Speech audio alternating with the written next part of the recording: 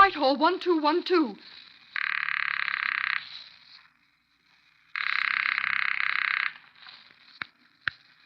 This is Scotland Yard.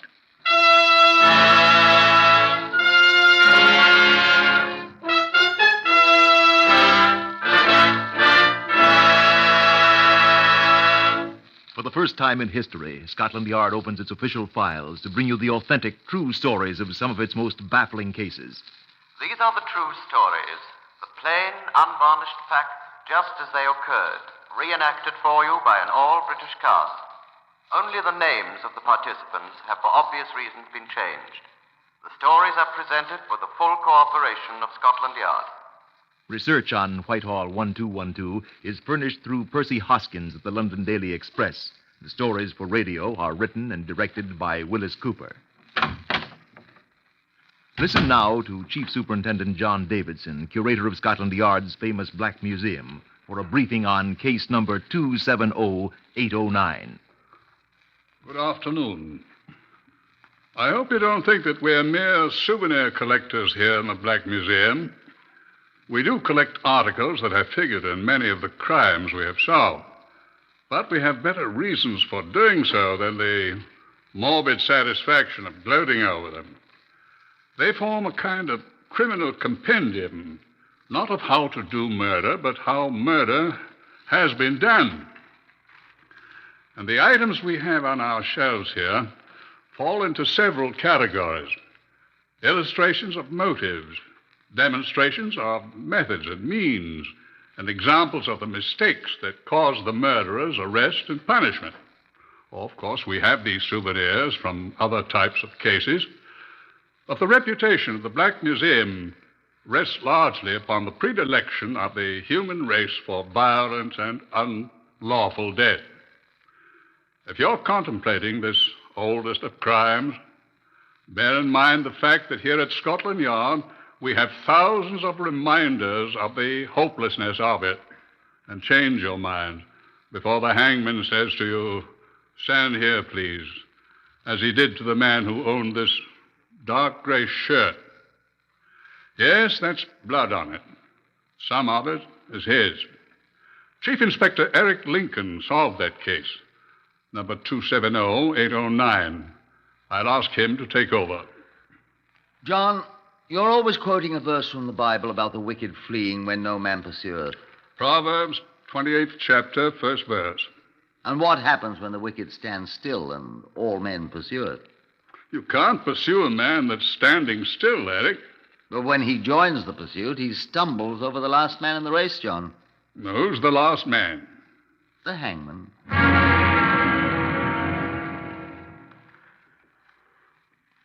Francesca Nicholson had been missing nearly a week when Peter St. John, of a well-known London evening newspaper, laid the packet of photographs on my desk. She's not particularly pretty, is she? She was not particularly pretty. Too tall. 5'9½". Wears eyeglasses. You tell me her eyes are blue and quite pretty. Like a gazelle's, this fellow said. I never seen a gazelle. Gazelles have brown eyes. Quite prominent teeth. Like a horse's, aren't they? Well, You think she'd not be too hard to find? I should say so. Well, they haven't found her. What's her name, Nicholson? Nicholson, yes, sir. Francesca Nicholson. Mm-hmm. Lived with her mother in Kensal Rise. Had her hair done one day, put on a new dress, packed a small attaché case, and bunged off. Not to return. I can read, Peter. Oh, sorry. How old is she? 26. It says there. Sorry. Quite all right, huh? Been rowing with her mother? Me? The girl, fool. Mother assured me that they were on the best of terms. Maybe Mother was telling a whopper. Maybe Mother beat her. Don't think so, sir. The neighbors on Kensal Rise say they're pretty pals here. The girl have any enemies? None discernible, sir. Boyfriend? One, the cove that discussed Gazelle's eyes. What's he like? I don't think he bathes often enough. 2 front teeth missing, no eyebrows, dirty blonde hair, no great toe on his left foot. How do you know about his toes? He told me about him in detail. Where's he live?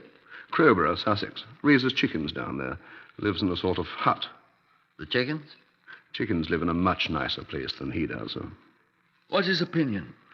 He's sure the Mormons have got her. Mormons?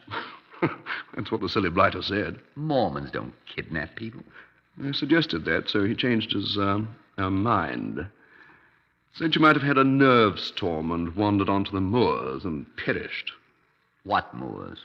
Just moors in the middle of her nerve storm. Nerve storm? Is the man crazy? Well, as our American cousins say, I think he has a button or two missing. Seriously, though, he's frightfully upset about her disappearance. Trying to be helpful. That's where I got these photographs. How did he find out she was missing? You tell him? No, that's where she was headed for when she left home. Crowborough? Crowborough and the chicken farm. Why? They've been engaged for 4 years. Gay to be married? Quite. I don't know about her except what I hear, but he's genuinely in love with her. Tears as big as small hen's eggs appear every time he mentions her. Poor blighter. Well, did she go to visit him often? Well, every few months, apparently. He used to stay with a family named Powers. The chicken farm's a mile or two outside the town. These Powers people, do they know anything about all this? They're quite mystified. They were expecting her, but she didn't show up. This boyfriend... What's his name? Tufty. Norman Tufty. He came into the Powers to greet her, and there she wasn't. Then he reported her missing? Not for 3 days. Hard to telegraph from Crowborough, I suppose, or hadn't the money or something. But he wrote a postcard to her mother. Quite worried. You see the postcard? There it is. Right there beside the photograph. Oh, yes. My own darling Francesca, where did you get to Saturday? I went to meet you, but did not turn up. I suppose you were detained unexpectedly for some reason or... What's that word? Devotedly, I think. Devotedly Norman. Doesn't seem very devoted. British understatement, old boy. And when did he call the police? The same day? He didn't call the police himself. Oh, he didn't? It was the Powers. Mrs. Powers, who seems to be very nice, talked to a constable of the Sussex police she knows, and he came round to the chicken farm. You mean this devoted Norman didn't even do that much? Oh, he told me he was going to walk into the police station and tell them himself as soon as he'd finished feeding the chickens. Suppose he really would have, Peter? Constable told me that our boy chicken fancier was quite annoyed when he called. Spoke quite sharply about people who stuck their long noses in his business. Aha, said the chief inspector. I twirled my moustache, too, when I heard that. Go on. Well, Mrs. Powers told me that Mr. Tufty came roaring in from the chicken farm, full of reproaches for her, because she told the constable that Miss Francesca was missing. This thing's beginning to smell quite fruity, isn't it?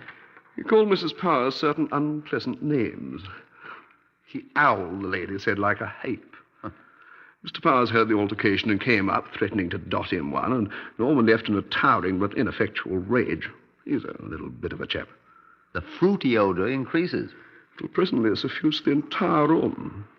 I called on Mr. Norman Tufty again to ask him a few civil questions. Mr. Tufty was out. I must have inadvertently snooped a bit in his absence. Reprehensible. I think. In the course of my inadvertent snooping, I found this in a cupboard. Let's see it. Envelope addressed to Norman Tufty, Esquire, the Chicken Ranch. Ha! Near Crowborough, Sussex. So what? Have a look at the return address, Chief Inspector. Mrs. Norman Tufty. Might be his mother, old boy. He's an orphan. Smell anything now?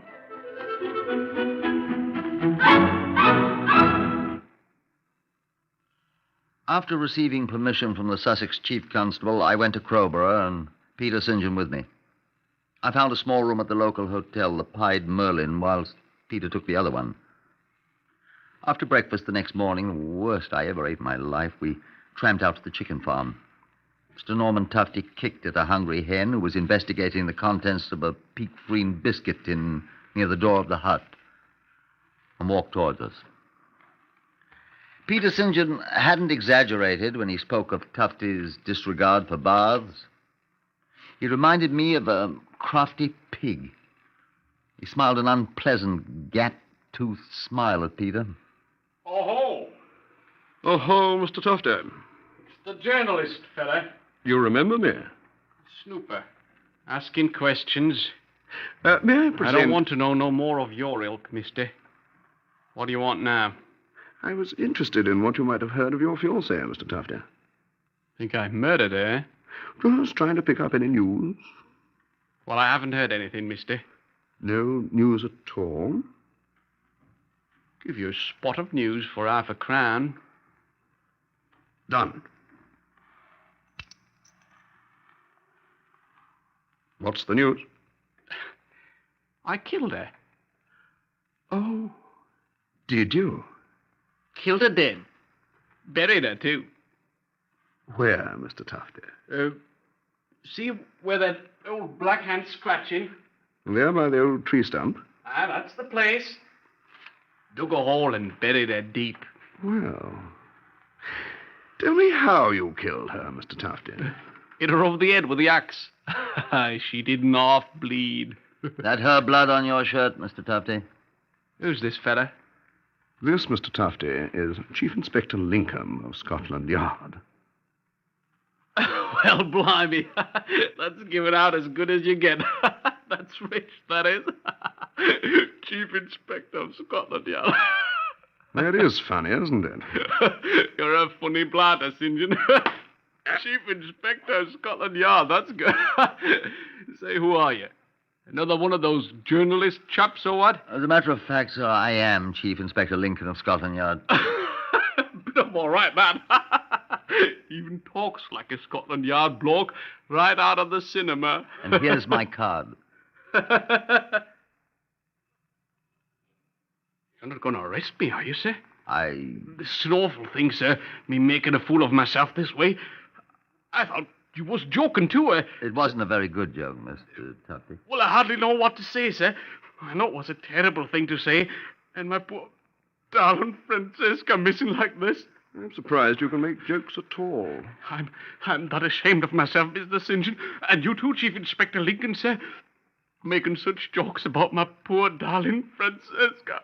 But nobody knows if she's laying dead in the fields or held prisoner by a band of white slavers. Oh, come, Tufty. Scotland Yard will find her, Tufty. I don't think so. Of course we will. Oh, do find my darling Chief Inspector. Go out and search the highways and the byways and bring her safe back to me side. Maybe she's run down by some hit-and-run driver and lost her memory.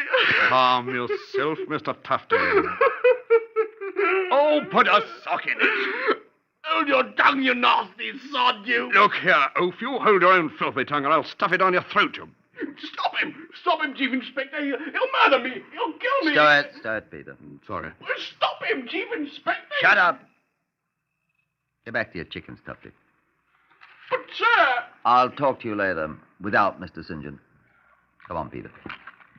But, Chief Inspector... We'll find your Francesca all right, Tufty.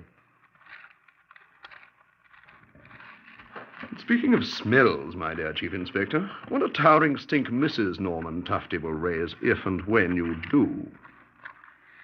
You suppose that bar is open at the Pied Merlin? What we both need is a glass of beer. Oh, preferably two.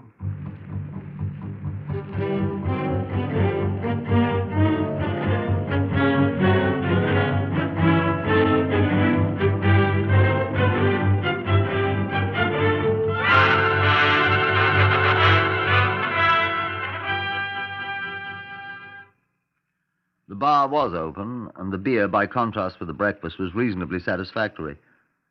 Peter swilled down his first glass and set it down. And what do you make of that, my dear Watson? Inquired Holmes. The man's crackers. Bad as a hatter. More beer, please, miss. He doesn't like you, does he? Score 1-1. I don't like him. You porter fellows ask too many questions. Think that was why he told us that fairy story? No. What do you think? About the same as you think. Oh, thank you, miss. I'm of two minds. Are you? One, he's either insane, Probably. or two, he's resorting to an old device which has been used successfully by better men than Norman Tufty, Esquire. Which is? telling a half-truth in the hope that nobody will believe him. You think he killed the girl? You're the Scotland Yard man. I work for a living. There's a compulsion murderers sometimes feel to talk about the murder in a kind of elliptical fashion. Seem to enjoy seeing how far they can go without getting themselves caught. Remember that chap at Wembley who killed his mother? Remember? Always talking about things lying on the floor. Just like a dead woman, he kept saying to people. We hanged him. I reported the execution. Ah, good morning, Constable. Morning, Miss St. John. I hear there's a Scotland Yard gentleman here in the village, sir. Would you be him? This is Chief Inspector Lincoln, yes. Constable Ernest Busby, Chief Inspector. Morning, sir. Morning, Constable. Have a pot of pigs here, Constable? I'm on duty, sir. I was wondering, Chief Inspector, if you'd seen Mr. Norman Tufty yet. Yes, we saw him earlier this morning. I wonder why he didn't say anything to me about seeing you, sir. Oh, so you've seen him this morning, too? I did that, sir. I trust he received you courteously. I was out that way, Chief Inspector. Matter of a dog, had no license, and stopped by to inquire whether Mr. Tufty had any new information about his missing Miss Francesca. He was feeding the chicken?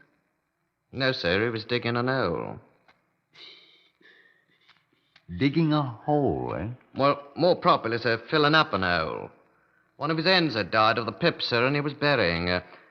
Sir, do you think he's dotty? Insane, sir? Surely one buries chickens when they die. He of patted the down the pip. ground with a spade, sir, and he looked up at me, and he grinned at me kind of crazy-like, sir. And what did he say, Constable? I made a note of his exact words, sir. Just like I buried poor darling Francesca after I cut her up in pieces on the chopping block there. Pointing to the chopping block where he chops up the chicken's head, sir. Oh. And then what, Constable? Well, sir, I admit I was horrified. I think you would be. Sir, if you please, I'm talking to the Chief Inspector. Forgive me. Forgiven. What did the man do, Constable? Sir, he bursted out laughing like a ruddy jackass. Did you think he was dotty, sir? It's a compulsion, Constable. Is that actionable, sir? Unfortunately, no, Constable. Could be if he keeps it up, couldn't it, Chief Inspector? We'll see. Oh, I almost forgot, sir. Forgot what? Violet! What? I'm calling the young lady, sir. What young lady, Constable? Violet. Come in, please, Violet. Who's this? Come on in, Violet. Now, these gentlemen won't hurt you. Gentlemen, this is Miss Violet Didcot. He was employed as a kennel maid by Colonel James Seymour, who raises Bedlington Terriers on the place next to Mr. Tufty's. Morning to you, gentlemen. Good morning. Oh, good morning. Violet is a bit of information I thought you might like to hear firsthand, Chief Inspector. Well, Miss Didcot? Speak up, Violet. Do. I seen her, sir. Who, Miss Didcot? Speak up, Violet. Well, they're Miss Francesca, sir. Miss Francesca Nicholson? When did you see her, Miss Didcot? Saturday, sir. Tell the Chief Inspector how it was, Violet. Well, sir, I was walking up the line to the kennels, and Miss Francesca comes hurrying along the bar road toward Mr. Tuffy's farm, and I see her, and she seen me. And she said, "Hello, Violet." And I said, "Hello, Miss Francesca." And she said, "Have you seen Mr. Tuffy?" And I said, "No." And she said, "Oh, there he is. Hello, darling." And I started to hurry faster, and I said, "Goodbye, Miss Francesca." And when I come to the end of the line, she was walking along with him. What time was that Saturday, Miss Didcot? Oh, about half after 2 on Saturday, sir. That's all she knows, sir, she told me. She was carrying one of the little suitcases, sir. An attaché case? Oh, one of the little suitcases, sir, like a doll baby suitcase. Can I go now, Constable, please? Yeah, unless you wish to ask any more questions, Chief Inspector. No, you may go, Miss Didcot. The doggies will be crying for their lunch, sir. Oh, by all means, let's not keep them from their lunch, Miss Didcot. No, sir. They get pig's liver and skimmed milk. Thank you, sir. Goodbye, sir. she telling the truth, you think, Constable? Violet did get down no how to tell a lie, sir. She says she saw Miss Nicholson. She's seen her. What are you thinking so hard about, Peter? I'm wondering whose blood that is on Tufter's shirt. Sir, there's a gentleman out here to see the other gentleman, sir. Who, me? No, sir, the other gentleman, he said. Me? Yes, you, sir. The gentleman in the checkered jacket, he said, sir. Who is he, Violet? It's Mr. Tuffy, sir. Oh. Go ahead. See what he wants now, Peter. He's coming, Mr. Tuffy. Good day, sir. Does Tufty know that Violet saw... No, sir. I met her after I talked to him. She won't say anything, will she? To him, I mean. No, sir, I don't think so. She's rather shy, being with dogs all the time.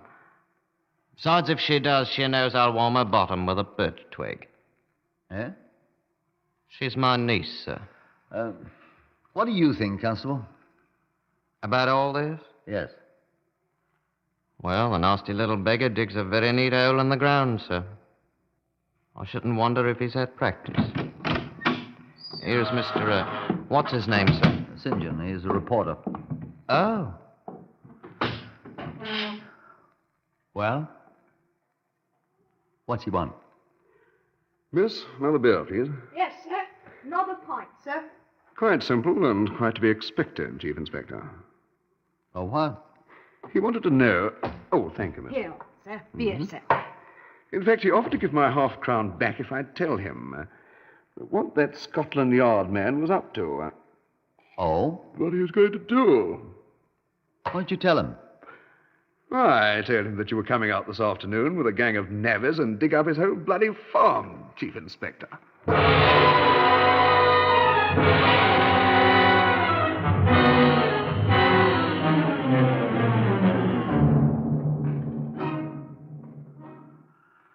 I did not at once follow out the suggestion of Peter St. John, although I'd already made up my mind to find out whether Norman Tufty had been burying dead chickens or a dead woman.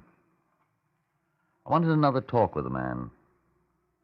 I sent Constable Busby to bring him to the local police station, where I could talk in an atmosphere more calculated to impress a man of Norman Tufty's type.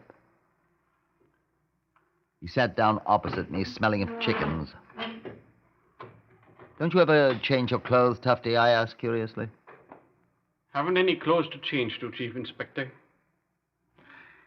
I'd like to check a little more on what you've told us, if you don't mind. I don't mind. All right. When did you last see Miss Francesca Nicholson? 5 months ago, Where? at my farm. She came down from Kensal Rise to visit me. Stayed in the village with Mrs. Powers, but she spent a great deal of time at my farm. You were engaged to be married. Right? You intended to marry. Of course. She believed that, did she? She did. What did you do when she didn't show up on the Saturday when she was supposed to arrive? Why, I stayed around my farm and worked, then came into town and waited for her. I have found a witness who saw Miss Nicholson on that day. I don't believe it. And who saw her with you. I don't believe that either. You're trying to... Trying to what, Mr. Tufty? Yes? Excuse me, sir. Yes, Constable Busby. I've got it, sir. Thank you. You can get started then. Right, sir. Busby, did you tell Chief Inspector you seen her that day What's with he- me? It wasn't Constable Busby who saw you, Tufty. Go on, Constable. I'll want to know what happened. Yes, sir. I know your police tricks. I interrupted you, Tufty. What was it you were accusing me of when Constable Busby... you said I was trying something. Now, what am I trying to do to you? You're trying to make me talk. In my poor, benighted fashion, that is exactly what I'm trying to do, Tufty. It's quite legal, I assure you. I won't talk. I didn't do nothing. You've told 2 separate people that you murdered Miss Nicholson and buried her body. I was having a joke with you. Oh, wasn't that joke in rather poor taste, Tufty? Well, I see you're still wearing that bloodstained shirt. it's my blood. I cut myself killing chickens. You seem to have bled a lot. Some of it's chicken blood. Well, I'm sure you wouldn't object to allowing our laboratory to examine the shirt, would you? Would you? You're trying to frame me up. You've been reading crime novels. American crime novels. I'd like to tell you something, Tufty. Constable Busby came in here to tell me that he has obtained a search warrant. What for? You dig up your farm. Well, they won't find anything. I wonder. They won't. They'll be there in a few minutes. But I tell you, they won't find anything. Well, they'll try. If they have to dig up every inch of your farm. Beginning at that place where you said you were burying the chicken this morning, and progressing on to where you told Mr. St. John and me the body was buried, Tufty. Listen. I don't hear anything. What do you think they'll find? The body of Francesca Nicholson? Well, I didn't kill her. Who did? I love Francesca. Do you also love your wife? How do you know about her? You shouldn't let letters lie about. Yes. I love my wife. And is that why... Who is it? It is I, even I, Artaxerxes the king. What do you want, Peter? I want to show Mr. Tufty something. What? Something I found in a hole, Chief Inspector. Look, Mr. Tufty. What is that? After I get the dirt brushed off, you'll see that it's an attaché case. Where'd you get it? Where did you get it? It was in a shallow grave, Mr. Tufty, where you said you were burying a chicken this morning. Oh, it's all quite legal, Chief Inspector. I was there with my spade poised when they brought the search warrant. And I came back here on a motor bicycle, which I rented. Very fast, Mr. Tufty. That was what I had. Uh-huh. You heard me coming. Just take a look at the name on this attaché case. Francesca. Listen to me. Listen to me, Mr. Tufty. I arrest you on suspicion of murder. It'll take much more than suspicion, Mr. Chief Inspector, to hang me. Oh, don't worry about that, old boy. Constable Busby was digging up her left leg, and I had to hurry away. On suspicion of murder of Francesca Nicholson, I warn you that anything you say will be taken down in writing and may be used in evidence. I'd be glad to take it down, Tufty. I use a typewriter quite well. So speak up, old boy.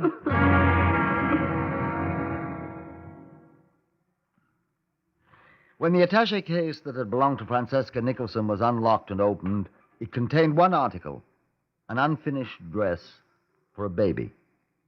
That was why Norman Tufty murdered her.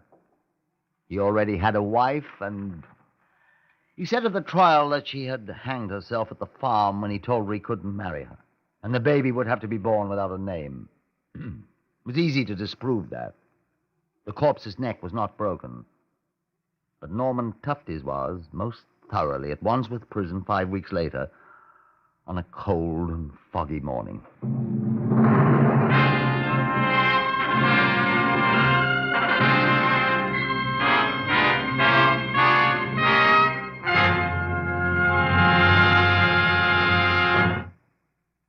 Appearing today on Whitehall 1212 were Harvey Hayes, Horace Braham, Lester Fletcher, Morris Dallymore, Gordon Stern, and Patricia Courtley.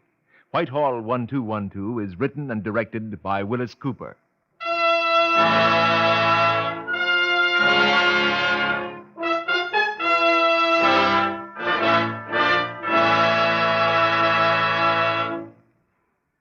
If your home is dry, there's no silt on the living room floor, you can be truly grateful. But you have neighbors who are much less fortunate. The victims of devastating floods appeal to you for help. Their immediate need is for food, for shelter, for clothing and medicine. There's another need which remains long after the floodwaters recede. There's the business of rebuilding, repairing, refurnishing. These jobs will take money, a lot of money, and that's why your neighbors appeal to you. Through your contribution to the Red Cross, you'll be able to do the job that has to be done. Look around your living room. Has it been spared the flood's effects? While you're still grateful, give to your less fortunate neighbors whose living rooms are covered with silt. Give through the Red Cross. This is NBC, the National Broadcasting Company.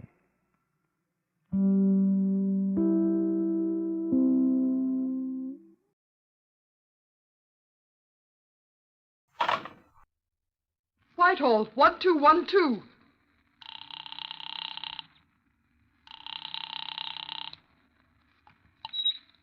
This is Scotland Yard.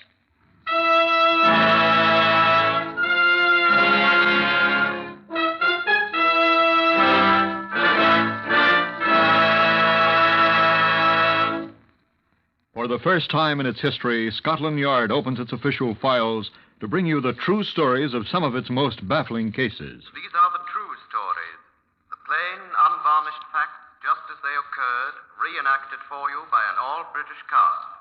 Only the names of the participants have for obvious reasons been changed. The broadcasts are presented with the full cooperation of Scotland Yard.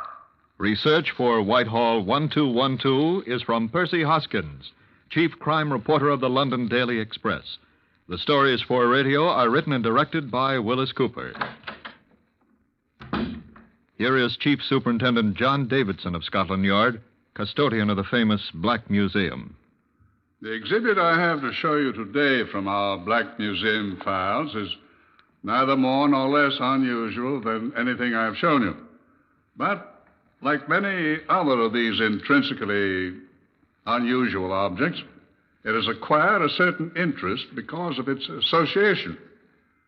Now, you've seen thousands of these. It's a string of varicolored plastic beads made by cutting plastic tubes of various colors into short lengths and stringing them together to form a woman's necklace. The string has been broken, but it's been retied, you see. The man who tied it together is here beside me. He was in charge of the case number 696966. This is Detective Inspector Herbert Case of the CID. Herbert? This case is one of the few in which the press was able to be of considerable assistance to us. Not, I assure you, by usurping the functions of the police, as so many fictional newspaper men do so fictionally successfully, but by passing on to us with remarkable celerity everything they discovered, and leaving the dirty work to us whose job that is. I applaud such pressmen, as does every good policeman. On the 9th of August last year, the Criminal Investigation Department of Nottingham received a trunk telephone call from London. The call was routed to me. The caller identified himself. John Marchbanks speaking. Inspector Case here, Mr. Marchbanks. Oh, yes, yes. Look here, old fella. I've had a telephone call from Nottingham that I suspect wants investigating. Yes, sir? A man's just called to tell me that he's willing to sell me, for a considerable sum of money, the exclusive first-hand story of a murder. May I ask who you are, sir? Oh, sorry. Yes, I'm editor of the News of the World in London. We've the largest circulation in Britain, you know.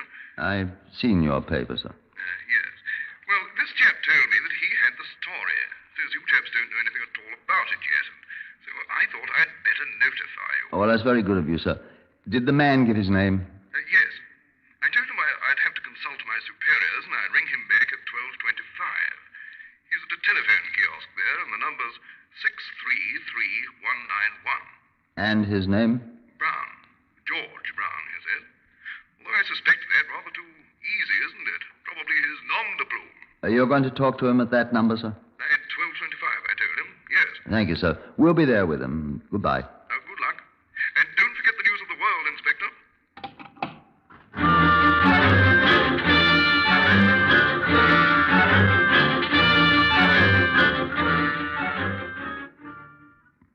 It was, of course, simple to determine the location of the telephone kiosk from the number.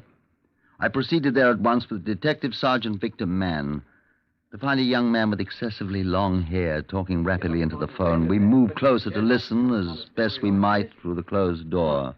Now, nobody knows about it except Victor. Would you say that's him, Inspector? What say to I 200 pounds, expect you'd better find out, Sergeant. Right, sir.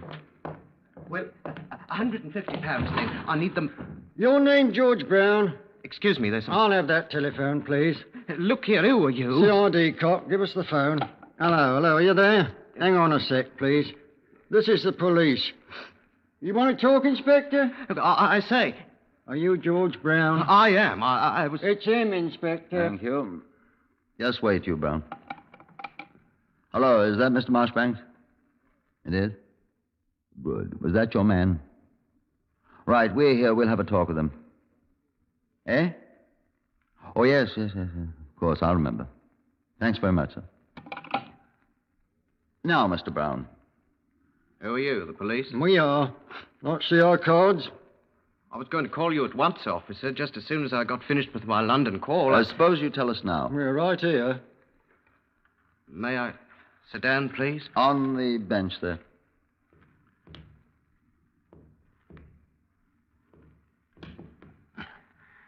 Leg feels better when I sit down. What's the matter with your leg? It's always been that way. Sit down, Sergeant. Now, what's this, Brown, about the murder you know about? Well, I don't know if it's a murder or not, sir. You told the editor of the News of the World it's a murder. Well, I think it's a murder. Where? It's in an old derelict orchard about half a mile from here, sir. It's a woman, you told the editor? Yes, sir, a woman. Is the body still there? Yes, sir.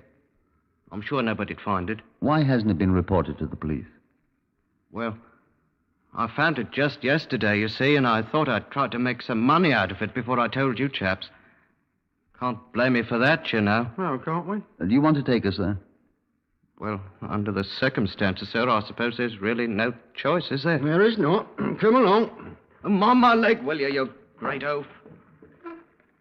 I felt sorry for young George Brown as he limped along with us in the direction of his derelict orchard. Down Edwards Lane, past the Roxy Cinema and the Metropole Hotel, jabbering about his bad luck at every step. How'd you chaps get on to me? I'd have stood to make £250 if you hadn't butted in. 150, the bloke on the telephone was saying to you. Or you were saying to him, Cock. Well, 150 isn't hay, you know, to a fellow's out of work. Now I shall never see it, thanks to you. Serves you right, trying to make fools of the police. I didn't make fools of you, mate. Don't come a Gracie Fields on us. How much further is this place, Brown? Down the hill there. There's a path. I don't see a path. You'd never have found it. I'll show you.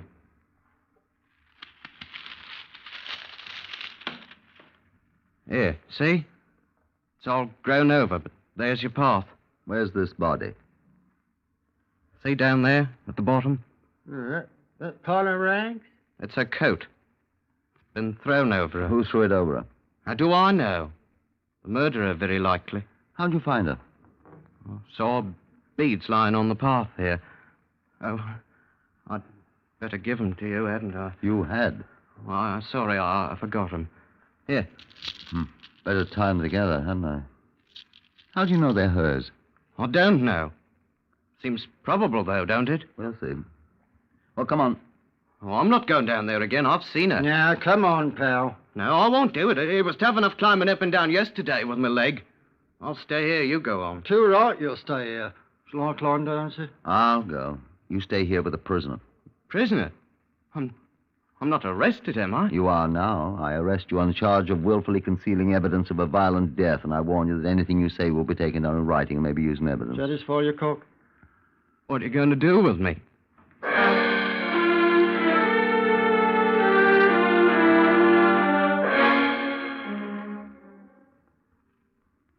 The body was that of a woman about 30, I judged, lying on her side, fully dressed, the coat carefully placed over her. There was no immediate means of identification, and the only obvious wounds were the bruises about the head, which had caused the face to become quite black.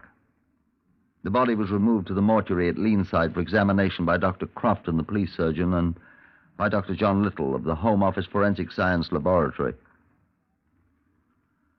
Mann and I took Brown to a justice of the peace on the charge we had made of concealing evidence. He was allowed to go after he'd been bailed under the Criminal Justice Act of 1925, which permits the police to go bail themselves in such cases. In the meantime, a card found in a pocket of the coat, which had covered the body, had provided the first identification. The card bore the name of Mrs. Anne Battersby of 97 Longmead Drive, Nottingham, who had been reported missing on Friday the 3rd of August, 6 days earlier. Lodgers at the Longmead Drive address identified the broken string of beads, the coat itself, and certain other articles as the missing Mrs. Battersby's. I talked with Sergeant Mann. Yes, sir. That's who it was, all right. This Battersby woman. Body's been identified. Who identified her? Her husband and these other people, sir. What about her husband? Oh, I've talked to him, sir. He all right? Well, I brought him along with me, sir. He here now? Yes, sir. Let's have a look at him. Right, sir. Mr. Battersby. Yeah? Come in, please. Inspector Case, Mr. Battersby. Sit down, Sit down, Mr. Battersby. I was wondering if you can tell us anything, sir. I've tried to think. I can't imagine. Your wife's acquaintances, is there anyone at all? I don't know of any. The ones I know are other women. No woman did that, Inspector. No. How do you account for her being found in that particular place, Mr. Battersby? I don't know. Except it's near the Roxy Cinema. That's where she was going. When she left, she told Tommy. Tommy? Thomasina Jane, our daughter. She was home when Anne left. Where were you, Mr. Battersby? At work. What's your occupation? Advertising copywriter. For an advertising concern? No, I'm self-employed. My office is in St. Peter's Gate. I see. And when did you discover your wife missing on the 3rd? She wasn't there when I came home. At 10 o'clock at night, I notified the police at once. What time did you leave your office? At about 9:30. I see. That's your usual leaving time, sir? No. What is your usual time? About 5:30. Uh-huh. I was working that night on a new advertising campaign. You could prove that, of course. I'm afraid I can't. I was alone. I have no office employees, and I was quite startled when I realized how late it had got, and I hurried home. When you found your wife absent, where did you think she was? I didn't know. Tommy woke and said she'd gone to the cinema. I telephoned there, but there was no answer, and I called several of her friends. Women friends? Of course. Well, only one of them was at home, Danielle Dupuy, and she was... What did you expect to find out, Mr. Battersby? Why, poor Anne used once in a while to stay the night with Danielle. And... Without leaving you a message? Well, I thought she'd forgotten to call Tommy, or perhaps Tommy had been asleep and hadn't heard the telephone. But your wife was not there? No. Danielle said she'd seen her that afternoon. Where? Near the Roxy Cinema, about 4 o'clock. And where were you at that time? I was in my office working. Where you stayed all evening? Of course. Going without your dinner? I'm afraid so. But that you can't prove. Can you? Look here, are you accusing me of my wife's death? Not yet, sir.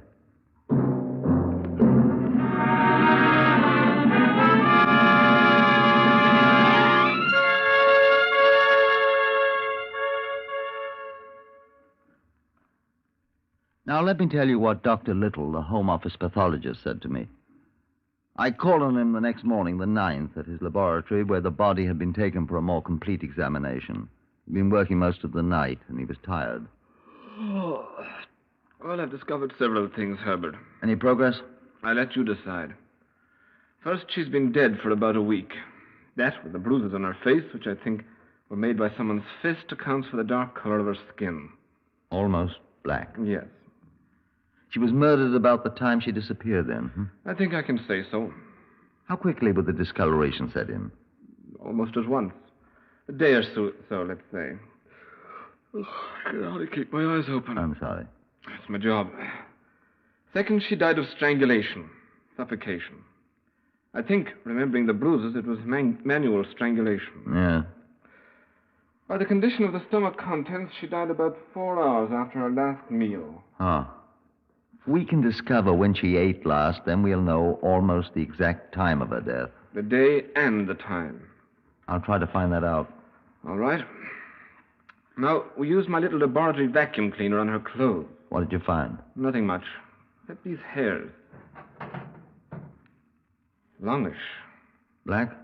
Yes. Recognize them? They're not her husband's. He's almost bald-headed. What hair he has is sandy. Traces of grease on this. Can it be identified, you suppose? I doubt it. But we can compare it with samples of Brill cream and other messes people put on their hair and identify it that far. Will you do that? Of course. Probably the murderers. I'm sure. On here. This is what we found under her fingernails. Oh, excuse me. More hair? Shreds of fiber. From her coat or dress? From somebody else's coat or dress. You think another woman, Doctor? Can't tell. Bring me the garment she clawed these bits from, and I'll prove that's what they're from. How? Comparison microscope, my boy. Ah. I'd like to see those beads you were talking about, too. sorry. What for? I want to see if they fit into these marks on her neck. Marks? I think the boil strangled her with her own beads. Now, do you mind clearing out and letting me get a few winks of sleep like a good man? You going to sleep here? Oh, the lady won't snore.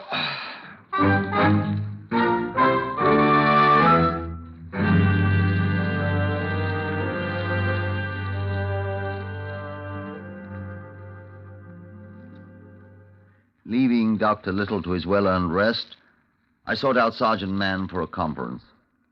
He listened attentively to my instructions. All right, sir. I've got it all, I think. The beads. To take him to Dr. Little. Right. Battersby. Ask him for samples of his hair. What else? Look over his wardrobe and get samples of fibres from everything and bring them to the Forsenic laboratory.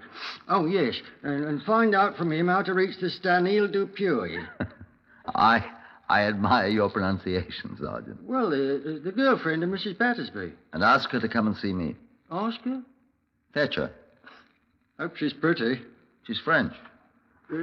On his soir qui mal pense. What? French, I'll speak it like a native.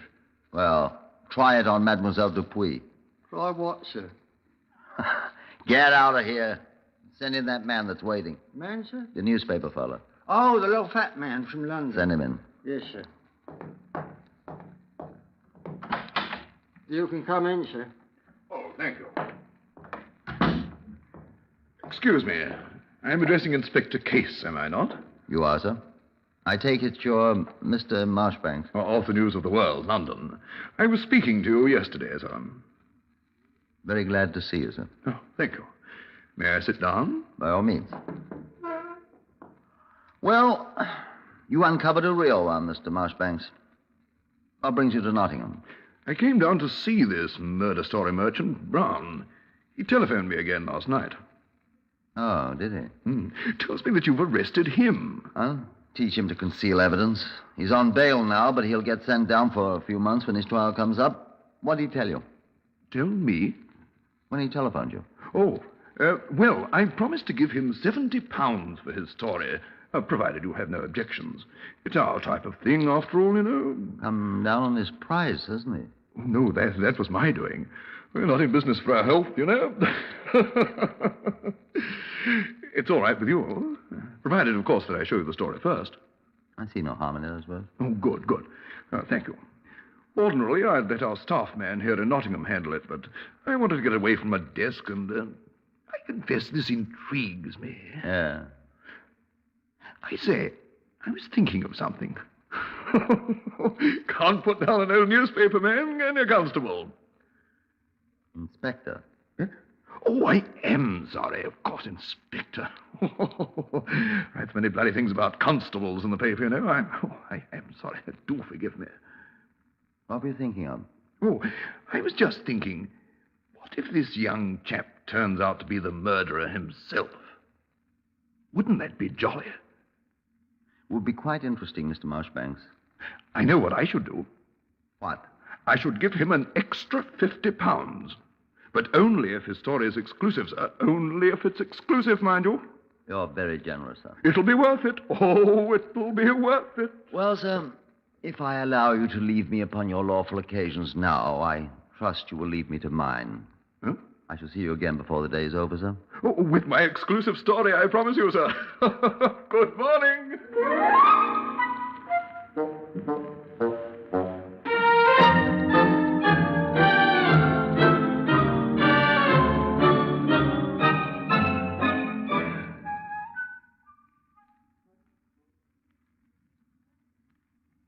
Before the day was over, I'd said, a great many things happened before that day was over.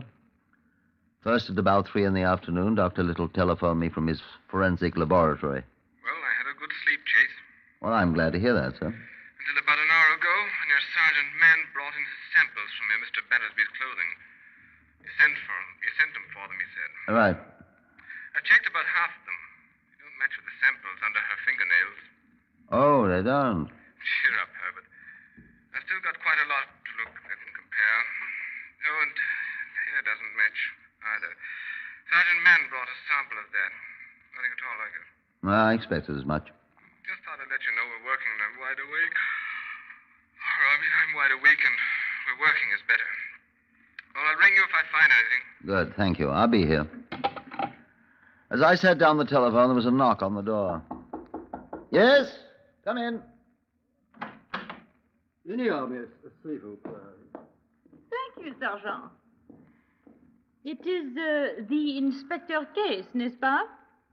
I am the Inspector Case, yes, ma'am. This is Mademoiselle Dupuy, sir. Danielle Dupuy. Oh. I'd like to ask you a few questions, please, Miss Dupuy.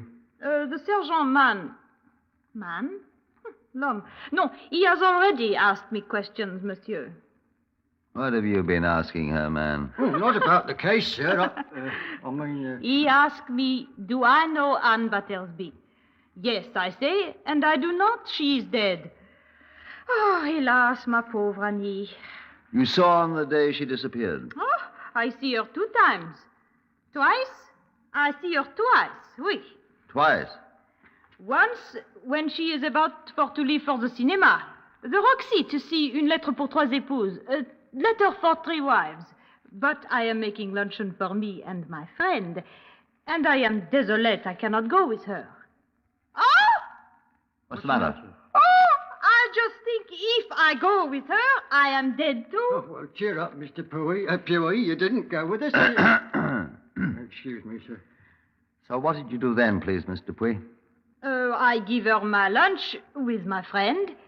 Haricots verts. She means green beans. At what time? Hein? Oh, 15 hours. Pourquoi? Wait just a second. Put me through to Dr. Little at the forensic laboratory. Doctor. Who is it? Herbert Case. Oh, nothing new yet, Case. Look, I found when Mrs. Battersby had her last meal. You have? When? At 3 o'clock on the 3rd. Do you know what she ate? Green beans, for one thing. Good. That's what the report says. That settles it, then. She was killed between 6 and 7 o'clock on the 3rd. That all? For now, thank you. Bye. And when was the other time you saw Mrs. Battersby that day, Miss Dupuy? It was about just before 5 minutes to 6. Where, Miss Dupuy? Hold it, Sergeant. Are you sure of the time, Miss Dupuy? I am always sure, Monsieur the Inspector, and it was on Edwards Lane, only just past the Roxy Cinema. And of that I am also certain. Did you talk with her? I did not. How am I to know who is this man she is talking with? Man? She is walking down the street, Edwards Lane, toward the old orchard, with a man, and he is talking to her. Would you recognize this man again, Miss Dupuy? Oh, I am not sure I would know his face for sure. Did he have a lame leg? How you know that? Did he? Oui. I wish you had asked Mrs. Battersby to go with you. But I could not, monsieur. I had a very important appointment. Why do you wish so? Because I think you saw the man who murdered her about half an hour later.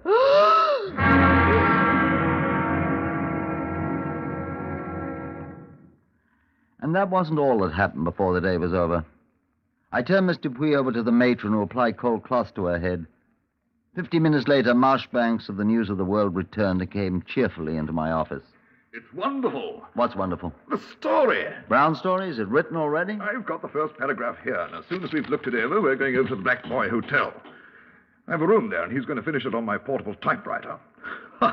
Never travelled without my portable. Made in Switzerland, you know. Used by correspondents everywhere. May I see the story? Of course. Wonderful idea. He calls it I Saw Something White. Isn't that a ripping title? What's it mean? Well, let me read it. As I slowly walked up the rustic path in the derelict orchard, I saw something white on the path before me. What could this be raced through my mind. I hurried forward and bent over the white object, and my heart almost stopped. It was the white face of a dead woman. That's enough. Don't you want to have the rest of it? No, I want to hear the rest of it from Brown. Oh, how fortunate. I asked him to wait for me in the anteroom. Isn't it? Now, just a second. Sergeant Man. Yes, sir? Get Miss Dupuy and ask her to come to the anteroom at once. Fetch her if she has any objections. Yes, sir. Miss Dupuy? I think Mr. Brown has met her. Oh, French, eh? Come on, let's find Brown. Oh, do you happen to have an extra £50 on you, Mr. Marchbanks? £50? I think you're going to owe it to Mr. Brown. Eh? Your proposition, you remember. Come along.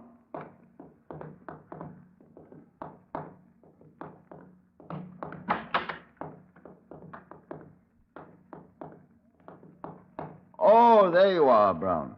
Oh, how do you do, Inspector? Have you been reading my story?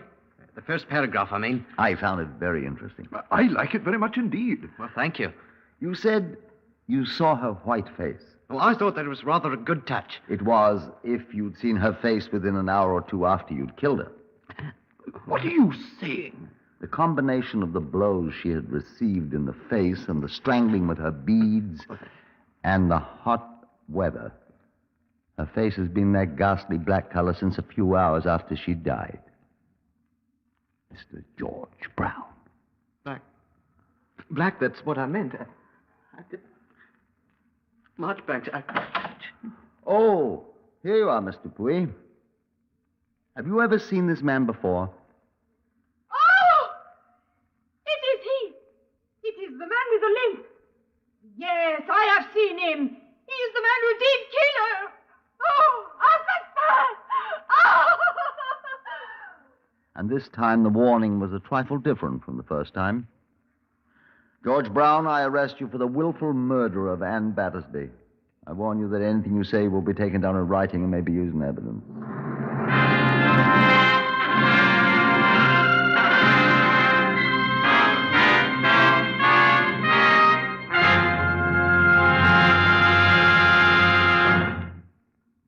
This is a little of the testimony of George Brown at the Knots Assizes, where he was tried for murder. Yes, I killed her. No, there was no reason for it. No reason except I hate everyone. Everyone hates me and my crippled leg. I'm glad I thought so many times about a perfect crime. She laughed at me once as I dragged my way down Edwards Lane. I promised myself she'd be the first to die, and after I'd murder her, I'd seek out the others who laughed at the poor cripple.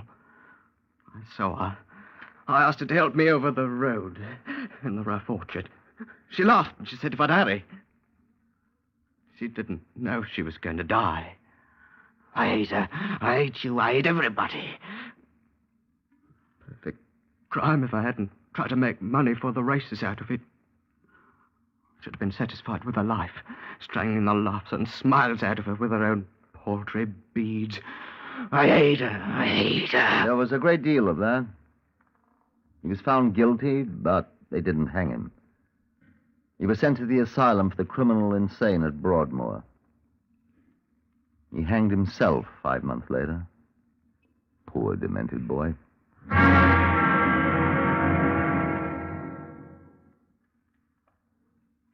Heard on Whitehall 1212 today, Horace Braham as Inspector Case.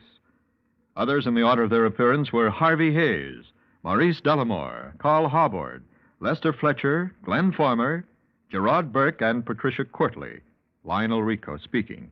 Whitehall 1212 is written and directed by Willis Cooper.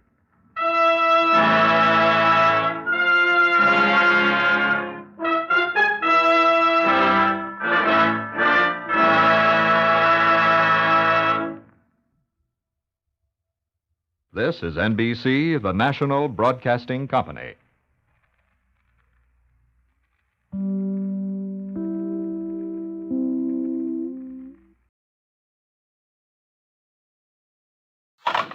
Whitehall 1212.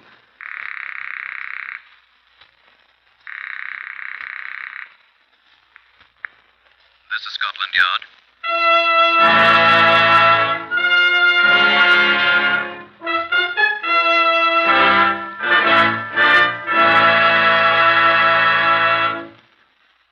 For the first time in history, Scotland Yard opens its official files to bring you the true stories of some of its most baffling cases. These are the true stories. The plain, unvarnished facts, just as they occurred, reenacted for you by an all-British cast. Only the names of the participants have for obvious reasons been changed. The broadcasts are presented with the full cooperation of Scotland Yard. Research on Whitehall 1212 is furnished by Percy Hoskins of the London Daily Express. The stories for radio are written and directed by Willis Cooper. Chief Superintendent John Davidson acts as custodian of the Black Museum.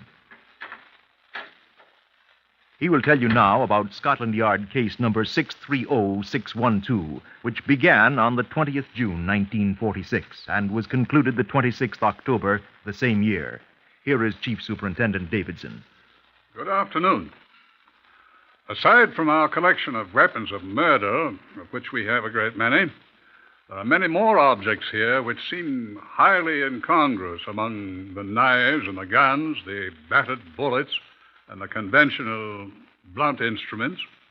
Now, I could show you a hat, a left boot, a folded 5-pound note, and a writing crop, a copy of the Book of Common Prayer, all of which have figured in their various times in one murder or another. What I have to show you from the file of case number 630612 is this very small thing. I assure you there are other things in that box, but this artificial pearl from a girl's necklace aided enormously in hanging a man. You know, if you're contemplating murder, a look at our exhibits here at the Black Museum would almost make you lose your enthusiasm for it. Now, this is Superintendent Thomas Meredith, who had a great deal to do with this case. I find myself becoming more and more impatient with murderers, John. I suppose I should ask why. They're so stupid. None of them ever learns that he can't get away with it. Well, if we could get murderers to come to a school, perhaps... They come to school, John, but they're always late. And I don't think that they like the schoolmaster very well. Oh, the judge? No, old boy. The hangman.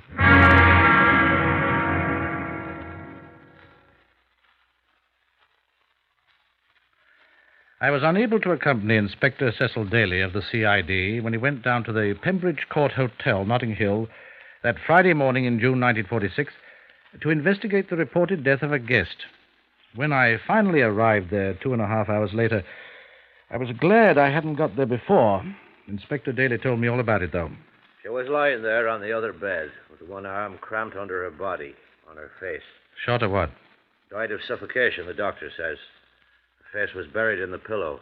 Matter of fact, a good bit of the pillow had been stuffed into her mouth like a gag. You'd think she'd have got herself up. She was tied to the bed. Oh? Ankles tied together with a bath towel. Head fastened to the frame of the bed with the belt of her coat. Face down on the pillow. Bloodstains here on the bed. You see them? She'd been beaten. What with? From the marks on her back, I imagine it was a riding crop of some sort. Riding crop? Haven't seen one for years. And they took her over to the Hammersmith mortuary. You can go and have a look at the marks if you like. What about her clothes? Well, she had all her clothes on, except her shoes. Back of her dress was ripped, stuck to her back. Blood. Beating didn't kill her. So the doctor said. I fancy he'll be doing a post-mortem, though, just to be sure.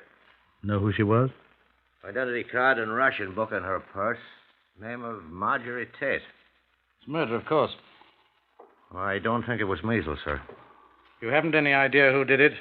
I think a bloke named Neville George Clevelly King. Oh? That's the name this room was booked under.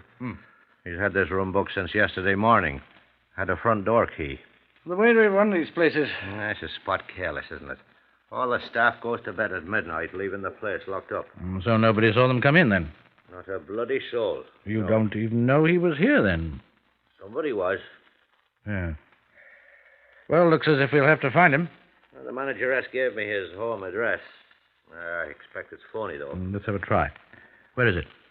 Sevenoaks in Kent. We'll get the Sevenoaks police on the telephone and... Well, I think I'll run over there if you don't mind. If you like, but a telephone call... I'd rather go in person. I'd like to bring him in myself. But why, when the telephone... You didn't see that poor girl's body.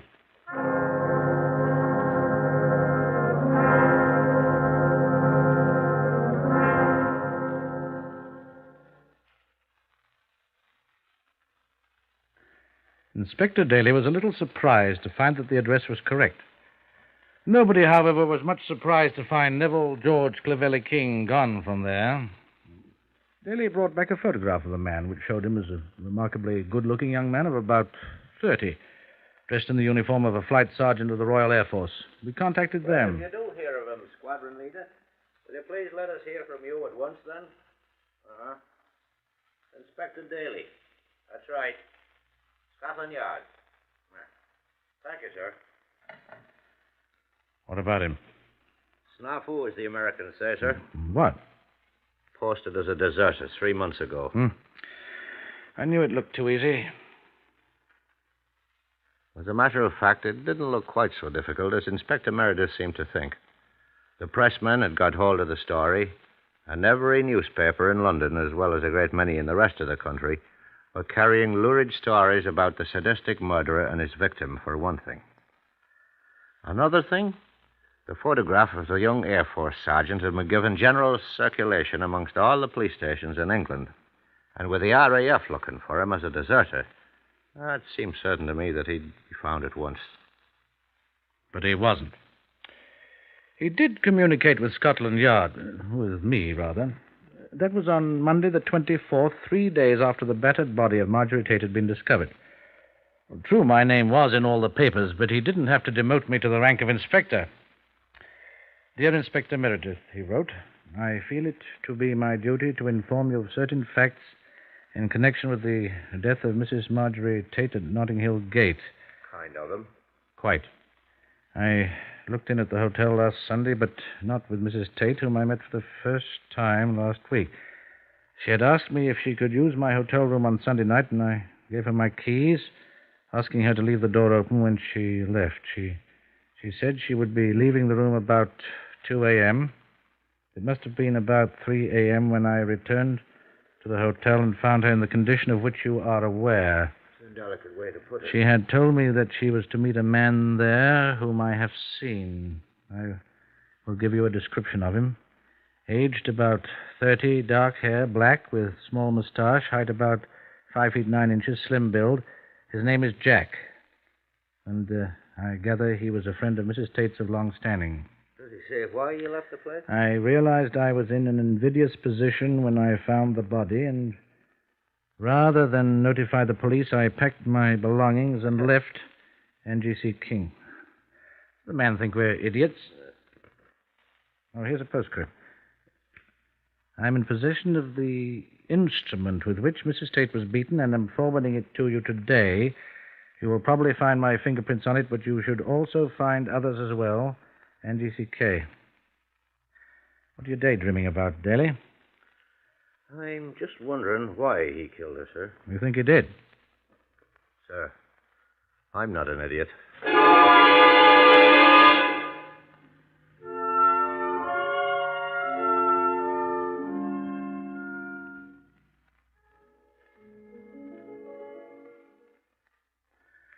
I sometimes wonder whether I am.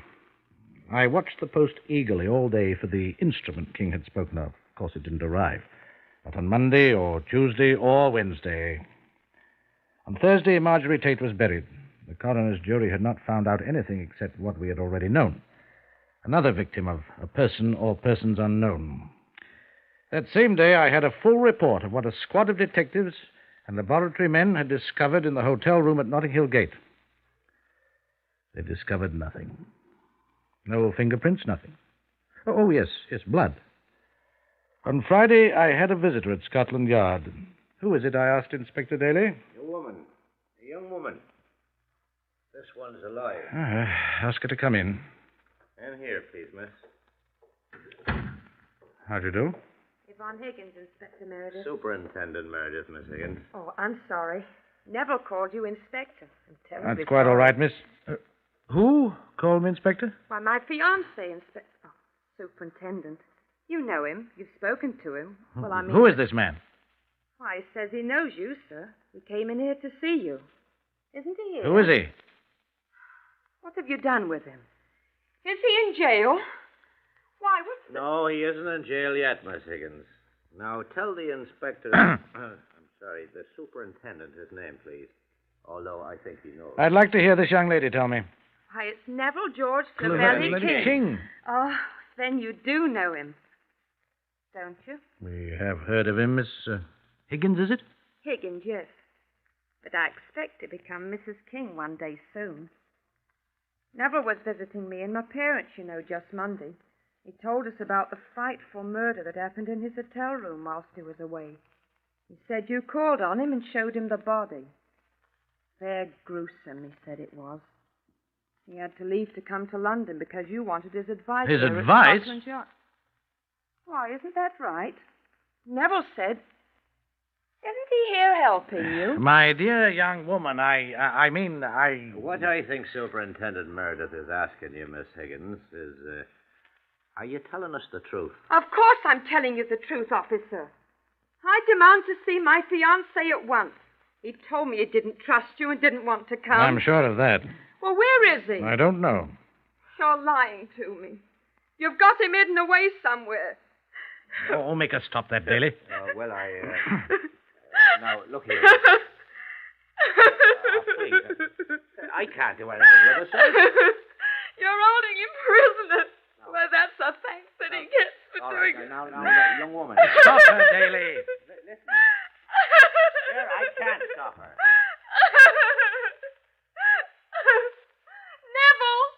Neville, where have they got you? You see? I want Neville. Now, wait a second. Now, wait a second. Wait, I say. That's better. Now, listen to me. Oh, look here. I'm old enough to be your father. Will you believe me? Yes, sir. Well, then. Now, listen. We want your Neville just as badly as you do. But you aren't going to marry him. No. No, I think I can assure you that we're not.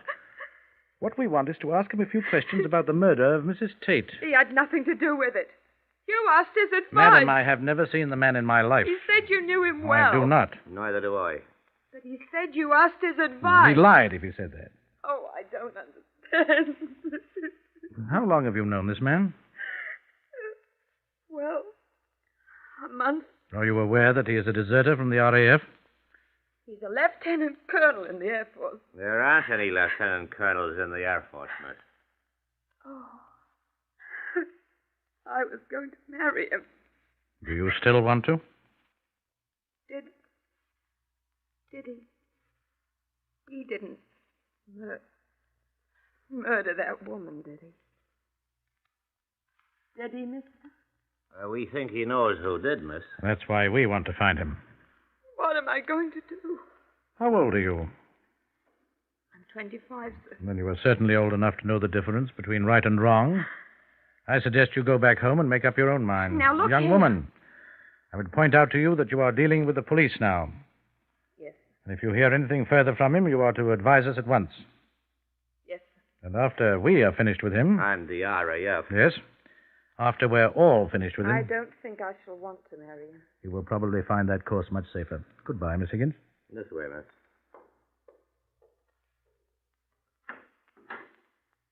I hope you do find him. Why, there's a thief. Tut-tut, Miss Higgins.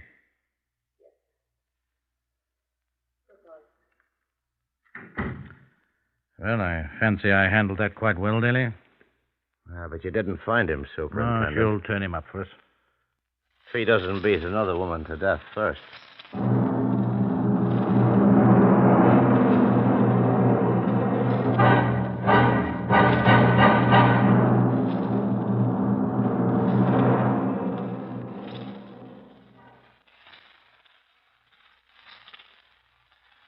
Doreen Reed's body was found 3 days later near Bournemouth in a deep, narrow ravine called Branksome Chine, quite near the centre of the town.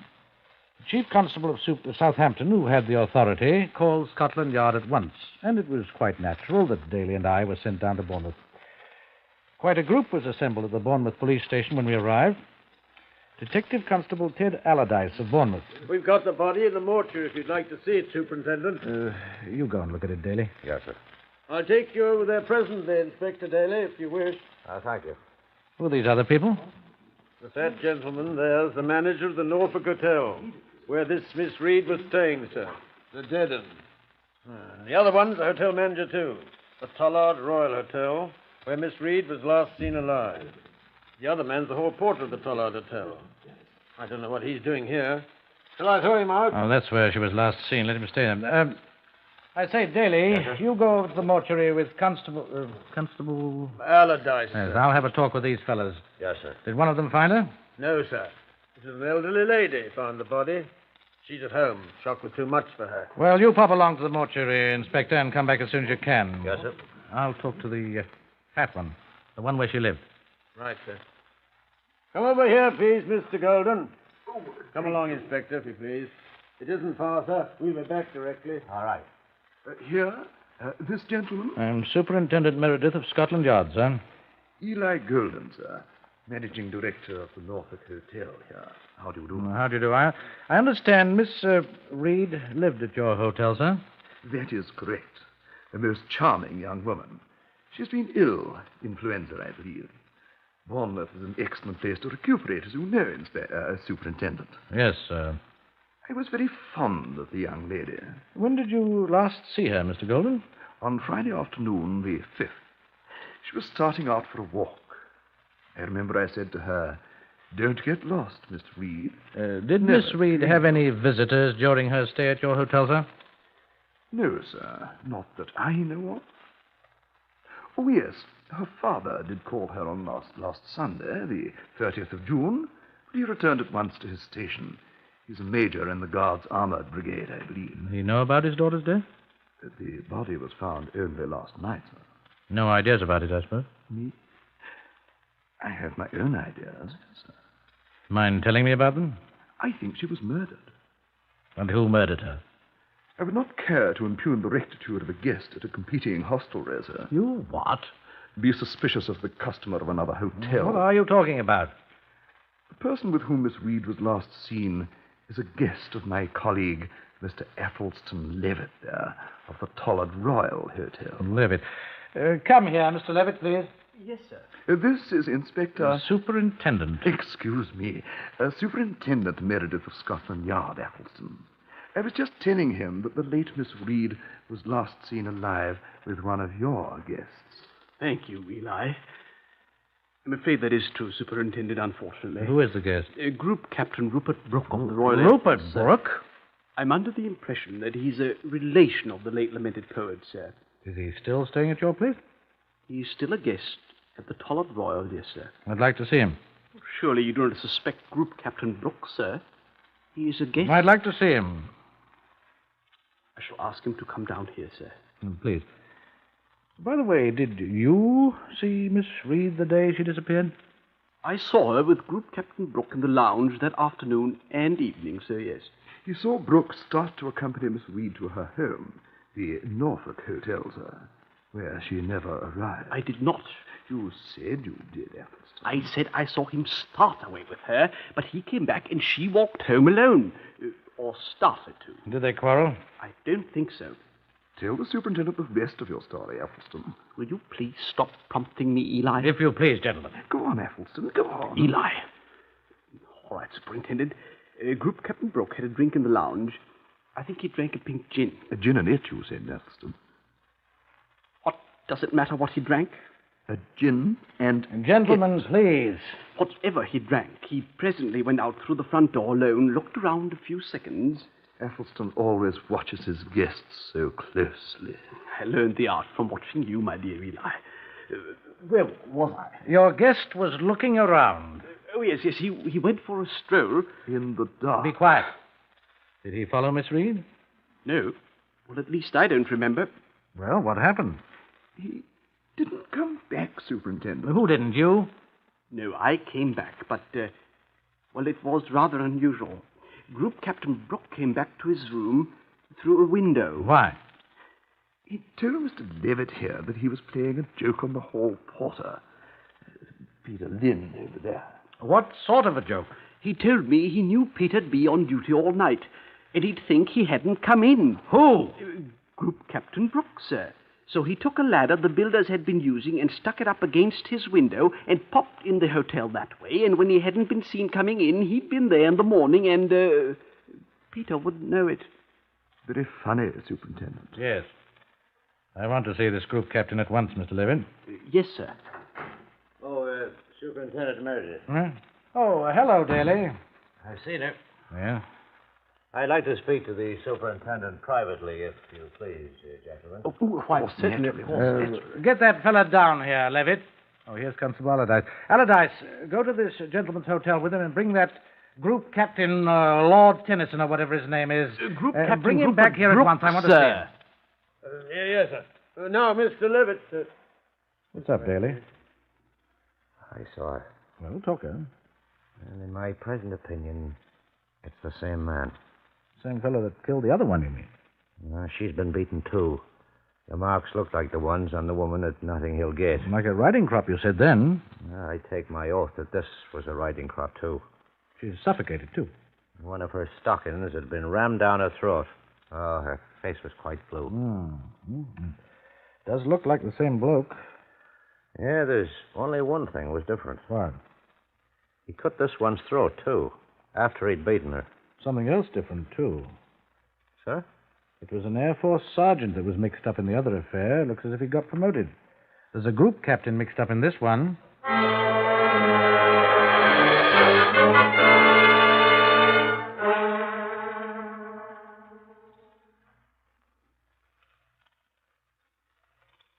The group captain's in the next room, sir. Who, Allardyce? Well, that fellow from the Tollard Royal, sir. Have you been there and back? Well, sir, that's Mr. Levitt. He didn't want me to go into the hotel. Because everyone knows I'm a police officer. So he fetched him down himself while I waited here. Did I or did I not give you a direct order, Constable Allardyce? You did, sir? Which you didn't obey. Oh, I'm sorry, sir. I'll deal with you later, my lad. Come along, Daly. Yes, sir. Oh, and you, Constable, you stay outside this door here and wait until I call you. Do you understand that? See that you do. In here? Yes, sir. I brought Group Captain Brooke down here, sir, as you You may requested. step outside, Mr. Levitt. You too, Mr. Golden. But Outside, both of you. And please wait. Come on now.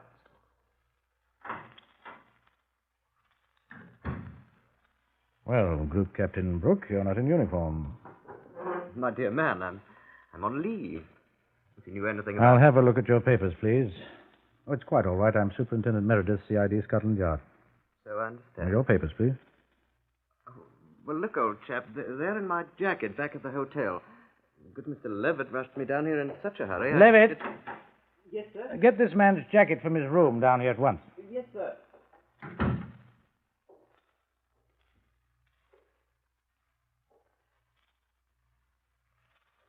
I say, aren't you just a trifle high-handed, old man? I merely want to be sure you are who you say you are. Well, I'm sure my papers will prove who I am, sir. I hope so. Now, you knew Miss Doreen Reed. The young woman who was murdered Friday night. How do you What do know you say, Daddy? I said I wondered how you knew she was murdered Friday night, Group Captain. Well, I thought everyone knew that, old boy. It seems you were the last person to see her alive. Afraid so. Awfully sorry.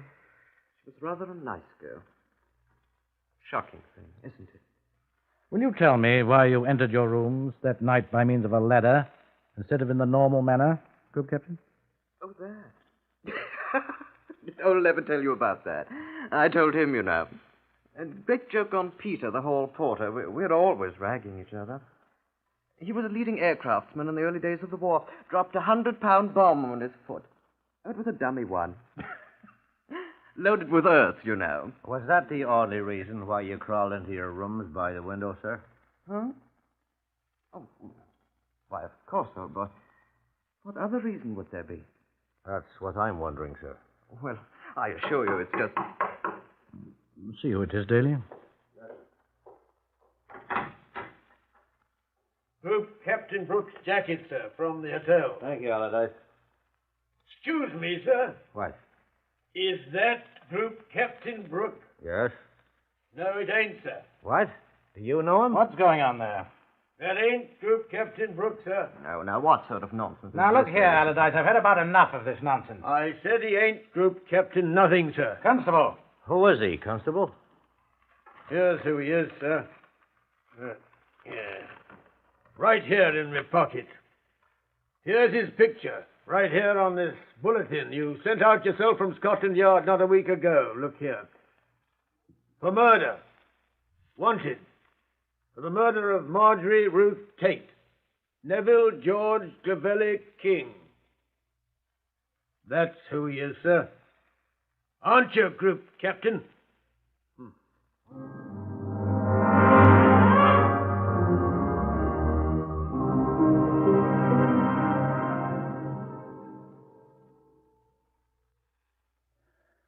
In the pocket of the jacket, we found no papers at all, only a cloakroom ticket from the Bournemouth West Railway Station for a suitcase.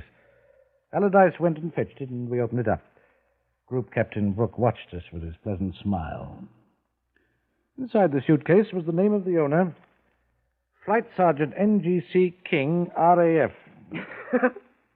Inside it, too, were several other things. 1, an old-fashioned riding crop stained with blood. 2, a blue foulard scarf, also slightly stained with blood. 3, a single artificial pearl, broken apparently from a necklace. Miss Reed had been wearing an artificial pearl necklace when last seen. 47 pearls were found alongside the body. There are 48 in a necklace of this type. The blood on the scarf was his. There was a small scratch on his neck. Blood of the same type and bits of skin corresponding to his was found under the dead girl's fingernails. Blood type OA, Marjorie Tate's type, and blood type B, Doreen Reed's type, were found on the riding crop. A blood stain on the clothing of Doreen Reed corresponded exactly with the pattern of the plaiting of the riding crop shaft. And Flight Sergeant Neville George Clavelli King, who had tried being a group captain, made a statement. I do not hate women at all, in general. But I'm afraid that I have a very short temper where women are concerned. Marjorie Tate was a bad woman. She needed to be punished, and I punished her. It's quite easy. So when Doreen Reed refused my company, I decided to punish her. But when one gets the habit, it's so easy to go a little too far, isn't it? I must say that Yvonne Higgins, whom I intended to marry, was always quite nice to me. It was as well for Miss Higgins. A jury found Neville King guilty of murder at Old Bailey, and he was added to the casualty lists of the Royal Air Force at Wandsworth on the 26th of October, 1946. Death by process of law is the last entry in his record.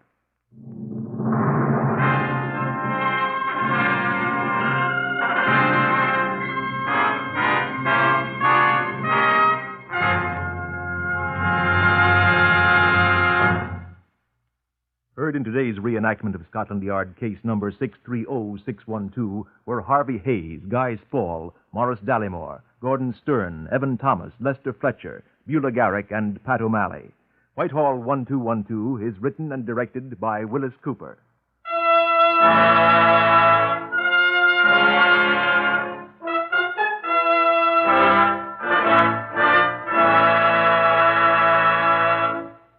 In these uncertain times, it's pretty hard to plan for the future. But more and more American girls are discovering a career that offers both opportunity and security. And that career is in modern nursing. There are new and greater opportunities in this job now than ever before. And the demand for nurses is continually increasing. To become a student nurse, you must be a high school graduate or a college student of good health and character. You can qualify. Get full information at the nearest hospital in your community. This is NBC, the National Broadcasting Company.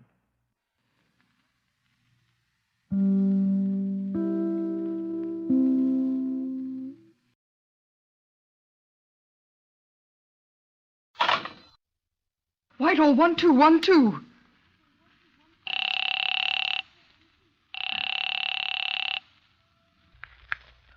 This is Scotland Yard.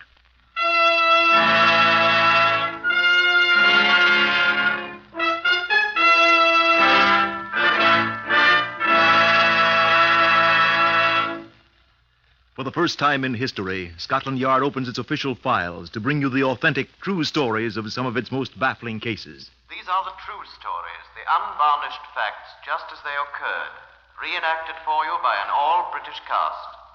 Only the names of the participants have for obvious reasons been changed. The stories are presented with the full cooperation of Scotland Yard. Research on Whitehall 1212 is prepared by Percy Hoskins, chief crime reporter of the London Daily Express. The stories for radio are written and directed by Willis Cooper. Here to brief you on Scotland Yard file number 1098002 is Chief Superintendent John Davidson. Here in the Black Museum of Scotland Yard, we have only one memento of case number 1098002, but it is a notable one. This is a bottle, alas, only partly full now, of one of the finest unblended pot-still Scotch whisky that mortal man has ever tasted. I say its name with the proper respect. Its label says Dew of Glenlivet. Only 3 or 4 drinks remain in it. But I expect that wee drop is quite safe. A, the bottle is sealed. And B, I doubt that there exists any Englishman who would care to drink after the man who lost owned it. No, it's not poisoned in the conventional sense. But this Dew of Glenlivet helped to poison a man's mind. It's a shame that such an excellent product should even once be put to such an end by such people as those who gave it to the man who last owned it. Don't you agree, Commander Leonard? I find myself speechless at such sacrilege, John. This is Commander Leonard, head of the famous special branch of the CID at Scotland Yard. I may say that the late owner of the bottle was a greater criminal than appears on his record. Well, how so, Commander? I thought that... He diluted that noble whiskey with ginger ale, John.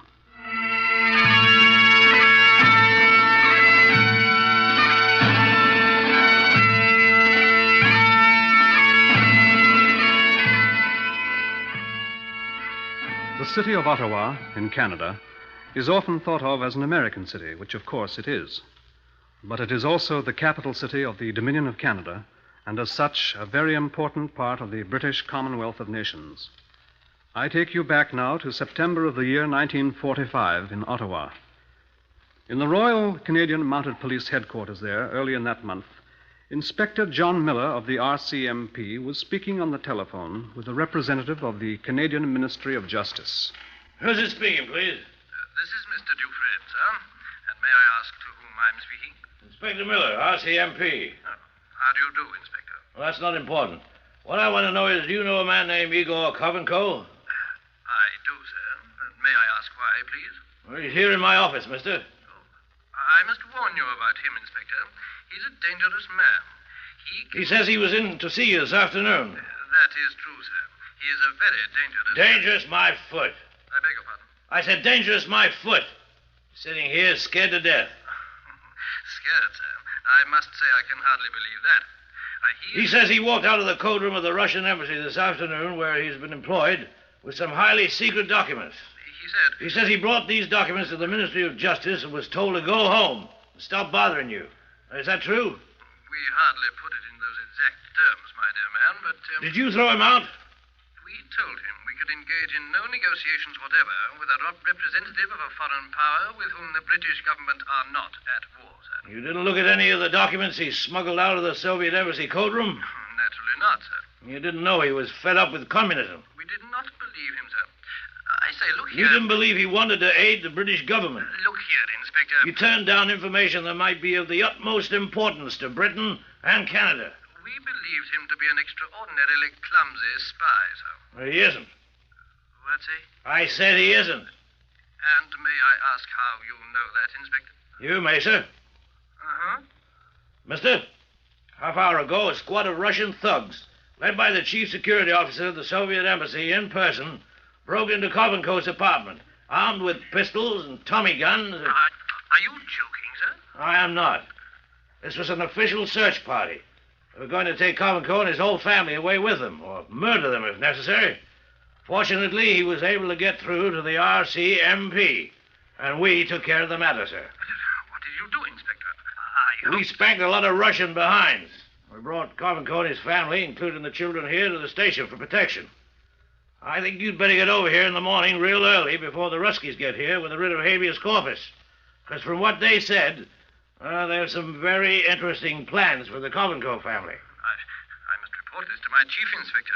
Yeah, do that. And tell him to hire a Russian translator if these papers he swiped are what he says they are. Yes, I'll telephone my chief at once, sir. And thank you very much for calling, sir. Good night. Bureaucrats.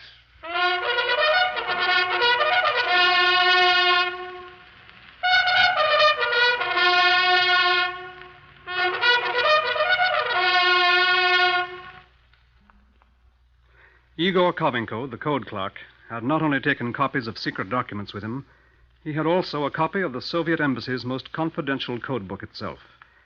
The documents, accordingly broken into plain Russian and translated into English, were startling. This is a paraphrase of the contents of one of them. Facts given by Alec. Excuse me. I should explain that the name Alec proved to be the Russians' identification name for the man who had betrayed British secrets to them. Go on, please.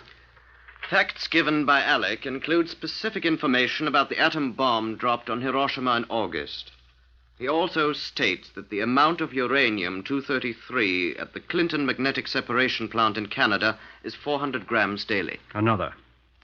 Alec handed over to us a platinum container with 162 micrograms of uranium-233 in oxide form. He will keep us advised of further developments in the production of the atom bomb. Another. I enclose data on the American proximity shell for anti-aircraft, supplied to us by Alec. There are several others, only one of which I can even now reveal to you. That I will give you presently. All these messages were addressed to the director and signed by Colonel Vladimir Rabukhin, the Soviet military attaché in Ottawa. I was summoned to the Foreign Office a few days before the 1st of October, shown the translations, and told the whole story as it was cabled from Ottawa. The special branch, of which I was then the head, was to take over. Take over what, I asked. Isn't all this taking place in Canada? A very important gentleman in the then British government showed me another of the documents. I promised you I'd tell you about that one, if you please.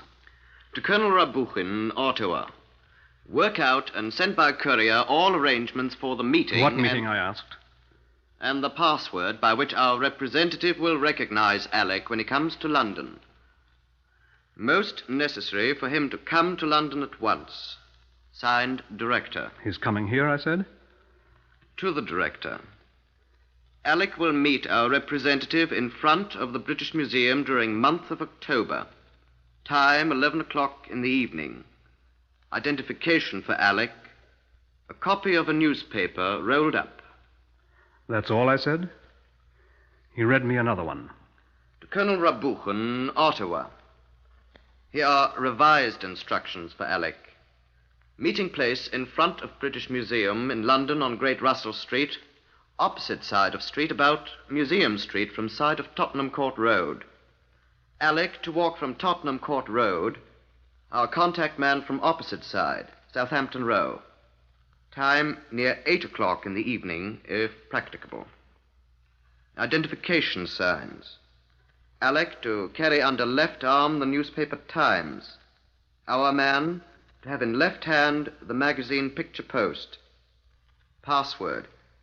Contact man, quote, "What is the shortest way to the Strand?" Alec, quote, "Come along, I'm going that way." At beginning of business conversation, Alec to say, "Best regards from Mikhail." Report and transmission of details to Alec, also date of arrival in London. Most urgent. Signed, Director. Must be rather serious if he's coming over here. It is, Commander. I can only say this, that he will be bringing with him secret information of the utmost importance. Information of such importance that it cannot be committed to paper. I think I may also say this to you. The future existence of the British Commonwealth cannot be guaranteed if this information falls in the Russian hands. Then our job is to arrest this man, Alec, before he can make his contact. It's imperative that you do so. Tell me, what's his real name and when is he coming? The message I've just read you is 3 months old, Commander. In that time, 14 persons concerned with atomic research in Canada have arrived in Britain from there. Yes, sir. Any one of those 14 may be Alec. We haven't the remotest suspicion of his identity, nor of the contact man's. Neither have we any hint of the time the contact is to be made. The very life of our nation is at stake, sir. We must depend on you.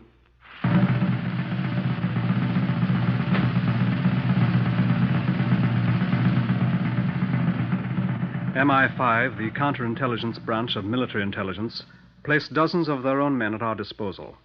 Together with the operatives of Special Branch, we were able to place in the field a quite imposing force of men and women. And there was plenty of work for all. To find an unknown man on an unknown date in a place where thousands of innocent people were passing. And with the urgency of the Commonwealth's danger to spur us on, a task as near to impossibility as one would care to mention, I'm afraid.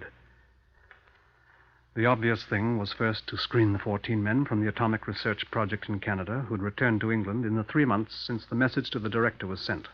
We found them one by one. I spoke to the first on the list, Mr. Frederick Giles, an Englishman, in his laboratory.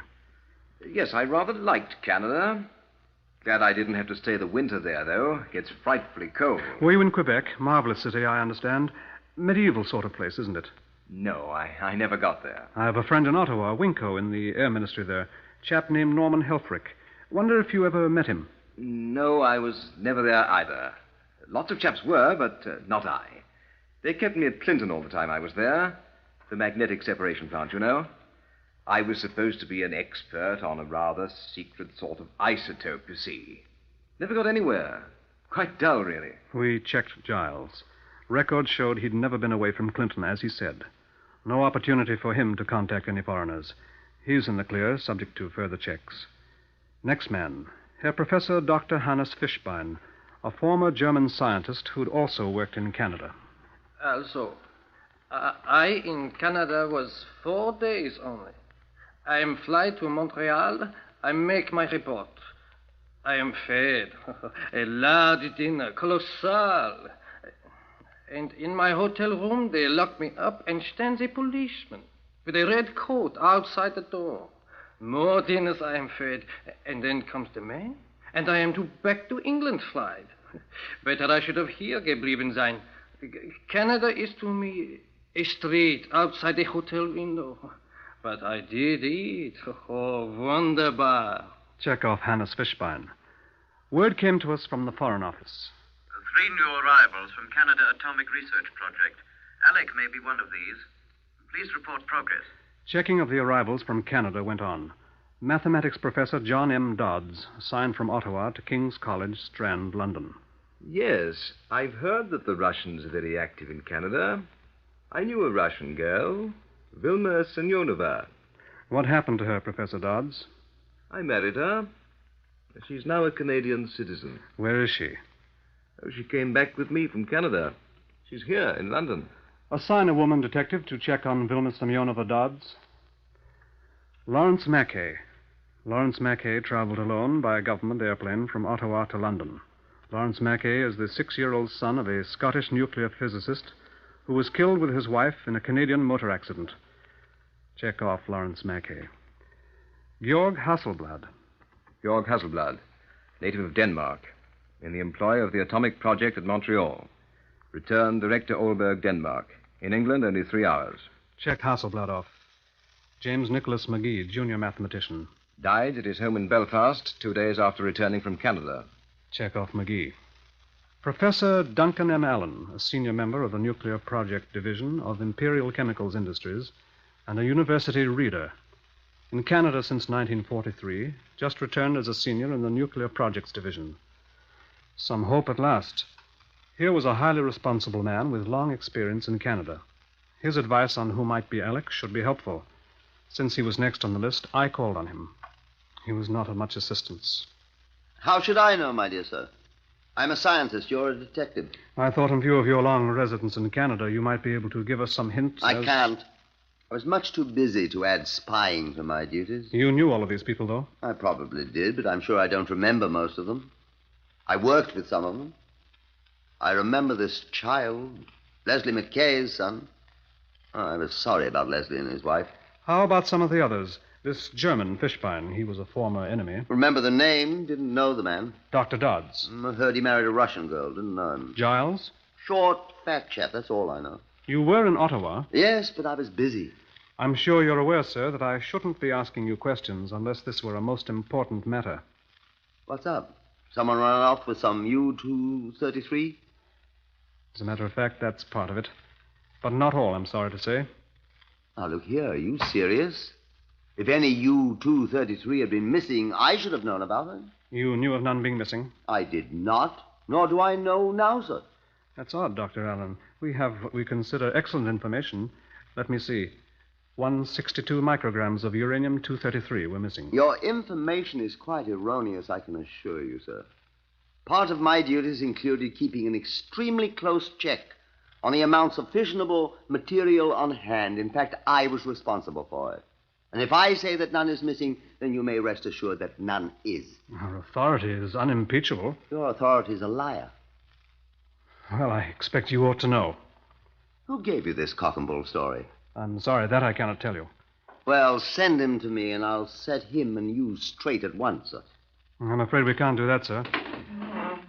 Well, thank you very much, Dr. Allen. If you should happen to remember anything, any name... Young man, I have mathematical formulae to remember that would shatter the brains of all Scotland Yard combined. I'm afraid I'm not going to be of any assistance to you whatever. By the way, Doctor, do you happen to remember anyone out there named Alec? Yes, of course. May I ask who, sir? Sergeant Alec MacDonnell. The MacDonnells of Keppoch, not of Calgary. He was always at pains to inform me. He was the absurd Royal Canadian Mounted Policeman who was assigned as my bodyguard in that godforsaken place. And where is he now, sir? So far as I know, my dear sir, he's never left Canada. But he has promised to visit me here in London on his next leave, if you'd like to meet him then.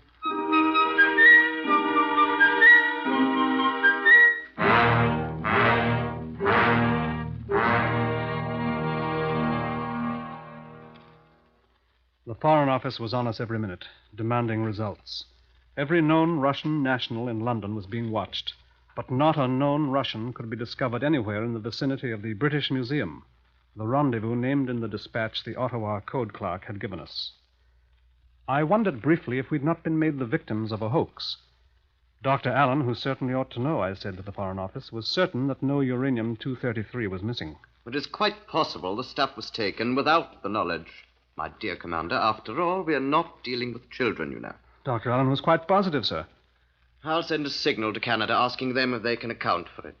Their records will certainly show any discrepancy. Quite true, sir.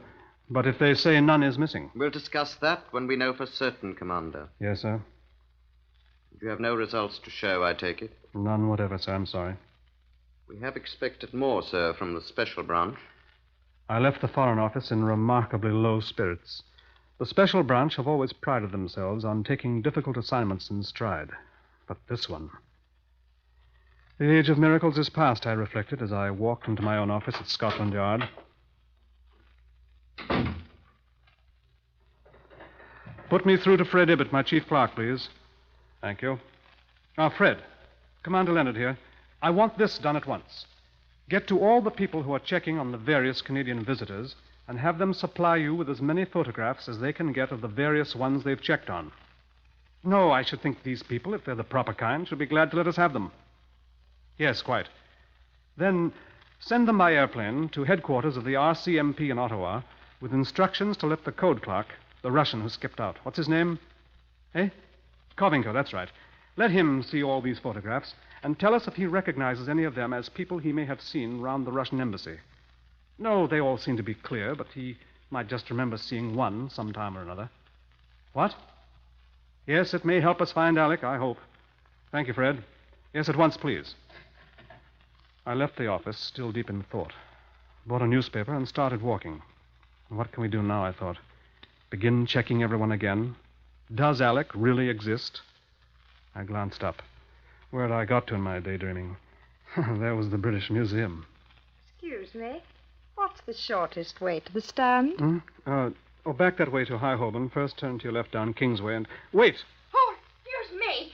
You're not Alec! And before I could do more than goggle at her, the young woman carrying a copy of the picture post had turned and vanished into the crowd in Great Russell Street. I pulled my Times from under my left arm and flung it away and was properly reprimanded by a constable. But the contact man was gone. Would you mind kicking me, Constable? I said to the officer.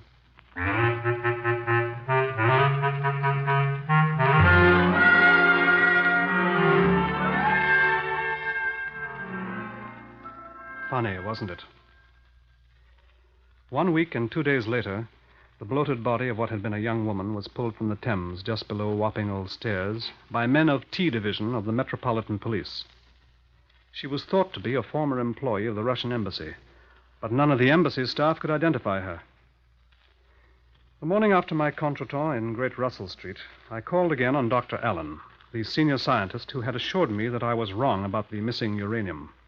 I'm very sorry, Commander. I have a lecture to give at King's College in half an hour. I've no time to talk to you. I think you will find it of great importance, sir. And moreover, I have given you definitive answers to the rather idiotic questions you've already asked me. And I must tell you, Doctor, that this matter seriously and urgently concerns our national security. I'm sorry, but as I told you, I'm sorry, too, Doctor, but I'm afraid you'll have to answer my questions. Now, see here. I dislike to say this, Dr. Allen, but I must point out that I have sufficient authority to compel you to answer my questions.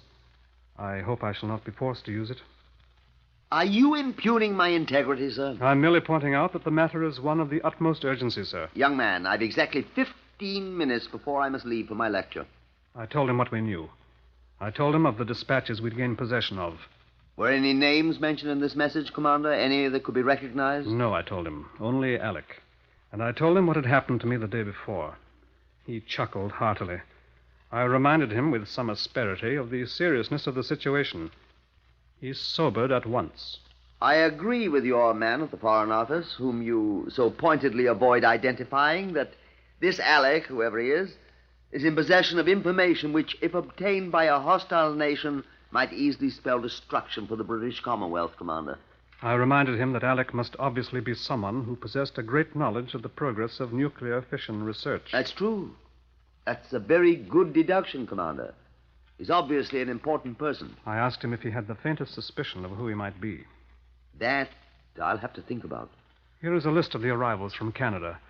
Is there any name on this list who could conceivably answer such a description, I asked. He scanned it rapidly. No one except myself? Perhaps he hasn't got here yet, I said. I think he has. Else why were you accosted with a password yesterday and even addressed as Alec? You're right, sir. He is here. Well, then, Commander, I see only one thing for you to do. What's that, sir? Find him if you can. Well, sir. I assure you the most frighteningly immediate end of this nation of yours is inevitable if you do not find Alec before these secrets are turned over to Russia. I say it's inevitable, sir, because I, too, know what they are. I will talk with you again, but my present job is also of importance in the national security. Shall we say tomorrow, then? I returned to Scotland Yard to my office. There was an urgent note on my desk. It read, "Call RCMP headquarters in Ottawa, Canada, at once. Inspector Miller. Highest priority, immediate action," and several other words whose meaning was quite as clear. I put through the call. "I want Inspector Mill..." "Yes, Ottawa, Canada. This is Commander Leonard at Scott..." "Oh, Miller here. Are you Commander Leonard?" Yes, this is Commander Leonard. Hello. Is that Commander Leonard? Yes, this is Leonard Miller. This is Leonard. That Leonard? Yes. This is Inspector Miller in Ottawa. How's the weather there in London? What? It's all right. What did you want? Oh, yes, it's raining here. Cold. Probably turned to snow. What did you want of me? Oh, yes.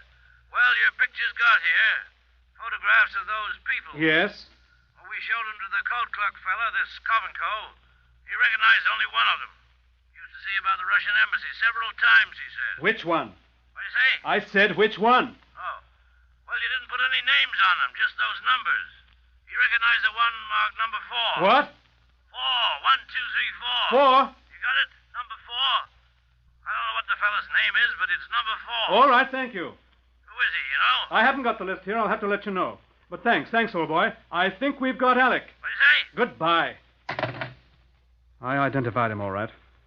It was mid-afternoon before I could reach Dr. Allen with the news, which I was impatient to check with him before reporting to the Foreign Office.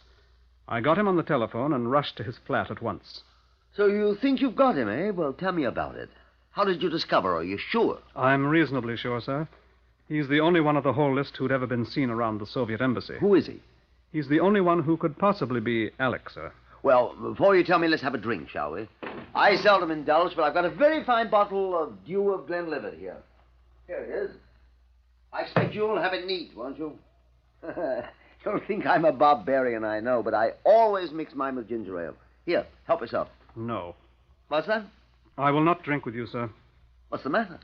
I have one more question to ask you, Dr. Allen. Go ahead. The number 4 man on the list whom I checked on is the one they identified.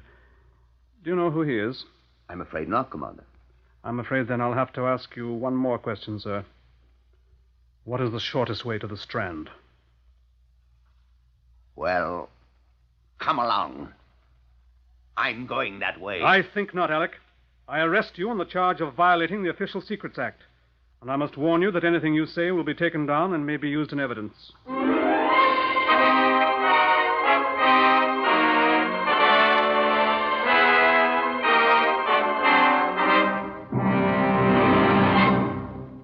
Yes.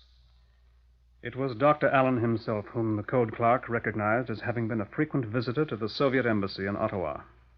Dr. Allen testified at the Old Bailey at his trial that he was opposed to any program that did not share the secrets of nuclear fission with all nations equally.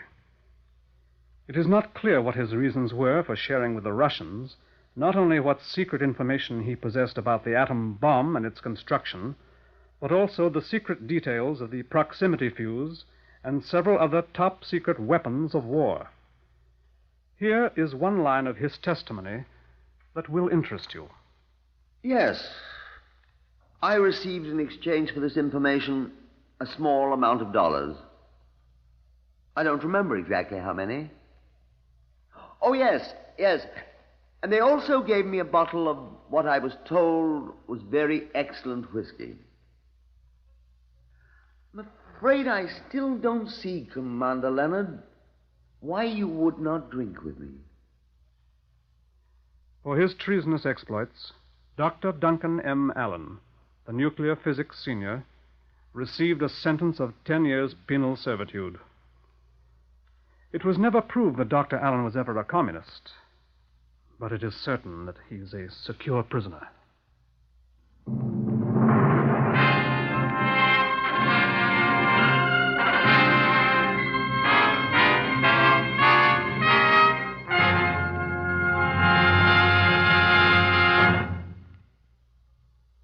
You have heard another in the series Whitehall 1212, compiled from the official files of Scotland Yard. Research on Whitehall 1212 is prepared by Percy Hoskins of the London Daily Express. The stories for radio are written and directed by Willis Cooper.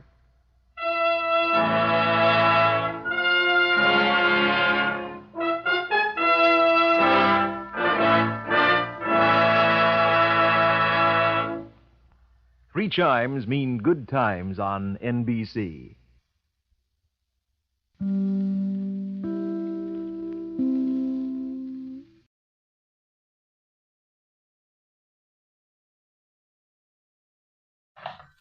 Whitehall 1212, quickly. This is Scotland Yard.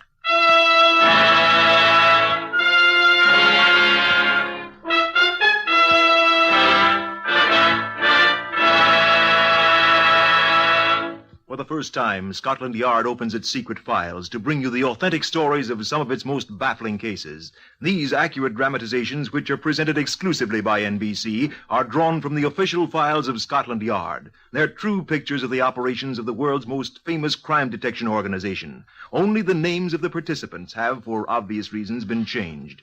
The research is prepared by Percy Hoskins, chief crime reporter of the London Daily Express. And the stories for radio, which are performed by an all-British cast, are written and directed by Willis Cooper. Here are the principal participants in case number 108 MR131. Two of these persons have been hanged for murder. Private Eric Slade, 22, of the Royal Army Ordnance Corps. I was a bomb disposal man. Gladys Brown, who wanted to be a dancer. I'm not so awfully bad looking, am I? Melanie Rodier, 20, a French war refugee. Je suis une pauvre, ne suis pas riche. Charles Brooks, 31, taxicab driver. It was a brand new American Plymouth, a grey one, model 1941. Inspector Stuart Wilcox of Scotland Yard. Which of those four voices sounds guilty to you? This lower ground floor corridor on which we're standing leads to Scotland Yard's Black Museum. Come down there with me. I'd like you to see an actual souvenir of an actual murder.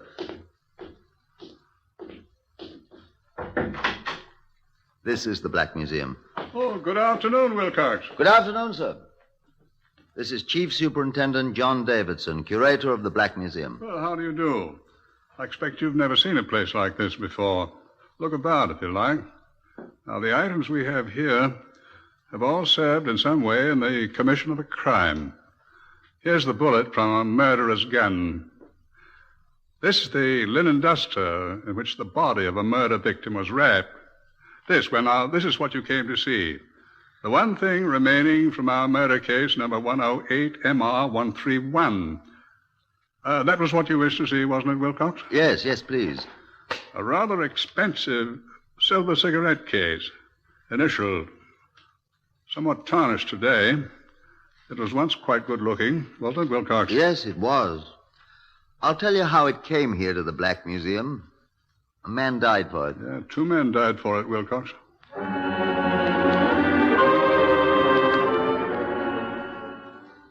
Human motives are curious. The compulsion to become a dashing hero that led a simple-minded young shop clerk to join the most dangerous service in the army. The urge to acquire a compelling and seductive personality that led a one-time housemaid into displaying herself as a strip-tease artiste in a tawdry nightclub in wartime London. Neither of them knew the other's true name. The strip-tease dancer, Gladys Brown, called herself Regina Montmorency. The absent-without-leave Army private Eric Slade introduced himself to the glamour girl as Lieutenant Studs Farrell, erstwhile gangster. He took her for a ride in the huge red-painted bomb disposal squad lorry late one night in 1944. You did like my act then, Lieutenant. Sensational, I thought. Colossal. You sound just like Hollywood. What? Hollywood. I said you sound like Hollywood. Oh, I was in Hollywood for a little while. Oh, were you really? Oh, with the mob, you know. I've been talking about a Hollywood contract. You have? Oh, yes, of course. Hollywood's always after me. Oh. Such a bore. Well, I like Chicago much better. Were you in Chicago long, Studs? Oh, you could bet your bottom dollar on that, sister. Oh, it must have been ever so exciting. I've got a few notches on my gun. Oh, my. Oh, you see, I'm no panty waist, my girl. Panty waist? That's what we call a mother's boy in America. Oh, were you an American then, Studs? Oh, I lived there a great deal. Really? All over the Middle West.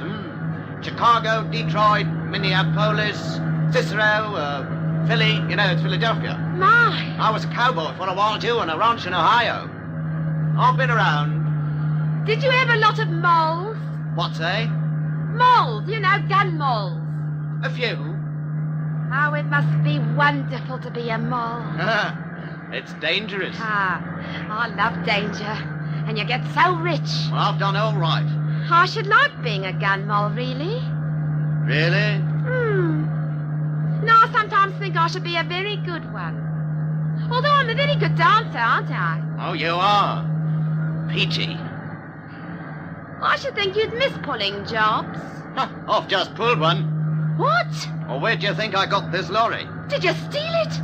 I reckon I sure did, sister. Studs, darling. Let's pull a job together. I'll be your gun mole and we'll...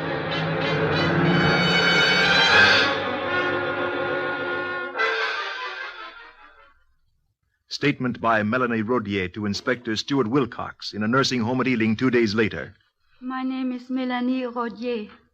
I've been in England 5 years. I lived in Moulins-au-Bois, just quite close to Amiens.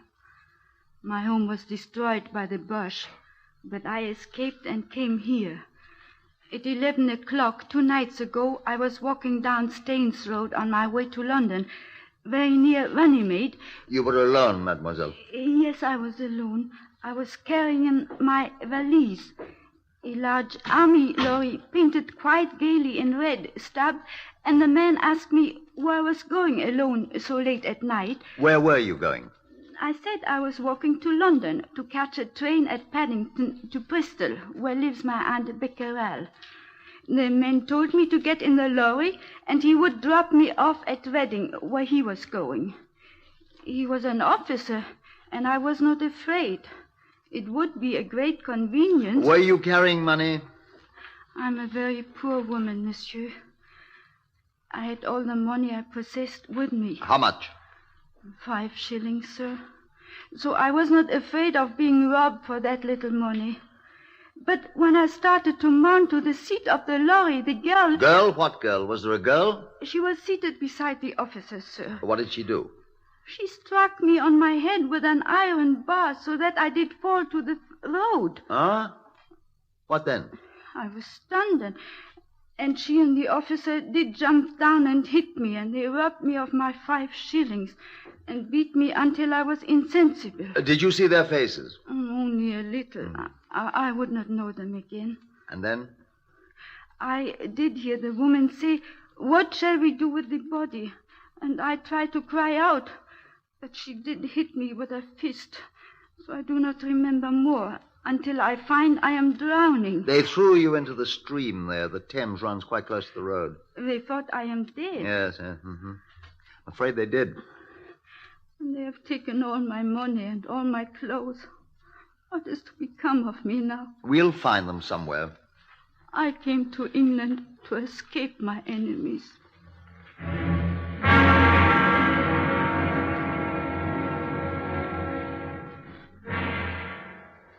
It was a matter that should have properly been handled by the county constabulary, of course. A simple assault upon a friendless person, happily not involving murder.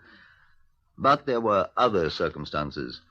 First, the fact that the assault had been committed and connived at by a person in the uniform of an officer of His Majesty's forces, driving a motor vehicle which was obviously an official one. Whoever it was had attempted murder once. They might try it again. And I confess I was unable to forget what the poor little French refugee had said. I came to England to escape my enemies. Detective Sergeant Kevin Moore and I discussed it in my office. Well, if it was a red-painted lorry, sir, it could be only one thing. Bomb disposal people, of course. He's a little out of his territory up there in Runnymede, sir. With a girl at 11 o'clock at night. Well, you didn't ask my opinion, sir. Well, why do you think I called you in? Well, in that case, sir, my opinion is that it was some young ex-schoolboy officer who'd had several dozen drops too much in some bottle club in London. And wandering about, he saw the lorry standing somewhere and, well, pinched it for a lark. Well, joyride, we used to say. Innocent amusements of the young. Oh, I think so, sir. I doubt that French girl thinks so. Mm. And neither do I. They thought they'd drown the girl for 5 shillings. And I furthermore think they'll try it again unless we catch them first. Well, we'll try, sir. I'll get in touch with the bomb disposal people and find out if any officer of theirs was out with one of their lorries that night. Or if one of their lorries had been stolen and one of their officers absent without leave. Yes, sir. That's a good idea. Of course it is. If I'm right, which I probably am, teletype the number of the lorry and the description of the officer to all the police in this area. Yes, sir. And warn everyone who knows about this French girl's case to say nothing about it at all. Especially to the newspapers. Why is that, sir? If they find out they bungled their first try, our friends may become discouraged and abandon their promising career as criminals. We'll never catch them.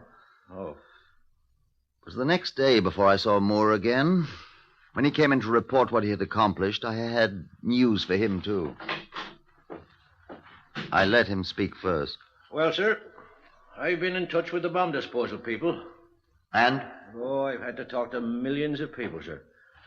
Finally, I found the right ones to give me the reliable information. Yes? There was a lorry stolen, sir. Aha. Number W14519, an American-made 10-wheel 6x6. Good. There is no officer missing, sir. Oh. All of them in the London district are accounted for, including one who was blown up trying to unscrew a fuse from a buried blockbuster that's been sizzling for a week in Shepherd's Bush. But there's a private missing, sir. Oh? Name of Eric Slade. Former shop clerk, 22 years old, wears glasses, described as a mild-mannered little man, very quiet, residence when called up, Clerkenwell, sandy hair. He got a girl. His mates say he was terrified of girls, sir. Doesn't drink or smoke. Doesn't seem the type to commit murder, or try to at least, does he? No. How'd a man like that ever get into bomb disposal? Well, believe it or not, sir, he volunteered. Of course, he's been on permanent cook's police ever since. Well, I doubt he's our man, but at least we can help look for the poor little beggar. That is, if they want him back. Now I've got a bit of news for you. Oh? What's that, sir? Same man that pulled the French girl out of the Thames at Runnymede telephoned me. Well, what's he want, sir? There's been another attempt at robbery and murder. Attempt? Another girl riding a bicycle, run down by a red-painted lorry. A lieutenant. She saw his badges quite plainly. And a red-haired girl jumped out after her. She ran away, but she did hear the girl call to the lieutenant, addressing him as Studs. Stubbs? Studs! Oh. Now, I want you to see your bomb disposal men and ask them if they have a lieutenant named Studs. Oh, excuse me. Inspector Wilcox. Yes? Well, he's right here. 1 second. For you. Oh, thank you, sir. Sergeant Moore here. Oh, yes, Sergeant Major. Oh? Where? Oh. Oh, well, thank you. Oh, by the way, do you have any officers named Studs or Stubbs? Studs! Studs. Yes, I'll wait. Who's that? It was the Sergeant Major I talked to, sir. Yes? Oh, none, eh? None at all? Oh, well. Thank you, Sergeant Major. All right, bye. What was that? I found the stolen lorry, sir, a few minutes ago. They did? And parked all night on a street in Hammersmith in the rain. Which has quite efficiently washed away all fingerprints, Studs and his lady friend and all. Well, they're right back where we started. We're further back than that, sir. How do you mean? Well, they've tried murder twice now, sir. The third time may be the charm.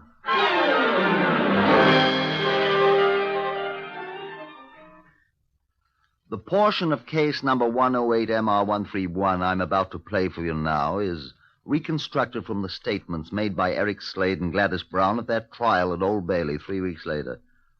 I assume it's correct and accurate because it came from their own lips as they were on trial for their lives. They were standing in a darkened doorway, they said, on Hammersmith Broadway late at night. Have I got to walk home then? Regina, darling, I've only got 10 shillings left. 10 shillings. The big shot gangster, the terror of Chicago and all. He's only got 10 shillings. Well, I'll get some more. Well, get it now, gangster. I'm going to ride home. Regina, I can't go back and ask anybody for money. I'm absent without leave. I'm a wanted man. What do you have to leave that lorry over there on the street? We could have ridden in that. Somebody'd recognize the lorry. You know that. Oh, is the big bad gangster afraid, then? You stow that. Oh, you're not afraid of girls, are you? I said stow it. What kind of bad man you are. Brave enough to rob a poor girl of her 5 shillings. 5 shillings. But when a man comes along, oh, no, not you. Not bloody well you, my darling. Even made me smash the poor thing on the edge. You weren't man enough to. I'll throw her in the water. After I'd killed her. Don't yell so. Oh, there's no one to hear me. I'm sorry I ever took up with you. I thought you was a man. Now, Regina. Won't even step out and stick up a lousy taxi man. Let me walk home in the rain because you've not got that Now, guts. Regina, Don't please. come that on me now. Take your hands off me. And I thought I was going to be your moll. Take your hands off me. You don't love me. Regina, I do love you. Well, then do something about it. Get me some money. If I'm going to be your moll, you've got to support me. Regina. Do you love me, Studs, darling? Regina, you know I love you. Look. What? Here comes a taxi cab. Stop him. No, I don't want to do anything Stop like him. Shout at him. He'll have lots of money. No, I don't think... Haven't we Do done you enough? love me? Regina. Do you or don't you? Of course I do. You know that. Taxi! Don't, A Regina. taxi! Don't. Stop. Here, taxi! I don't want to. Now you've got to. Come on in afterwards. Oh, taxi! Yes, ma'am. Yes, sir. Stats. Are you... I mean... Driver, we wish to go to the top of King Street. Come on, Stats. Wait a minute, lady. What's the matter? This isn't a taxi. What? I mean, it's a private hire car. Oh, that's all right. Well, I don't know, lady. Costs a great deal more to ride a private hire car than a plain taxi cab. Am I... he has the money. Haven't you, dear? How much? 10 shillings. To the top of King Street? Shouldn't cost me more than 1 6, you robber. Stats, This dear. is a private hire car, sir. I can charge what I like, you know. I won't pay it. Darling, I want to ride home. You heard what the lady said, mister. It's a filthy night, sir, and there ain't many taxi cabs about. The fare will be 10 shillings. Come on, darling. We can afford it. We'll have lots of money later, you know. Come on. Coming, sir? Of course he's coming. Get in, Studs. Top of King Street, sir? We'll tell you where to stop. You? We'll wait until we're almost there. What say, miss? I was talking to my boyfriend. Oh, sorry. I say, You must make rods of money in this business. Oh, we do all right, miss. Hear that? Mm-hmm. Get your pistol out, darling. I've got it, but I don't want to use it. Bloody bad night, ain't it? It is for you. Pardon? I said yes. Hope you don't mind too much about that 10 shillings fare, sir. A man's got to make a living, ain't he? Well, what's so funny, miss? Oh, we've got a better way of making money than you have. Haven't we, Studs? Yes, we have.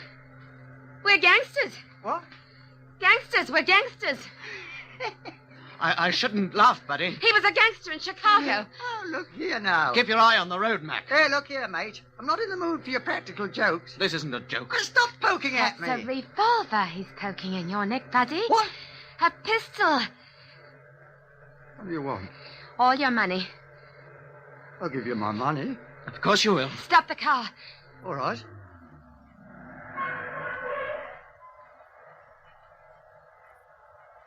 I'll give you my money. Keep your hands out of your pockets. What are you going to do? Shut up. All right, Regina, move to one side. What are you going to do? Studs, you don't have to. You shut up. Get to one side. Now, look here, friend. I'll show you how I deal with rats. Now, say your Now, you prayers, don't. rat. Get away. Don't. He's seen us, and he'll turn us in. I've got to. No. 1, 2...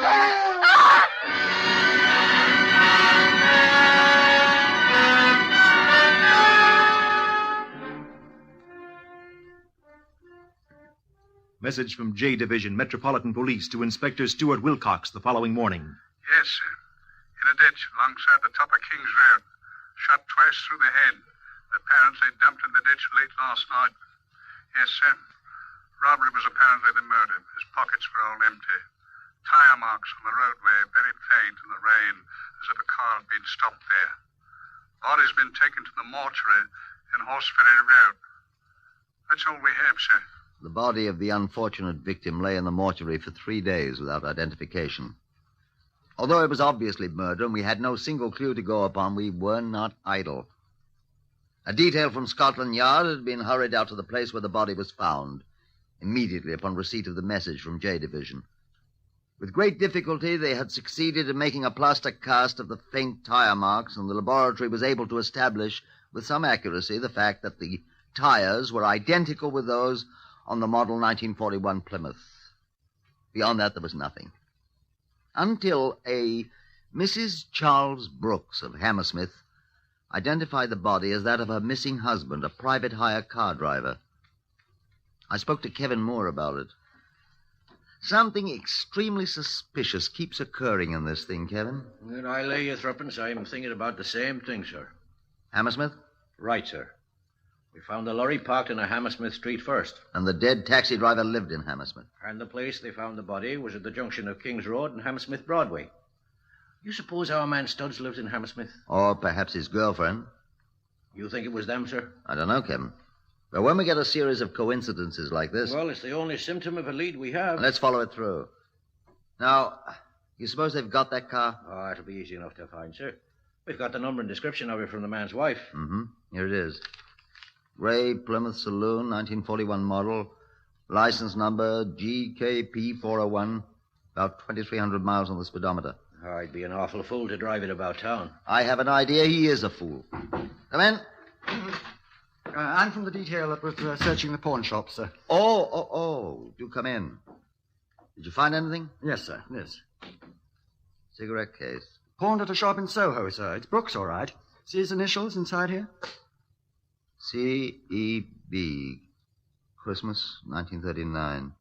It's on the list Mrs. Brooks gave us, sir. Right. Did you find out who pawned it? Yes, sir. A young man in the uniform of the RAOC. Officer? Private, sir. Name? Private S. Farrell, sir. That's a new one. Sir, I know something. What? That's our Studs. How do you know? Well, look, sir, I read a book once. Well. It was an American book, sir, and it was written by a man named Farrell. This man's not an American. No, sir, but maybe he read the same book and remembered. Let's try this all over again, old chap. Sir, the name of the book, which was all about Chicago in America, was Studs something or other. Anyway, he was a very tough young man. Well, maybe our man's read the same book. Well, now. Sir, this is a typical Chicago-style affair, isn't it? And you were talking of coincidences? Our man Studs is the murderer, all right. You see. Well, then, I'll tell you what you do, Kevin. What, sir? You go find Mr. Studs Farrell, the amateur Chicago gangster, for me, will you? Well, I'll try, sir, but he's not an amateur any longer. He's turned professional.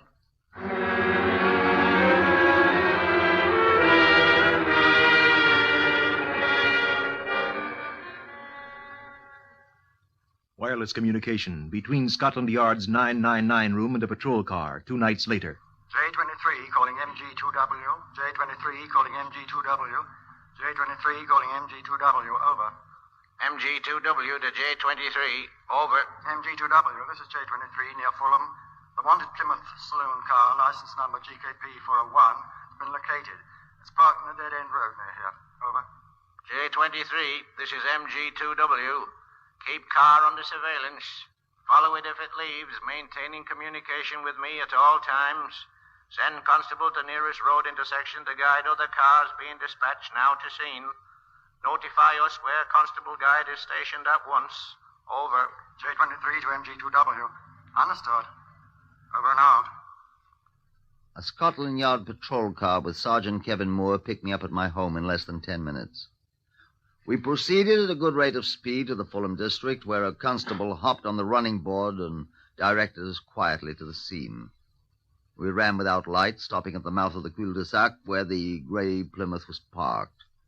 We blocked the exit of the dead end with our car and waited. It was very quiet. Half an hour later, Kevin Moore spoke. I'm going to get out and stretch my legs.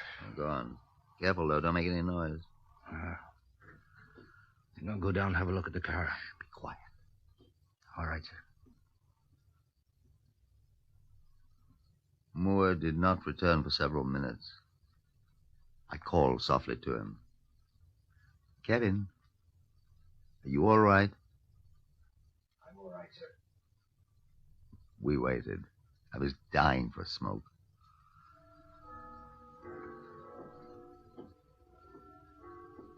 Better not smoke, though. Sir. Eh? Somebody coming. I hear him. Coming out of that house there on the right, I think. Yes, sir. Quiet. Hope they don't see Kevin. Getting in the car. Can't get past us, sir. I'm going down there. All right, sir. Turn your spotlight on them as soon as I call out. Yes, sir. Excuse me, sir. Excuse me, sir. Is this your car? Most certainly is. I'll have to ask you to keep your hands away from your pockets, sir. Look here. Or I shall most certainly be forced to break your jaw, sir. Turn on your light. Shoot him, son. Hold it there. We're Scotland Yard men. Good, sir. Now then, what's your name, Lieutenant? My name is Lieutenant Studs Farrell of the bomb disposal. Well, sir, I'm Detective Sergeant Moore of Scotland Yard. I must detain you on the suspicion of being involved in the murder of Charles. But it was him. I didn't do it. It was him. Madam, we must detain you on the same charge. But I warn you both that anything you say will be taken down in writing and may be used in evidence. You haven't got anything on me. I take it, sir, that you have not read the third and last volume of the Studs Lonigan books, then? No. What's that one, Kevin? It's called Judgment Day, sir.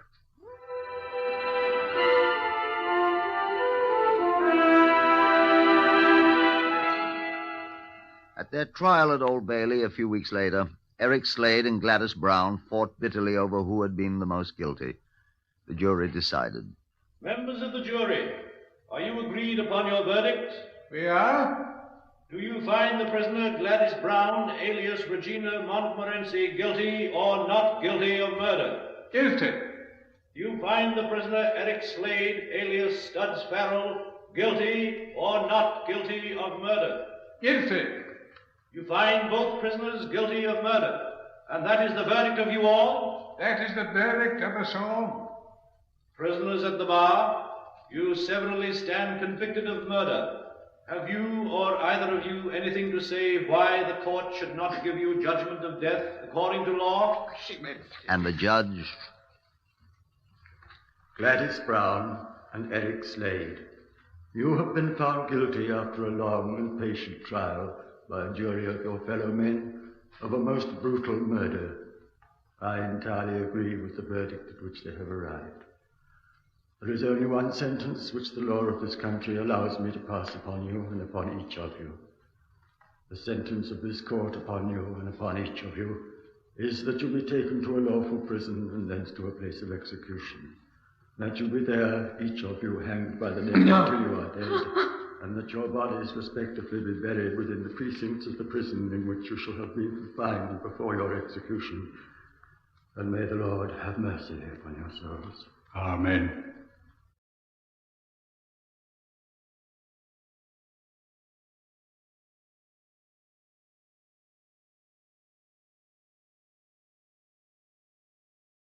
Case number 108MR131 from the files of Scotland Yard. Only the names have been changed for obvious reasons. Research has been prepared by Percy Hoskins, chief crime reporter of the London Daily Express. The stories for radio are written and directed by Willis Cooper.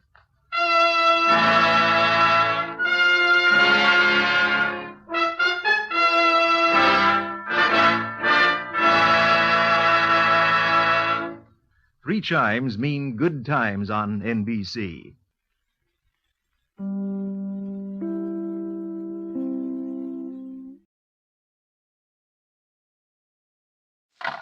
Whitehall 1212.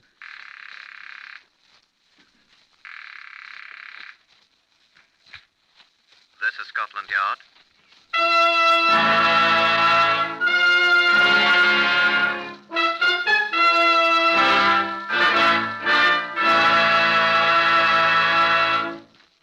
For the first time in history, Scotland Yard opens its official files to bring you the true stories of some of its most baffling cases. These are the true stories, the plain, unvarnished facts, just as they occurred, reenacted for you by an all-British cast. Only the names of the participants have, for obvious reasons, been changed. The broadcasts are presented with the full cooperation of Scotland Yard. Research on Whitehall 1212 is finished by Percy Hoskins of the London Daily Express. The stories for radio are written and directed by Willis Cooper. The voice you will now hear is that of Chief Superintendent John Davidson, custodian of Scotland Yard's famous Black Museum. Good afternoon. Police officials from every part of the civilized world come to see us here at New Scotland Yard. Many of them are old friends of ours, of course. There are few enough police forces with whom Scotland Yard has not been in contact. The Sûreté of France, the American FBI, Canada's famous RCMP. We're all enlisted in the war against crime. And as the Bible says, state chapter of Ecclesiastes, 3rd verse, there is no discharge in that war. We have an interesting visitor with us today. He came to glance at the exhibits here in case number 202131. Here, a doctor's instrument case, and a pair of child's rompers. These, with certain other objects which were later given Christian burial, were important objects in that case. And our visitor is the man who had so much to do with solving the case, Captain Lionel Watt, the former Chief Constable of Lancaster. I must tell you at once that this was a matter for the Lancaster Constabulary and the police of Dumfriesshire in Scotland. Purely, let us say, a local matter. No, Scotland Yard was not engaged in this case at all. Captain Watt and his people solved this most baffling case themselves. Yes, so far as I'm able to discover, we have only one procedure that's precisely like Scotland Yard's, John. And that is? We patronize the same hangman.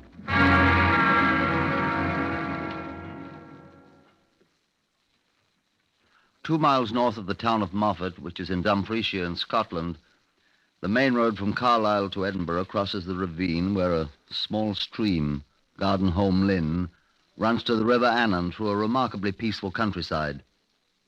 On the morning of the 29th of September, some years ago, several crudely wrapped bundles were observed lying on the banks of the ravine below the road. From one of the bundles protruded a naked human arm.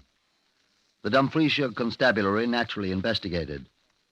What they found added up to confusion as well as to horror.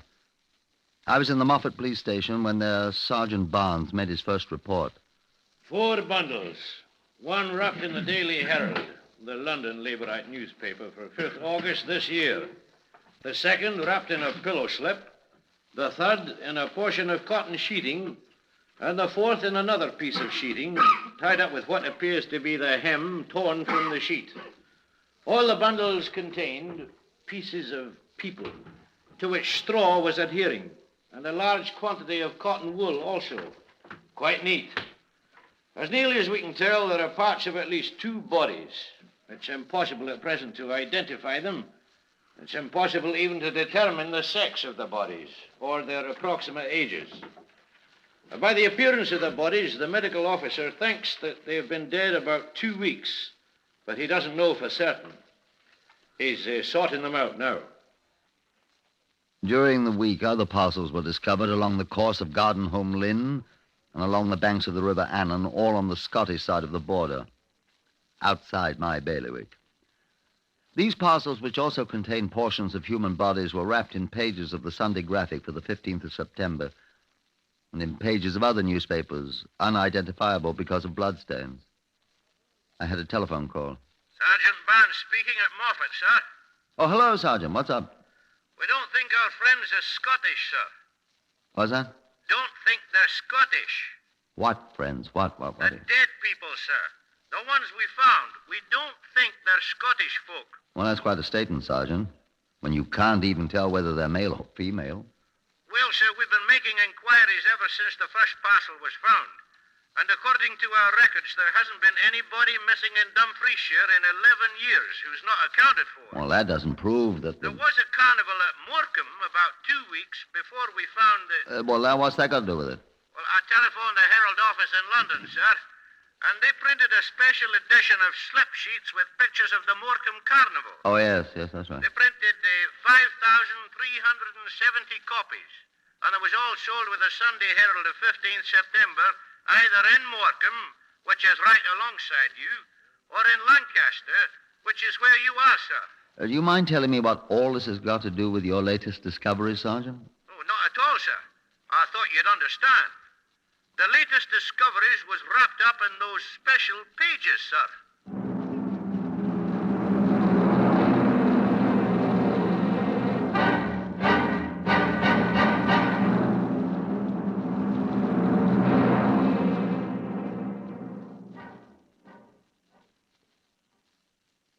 I at once put our people onto their missing persons lists to discover what missing persons had been reported about the 15th of September who had not yet been found. From Morecambe, sir. They've had nobody missing since September 11th, before season closed at Seaside. 2 persons, trippers from York, missing on that day, but bodies were recovered on following day. Both were drowned. That's all, sir. How about Lancaster? None unaccounted for within the specified period, sir. Unless you want to count this one, though she's not really missing. Who? Name Maggie Rowlandson, maid-servant. She's not been officially reported missing. But her stepfather's been around mumbling about a complaint. What about? Well, sir, it's one of them there things. The girl went away with her mistress and they haven't come back, that's all. Where'd they go? Edinburgh, husband says, sir. Oh, she's married. Mistress, husband. Well, tell him to make the wife send the girl back. I did, sir. And he wrote, but he hasn't had any reply yet. I gather the wife got fed up with them and walked out, taking the maid along for company. Huh. They'll be back. That all? That's all, sir. Well, keep on checking up on missing persons, though what can be done, I'm sure I don't know. No, sir. I think that sergeant over there at Moffat's is daft. Anyone could have got hold of a copy of that special edition of the Herald. Yes, sir. It's his affair. Let him work it out his way. We've plenty to do. Yes, sir. Well, thanks very much anyway. Keep your eyes open. Yes, sir. Oh, I say, I suppose it is our job to check up on things. Yes, sir, that's right. Whether it makes much sense or not. What's this chap's name whose wife's gone? Well, I'll have a chat with him and see what can be done about getting this girl back to her parents. Fat chance, I expect. Name's Dr. John Hakim, sir. 2 Dalton Square. Funny name. Hindu or Parsi or something, I think, sir. Oh, well, I'll go see the blighter on my way home. It's quite all right. Go ahead. What here? What here? Sir, this is Sergeant Barnes at Moffat over in Dumfriesshire. Hello, Barnes. We're almost certain now, sir, about their bodies. Certain? Well, what did you find out? Well, sir, there's 2 professors of forensic medicine staying here at the hotel in Moffat from Glasgow University, sir. Yeah? And they were invited to look at the remains. They and the medical officer here think they can be put them back together. Good. Then you'll be able to identify them. Well, they're not so sure about that, sir, seeing the condition of them. But what I called you about was to tell you can narrow down whatever search you're making there. I was going to tell you I haven't found any persons missing here, so your theory is... Not missing persons, sir. What did you say? It's missing women. Women? Aye. The doctors are certain.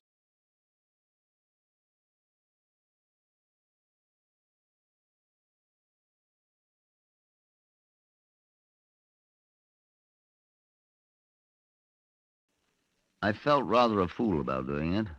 But my conscience, if that's who it was, kept mumbling in my ear about leaving no stone unturned, so I stopped my car as near to the door of 2 Dalton Place as I could and went to call on Dr. John Hakim. The bell was apparently out of order. It was a good 5 minutes before my pounding on the door was answered. The doctor ain't home, sir. Oh, isn't he? He's committing an operation on an impacted wisdom tooth, sir. Oh?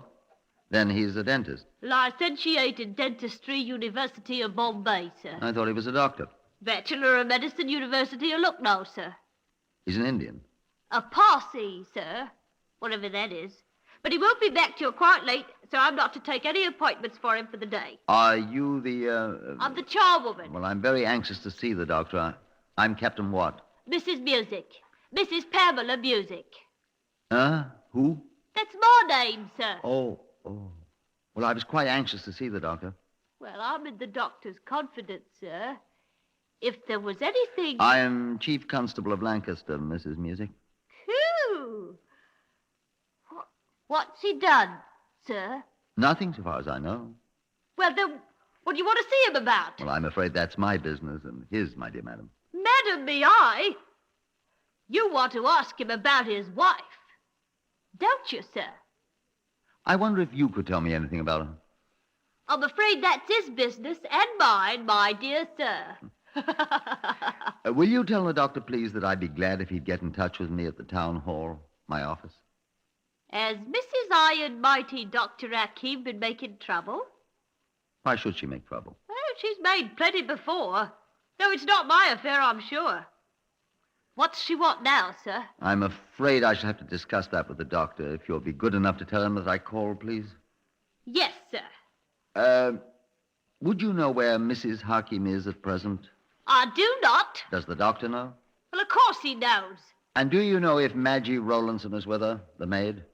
Well, I know she should be right here, doing her share of this work, the lazy... Well... How long has she been gone?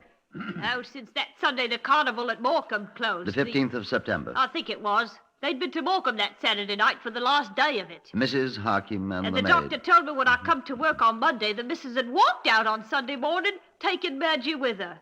This is the longest time she's been away. Oh, this has happened before, Where does she usually go? She's got a sister in Edinburgh. She visits. What's her name? Mrs. Alexander MacArthur. Darling Edie. She's a twin of Mrs. Hakim, and I don't like her.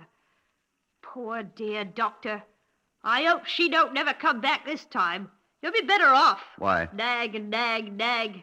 And that used to be a barmaid right here in town before he met her. And him eating his heart out for her. Oh, well, you'll excuse me, sir, but I've got to get back to work. I'll tell the doctor you called, but don't you tell him what I've said now, mind you, sir. Here now, give us a hand with this carpet before you go, huh?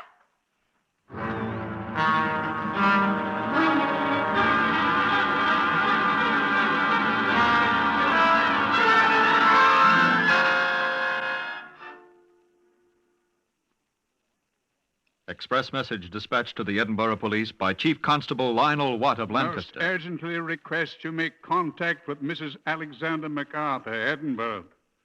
Requesting having her sister, Mrs. Jan Hakim of this city, get in touch with me at once.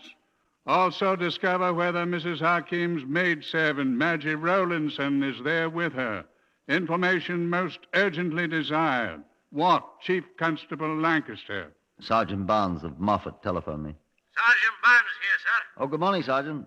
Good morning, sir. Did you have any luck? We found 2 women who seem to be missing. Yes, Sergeant, but further inquiry has discovered them for us. They're visiting in Edinburgh, that's all. You had any luck?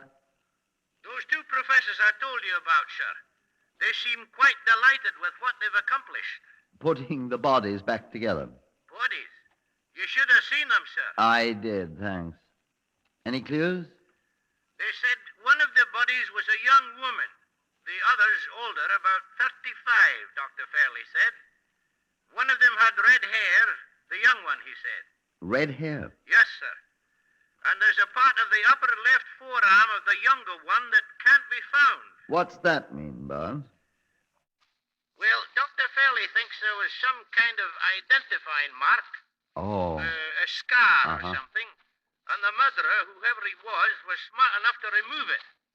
Real neat. Professional job, too, sir. Just as neat as if a doctor or a surgeon had done it. Dr. Fairley says. Come in. Dr. Hakim, sir. What? Dr. Hakim's here. Oh. Have him come in, please. What do you say, sir? I've got a visitor, Barnes. Oh, I'm sorry, sir. I'll talk to you later. Goodbye. Goodbye, sir. Well, sir. You are Chief Constable Watt, isn't it? I am, sir. I want to know what you mean, sir, by persecuting me.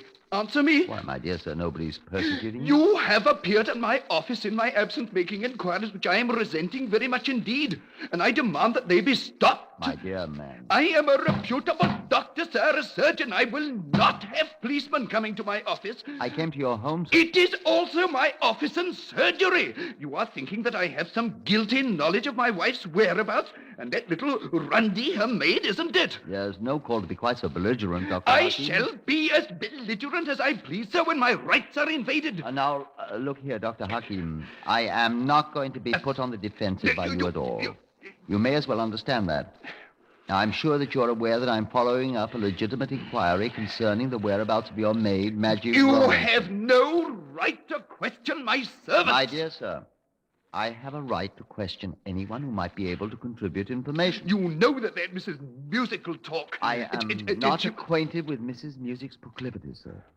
Now that you are here in my office, I ask you what information you can give me about the Rowlandson woman. I can give you none. She accompanied my wife to Glasgow. Probably she is still there with her. I thought you said that your wife went to Edinburgh. Edinburgh, I mean. I can't keep these stupid Scottish, the English, these Scottish, I can't remember them. I see. Has your wife left you, Doctor? I will not tell you. You have a reason for refusing to answer, I take it. I have? You will be telling it all over the city, and my practice will be ruined. I know how you police operate. I don't trust you. That's a very extraordinary attitude to take, It is Doctor. the attitude which I choose to take. You will stop meddling with my affairs, sir. Look here, Dr. Hakim. Dr. Hakim, I have no interest for the moment in the reasons for your wife's having left you, but... I'll tell you why she left me. She left me for another man. I said I have no interest in her reasons, sir, at the moment. I'm being disgraced.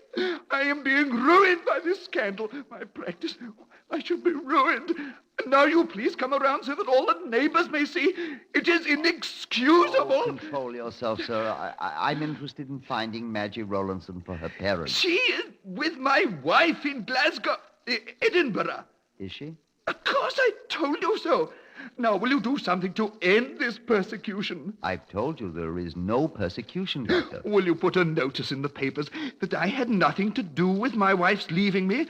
Will you swear? You're being silly, Doctor. No, you are ruining my practice. I don't believe so, I Doctor. demand that you give out a statement to the public that I know nothing at all about this. Except that you know where your wife and Miss Rowlandson are. Will you give me a statement, sir? Dr. Hakim, Dr. Hakim, when I'm thoroughly convinced that you have no connection with either your wife's going away nor of Miss Rowlandson's unexplained departure... I had nothing to do with either of them. My wife left me and took Maggie with her. When I'm thoroughly convinced of that, Doctor, I'll be glad to say so to any of your patients, present or prospective, that you care to send me. How dare Until then, if I need you, I shall send for you. Good day, sir. You are persecuting me because I'm an Indian, isn't it? You are being offensive, sir. You think you are a great big superior Englishman and so on. Yes, Therefore, sir. you can say... What do you want? Sergeant, show Dr. Hakim the exit, please. Yes, sir. Will you come this way? I will not come this way. I want justice. I will stay here until... All right. I'm coming. You're bigger than I am. You're English. You're Exit's bully. this way, sir. Ratty little Bruce. Oh, hello. Put me through to Sergeant Barnes over in Moffat in Dumfriesshire, if you please. Quite. Dumfriesshire is in Scotland. Right. He's gone, sir. Oh, excuse me, sir. I had this express message for you when you rang for me. From Edinburgh. Oh, thank you. Yes, sir. Yes, I'll wait. Edinburgh. Barnes here. Oh, Sergeant Barnes, Watt here. I was just calling to tell you that... First, though, have you heard anything more in the way of clues? You were starting to tell me. Just that we found that one of the pieces of the body, sir, was wrapped up in a pair of child's rompers, sir. Rompers? Yes, sir. The other parts were wrapped up in old papers, old rags, a bit of sheeting. But this, it appears to be a part of a left leg, was wrapped up in these kids' rompers. That's all. So if that'll help, what did you find out, sir? Well, I had this chap in here, and a remarkably unpleasant little man. He confirms that both of our so-called missing women are safe in Edinburgh. So I'm afraid that your Lancaster theory rather collapses.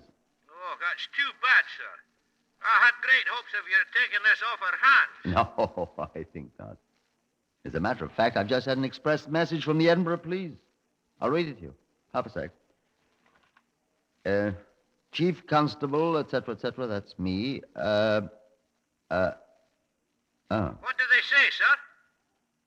Well, I'm afraid I gave it back rather too quickly, Sergeant. You what, sir? Here's the message from Edinburgh. Subject person has been contacted. Says has not seen subject of inquiry, Mrs. Hakim, since last New Year's Day in Lancaster. Has never seen subject Maggie Rowlandson. Hodgson, Edinburgh Police. What'd you say, Sergeant? I said, I wish you luck, sir.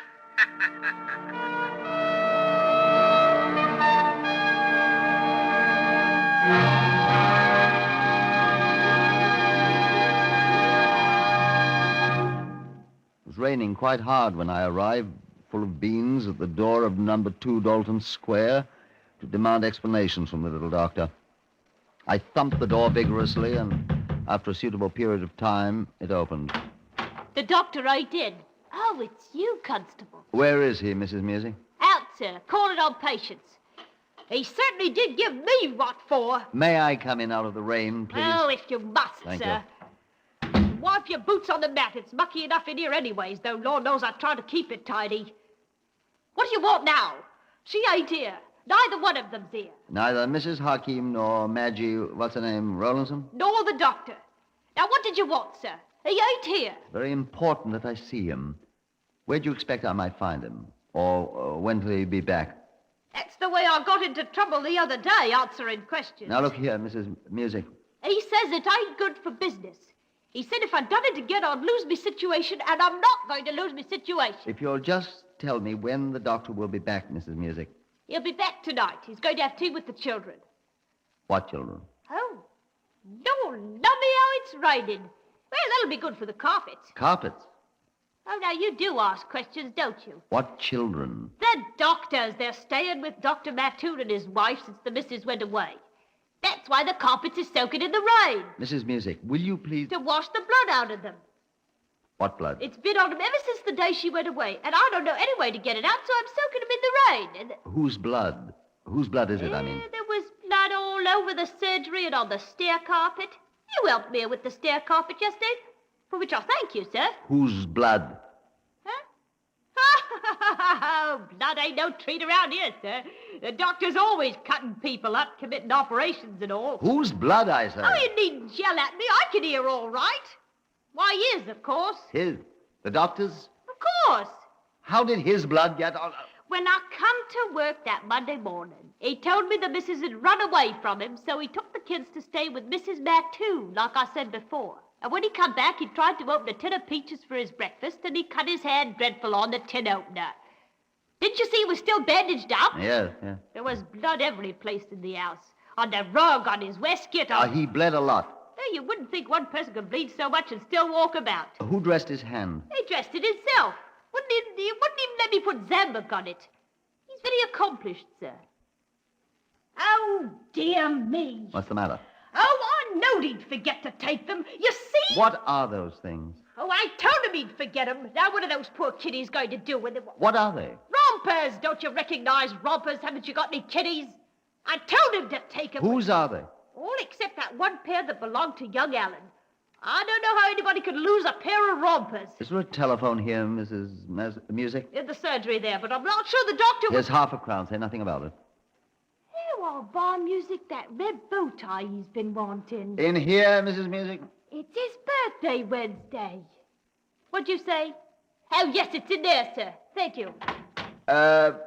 One more question, Mrs. Music. What color hair did Maggie Rowlandson have? Had, sir? Well, she's got ginger hair. Real bright red. Thank you, Mrs. Music.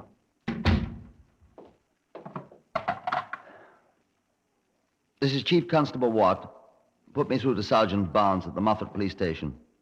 Quickly, do you hear?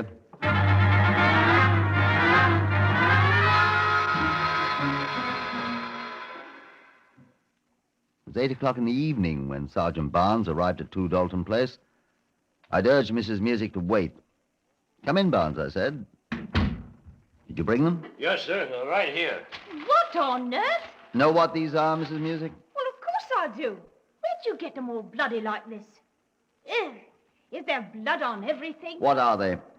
Why, they're little Alan's rompers that was lost. How do you know? Well, right there. The patch I sewed on myself out of Music Sanderson gingham shirt. Of course I know. Where'd you get them? Why, Miss Maggie Rowlandson had them. Oh, well, there's the doctor.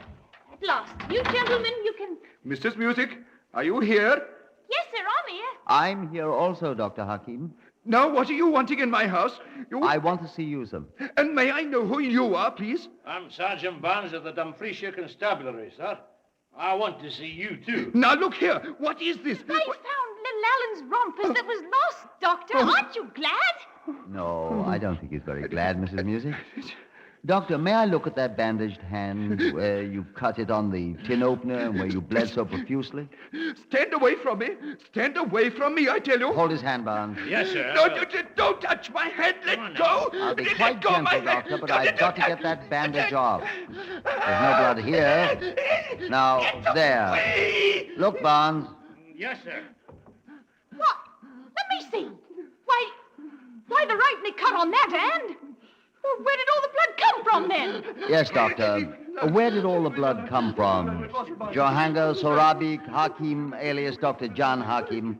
I arrest you for the murder of your common law wife and of Maggie Rowlandson. And I warn you that anything you say will be taken down in writing and may be used in evidence.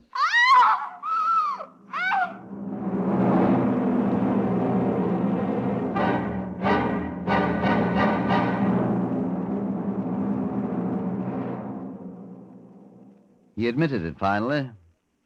He had murdered his wife in a fit of insane rage when he discovered that she had met, quite innocently, incidentally, the man of whom he was insanely jealous, though without any cause whatever. The maid, Maggie Rowlandson, was killed in an attempt to defend her mistress. In one day, the murders had been committed on Saturday night. He had dissected the bodies, removed all means of identification, and at night had scattered the neatly wrapped parcels containing the bodies from the bridge on the Edinburgh Road. The 2 professors from the university were able to reassemble the mangled bits to such an extent that there was no question of their identity at last. Dr. Hakim, which was not his name, was tried for murder at Manchester Assizes and found guilty. He was hanged at Strangeways Prison 3 weeks later. Same hangman who works for Scotland Yard officiated.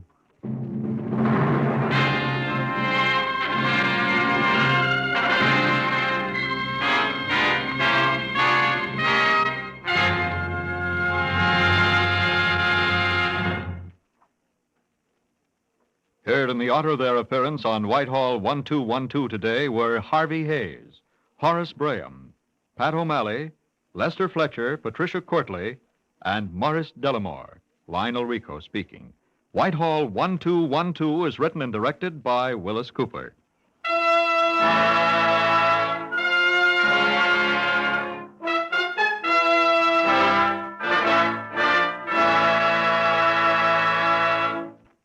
As individuals, we can't solve all of the problems of international strife and tension.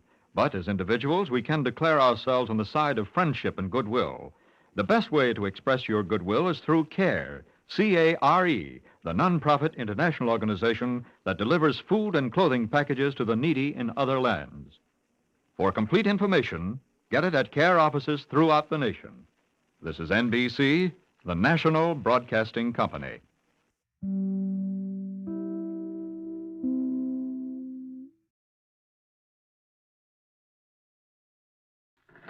Whitehall 1212.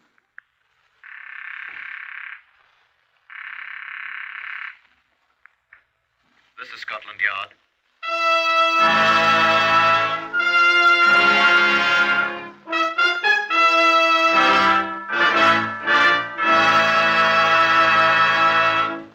For the first time in history, Scotland Yard opens its official files to bring you the authentic, true stories of some of its most baffling cases. These are the true stories, the unvarnished facts, just as they occurred, reenacted for you by an all-British cast. Only the names of the participants have for obvious reasons been changed. The stories are presented with the full cooperation of Scotland Yard. Research on Whitehall 1212 is from Percy Hoskins, chief crime reporter of the London Daily Express. The stories for radio are written and directed by Willis Cooper. Now, here is Chief Superintendent John Davidson of Scotland Yard, the curator of the famous Black Museum, to brief you on case number 330220. If you're planning murder, which I sincerely hope you're not, a visit to the Black Museum here will most certainly, I believe, serve as a deterrent. Here we have a large collection of murder weapons, from the simplest to the most ingenious, and most of them have been used effectually.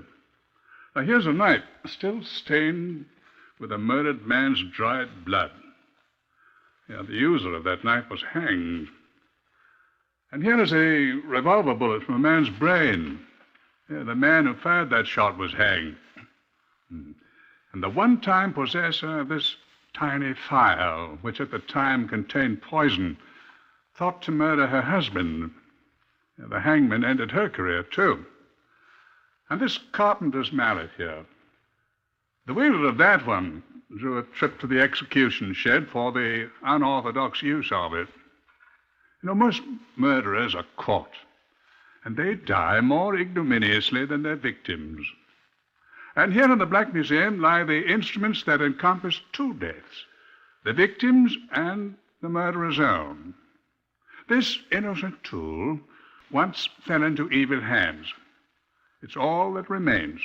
Now, Chief Inspector Nigel Loring knows a great deal about this case, number 330220. The old heathens used to believe that their gods were the ones who inspired mortals to murder. This god has the bloodiest murder record of them all.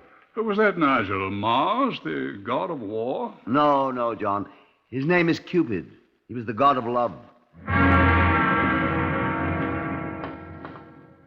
When Thomas A. Beckett Appleby married Alma Virginia Farnestock in Canada, he was 70 years old. Alma Virginia was 39. They had both been married before. Her first husband was dead, and Thomas Appleby had divorced his first wife to marry the attractive middle-aged widow. The affair had been a 9-day scandal in their Canadian home, and they had shortly removed to Bournemouth near Southampton to take up what might be called life anew. When I was first assigned to the case, I asked Uncle Tom Cobley, the village ancient of Bournemouth, to describe the Applebys to me. Appleby? Why, he be a bitter old man. Oh, he's a good score of years younger than I be. Never pays no attention to nobody excepting his money and his bottle. Forgot everything but that that wife of his even, mister. And Mrs. Alma Appleby? Eh? Mrs. Alma Appleby. Oh, she's pretty, even if she made no chicken. You don't pay her no mind, even if half of the men in Bournemouth be in love with her, mister, including me.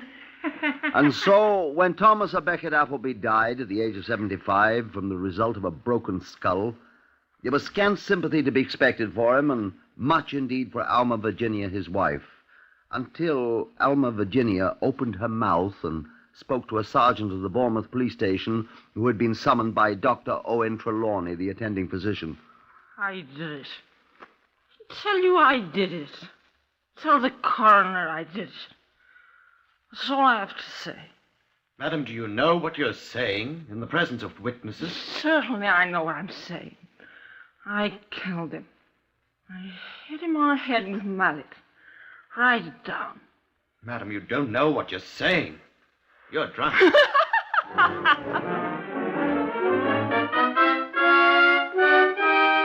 I was assigned to the case the following day. You know as much about the case now as I did then. Thomas A. Beckett Appleby lay dead in a nursing home with his skull fractured in 3 places. The new-made widow, it was now near 10 the following morning, was awake after having slept nearly 12 hours after her confession to the Bournemouth sergeant. The maid, Marjorie Bates, brought her downstairs. There was nothing very attractive about Alma Virginia Appleby as she slumped into a chair in the disordered sitting room. I need some more tea, Marjorie. Scotland Yard, eh? Yes, Mrs. Appleby. Well, I was hoping you'd care to amplify the statement you made last night, Mrs. Appleby. statement. About your husband's death, Mrs. Appleby. Marjorie! Oh. Are you ever going to bring that tea? I was hoping you'd care to amplify that statement, Mrs. Appleby. How? We are wondering how your husband was murdered. I don't know. All I know is I heard a noise. I came downstairs and turned on the light, and he was sitting in his easy chair, all bloody. Here's the tea. You better pour the detective some too, Marjorie. Oh, good. Oh, that's good. Thank you. Then I'm to understand, Mrs. Appleby, that you say he had already been struck when you saw him first. All bloody, dreadful. Poor Tom. I might point out that statement hardly accords with the statement you made last night, Mrs. Appleby. Did I make a statement last night? You did, madam. To whom? To Sergeant Milton of the Bournemouth Police. I don't remember it. I wonder... I was so shocked by the sight of poor old Tom. He'd been drinking as usual, and I picked up the bottle and just swilled down a great drink myself. I drank a great deal, honestly. I don't remember. Perhaps I said something when you were drunk, madam? What did I say? You said that you had murdered your husband. I said I murdered him? It's in the Sergeant Milton's report. Well, I said I killed my husband. You did? Why, then, so I did. You come to take me to the jail. Well, I'm quite ready. Marjorie, fetch my cloak. Marjorie, bring my cloak, I said. I'm going to jail. But, look here, Mrs. Appleby. What's going on here? I say, what's going on here? It's quite all right, George. It is not all right. Who is this man? Who are you, fellow? I think I might ask the same question of you, young man. Now, don't come that on me. Is he annoying you, Aunt Alma? I'm Chief Inspector... This is Chief Inspector... I'm afraid I've forgotten your name. Loring, Scotland Yard. Oh, you are you? And what are you doing here? We've had enough policemen. May I ask who this young man is, Mrs. Appleby? This is George Evans, Chief Inspector. George has been our chauffeur. George is... Your nephew, I gather? I am not. George has been almost one of the family. And it's my duty to protect George. Where's he taking you? Were you here last night, young George? When old Tom was killed by that burglar. Is that the way it was? He was drunk, as usual. Answering your question, I was out in the garage working on the car, mister. George didn't know anything about it till he heard me scream. When I found Tom sitting there all bloody. Dead. I didn't know he was dead when you found him, Mrs. Appleby. He was... I thought you said you killed him. What? Oh, that's right. I did kill him. I'd forgotten. You did not. I did. You did not, Alma. She couldn't. She says she did, young man. Well, she didn't. I did, George. I swear You did not, Alma. I'm sorry, Mrs. Appleby. I detain you on suspicion of having been involved in the murder of Thomas Beckett Appleby. No, I tell you. And I must warn you that anything you say will be taken down in writing and may be used in evidence. Very well, sir. Alma. Be quiet. Then I say that I alone am responsible for the death of my husband. I and I alone murdered him. But it's not... be, George. I did it. Now, if you're ready, Chief Inspector. Aren't you going to kiss me goodbye, George? The boy, George Percy Emmons, insisted upon accompanying Alma Appleby and me, but there was nothing for it. He had to stay behind. Mrs. Appleby wept copiously as they parted, and it was with some difficulty that the maid, Marjorie, and I were able to separate them. I glanced at young George as I closed the car door. I was a little surprised to discover that he, too, was whimpering, like a puppy left behind, and his eyes were overflowing with childish tears. I was faintly revolted at the sight of this great hulking mooncalf's behavior, and I'm afraid I spoke my mind. Bawling like a blasted baby, I said. Poor George is a baby. Poor lamb's only 18 after all. Only 18, I thought. If I'd bawled like that when I was 18, I'd have had my trousers well booted. It'd help this great larrikin, too, I thought. Poor George. So sweet. I glanced at her curiously, I suppose. I've seen a look like that on a woman's face before. Motive. The back of my mind said to me, motive. Inattentive, grumpy, 75-year-old husband, I thought. Handsome, attentive, 18-year-old boy, and then I remembered that unmanly blubbering, that squalling like a spanked baby, and I was ashamed of myself. And when she spoke again... My baby died when he was 2. I keep thinking of George as my baby boy. But the love in her eyes when she turned to me, I thought uneasily, wasn't exactly the kind of love one has for a son. According to the judge's rules, one may not ask questions of a person who has been charged, except to clarify any statements made. There was no need to ask Alma Appleby any questions. Yes, I killed him. Yes, I had a reason. Reasons, rather. Tom was old and ill. He was always in poor spirits. He worried about money. He worked hard all his life, and now his savings, he thought, were being spent. He knew he could never get any more money. He was an old man. He was afraid of dying, but he constantly talked suicide. He always sat alone in the sitting room and drank. Every night. Half a bottle every night. It's very simple. I couldn't stand it any longer. I'm not a young woman, but I'm not unattractive either, am I? I had a hard life, too. I deserve another chance, don't I? Tied to an old man. A sick old man. A drunken old man. A worried old man who constantly threatened to kill himself. He'd be better off. And I thought I'd be better off. He didn't know it. He didn't know anything. He was sitting there in his chair, drunk, like he was every night. So he wanted to die. I'd grant his wish. I'd be free. People would think a burglar or a tramp did it. So I picked up his bottle. I had to steel myself, didn't I? Yes, I drank. I drank quite a lot. He was sitting there staring at nothing at all as I drank out of his bottle. So I went out and got the mallet. George wasn't there. He didn't know anything about it. He was in the garage working. And I took the mallet and I hit Tom on the head. Just once I hit him. He didn't move or cry out or anything. I just smashed him once and he died. Then And I'm afraid I drank the rest of Tom's whiskey. That's all I remember. No, I don't remember telling anyone I'd murdered him. I expect I must have, because I did kill him, you know.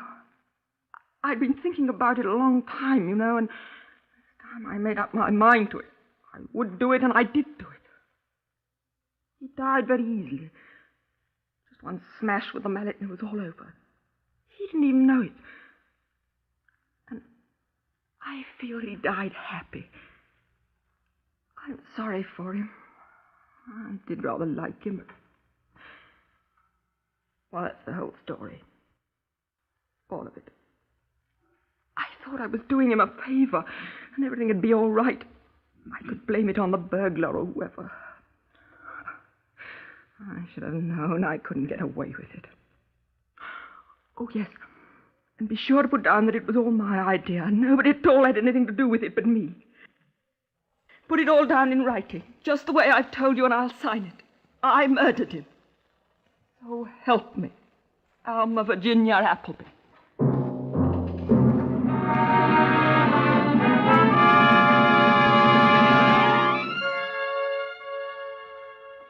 That was the gist of what she told the examining magistrate of Bournemouth, who accordingly remanded her for trial at the Southampton Assizes later in the month.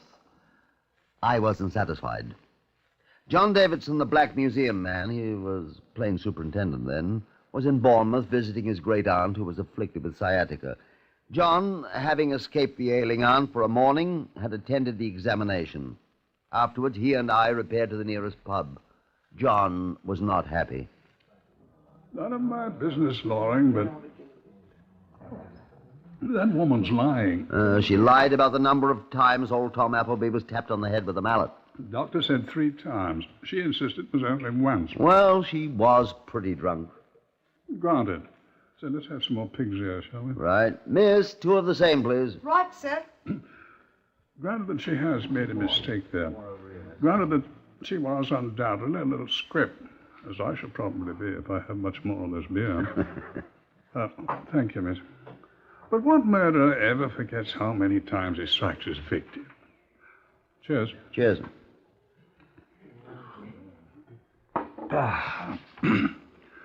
More than meets the eye, say I. Well, that's the way I feel, too. Call me down here from Scotland Yard. First thing that happens, the woman confesses. Confessed the Bournemouth policeman before, didn't she? While she was drunk. She a drinking woman? Apparently not. Dr. Trelawney told me old Appleby did all the drinking in the family. So at the risk of sounding like a fool, I'd say that circumstances alter cases. Well, murdering one's husband can be said to be something of a circumstance, sir. Well, covering up a murder of a husband by somebody else could also be said to be circumstance, Loring. Ah. Isn't it? Who's she covering up, then? I don't know. Wasn't anybody who hated the old man, apparently. No. Don't you know? Well, after all, I've been here a very short time, sir, and the case is closed. Well, it's the hangman who closes murder cases, Loring. I know that. See, I noticed another thing. What's that, sir? She seemed very anxious to impress on everyone the fact that this murder was her own idea. Yes. See, I know quotation. Yes, sir? Shakespeare, Hamlet. Oh. What is it, sir? The lady doth protest too much, methinks. Yeah, I seem to be full of wise saws and modern instances today, Loring. Yes, sir. You know, French have a saying, sachez la femme, if my pronunciation is right. Well, we've got the woman, sir. We don't have to look for her. Excuse me, I got my genders mixed up. In that case, look for the man, old boy. The man's dead, sir. Is he the only one? The good gray superintendent drank up his beer and left for the bedside of his great-aunt. I paid the score and set out for Canary Villa, the place where the tragedy had occurred, thinking to make certain discreet inquiries of the maid Marjorie. The doors were open. Marjorie was absent. I wandered through the silent, dreary house, looking in every room. The place was deserted. And I heard a noise. The garage, I decided. I followed my ears.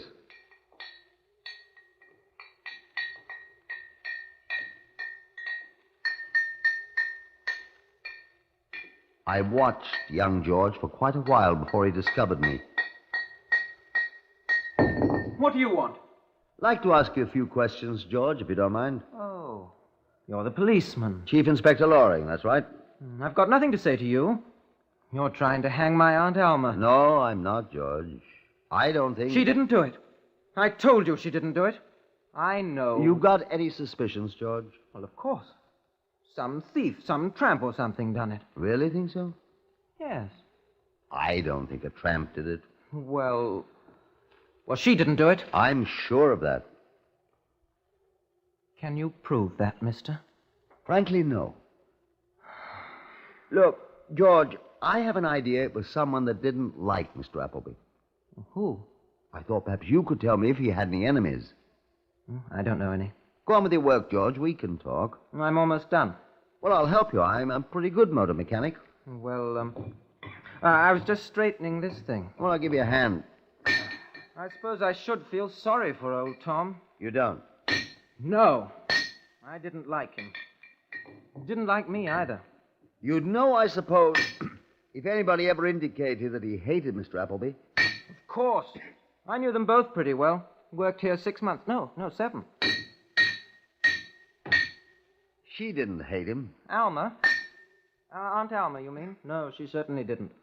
Put up with an awful lot from him, though. Was frightful. Always grousing at her when I drove around the countryside in the car. Always drunk. She drink, too? No. Only that night, when she found him with those 3 holes in his head. Was he struck 3 times? 3 jolly great smashes. And you don't have any idea who did it? This burglar. Burglar? Well, whoever it was. Where did the mallet come from that he was killed with? Well, it was ours. Cops took it away. Well, I hope they find whoever it was. Well, if you cops are any good. We're trying. That's why I'm talking to you, George. Huh? Why?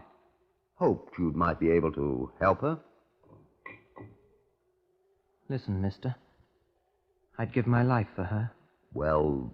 I love her. She's been very nice to you, I understand. I love her.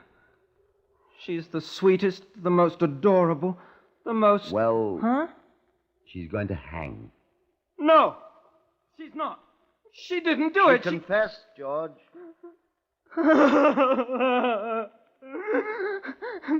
They won't let me see her. Now, George. I've got to see her, I tell you. I've got to see her. Why is it so important? Why, George? Because they'll hang her. They'll hang Alma. She didn't do it. She didn't murder Tom, and they're going to hang her for something she didn't do. But what good will it do for you to see her? I'll tell you what good it'll do. I know who did it. I know, I tell you. Do you hear me? I know who killed Tom Appleby. Who? I know who murdered him, and so does she.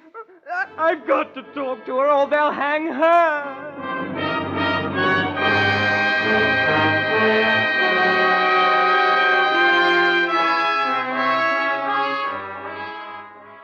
Alma Virginia Appleby's life was in desperate jeopardy.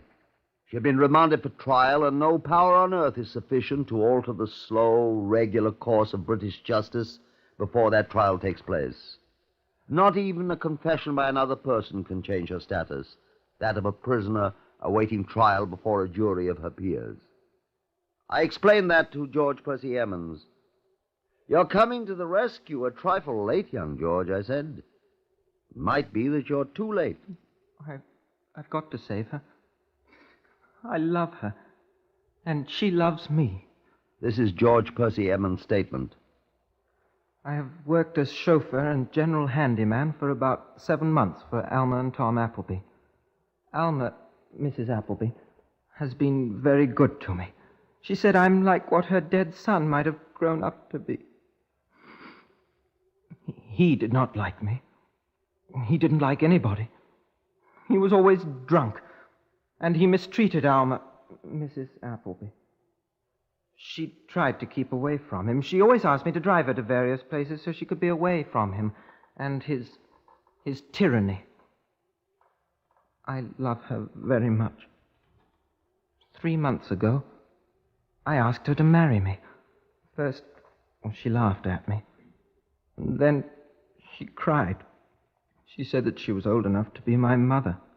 I said that I was old enough to become her husband. But she said she already had a husband.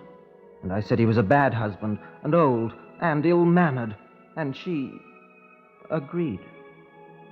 But she said he was her husband, and she'd sworn to be his wife. I told her I loved her, but she said, no, that is evil. I asked her, if she didn't have Tom for a husband, would she marry me? She cried and said, you must not say that to me. I asked her many more times to marry me when Tom died. 6 times. Tom was old, and he was no good, and he mistreated her. And finally, the 7th time, I asked her if she would marry me if Tom was dead. She cried some more, and I begged her to answer me, and at last she said yes, and she kissed me, and said again she would marry me if I still wanted her to, after Tom was dead. And I thought about it a long time. On the night Tom was killed, on that night, I'd brought her back from a trip in the country, and we were very happy. She kissed me when we came home, and she said she loved me. And my heart was breaking. And then when Tom got drunk that night, he hit her, when she told him he shouldn't drink so much because it was affecting his health. And then I decided. I waited till she and Marjorie, the maid, went upstairs to bed, and then I got the mallet from the garage, and I stole into the house, and Tom was sitting in his chair, and he was in a stupor, and he didn't hear me. And I crept up behind him, and I hit him 3 times on his bald head, very hard, so I heard the bone crack. And he slid down in the chair, and he was dead, I thought. And I thought, now we can be married, Alma and me.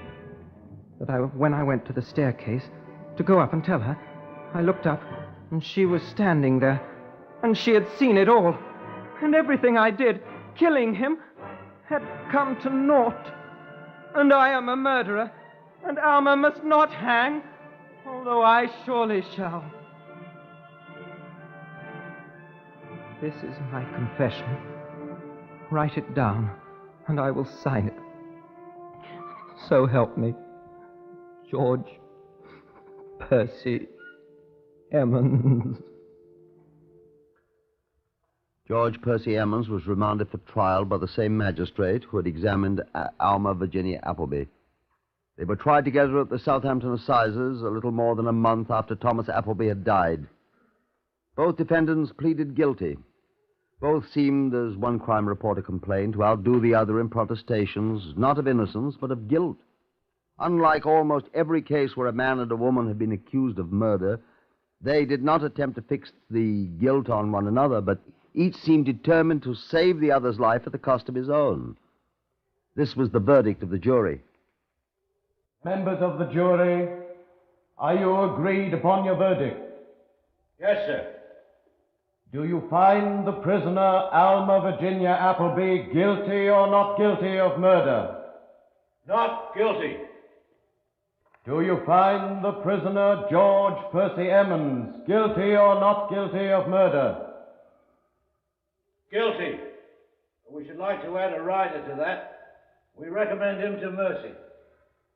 George Percy Emmons, you stand convicted of murder. Have you to say anything why the court should not give you judgment of death according to law? I wish that... Let the prisoner, Alma Virginia Appleby, be discharged. George, take me!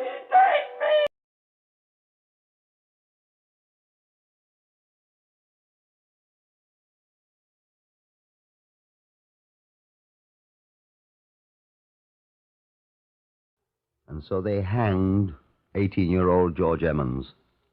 And on the day he was hanged, Alma, the woman who was old enough to be his mother, but young enough to have wanted to be his wife, sat down and wrote a letter. She sealed it, addressed it to the people of England. And standing in the room where Thomas Becket Appleby had died by her lover's hand, she stabbed herself through the heart. Justice was done.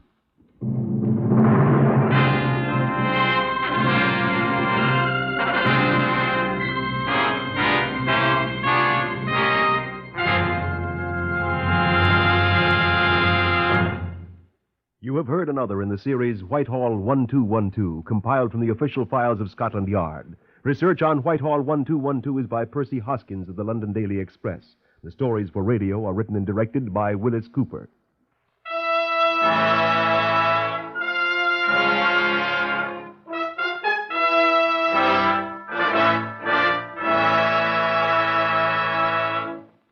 Three chimes mean good times on NBC.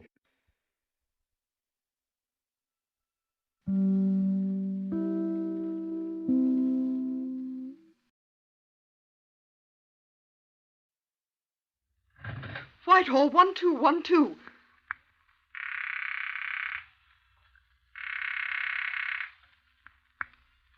This is Scotland Yard.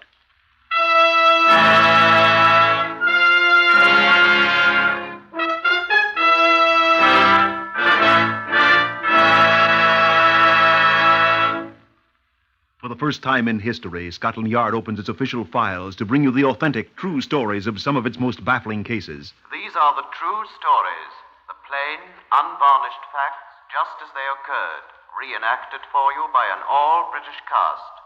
Only the names of the participants have, for obvious reasons, been changed. The stories are presented with the full cooperation of Scotland Yard.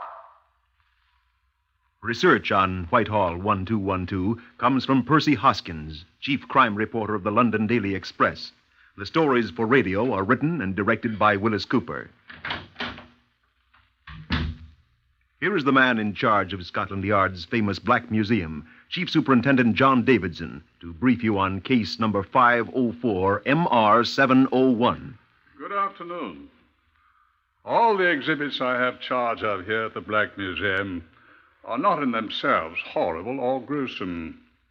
I admit that several of the exhibits in this case, number 504701, are so dreadful that we reserve them for the use and study of our own people exclusively. Policemen are notoriously a strong-stomached lot. But this one that I brought with me is not such a one. Look at it. It's a woman's earring. The pair couldn't have cost a great deal. Handmade, I think, by some village jeweler in France many years ago. Can you make out the design? Crudely carved representation of a left hand holding a heart and what seems to be a flower. The other one of the pair was similar, I'm told, by those who've seen it, except that it was a right hand. This is the only one left of the pair. Retired Chief Superintendent Cedric Pickard is a little older today than he was then. Hey, Cedric? I was a brand new inspector then, John. You still remember all the details of this case, though. For 35 years, I've been trying to forget them, John.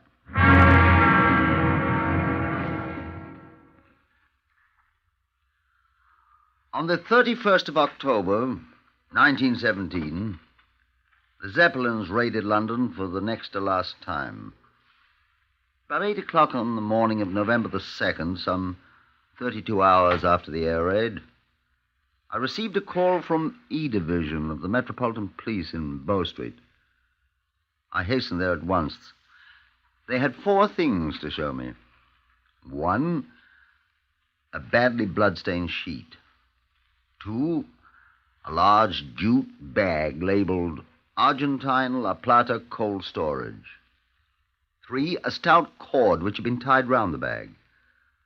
4, torn bit of pasteboard on which was scrawled in pencil the words, Bloody Belgium. Most curiously misspelled.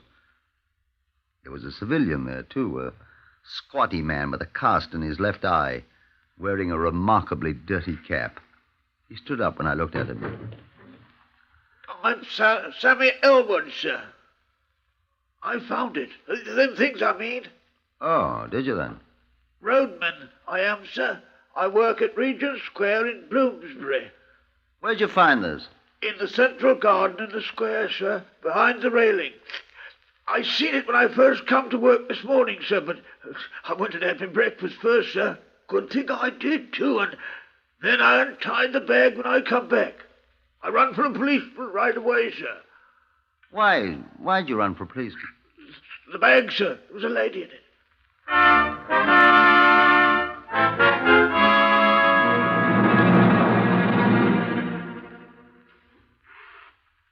The lady, rather the remains of the lady, for she was lacking a head and hands, had been taken to the mortuary. Sam the roadman obviously knew nothing about it except what he discovered when he untied the bag marked cold storage. He went back to work, a faint green tinge still underlying the grime on his face and hands. I examined the evidence.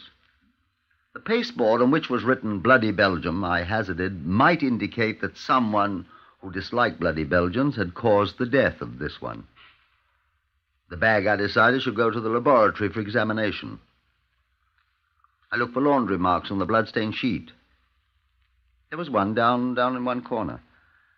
I telephoned it in to the Criminal Records Office and started for my office at New Scotland Yard. The telephone was ringing as I came in. Yes? Inspector Picard here. Sergeant Toland here, sir. We found out about that laundry mark, sir, the one you phoned in. Good. It belongs to a Mademoiselle Albertine de Rocher. Belgian? Don't know, sir. Address 50 Munster Square. That's over east of Regent's Park, sir. That's very good, Sergeant. I'll run over there at once. Care to come along with me? Why, if I can get permission to leave here, sir. Get your hat. I'll take care of that.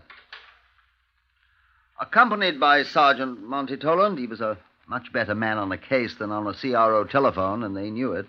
I proceeded to Munster Square, and we were admitted to Mademoiselle de Rocher's two-room flat by the landlady, an old Frenchwoman with a moustache. Bed's all torn up. Oh. Sheet seems to be missing. No sheet here. Look under the bed. 1, 2, 3 pairs of shoes. No sheets under here. What are you looking at, sir? Is that blood? There on the pillow. Looks like it. And here, sir, on the blanket. A lot of it. I wonder. Sir, there's somebody at the door. Landlady. I can speak a sort of French, sir. Alors, madame, entrez. Alors? Come on in, the keyhole's drafty. Pardon? Come in. Ask her if she knows where Mademoiselle de Rocher is. Mademoiselle de Rocher... She is gone. She speaks English. Oh, oui. Where's she gone to? Je comprends pas. Où est-elle? Oh, she's gone since samedi. Saturday. Oui, she go for to see her sister in Nottingham. Nottingham. Oui, oui, Nottingham. What's her sister's name? Ça, je comprends pas. Comment elle s'appelle la sœur? Je sais pas. She doesn't know, sir. She go away to hide in the abri when the Boche come in the air raid. Underground, in the tubes, vous savez? Elle ne revient pas. Nottingham. Tu compris? What time did she leave? À quelle heure tu parti? Presque minuit. Near midnight. Samedi. Saturday, yes. She didn't come back, huh? No. Nottingham. Nottingham. Oui. Ask her who might know her sister's name in Nottingham. Madame... Il le sait. Cet homme-là, là-bas. What man, madame? The man in the picture there? Oui. Ça, c'est Langlois, son bon ami. Langlois, il sait.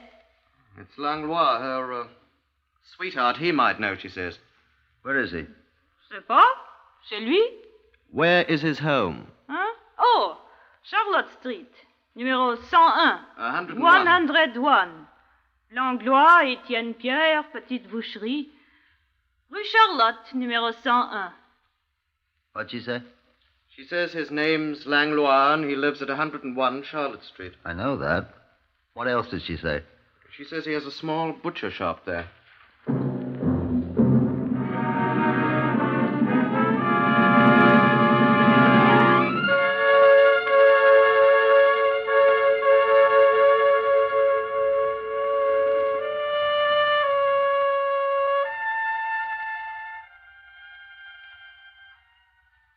butcher Langlois was not there in his combination living quarters and shop in the basement of 101 Charlotte Street when Toland and I arrived. The heavy door was strongly barred and locked. Toland spoke to an attractive Frenchwoman who seemed to be the charwoman. At least she was armed with broom and pail, obviously recently used. Pardon, mademoiselle, monsieur Langlois est-il ici? Non, monsieur, il est en train de livrer ses viandes. Je ne sais pas quand il sera de retour. Oh. Non, non, vous ne pouvez pas entrer. J'ai tout enfermé quand j'ai fini de nettoyer. Quelle saleté. C'est que Langlois a égorgé un veau samedi soir. Oh, le sang était tout partout. À présent, il fait ses ventes. Je regrette, mais je ne sais pas quand il sera de retour. What'd she say? She says he's gone. Oui, monsieur. Who's she? Je suis Françoise Grimard. Mademoiselle Françoise Grimard. C'est moi la fiancée d'Étienne Langlois. What'd she say? She's the sweetheart of Langlois, she says. How many sweethearts has this fellow got? Oh, I don't think we'd better ask her that, sir. Mais qu'est-ce que vous dites, voyons? What'd she say? She wants to know what we're talking about. Madam. Mademoiselle. You tell her, Toland. Dommage que je l'ai raté. Je vous remercie, mademoiselle. Come on, sir. Au revoir, mademoiselle. À la bonne heure, messieurs. Goodbye, madam. Mademoiselle. Oh, quite. Wonder how much she knows about this affair. Said she was Langlois' sweetheart, didn't she? That isn't all she said, sir. I gathered that. Said Langlois had butchered a calf in there Saturday night. She did? That's why she had to clean up the place. I hope she didn't clean it up too well. Why, sir? I'd like a sample of that blood. I don't understand you, sir. I want to see if it's really animal blood, my boy.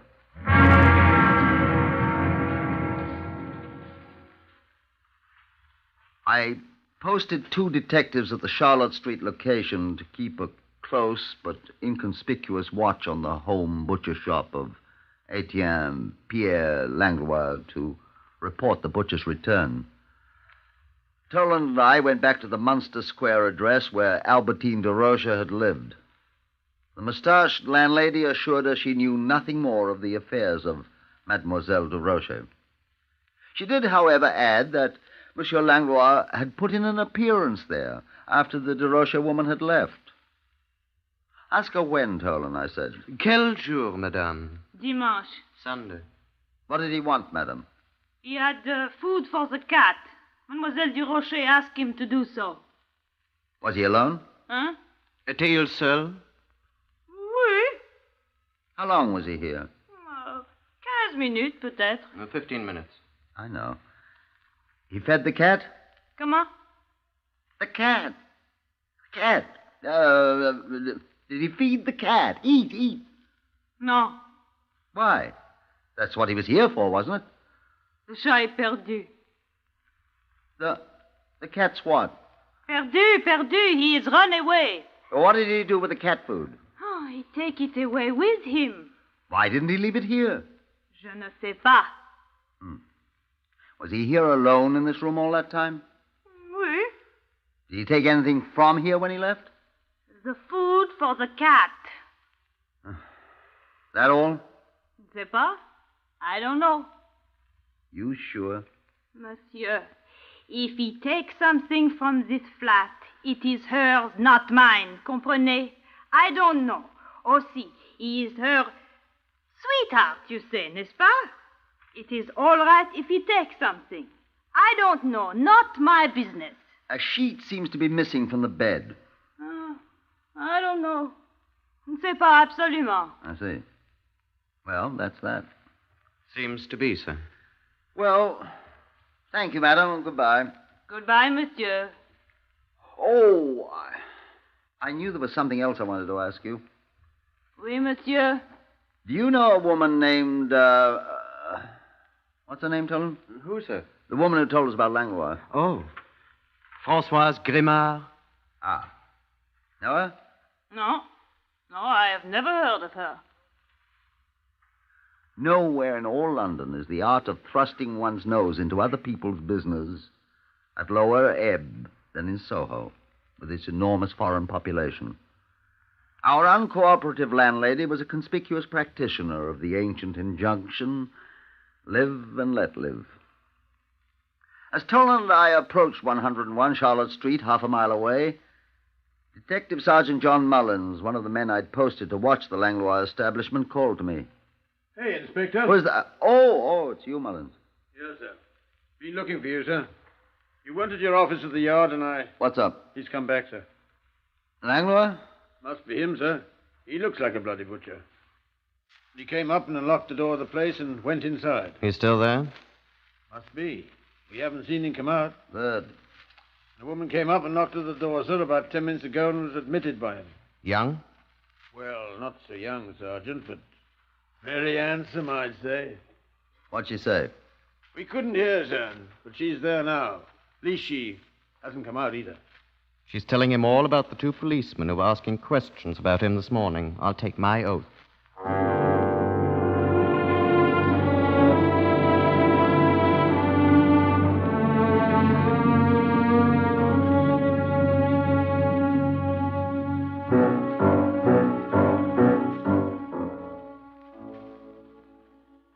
He was there. So was Mademoiselle Francoise Grimard. They had been sharing a bottle of villainous-looking vin rouge. The kind the French soldiers call... Pinard. Pinard, that's right. Oof. It is said to dissolve the teeth if taken in quantity by an amateur. Neither Langlois nor Mademoiselle Grimard were amateurs, apparently. They looked at us a trifle owlishly, however. We gratefully declined a drink. Langlois swilled Pinard. What do you want, policeman? Prends garde, Etienne. What'd she say? Be careful what you say, sir. What? That's what she said, sir. Oh. What do you want? We'd like to ask you a few questions, Monsieur Langlois. Ask them. I do not guarantee to answer. Qu'est-ce que tu dis, Etienne? Je dis que je ne promets rien. Mademoiselle Grimard told us that she'd cleaned your place out. He did not clean it well enough, I'm afraid. Oh, fiche-moi le camp. It is still dirty, Françoise. Si au moins tu faisais plus attention quand tu égorges tes bêtes. What did she say? She says I should be more careful when I butcher. C'est vrai, Françoise. You do your butchering in here? Sometimes, monsieur. Mais écoute. Tais-toi, Françoise. This blood on the walls here, on the floor. It's animal blood, then? From the calf I slaughtered. Would you mind if I take a small sample of it? Qu'est-ce qu'il dit? Il veut du sang. Pourquoi pas? Why not, monsieur? You will find it is calf's blood. N'est-ce pas, Françoise? Bien sûr. Allons, monsieur, take what you like. If you please, Toland. Yes, sir. Just scrape some of those stains in. Here, take this envelope. Yes, sir. Label it. Thank you. Now, if you'll open the door and hand it to Mullins, ask him to hurry it back. If you don't mind, Monsieur Langlois. I don't mind. Yes, sir. He's to take it to Sidney Belloc in the laboratory and have him tested at once. To see if it is animal blood. It is, monsieur. And rush me a report here at once. I'll wait. Yes, sir. Thank you, Monsieur Langlois. But is that all you wish, monsieur? I should like to ask another question or two, if I may. Allons, monsieur. Prends garde, Etienne. Let me alone. Monsieur. Now, you are not required to answer this question, Monsieur Langlois. I know that. Ask it. You, knew Mademoiselle Albertine de Rocher, did you Albertine du not? Rocher, la vache, cette salope. Françoise. Oh, Albertine du Rocher, alors oui, la connaissez, moi aussi. Petit de terre. Elle qui voulait m'enlever Étienne, cette cochonne de la rue. Je chiffre, Françoise. Oh, elle ne reviendra plus ici, celle-là. Enfin, tais-toi. Oh, essaye. Elle reviendra plus jamais Enfin, ici. tais-toi. Ferme ta gueule.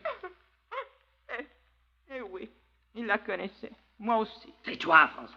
Elle nous tracassera plus jamais, celle-là. I take it the lady did know her. She certainly did, sir. What did she say? Well... Albertine du Rocher. Now, excuse me, monsieur. I think it is better you go from here. Monsieur Langlois, I have several more questions I would I'm like... sorry, monsieur. I will not answer them. Well, you don't have to, of course. I am sure. But you will see that the matter of Mademoiselle Albertine de Rocher is a very painful one for Mademoiselle Guillemard and myself. François. Oh, alors. Alors, tais-toi, François. Oh, Albertine de Rocher. No, monsieur. I have answered enough. I know the British law, too, monsieur. You may not enter my dwelling without a warrant if I wish you not to. Nor must I answer questions unless I so choose. You have no warrant. I choose not to answer any more of your questions. I ask you to go away from my house. Aha. The door, monsieur. Oh, attends, espèce de crétin! A thwarted policeman is a sorry sight. We shambled down Charlotte Street in the general direction of Scotland Yard, and the small measure of self-respect we'd attained in our retreat to its sheltering walls was quickly stripped from us by Sergeant Mullins, who met us on the stairway to my office. I was just starting out to find you, sir. Yes, Sergeant? That sample of blood you sent me back with, sir. Yes? The laboratory says it's animal blood, sir, not human at all. Toland and I went home. But a night of even troubled sleep helps. I found obtaining a search warrant not too difficult, and armed with it, Toland, Mullins, and I returned to Charlotte Street. Langlois greeted us with a tolerant smile, I think you'd call it, if you were a novelist. It was the blood of an animal, was it not, Inspector? Yes, it was, Monsieur Langlois. Oh, you see. I did not lie to you, n'est-ce pas? I have brought a search warrant. Eh bien. Is there any other room or building on these premises which you use for slaughtering? May as well tell me. We shall find it anyway. There is a small shed. Out this door, monsieur. But I have not used it for many months. Out this door, monsieur. Oui. Go ahead, Mullins. You know what you're looking for. Right, sir. Is there a basement here? It is used for storage. We'll have a look at it later. Toland. Yes, sir. Have a good look round the other rooms first, Toland. Yes, sir. Monsieur, I assure you... Oh, on second thought, Toland, just run round to Munster Square, will you? Is that not where the Mademoiselle de Rocher lived, Just monsieur? run round there, will you, and see what Tom Bennett's found out. Yes, sir. If his report isn't ready, wait for it. And come back here at once. Right, sir. May I ask, There's monsieur... a pathologist over there with some portable laboratory equipment, monsieur. Mais je ne comprends pas. He's over there looking at some bloodstains. Now, if you don't mind, I'll start in this room. Is this an abattoir, too, monsieur? It is my kitchen. It was a most dingy kitchen. A most filthy kitchen. I inspected it carefully. Greasy saucepans, well-scrubbed butcher's knives, moldy pails of rubbish, stinking half-empty tins of decayed food, and under the ancient sink, a pile of stained linen. The third item I picked up was a blood-stained towel. Animal blood, too, I asked Langlois. He didn't reply. And then something fell out of the folds of the towel onto the floor. I picked it up. What's this? I asked. It is an earring.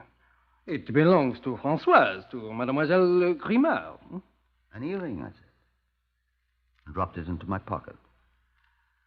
Let's ask her about that. I will give it to her, monsieur. Thank you. I'll just ask her to identify it when she comes in.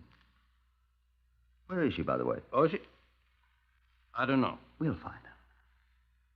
Did you say this is animal blood on this towel, monsieur? From the calf which I slaughtered. Jimmy, how did an earring ever get in here? She lost it. Saturday night? Whilst you were slaughtering the animal? Monsieur. Who's that? Me, sir. Sergeant Mullins. Oh, come in, Mullins. Did you find anything? These bags, sir. Jute bags. What's it say on them? You read it, Langlois. Argentine, La Plata, cold storage. I have dozens of them. Curious. The same kind of sack the body was in. Well, let's keep them, Mullins. Now, who's that? Oh, here you are, sir. Bennett says the stains are animal blood, sir. He's certain. I wonder how animal blood got in Mademoiselle de Roche's room. I wonder. Monsieur, I must speak to you. Eh? Very well. Tolan, you and Mullins go down to the cellar and see what you can find. Got a torch? Mm-hmm. Yes, sir. Well on. Now, monsieur. Wait, monsieur. There's nothing down there. Get along. Monsieur, I confess.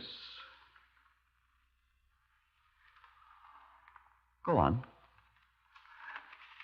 I did not kill her. Oh? I went to feed the cat. I found her dead in her room. She had been attacked. Oh, the blood. I'm reliably informed that is animal blood, monsieur. I was frightened. The concierge, the landlady, she knew I was there. I might be accused of murder. It is possible. I brought the body back here. That blood out there in the kitchen, that is human blood, her blood. I put her in the sack, but I did not kill her. I did not, I tell you. In the night, I got my horse and trap, and I drove to Regent Square with the body, and... What did you do with the hands and the head? We found the head, sir. Oh, no! It's in a cask downstairs, sir, with the hands. Can't identify it, sir, but there's an earring in one ear. The other's been torn out. If we can find it... Who's that now? Come in. Good morning, Mademoiselle Grimard. Qu'est-ce qui se passe ici? Et vous? On vous a mis à la porte hier. Étienne, réponds si veux-tu. Mademoiselle, do you recognize this earring? Oh, c'est à elle. C'est celui qui s'est accroché au torchon. What'd she say? She says it's the one that got caught in the towel, sir. Why, it's the same as the one down in the cellar, sir. On l'a trouvé. Ils ont découvert sa tête. She says they found it. They found the head. Albertine. Oh, c'est lui qui l'a tué. Arrêtez-le. Assassin, she is the one. No, she murdered Albertine. My love, mon amour, my best. Stop. Dolan. So she'll understand it. Huh? Etienne Langlois, I arrest you on a charge of willful murder. Françoise Grimard. I arrest you for the willful murder of Albertine de Roche. I warn you that anything you say will be taken down in writing and may be used in evidence.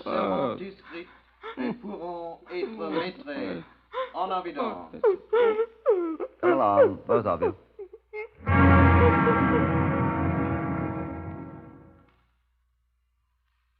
At the trial at Old Bailey, it was proved that Albertine de Roche, instead of going to the air raid shelter when the alarm was given, had instead gone to the home of her lover, Langlois, who was entertaining Francoise Grimard.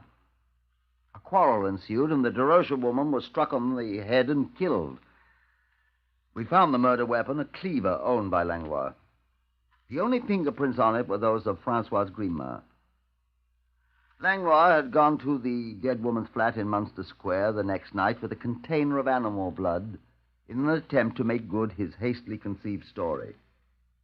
Then, realizing he must do better than that, he resorted to the practice of his profession. His handwriting matched the bloody Belgium written on the pasteboard with the body. It was a joke, he said, to foil people. It didn't. Etienne Langlois and Francoise Grimard were hanged at Wandsworth Prison in May 1918.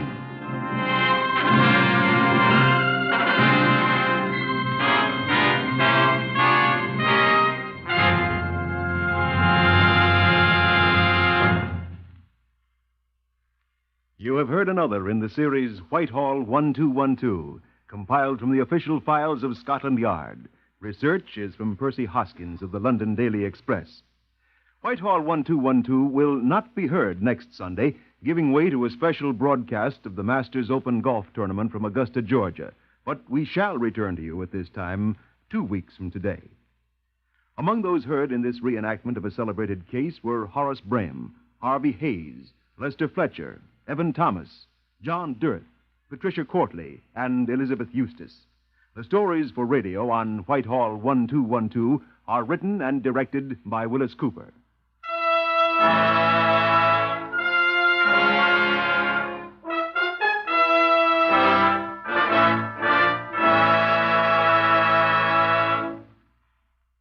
3 chimes mean good times on NBC. This evening, The Big Show stars Judy Canova, Fred Allen, Jan Murray, Vivian Blaine, Portland Hoffa, Johnny Johnston, and your glamorous hostess, Tallulah Bankhead, with Meredith Wilson directing The Big Show Orchestra and Chorus. Then, later this evening, Theater Guild on the Air co-stars Lily Palmer and Rex Harrison. Then, tomorrow afternoon and every weekday afternoon, be sure to hear the new dramatic series, The Doctor's Wife. Yes, morning, noon, and night. For the best in radio entertainment, stay tuned to NBC. Remember, tonight, Theater Guild stars Rex Harrison and Lily Palmer on NBC.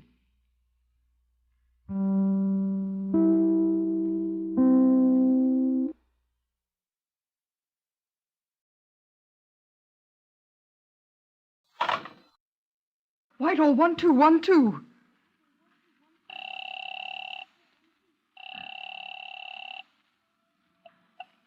This is Scotland Yard.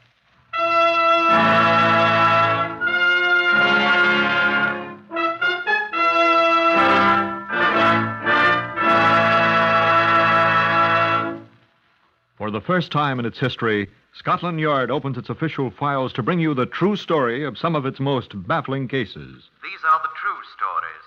The plain, unvarnished facts, just as they occurred, reenacted for you by an all-British cast. Only the names have, for obvious reasons, been changed. The broadcasts are presented with the full cooperation of Scotland Yard. Research is from Percy Hoskins of the London Daily Express. Whitehall 1212 is written and directed by Willis Cooper. Now the voice of Chief Superintendent John Davidson, the caretaker of Scotland Yard's famous Black Museum. Good afternoon. I have here from our file number 198920 a rusted lock complete with handle. Once it was brightly nickel-plated and both handsome and utilitarian. Now its beauty has been completely destroyed by the effects of a very hot fire, and its usefulness is ended by the fact that it is locked. Some of its parts have been fused by the heat which it endured. It's part of the right-hand door of a motor car, the door next to the driver's seat. It was locked before the fire. I should like you to meet Chief Inspector Albert G. Clark, who is known, as all clerks are, as Nobby. The 5th of November, 1605, was the day set by a certain Guy Fawkes to touch off a number of barrels of gunpowder he had secreted in the vaults under the Houses of Parliament, thereby blowing the members of the august body, complete with King James I, through the roof. Unfortunately for Mr. Fawkes, and happily for the monarch, a Lord Monteagle learned about the enterprise and flung Master Fawkes into a dungeon, from which he emerged only to be hanged. Thus, the principal form of celebration of Guy Fawkes' Day on the 5th of November is the kindling of cheerful bonfires, in which effigies of Guy Fawkes and other gentry are burned to the accompaniment of hilarious noises. Quite late in the evening of the 5th of November, 1930, quite another type of bonfire made history near Hardingstone, which village is quite near Northampton. This is the way they related the story. My name is Spiller, John Thomas Spiller. My friend here is Victor Charles Aspinwall. It wasn't truly the 5th of November. It was about 2 o'clock in the morning of the 6th. But it was still close enough to be practically Guy Fawkes' Day. Be still, John Thomas.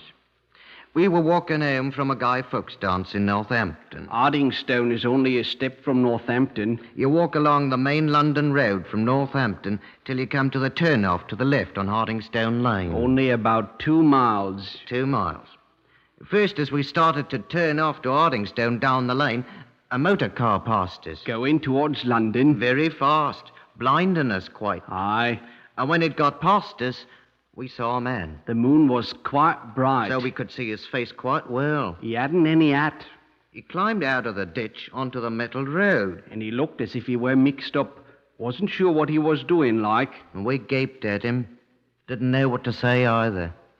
And it was just at that precise second I saw the blaze round the bend. Down Hardingstone Lane, where there shouldn't be any blaze. And I said to John Thomas here... What's the blaze, you said? And the man from the ditch... The man without a hat? He said, it looks as if someone's having a bonfire. A late bonfire, he said. Yes, that's right.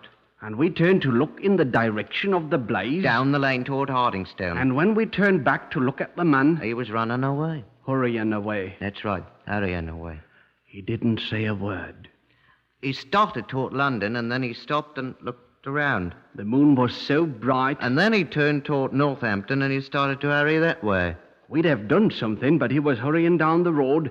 Anyway, we didn't care who he was. And there was the bonfire. We just thought it was a bonfire, Victor. Yes.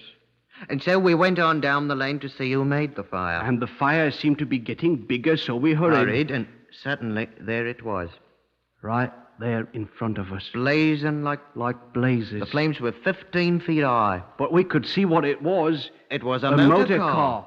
And there was somebody in it. In the driver's seat. And he was on fire, too. He was dead.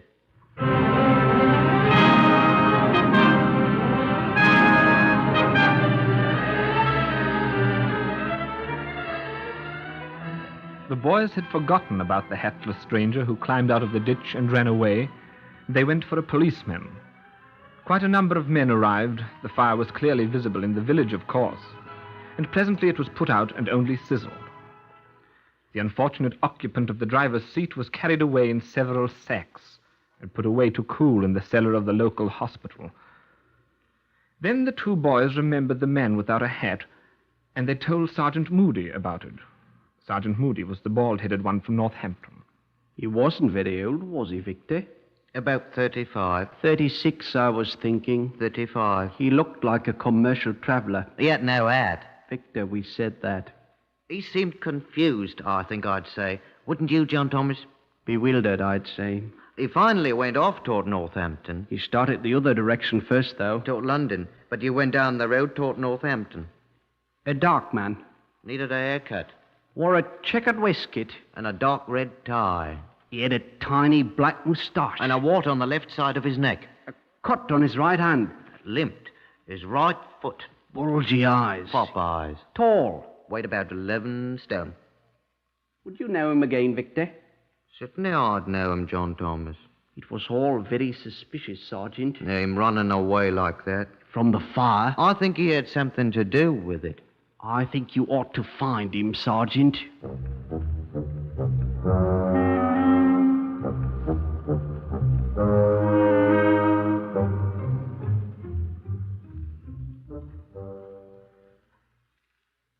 Sergeant Moody and the rest of the Northampton police made quite a point of trying to find the hatless stranger that day, but he wasn't to be found. By mid-morning, both the burned car and the burned victim had cooled off enough for a closer examination. There wasn't enough left of the man, they had decided it was a man, to tell anything about him. The car proved to have been a Morris Minor saloon, and the registration plate, though badly burned, was still legible. Sergeant Moody. I put in a trunk call to County Hall, Westminster, in London, to check the name to which that number was issued. We'll have it for you in half a second, Sergeant. That was MU 1468, wasn't it? MU 1468, yes. That's a London registration, according to the book. Quite. We'll have it for you in... here it is now. The name is Paget. Donald Patrick Paget. Address, Buxted Road, Finchley. The car is a Morris Minor saloon. Was, you mean? Donald Patrick Paget, Buxted Road, Finchley. Thank you very much. I then consulted the London Metropolitan Telephone Directory in the Northampton station to discover whether a telephone number was listed for the name Paget in Buxted Road, Finchley. It was. I spoke to a woman who identified herself as Mrs. Pamela Paget, wife of the owner of the car. I broke the news to her as gently as possible, and she announced her intention of proceeding to Northampton. She arrived the same day, the 6th of September. I came as quickly as I could, Sergeant. Where is he? The remains are in the hospital mortuary, Mum.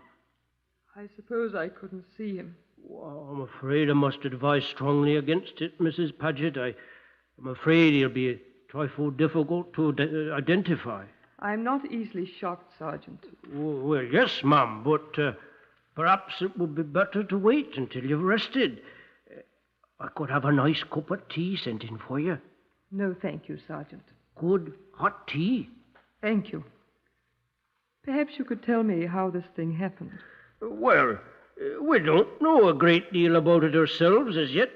It happened only this morning, and we've only completed our preliminary examinations. We thought perhaps you might shed some light on the matter. I'm sure I can't. You and the late Mr. Paget were on good terms, of course. We were. Of course. What was Mr. Paget's occupation? He was a commercial traveler. Commercial traveler. I must notify the people he represents. And the insurance companies? Yes. Yes. I suppose Mr. Paget was alone when this happened? Well, there was nobody else in the car when, at the time of the fire, Mum, but there was a curious circumstance I meant to ask you about at once. Yes? The two young men who discovered the fire report that there was another person. A man or a woman? Oh, a man. What would a woman be doing there? Oh, A man. He was proceeding along a ditch beside the road.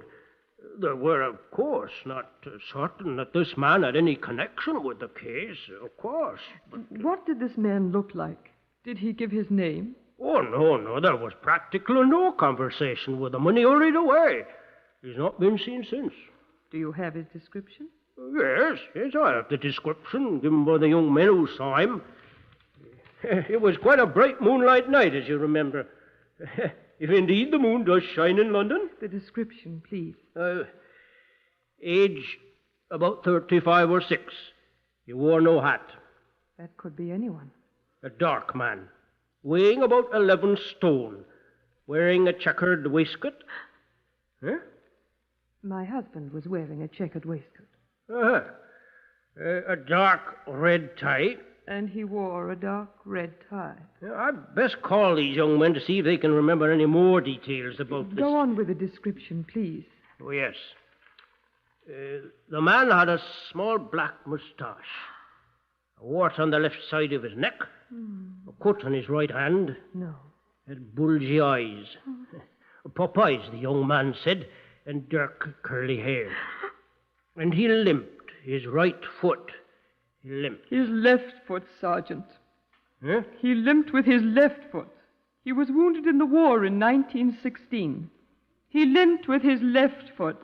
Do you mean to say you recognize this man, Mrs. Paget? Of course I do. Who? He's the man you thought was burned to death in the motor car. Who? My husband, Donald Paget. But Mrs. Paget! So Don's added murder to his other sins at last, has he?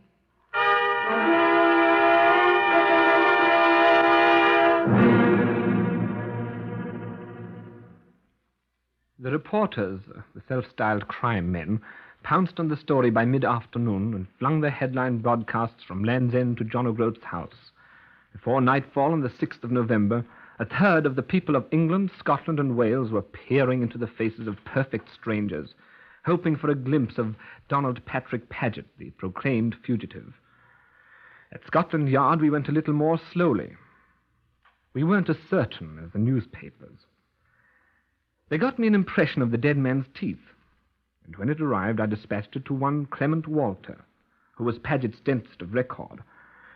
Mr. Walter telephoned me at the Yard at 10 minutes after 8, the night of the 6th. Is that Inspector Clark? Yes, Clark speaking. Walter here. Walter? The dentist, man. Paget's dentist. I should think you'd know my voice by now. Oh, sorry, Mr. Walter. Did you have anything to report? That impression of your precious dead man's teeth. Yes? They're nothing at all like Donald Paget's. Really? I've checked exhaustively through all my rather extensive records. It has taken a great deal of time. I'm sorry, sir. It is quite impossible that the dead man's teeth could be those of Paget's. I would be glad to demonstrate to you at your convenience. But if you could have the actual deed, I could show you more graphically. All right, sir. Thank you very kindly. My fee will be, in view of the fact that this work has been done after hours, 1 guinea, sir. I am sure that the Home Office will consider it money well spent, sir. Good night. Sergeant Talbot. Coming, sir. I was just about to come in, sir. Do so, by all means. Yes, sir. I've checked 4 persons so far, sir. Well? I asked each one to give me his own description of Paget, sir. And they're all his close acquaintances. And? Well, they all agree in detail with that given by the 2 young men at Hardingstone. The hatless man climbing out of the ditch. Each one of them said independently that Paget was one of those odd chaps who's never been known to wear a hat winter or summer. Looks as if he's our boy, then. Wait a sec, will you? Yes, sir. Inspector Clark, here. Mrs. Pamela Paget here to see you, sir. Oh? Well, ask her to come in. Shall I ask the other lady to come in too, sir? Eh? Who's she? Miss Ellen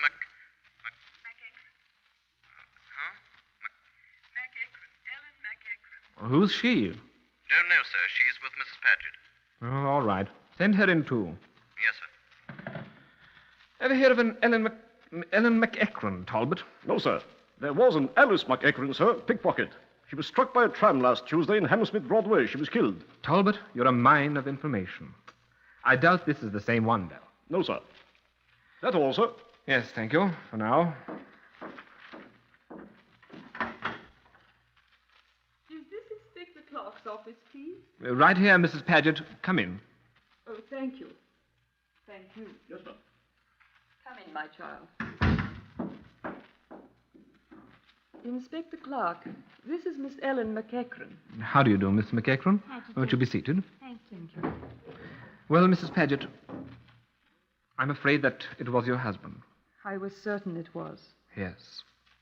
I've just come back from Hardingstone, and I went straight away to find Ellen. Excuse me, Mum. I'm afraid I don't understand, Mrs. Paget. Do sit still, Ellen. Yes, Mum. That bald-headed sergeant up there, what's his name? Sergeant Moody? Oh, Moody, that's it. He said something when we were talking about not being sure whether the body in the fire was a man or a woman. He told me that on the telephone this afternoon. Apparently they're sure now that it was a man. The medical officer... Yes, I know, but I didn't know when I came back. That's why I went to find Ellen here. She thought perhaps it might be me, but it wasn't, was it? No, child, it wasn't. Neither you nor your father. I'm afraid I'm... Father's still in jail. You can't burn up people in jail, now can you, sir? Will you tell me what you're talking about, Mrs. Paget? What has this child and her father got to do with the... I was afraid it was Ellen that Donald had murdered. Oh, my father, you said. Why, for heaven's sake? Well, Ellen's father had threatened to do bodily harm to Donald. He threatened to burst his bloody neck. Oh, pardon me. Eh? Why? Because he wasn't paying the 20 shillings a week he'd agreed to pay, of course. What 20 shillings? For my baby. What? The father of Ellen's 3-year-old child is Donald Paget, Inspector Clark.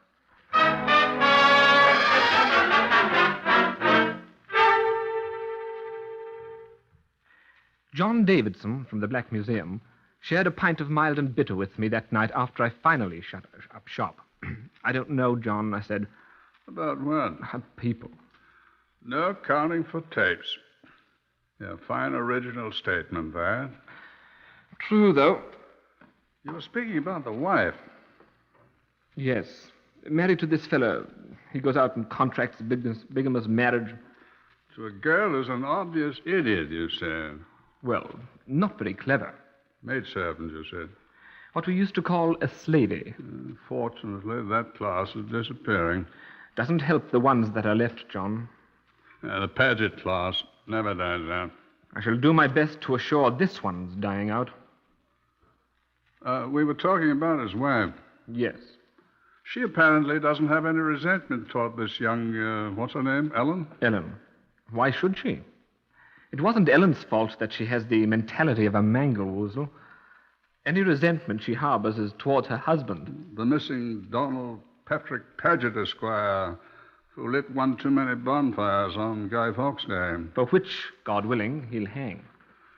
Do you have any ideas regarding the unfortunate man in the car? None. Well, I know nothing about it, Nobby.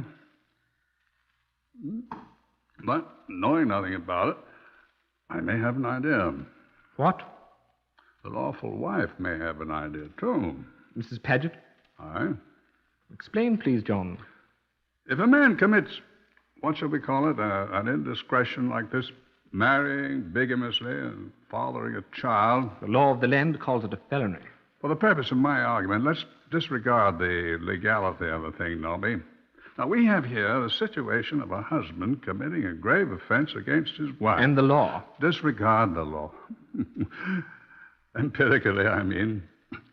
He commits this heinous crime.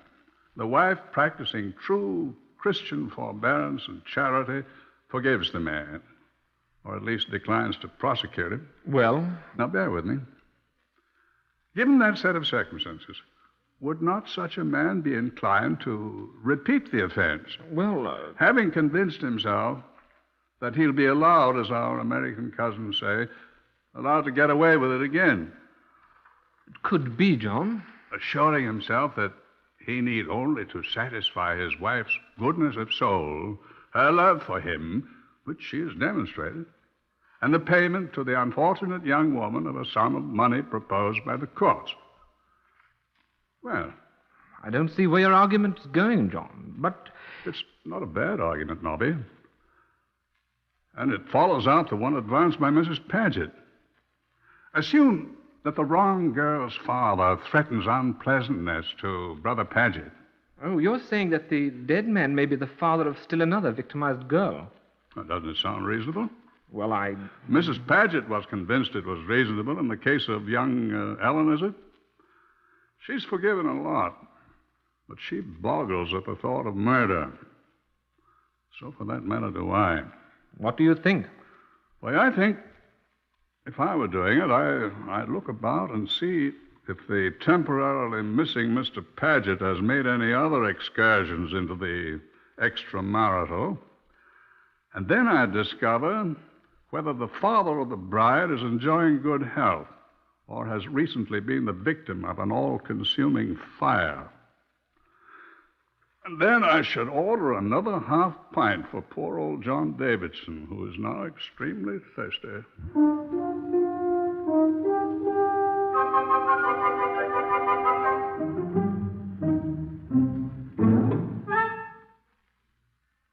John Davidson's ingenious idea was almost right. Mrs. Paget knew of no other liaisons with women of any age, intellectual state, or social standing which had been contracted by her husband. We have been horribly unhappy, Inspector, during all of our married life. But I have tried to make allowances. Donald was severely wounded in the war. He was buried alive at Festubert, and they despaired of his life for a long, long time. I didn't know about that. He was such a wonderful person, Inspector. Before we were married and he went to France. At Festubert, only 3 months after he went overseas, I didn't... Well, I made a vow to myself that if Don recovered and got well, I don't want to talk about it. I'm sorry, Mrs. Paget. I swore to myself that no matter what happened, no matter what he did, I would try. I'm sorry, Mrs. Paget, but... He's been unfaithful to me so many times. But this time with Ellen was the only one I knew all about. I was afraid Ellen's father was... Don's mind was affected, you know, by that dreadful wound. He makes mistakes. He does things. He can't hold on to a job. We haven't any money. I've tried so hard, Inspector. But not murder. Not murder. Even if it is Donald. That's why I came to you. If it's murder, not even for Donnie.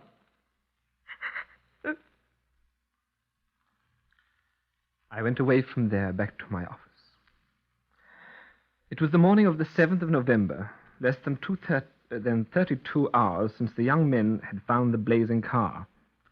There was a telegraph form in its envelope on my desk. I looked at it. From Cardiff, in Wales. Tore open the envelope. Signature. Arthur Llewellyn. I don't know any Arthur Llewellyn. What's the message say? Donald Patrick Paget will arrive at Hammersmith bus terminal at 9:30 p.m. today, the 7th. Important you meet him. You will recognize him from his description, Arthur Llewellyn. John Davidson, it appeared, was wrong. I telephoned him to say so. I didn't telephone Mrs. Paget. 9:30 that night, I met Donald Paget as he stepped off the Cardiff bus. It was easy to recognize him. We went in a CID car to my office and talked. I'd given up, Inspector, anyhow. It can't be done. I wonder if I could see my wife. She's waiting in the anteroom. You can see her if you want to, and she wants to, after we get this over. All right. I did it. Very well. Donald Patrick Paget, I arrest you on a charge of willful murder and warn you that anything you say will be taken down in writing and may be used in evidence. Sergeant Talbot, do you have your notebook? Yes, sir. I'm ready. I'll make a statement. I had to do it. First, I got rid of nearly every penny of money we had. I spent it on women. It's funny to say that when I love Pamela. I love poor Pamela, and I treated her so badly. Just women. I don't drink, I don't smoke. But women find me attractive, I'm afraid, and I'm their undoing. And mine. And Pamela's. Yes, and that kid of Ellen's. I couldn't pay the building society on the house. They'd have thrown us out in another month. I couldn't pay Ellen. Old McEachran would have had me in jail. It was just the end of things for me. And for Pamela. So I picked him up when he asked for a lift. I poured petrol all over him after I strangled him, and I stuffed him into the driver's seat. Then I got out and poured a trail of petrol down the road to the car and lighted it. And then I remembered I'd locked him in. I tried to run back to the car, but it was too late. I ran back and down the ditch, and that was when those boys saw me. The game was up. I'd intended to run away and be listed as dead in a motor car accident, and Pamela'd get the insurance. But they'd seen me. I did run away. It isn't very clear to me, I'm afraid. I went to Cardiff.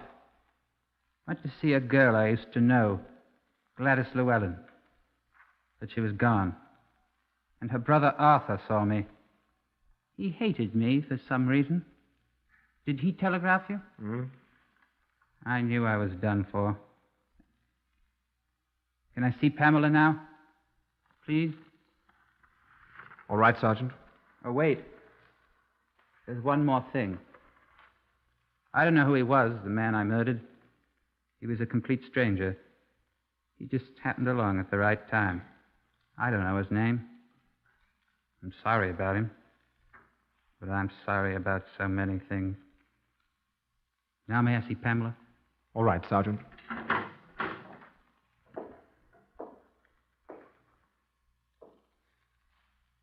Hello, Pam, darling. Hello, Donnie. Oh, Pamela. I'm so sorry. I brought you some of the cigarettes you like. Donnie.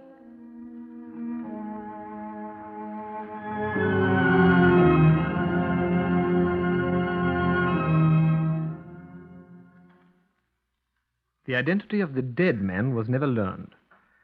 Donald Patrick Paget was tried at the Bedford Assizes and found guilty of murder. On the 10th of March, 1931, he was hanged at Bedford Prison.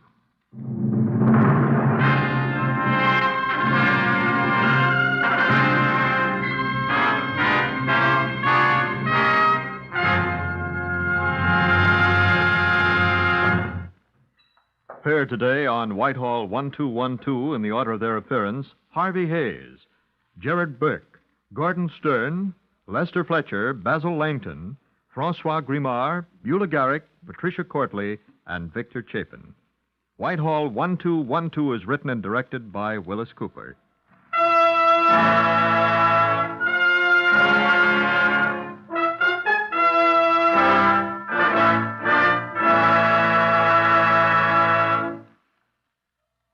Because blood has been available in Korea until now, many, many lives have been saved. However, the present rate of donations is far below that needed to build up our reserve supplies. This is NBC, the National Broadcasting Company.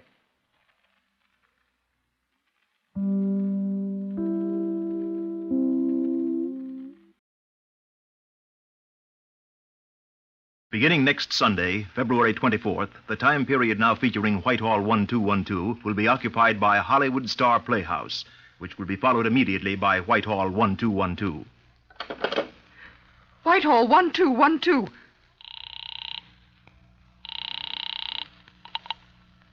This is Scotland Yard.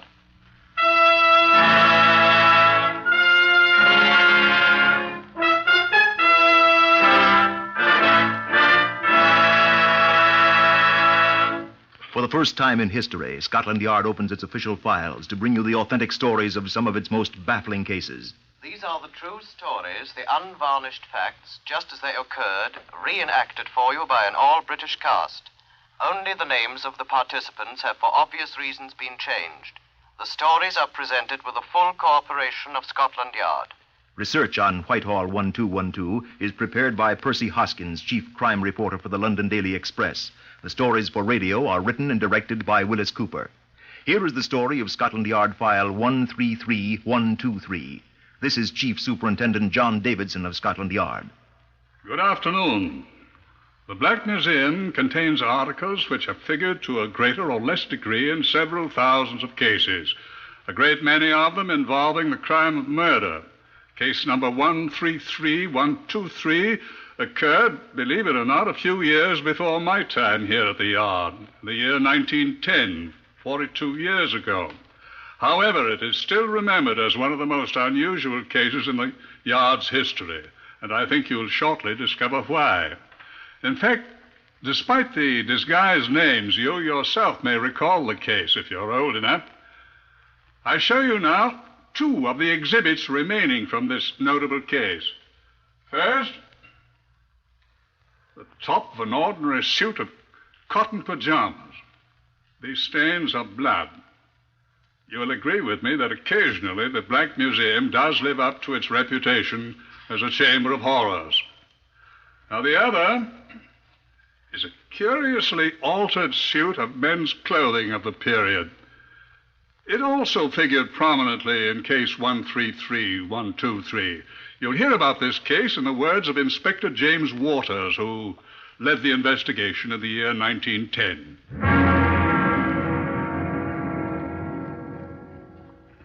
The man who put me onto it was a wretched busybody, and I didn't like him very well. I sat scribbling aimless words on a block of yellow paper as he talked. I fully realize it's none of my business, Inspector Waters, but I feel it my duty as a British subject, sir. Go on, please. In my opinion, he's murdered her. Oh, come now. Bear with me, Inspector. I'm listening, sir. First of all, reflect that they have been on bad terms for a long time. So you said. So he had plenty of, what do you call it, motive? Motive, yes. So you see? I'm afraid I don't, sir. Eh? I mean, what you have is the information the man has given you. That his wife was visiting relatives in America. In Los Angeles. Los Angeles, he says. And that his wife died there and was buried in Los Angeles. That is true. Well? I believe he murdered her and hid the body. But, my dear sir, there's no evidence that he... Pardon me, sir, there is. What? Well, first, the evidence that he requested her friends, including myself, to send no cards, no floral offerings whatever to him in memory of his wife. Well, that... is, I think you will agree, a little strange. Yes, but... And secundo, the fact that I've lately returned from America myself. And? I interrupted my business trip, sir, at Los Angeles to call upon her mother and offer my condolences. Well, go on, please. I was informed by her mother, sir, that the woman had not been in Los Angeles for more than 4 years.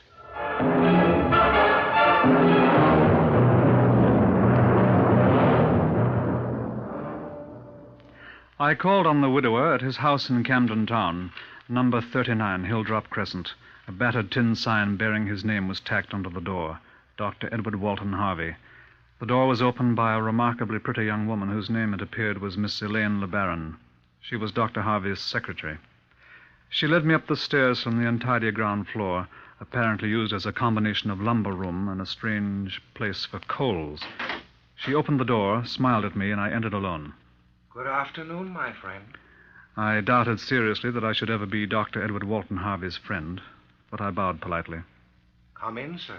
Sir, that was better. I entered. What can I do for you, my friend? May I sit down, sir? By all means, sir. What seems to be your trouble, sir? This is not a professional call, Dr. Harvey. I'm Inspector James Waters of New Scotland Yard. Happy to meet you, Inspector. What can I do for you? I've called in connection with the death of your wife, sir. Oh? May I ask you a few questions? Certainly, sir. I must admit, though, that I find that subject rather a painful one. I can understand that, sir. Yes. Quite painful, sir. You were, of course, on quite good terms with the late Mrs. Harvey. Oh, yes, of course I was. Frankly, sir, no. I'm afraid I don't quite understand that, Mr. Dr. Harvey. You are a doctor, sir. Oh, yes. I got my degree from a college in the States. You're an American. Born there. I've lived here for quite a while, though. But let's get back to our muttons, as the French say. I speak French like a native. The last few years have been very difficult ones for me, Inspector. Is that it, Inspector? Yes, Doctor. How have the last few years been difficult, if I may ask? My wife was a wonderful woman, but she was in the theatrical profession. A singer. I'm afraid not a very good one. In the States, you see, she wasn't much of a success, but over here, I trust you'll pardon me, but the standard of excellence in your music halls, do you follow me? I'm inclined to agree with you. Then she was more successful here in England. She certainly was. She didn't sing any better, but an American, you know. She made a lot of money. Some rather strange friends, I'm afraid. Bohemians, you know. Yes. Well, we got to quarreling. I think you'll find that that's no secret. Nevertheless, her death was a great shock to me. I grieve constantly for her. What are you looking at, sir? I see you still keep your late wife's clothing. Oh, you mean those furs? And the other things. Yes, these were my wife's. Yes, I gave them to Miss LeBaron, my secretary. She does leave things lying about. The young woman who showed me in? I have recently asked her to make her home here as my housekeeper. That's what we'd call her in the States. I saw no reason to throw away her clothes, you see. I'd have thought she'd take her clothes with her. Huh? To America. I guess she didn't expect to be gone long. How long has Miss LeBaron been living here? Was she here when your wife left? No, but she was a frequent visitor here. It was quite convenient to have my secretary handy, you see. And Miss LeBaron is a quite deserving young lady. Yes, of course. So that's the story. There's only one thing I do not understand, Doctor. What's that? I understand that the late Mrs. Harvey is not buried in Los Angeles, in America. Sir? And that according to her mother, Mrs. Harvey has not been in America for some 4 years. Well, I guess you've caught me, Inspector. My wife isn't dead. Oh? She left me. She ran away from me. Where did she go? I don't know. She just piled a few clothes in a bag and walked out. Blacked my eye first. We had a terrible quarrel. Just terrible. She called me the most awful names. And she insulted Miss LeBaron frightfully. It was dreadful. Then she rushed out of here, shouting for a cab to take her to Charing Cross. Well? That's the reason I gave out the story she'd gone to America, Inspector. That's why I gave out that she died there. How do you know she is not coming back? She'll never come back. Really, Inspector, a doctor has to have some dignity. I don't want people to know my wife has run out on me. I'm afraid you may find, though, if you don't mind my saying so, that you've been quite unwise. I didn't ask your advice, sir. I'm not giving it. If your wife returns and finds you've given away her clothing... I tell you, I know she's not coming back.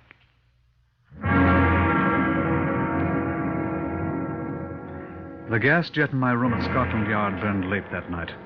I was not currently on an assignment, so I had a good deal of time to spare, and I found myself curiously caught up by the dusty little doctor's unique formula for avoiding scandal.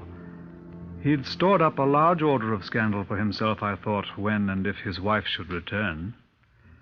But he was so certain that she would not. Next morning, I began certain inquiries. In the course of the next 3 weeks, I found... Dr. Harvey, on 2 occasions, had pawned jewelry belonging to his wife. Both occasions were before the date on which his wife left him. Count that against him. He was not entirely honest. Mrs. Harvey had withdrawn the entire sum of money she and her husband had in joint deposit at Barclays Bank. Count that for him. That was a clear indication of her intent to desert him.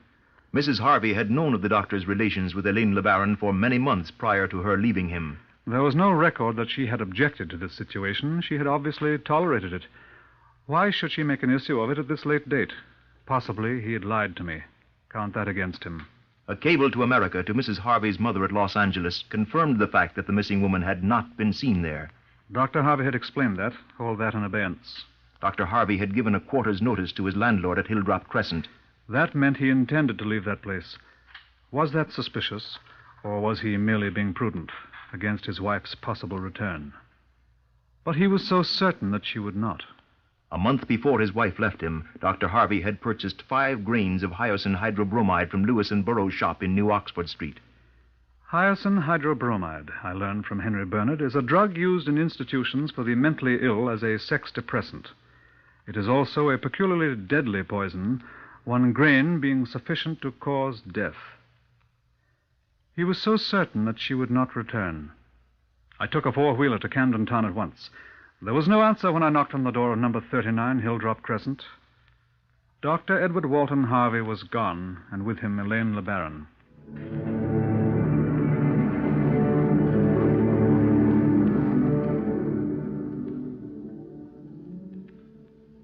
I went back to my office at Scotland Yard to do 2 things. First, I caused notices to be sent to every police station in England, Scotland, Ireland, and Wales with the descriptions of Harvey and Elaine LeBaron, raising the hue and cry from the North Sea to Land's End for them. Second, I obtained the necessary warrants and sent a squad of men to Hilldrop Crescent, armed with pickaxes, shovels, and other equipment, with instructions to search the place most thoroughly. Most thoroughly, I said. I joined them. Men were in the garden, digging. Others were turning over every article of furniture in the rooms and tapping the walls. I stayed in the untidy lumber room cum coal cellar on the ground floor. We've got all the coal shoveled away, sir. Let's see. Bring pickaxes and take up that floor. Get cracking. All right. George! The garden was in ruins. Curious bystanders had appeared to give gratuitous advice to the sweating detective constables. I watched anxiously as one worker drove the point of a pickaxe through a water main. The landlord stood by and swore softly to himself. Nothing happened. I wondered if I had not been a trifle precipitate. Still, one can't take chances. Inspector Waters! That came from inside the house. I sprinted back from the garden. What is it? I called. Yes, sir. Found something, sir. Yes, sir. Looks like a bit of a man's shirt, sir. Yes. No. More like a woman's dress. I think this floor's been taken up before, sir. Must have been, else how did that get down there? Tell you what I think it is, sir. I think it's a pajama jacket. See? Broad stripes, gaudy like... Go ahead, dig some more. Carefully now, carefully. Morgan, just run upstairs and see if the chaps up there have run across anything that matches this piece of whatever it is. Yes, sir. This is wrapped around something. Use your hands, not the shovel. Yes, sir. Steady. Yes, sir. Something here, all right, sir. Oh, well, what is it? Oh, what do you want? Oh, did they find something upstairs? Let's have it. Here, let's compare this down there. Here, catch. Got it. Match is all right, sir. Told you it was a pajama jacket, sir. These here pyjama trousers matches it perfect. Oh, go on, dig it out. Dig it out, dig it out. Pull that stuff off it. The pyjama jacket, sir. Devil blow me blind. What is it? Looks like a side of beef, sir. And blimey, is that eye.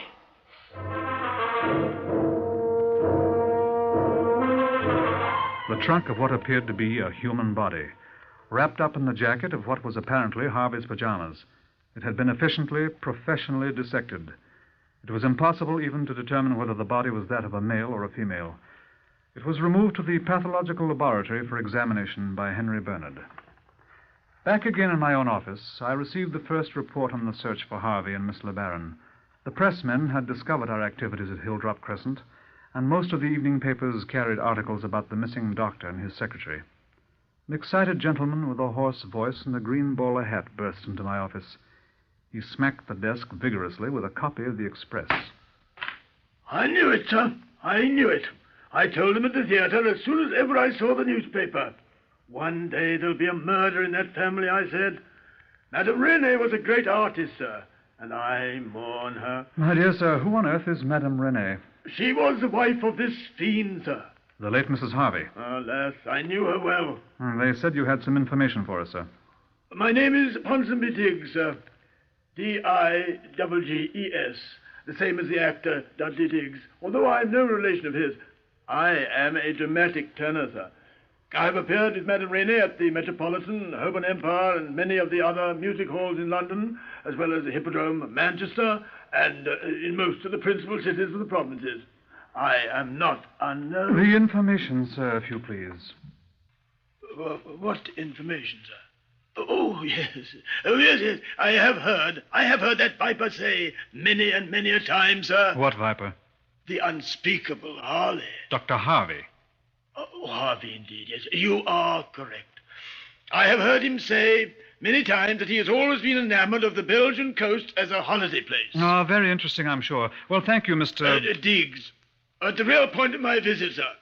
Only yesterday morning, perhaps even as you and your men approached Hilldrop Crescent, I saw this fiend. Where? In Victoria Station, sir. Oh, no, but bear with me, I beg you. The boat train for Folkestone leaves from Victoria Station. Folkestone? The port for Antwerp, my dear sir. Information at once was transmitted to the Belgian police. It was a mystery to us how they could have left England, but this was too good a lead to be ignored. Later in the day, information reached us from the police at Folkestone that a man answering to the description of Harvey had been seen by a railway porter, and again by a news vendor who recognized him from his photograph in a newspaper. Elaine LeBaron had not been seen. I visited Henry Bernard, the pathologist, in his laboratory. No, Inspector Waters, I'm still unable to determine the sex of the body you found. The fellow who did it was a very good technician. The merest shell of a body. Looks like a doctor's work. Certainly someone with a considerable knowledge of anatomy. Very workmanlike. No identification, possibly. Well, we shall see. I will say that identification will be most difficult, but I have only just started. Yes. I did discover one thing which I hope will be of help. What's that, sir? I found 2.7 grains of hyoscine hydrobromide in the remains. Message from the Belgian police at Antwerp. Industriously searching city for trace of fugitives, but no results as yet. Have placed special attention to all transatlantic steamships sailing from this port and hope to report progress in course of hours. Rely on us. I hadn't thought of that. Certainly they go further away from Antwerp. Harvey was an American after all. If he could escape to America, we might never find him. I must stop up that hole. Many ships at sea are already equipped with the wireless telegraph, I remembered, and Instanter caused messages to be flashed out to all of them, with special reference to ships sailing from Antwerp, warning them to be on the alert for Harvey and LeBaron. Another message came from Antwerp. Your Dr. Harvey seen and positively identified by former patient of his now living in Antwerp. Girl was not with him. Sending you further details. I spoke with Henry Bernard again. I'm coming along, Waters. Found the evidence of the poison, and I shall identify her for you.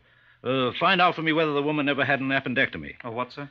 An appendicitis operation that left a scar on her belly. I found out. She had. I told Bernard, who grunted. Nothing more from Antwerp. Where was the girl, I thought? Had Harvey murdered her, too? Ruefully, I thought we don't even know for certain that he murdered his wife. What we wanted was Harvey. Experience of Captain Horatio Sowerby, RNVR, master of the steamship Claverhouse, Antwerp for Halifax, Nova Scotia. As we moved down the river Scheldt to the sea on the start of our voyage, I stood on the bridge with the pilot. Few passengers were on deck, it being a very dismal day. However, as I glanced down at the bows, I observed two men standing on the main deck at the forepeak. My attention was directed to them by the fact that they seemed to be holding hands. I was astonished to observe that the younger one placed his arm about the other in a most affectionate fashion. I'll have a little talk with those two, I said to myself. They walked back to their cabin, arm in arm, as I watched them, unobserved. Message from the Antwerp police. Unable to discover any trace other than the one reported of fugitives Harvey and Le Baron, cannot find any indication they may have sailed for America. Shall we continue our search? I talked again with Henry Bernard. I'll tell you when I find out, Waters. See this fragment of skin? Yes. If I can prove to a jury that that is an appendicitis scar and not a fold in the skin caused after death, we shall pretty well have identified her. Can you do it, sir? I don't know. Continuing the experience of Captain Horatio Sowerby. I made it a point to speak to those two I had discovered holding hands. Pleased to meet you, Captain, sir. This young man is my boy. I'm taking him on a sea voyage for his health. Very delicate. Your son, sir? Eh? Oh, yes. You don't look like your father, young man. Don't try to talk, son. There's a very bad case of laryngitis, Captain. Very painful, dangerous for him to try to talk. I see. You're a doctor, sir? Me? Oh, no. Well, I hope you enjoy your trip. And you, young sir, I hope it'll do you a lot of good. Thank you, Captain, for both of us. I think we'd better go to our cabin now, hadn't we, Sammy? There's something queer about that, I thought as they walked away. Not hand in hand this time. The wind blew the boy's coat away from his body. That's when I saw his trousers. The back of them had been ripped down the seam and fastened together again, under the coat, with safety pins to make them wider. Extraordinary, I said to myself. I turned away to go to my cabin. The boy had left his hat on the table. I picked it up. The sweatband had been stuffed with paper to make it much smaller than its actual size. Then I recalled the boy's startlingly crude haircut, as if it had been done by an amateur. Ha-ha, I said to myself, that boy's a woman. When I got back to my cabin, there was the wireless message from Scotland Yard. I was sitting at my desk again, seriously considering going to Antwerp myself. After all, I'd seen both Harvey and the girl. I should be able to recognize them if I saw them again. Then the door opened, and a constable brought in the wireless message. Inspector James Waters, Scotland Yard. Believe your man Harvey and the woman Le Baron to be passengers on my vessel bound for Halifax. Woman disguised as boy. Please wireless additional information to aid identification. Sowerby, Master, SS Claverhouse. They've got away. To add to my woes, Henry Bernard came cheerfully into my office. I've got it, Waters. What? That's definitely an appendicitis scar. Too late now. What's the matter, old boy? You sick? I'm dead. Oh, I thought you'd be delighted. I can prove that it's a scar, all right. And we can demonstrate to a jury that the body can't be anybody else but Mrs. Harvey. And with that hyacinth I found in the body... It's no good. They'll be in America in a few days, and then who can tell where they'll go? We've been had. Not necessarily. How do you mean? When did they leave? Day before yesterday. You're on the telephone here, aren't you? What good does that do? What ship are they on? Claverhouse for Halifax. Where are you going? Listen. Are you there? Hello, hello. Are you there? I say, this is Henry Bernard here. Now listen to me carefully. I want you to find out for me at once whether there's any ship sailing for Halifax that will arrive there before a ship called the, what's the name, Waters? Claverhouse. A ship called the Claverhouse just sailed from Antwerp gets there. Right, do you understand? There was one, that afternoon, the steamship Morgiana, due in Halifax 40 hours before the Claverhouse, barring acts of God. I got aboard somehow, leaving messages to be sent to Captain Sowerby and asking him to wireless me on the Morgiana. I'm not a good sailor. It was a bad time of the year for the North Atlantic, and Captain Sowerby's wireless was working quite well. Waters, this is Morgiana. Has Harvey moustache? Sowerby, Master, SS Cloverhouse. I said no. Waters, SS Morgiana. What color is Ellen LeBaron's hair? Sowerby, Master, SS Cloverhouse. Blonde, I said. Water, SS Morgiana. Stewardess discovers woman's garments in cabin of Harvey. Sowerby, Master, SS Cloverhouse. Good, I said. Waters, SS Morgiana. They are seasick. Sowerby, Master, SS Cloverhouse. So am I seasick, I said. Waters, SS Morgiana. You will pass us at 7 bells tonight. They are still unsuspicious. I'm practically certain they are the ones you want. Sowerby, Master, SS Cloverhouse. Practically certain, I said. But there I was 2 mornings later in Halifax. The news had leaked out. Perhaps I shouldn't say leaked. Practically everyone in the world except the man and woman on the Claver House had heard of it. The pressmen were in Halifax, some 40 strong. As the Claver House dropped anchor at Quarantine, we all crowded aboard the pilot boat. I went over to the Claver House in a rowing boat with the pilot. Captain Sowerby met me at the Jacob's Ladder. They're in their cabin, Inspector. Where? Come along, please. A few curious passengers stared at me as I followed him to the cabin door. This one. That you, Stewart? It's Captain Sowerby, sir. Just a minute, please.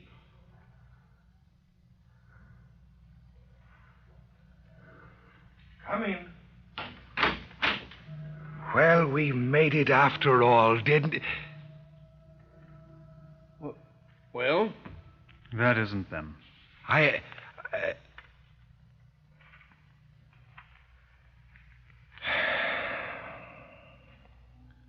recognize you, Inspector Waters. Oh, stop it, darling. We didn't make it after all. I don't know how you got here, Inspector, but I'm ready, I guess, eh? You won't have to take her, will you? Edward Walton Harvey and Elaine LeBaron, I arrest you both for the willful murder of Cora Harvey. I warn you that anything you say will be taken down in writing and may be used in evidence. Come, gentlemen, while the lady changes her clothes.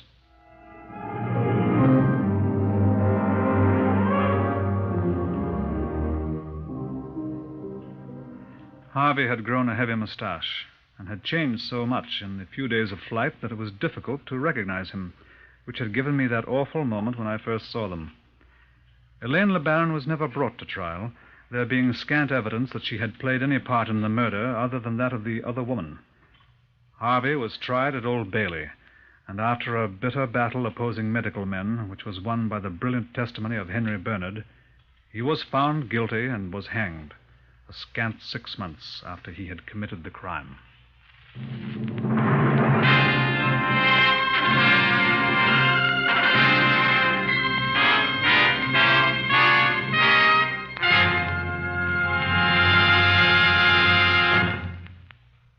You have heard another in the series Whitehall 1212, compiled from the official files of Scotland Yard.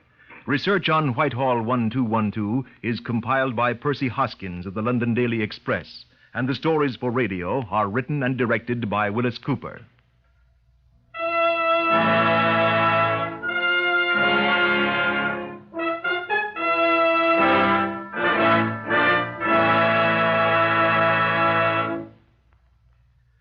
Beginning next Sunday, the 24th of February, Whitehall 1212 will be heard over most of these stations 1/2 hour later, because another great program, Hollywood Star Playhouse, will be heard in the time period we now occupy. Remember, listen next week to Hollywood Star Playhouse and Whitehall 1212. For correct time and station, check your local newspaper. Thank you. This is NBC, the National Broadcasting Company.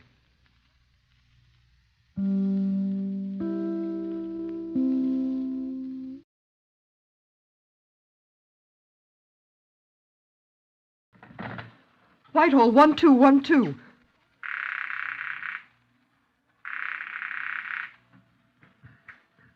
This is Scotland Yard.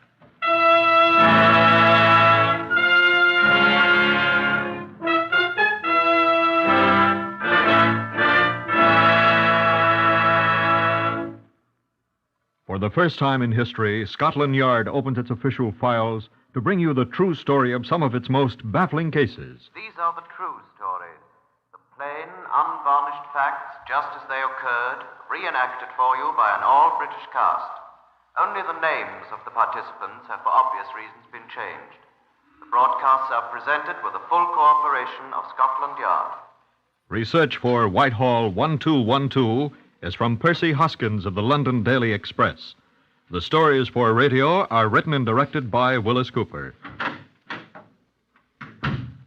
You will now hear the voice of Chief Superintendent John Davidson, who is custodian of the famous Black Museum of Scotland Yard. Many of the objects on exhibit here in the Black Museum, as you undoubtedly know, are weapons of murder. They're not always knives, bludgeons, and guns. Murder is done with a great variety of instruments never intended for that unpleasant task. These wrinkled sheets of what appears to be black blotting paper have been responsible for a great many deaths. In fact, they were manufactured for that purpose and sold openly years ago. It's true that most of the deaths these papers caused were perfectly legal, in fact, to be desired. But these particular ones figured in a case of most revolting murder. You see, these are old-fashioned flypapers. Once they were impregnated with arsenic, soaked in water and left standing about in a saucer, they furnished a working solution of pure arsenic. The flies who sipped it found their way at once through the pearly gates. So did any unwary pets who sampled it, and some careless people. On the 20th of September, 1911, a rather shabby fat man called on Inspector Oliver Peters at his office in New Scotland Yard. My name is Pete Van Hals, Inspector. I live in Finsbury Park. Finsbury Park, let me think. That's near Holloway Prison. It's just beyond Holloway Road, yes, sir. Yes. Well, what brings you here, sir?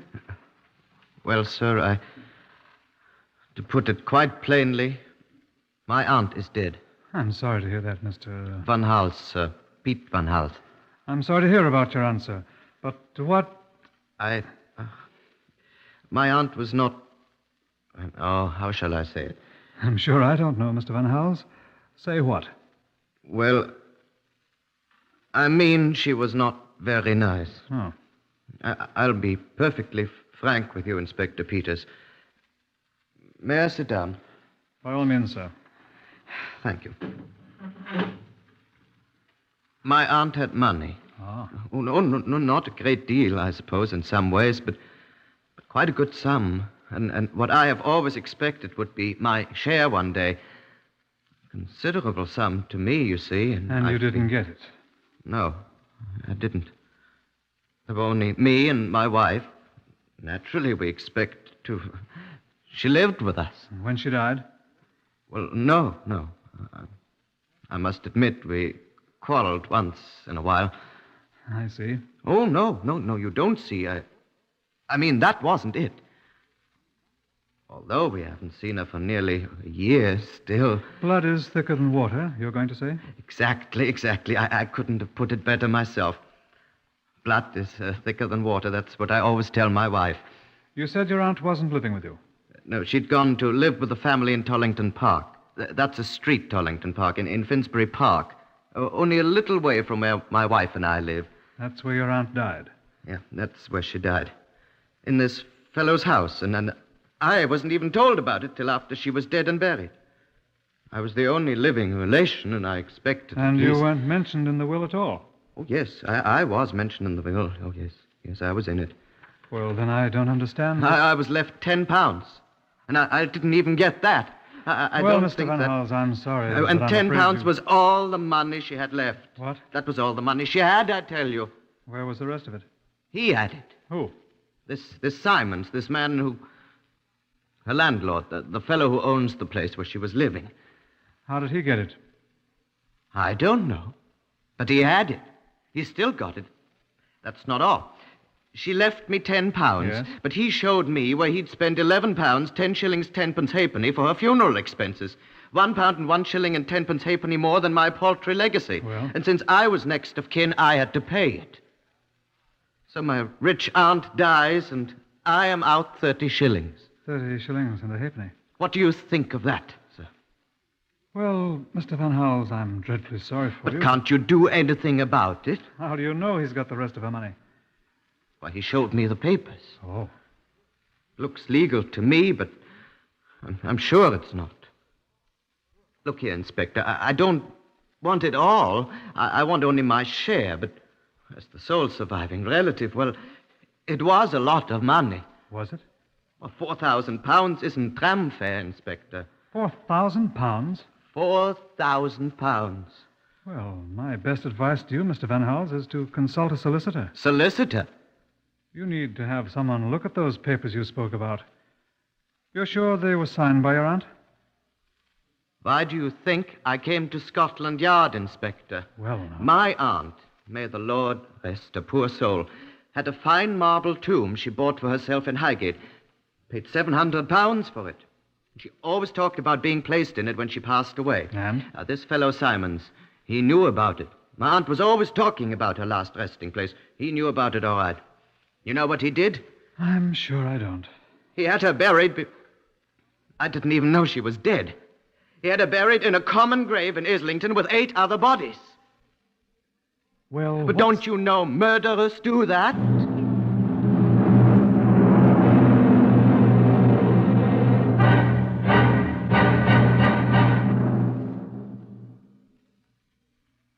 That was no basis for an accusation of murder, of course. But the circumstances did warrant an investigation, Inspector Peters thought. So he paid a visit to Bertram Simons, the man who had been Miss Hogg's landlord. That was the aunt's name, Miss Hogg, Miss Winifred Hogg. Mr. Simons, the landlord, was a businessman. Yes, Miss Winifred Hogg rented the second floor of my house here some 11 months ago. I'd be glad to answer any questions about her and our business relations, any I deem proper, sir. Your name is Peters, sir? Inspector Peters, yes, sir. Who sent you here? I was not sent here by anyone, Mr. Simons. I came here in the course of my duties as a member of the Criminal Investigation Department. Have a chair. Thank you. Now, what would you like to know about Miss Hogg?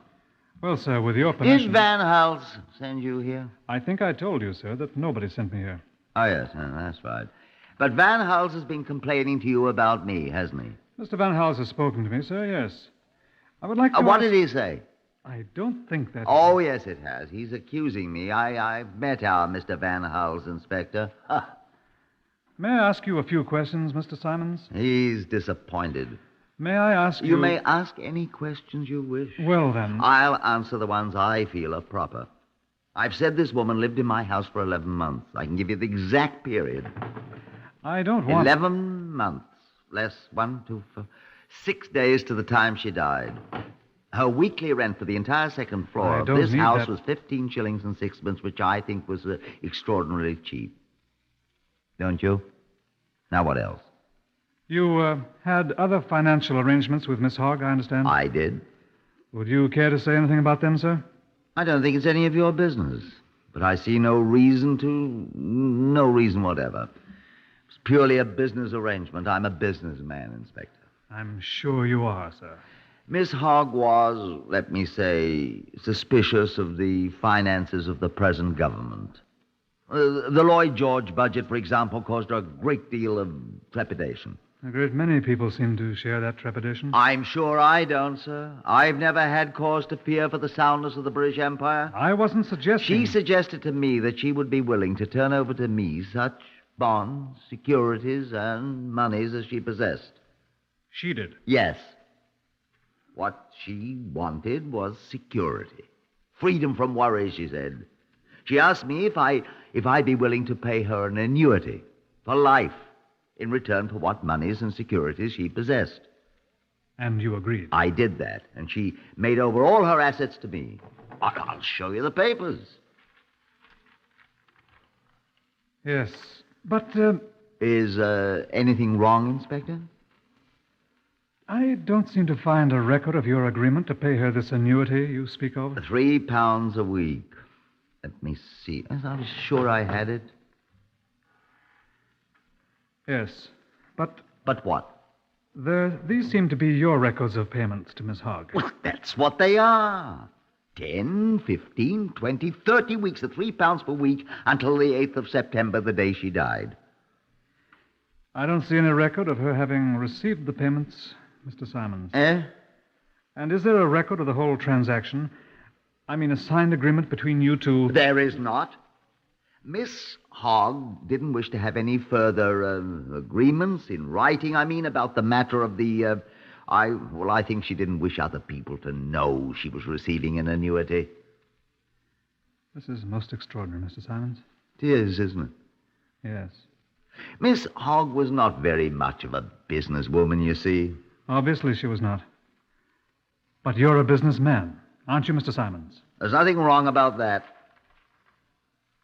Well, these appear to be in legal form. But I'm not prepared to say what Mr. Van Hal's or a court of equity would be likely to say to it. It's legal, all right. What about Miss Hogg's will, then? I had several copies typed up. I was a witness to it. Yes, here's the will. Yes, it's essentially what Mr. Van Hal said. He was bequeathed the sum of £10 by his aunt. £10, yes. I see. And here's the undertaker's bill. £11, 10 shillings and 10 halfpenny. I advanced this amount to the undertaker. Leaving Mr. Van Hal's in your debt in the sum of 31 shillings and a halfpenny. He paid me. Yes. What's this? Eh? Oh, that's the undertaker's original bill. Signed paid by him. Here. That's what I'm looking at. What's this item? Remitted to Mr. Simons, £1, 1 shilling. F. Anderson. That's the undertaker's signature. No. The item. Oh, commission. Commission? 10%. I gave him the business. He paid me for it.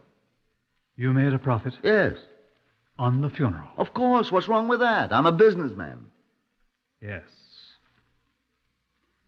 Why did you have Miss Hogg buried in a common grave, Mr. Simons? Because it was cheaper? Partly, yes. But did you see her death certificate? Of course not. Let me show it to you. What about the tomb she owned in Highgate? Why wasn't she buried there? Look at the death certificate, Inspector. See here? Cause of death? Epidemic diarrhea.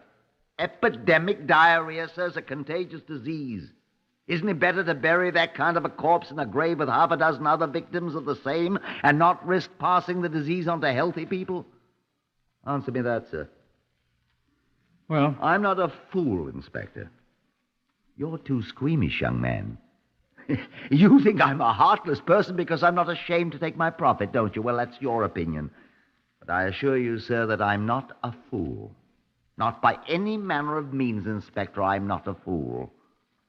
Now, is there anything else you want to know?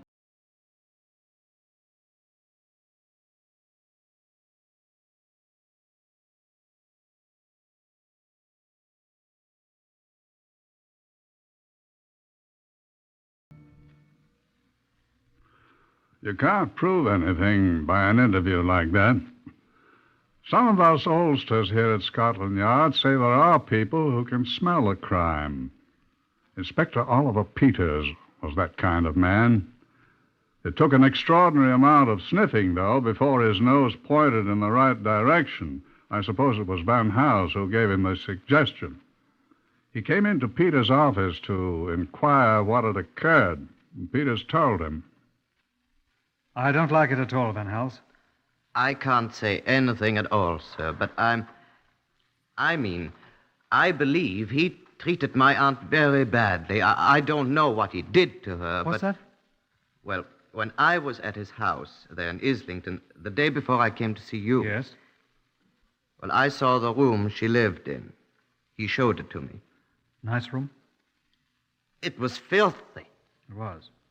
I don't believe he took any care of her at all. Flies... Well, a sick room. Though flypaper's cheap enough. Well, there were saucers in the room with the flypapers in them. There was 3 or 4 of them. But all the water had dried up, and there was nothing but the dried-up poison papers left, and I saw that they were... Poison?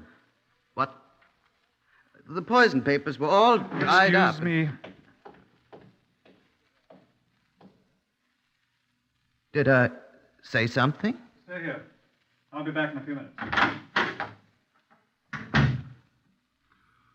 Peters was in Basil Pearson's office in 2 jumps.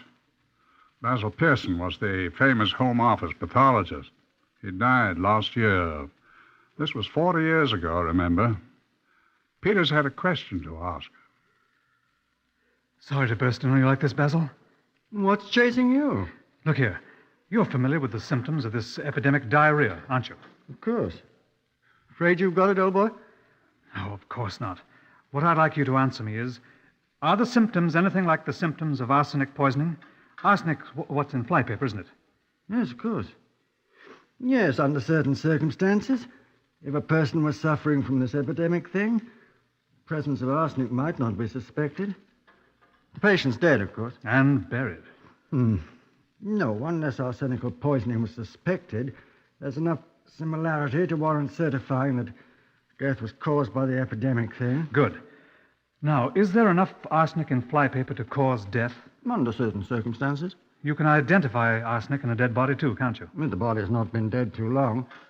In lethal quantities, you mean? Yes. Well, it's not generally too difficult. How much is a lethal quantity? 5 grains or upward. You planning on murdering someone? I shouldn't recommend arsenic. How long after death can you find arsenic in a body, Basil? A good time, I should say. How long is this one? About 2 weeks, I think. That's not long at all. Why, post-mortem for me? I'd rather hope to get away for a holiday tomorrow. Oh, it won't take you long to do a PM, Basil. Come on, old boy. Well, got the papers. I'll have them for you by tomorrow. All right. Where is it? Islington. That dreary place. Islington Cemetery, to be quite honest. Well, thank heavens arsenic acts as a preservative. I'll give you a hand. Just get me the papers, old boy. Shan't even pack a kit bag until I see the papers, you know. Oh, by the by, is it a he or a she? She. I'll go and see if I can get George Redmond to give me the papers at once. Thanks ever so much. Don't fret too much if he won't let you have them at once, Oliver. Why? Well, she can't get away.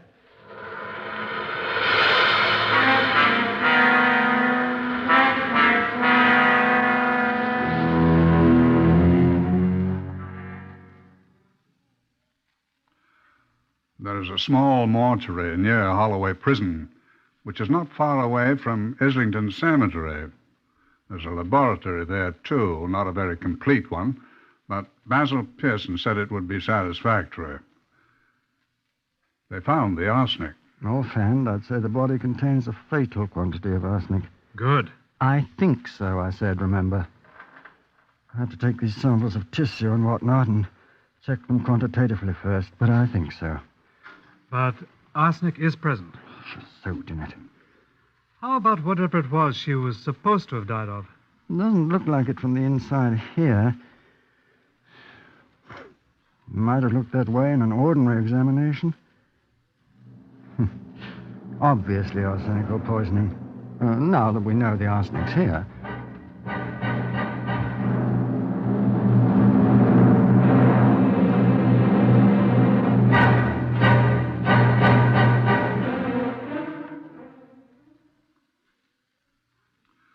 Inspector Peters went back to see Mr. Simons, the businessman. Mr. Simons didn't seem to be very excited, and that rather puzzled Inspector Peters. But he tried not to be obvious about it. What's so hilarious, may I ask? Oh, you look funny. Oh, do I? Have you been outwitted by a clever criminal, Inspector? I don't think I have, no. Well, pardon me for laughing. But you did look funny. What can I do for you, Inspector? Are you agreeable to answering a few questions, Mr. Simons? Oh, you're a very inquisitive man. I am. Well, I'll give you the same answer I gave you before. I'll answer such questions as I think are proper. Thank you. Go ahead. Very well. Well, begin, Inspector. Very well. Oh, stop saying very well and ask your questions. Very well. Where did the arsenic come from that was found in Miss Hoggs's body? What arsenic? You didn't know that a large quantity of arsenic was found in her body? No, I didn't. It was. How did it get there? I doubt it was an accident, Mr. Simons. Well, how could it get there? Arsenic. Arsenic. I don't believe it. I can assure you it's there. That's what killed her. Where could she have got arsenic? I wonder, too. I don't know. Where can one buy arsenic? At a chemist's shop, I fancy. Not without a poison certificate. Are they certain it's arsenic? Basil Pearson says so. I've heard of him, haven't I?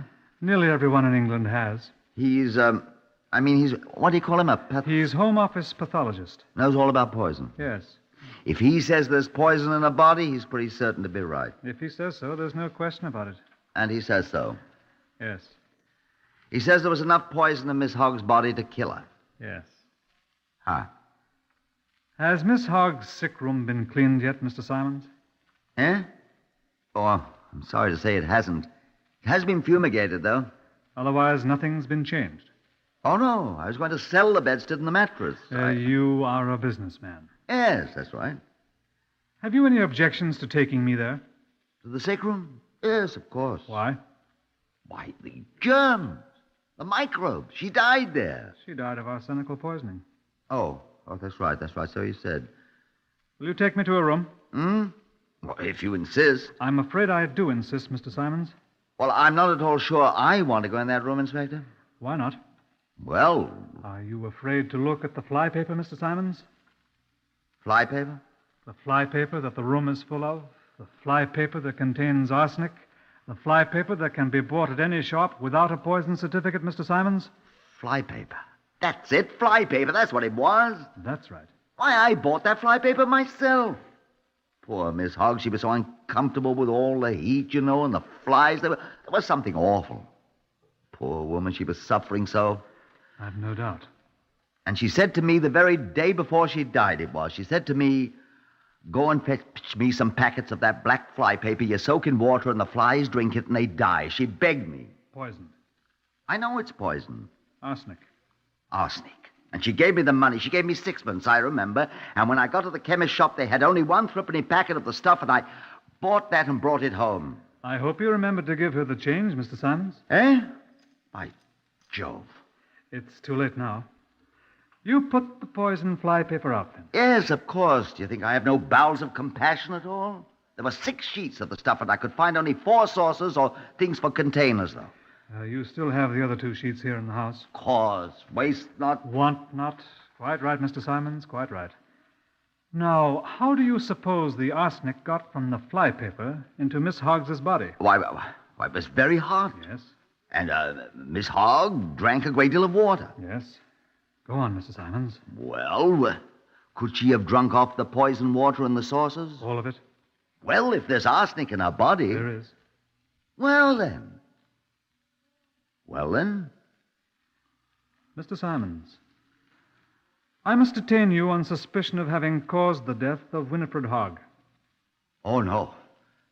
You can't mean that. And I warn you that anything you say will be taken down in writing and may be used as evidence.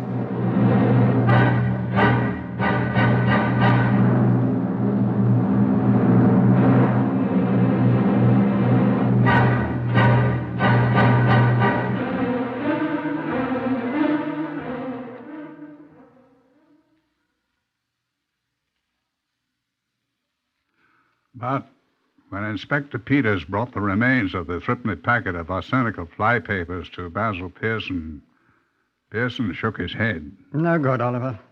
What's no good? The man practically confessed. No good, old boy. Wasn't it arsenic, after all? Oh, of course it's arsenic, no question. That's what killed her. Basil, I don't understand you. You say... I say it wasn't the arsenic from these flypapers. Look here at the envelope that came in. Yes? The label. Read it. Down here, that fine print. I see. Did you read it? Arsenical content, 0.3 of a grain per sheet. That's right. 6 sheets. 6 times 0.3. 1 8/10 grain. A whole packet will kill flies, perhaps, but a human being. Do you know how much arsenic the standard Marsh test indicates was in her body? No. More than 7 grains. 4 times as much as a whole packet of these papers contains. You couldn't be wrong. Did you ever know me to be wrong? I don't think anyone ever knew Basil Pearson to be wrong. His death last year left a great void in the world of Scotland Yard, at least. He was as nearly indispensable as any man has ever been. It looked for a while as if Inspector Oliver Peters had dropped a most frightful brick that might do him irreparable harm in the CID. He had committed an unpardonable sin. He had jumped too quickly. Simons had gambled cleverly, knowing that the story of the flypapers would certainly be disproved in open court. He hoped clearing him completely. But he gambled too confidently. Before the preliminary hearing, I accompanied Oliver Peters to Simon's house in Tollington Park. I well remember what we found. There was nothing of any importance in the sick room where Miss Hoggett died, but in a dustbin in the cellar. I can still hear Oliver Peters' voice when he found them. John, look here. Look what I found. Well, I hurried to see. They looked like wrinkled sheets of blotting paper to me, but when Basil Pearson saw them... You're right, Oliver. 27, 28, 29. 30 sheets of the same kind of flypapers. See the name stamped on them. They're the same kind, all right. Each one of them contained how much? Let's see the label from the other packet. Let's see it, Oliver. Arsenical content, 0.3 of a grain per sheet. And when all 30 of these sheets have been soaked clean, 30 times 0.3, 90 tenths, 9 full grains. Enough to kill an elephant, Basil. Well, enough to have killed a hog, at least, old boy. This'll hang him.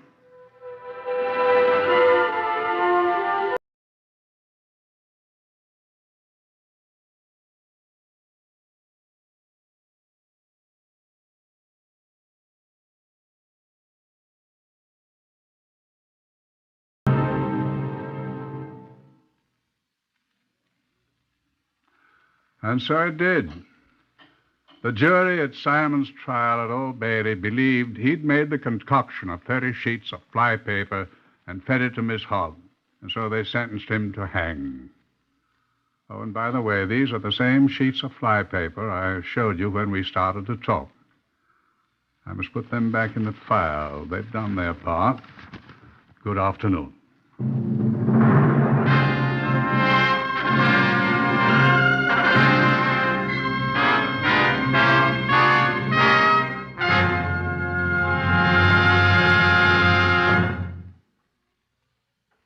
Heard today on Whitehall 1212 in the order of their appearance were Harvey Hayes, Lester Fletcher, Winston Ross, Horace Braham, and Carl Harvard. Lionel Rico speaking.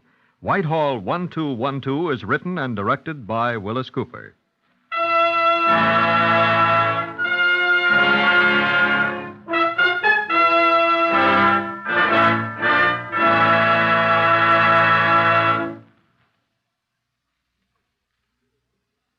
Forest rangers do a good job in protecting the woodlands of our nation. But even if we had many times the present number of forest rangers, they couldn't prevent all of the fires that threaten our forests. Any time you're out in the fields and the woods, you should be your own forest ranger. Crush out cigarette, cigar, and pipe ashes. Break matches in two after using them. Drown all campfires. Always follow these simple rules yourself and insist that others follow them too. Remember, it's up to all of us to protect our forests against fire. So don't be careless for a moment. Remember, the risk is far too great. This is NBC, the National Broadcasting Company.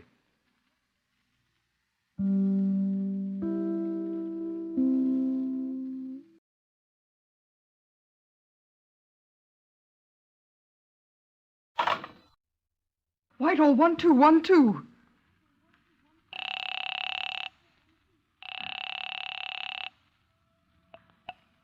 This is Scotland Yard.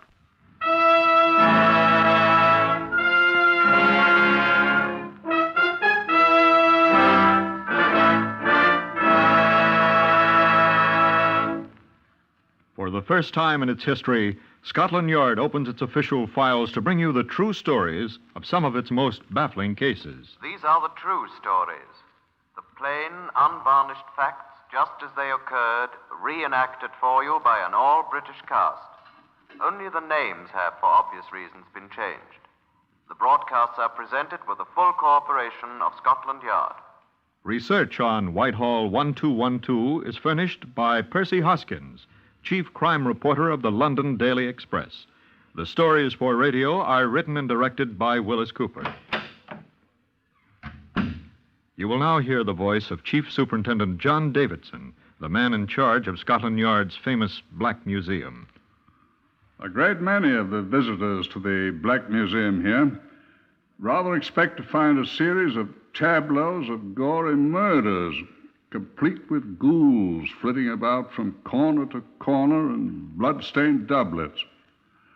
They're often quite astonished to discover a place that rather resembles the old curiosity shop, although I confess I bear but slight resemblance to Little Nell.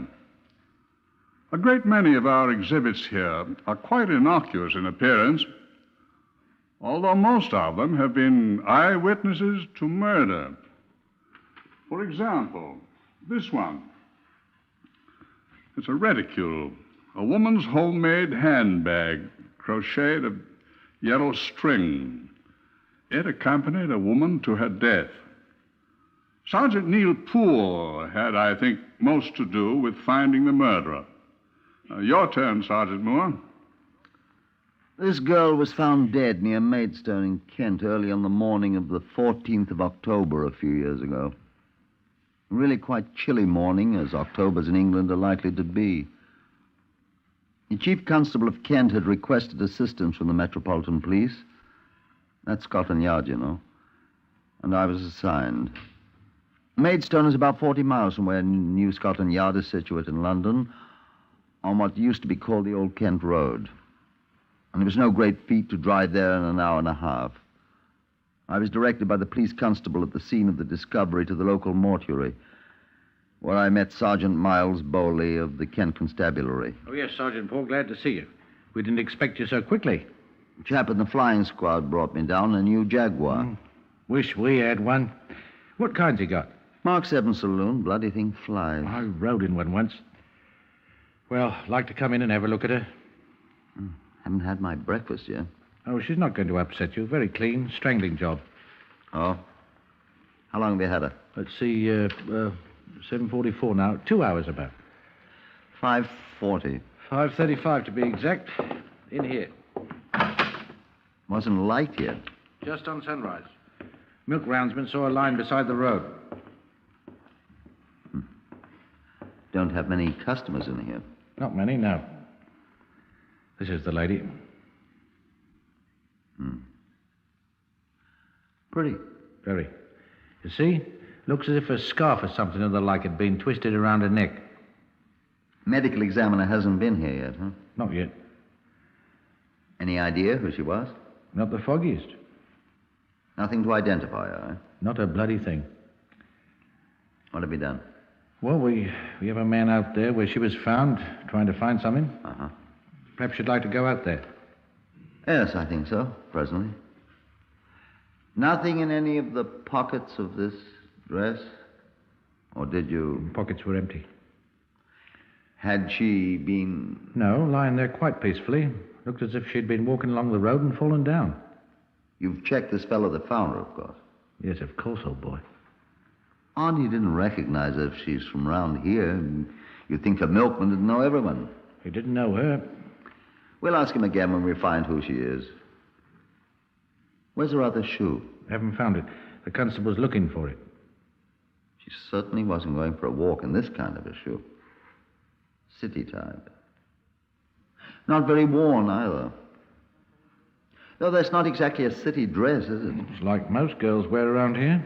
Well, don't look like a working girl's hands, either. I shouldn't say so, either. I'd like to have a talk with this milkman. Whenever you like. I'll have him brought in. Right. Suppose we might go and look at the place he found her now? Well, we don't have a Jaguar 7 saloon, but if you'll ride in my Ford... I was happy to ride in his Ford to the roadside spot where a constable waited, clutching the missing shoe. That was all he had found. No indication of a struggle, no footprints. I checked that myself most exhaustively. Nothing. The milkman whom I interviewed told a most straightforward story. A little spry old man who knew all his customers intimately and was well and favorably known by them all. My suspicions of him abated for the moment. The other shoe, which the constable had found under a gorse branch, was no help either, except that it implied that the wearer was more accustomed to city pavements than to country roads. The medical examiner gave us his report at the Maidstone police station. Ah, yes, Sergeant Ford. Well, there isn't a great deal to the report. Death was due to strangulation, of course. You know how she was strangled, sir? Apparently by cloth of some kind, a scarf or neckcloth, perhaps. There are no discernible marks of hands or fingers on the throat. Was she... She was not criminally assaulted, no. There are bruises on the right thigh, however, which were almost certainly made by a large hand, much larger than hers. Now, I've had them photographed in actual size here. This negative is of her hands to the same scale. Marks were made by a hand much bigger than old Charlie Brooks, too. Brooks? And the milkman, Doctor. Criminal assault was attempted, Doctor. I'm a doctor, sir, not a detective. Yes. There is one curious circumstance which may have an effect on your investigation, Sergeant. Yes, sir? Judging by conditions indicated, without making an autopsy, the body of the young woman was held in an upright position for some time after death. An upright position? Either a standing or a sitting position, yes. What could that indicate, Doctor? I have no idea, Sergeant. Though I might hazard a guess. By all means. What, sir? Well, I'm not a detective. Well, that's all right. Oh, we know. But if the young woman had been riding, perhaps in a motor car... But that's absurd, isn't it? If she was brought there by motor car from somewhere else, that'd be why nobody here'd recognize her. Wouldn't it, Belly?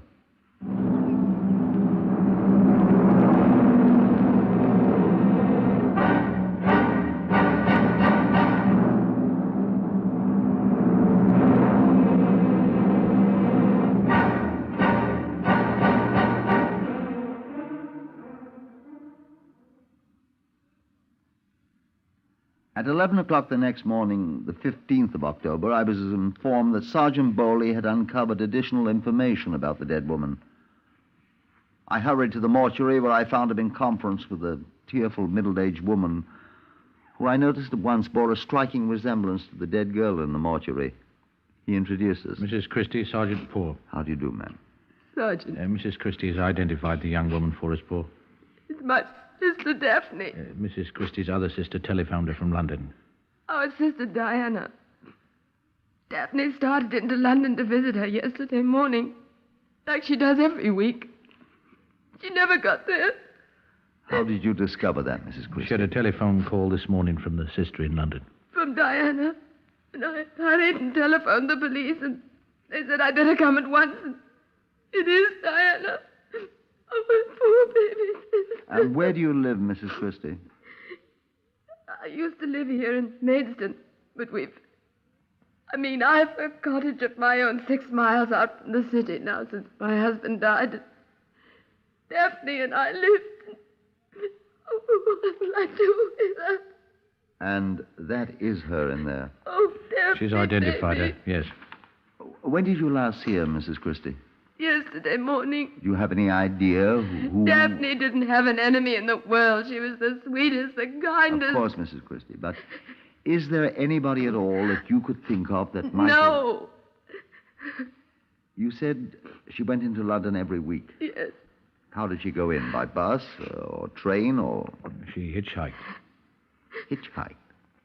Catch rides with anyone who came along? That's what she did. Good Lord, didn't she know how dangerous... I told her.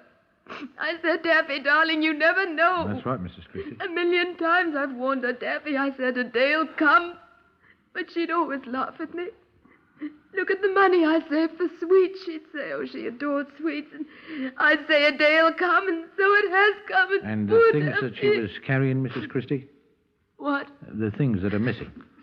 Oh, she was robbed then. Oh, there was the attaché case. She was carrying an attaché case. Well, not really an attaché case, Sergeant. An old pasteboard folder it was, but she carried it so long we always called it the attaché case. It could be identified. Just a cardboard folder. It could be identified, though. It was just an old brown pasteboard.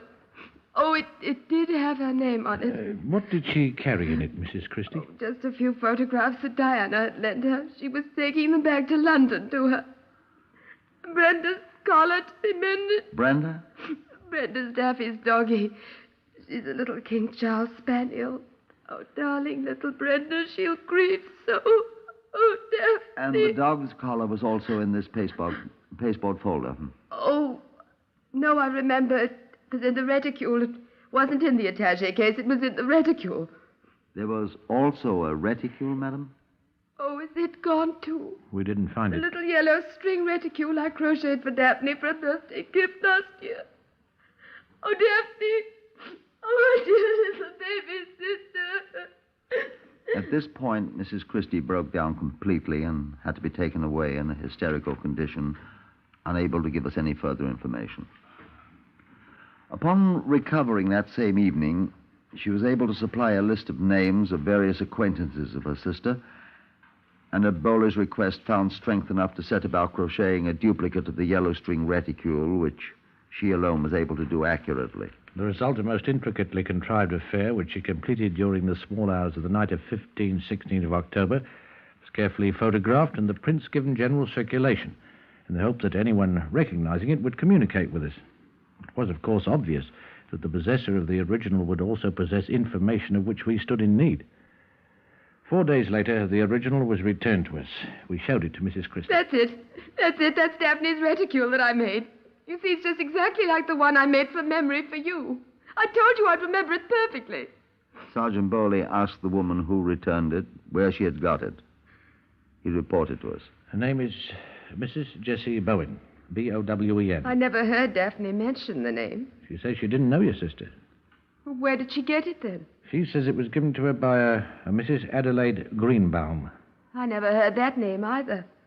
Where did she get it? We're looking for her. We found Mrs. Adelaide Greenbaum. She admitted giving the yellow string reticule to Mrs. Bowen. Where had she found it? It had been given to her by a Miss Polly Cavanaugh, she said. Who's this Polly Cavanaugh? I asked Bowley. We'll find her. We did. We found her visiting a cousin, a retired corporal major of household cavalry living at Altrincham. Yes, she had given the reticule to Mrs. Greenbaum.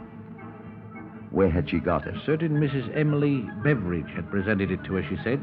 I'm sure I'd never heard of Mrs. Beveridge. I'll find her. I'm getting a little tired of reticules, though, Sergeant. Mrs. Emily Beveridge agreed as she happily brewed a pot of excessively weak tea for the sergeant that she'd given the bloody thing, that was Bowley's own phrase, to Mrs. Cavanaugh. And where had she got it, I asked. You may believe it or not, old boy, but she got it from her nephew, Reginald, she assures me. And Reginald? I have thoughtfully brought Reginald with me. Where is he? Reginald! Sir? Come here. Yes, sir.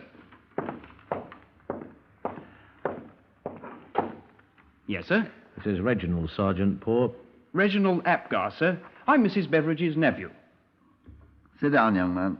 Yes, sir. Did you know Miss Daphne, what was her name, Bowley? Cordwainer. Daphne Cordwainer? No, sir. You didn't know her? No, sir. Where did you get her purse? Purse, sir? That yellow string bag you gave your aunt. Oh, that. I found it, sir. When? Why, the 15th of this month, sir. Why are you so sure of that date, young man? It's my Aunt Emily's birthday, sir. I gave it to her as a birthday gift. It was no use to me. Tell him where you found it, Reginald. Oh, floating in Beltane's Tarn, sir. Where? Beltane's Tarn is a pond, Paul. I doubt Beltane the Smith ever was there, sir, but it's supposed to be haunted by him. Tell him where it is, Reginald. Oh. Well, sir, it's about a quarter of a mile from the road. Tell him what road. Oh. The road, sir, where old Charlie Brooks found that girl's body. Tell him what girl's body, Reginald? Oh, well, that Miss Daphne Cordwainer. Well, did you murder her, Reginald? Why, no, sir. I didn't murder her. What were you doing there? Well, sir, I'm a scoutmaster, sir. Speak up. Well, I introduced bird watching in my troop. We've been quite successful, too. I mean, rather bird photography more than bird watching. Do you photograph wildlife, Sergeant? I do not. Go on, Reginald. Well, I'd heard that plover were quite plentiful around Beltane's tarn. The first this year, you know. And having nothing better to do, I took my camera kit. I have an Adams Minex 4x5. Jolly good camera, that. Yes, I'm sure. Will you get to the point, please? Why, no necessity to be rude, sir. I'm getting on. Sorry. Let him tell it his way, Paul. May I go on, sir? If you please. Well, there weren't any plover. I did see a partridge in plumage, though, but he flew away before I could get my camera open. You know an Adams Minex, sir. Wonderful camera, but... I don't know anything about it. Now, please get on with it. Well, then I walked down to the tarn, and there was this thing floating in the water. So I picked it up, wrung it out, and took it home to Aunt Emily. Is this true? On a scout's honor, sir. How did it get there? My dear man, how could I possibly know? That's exactly what I'm trying to find out, young man. I'm sure I don't understand you, sir. It may be that you will in time. Would you be willing to accompany me to this place? To Beltane's tarn, sir. Would you be willing to accompany me and Sergeant Bowley here to this place and help us find whatever else we might be able to find, Reginald? Oh, I forgot to tell you, sir. I found something else, but I doubt it's very important. What? This piece of pasteboard, sir. It's apparently been torn from one of those cheap attache cases. Probably doesn't mean anything. Let's have a look, Paul. Wait a sec. But it's got that name written on it in pencil. What name? Daphne. Look. See? Here. Yes, I see. Reginald, would you mind waiting a moment out in the other room, please? Not at all, sir.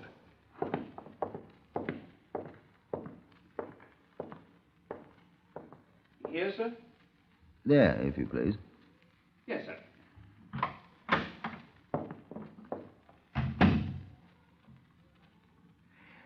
There is either the most naive young man I've ever seen, Bowley. Think so? Or the wickedest. Do you think he's too young to hang, old boy?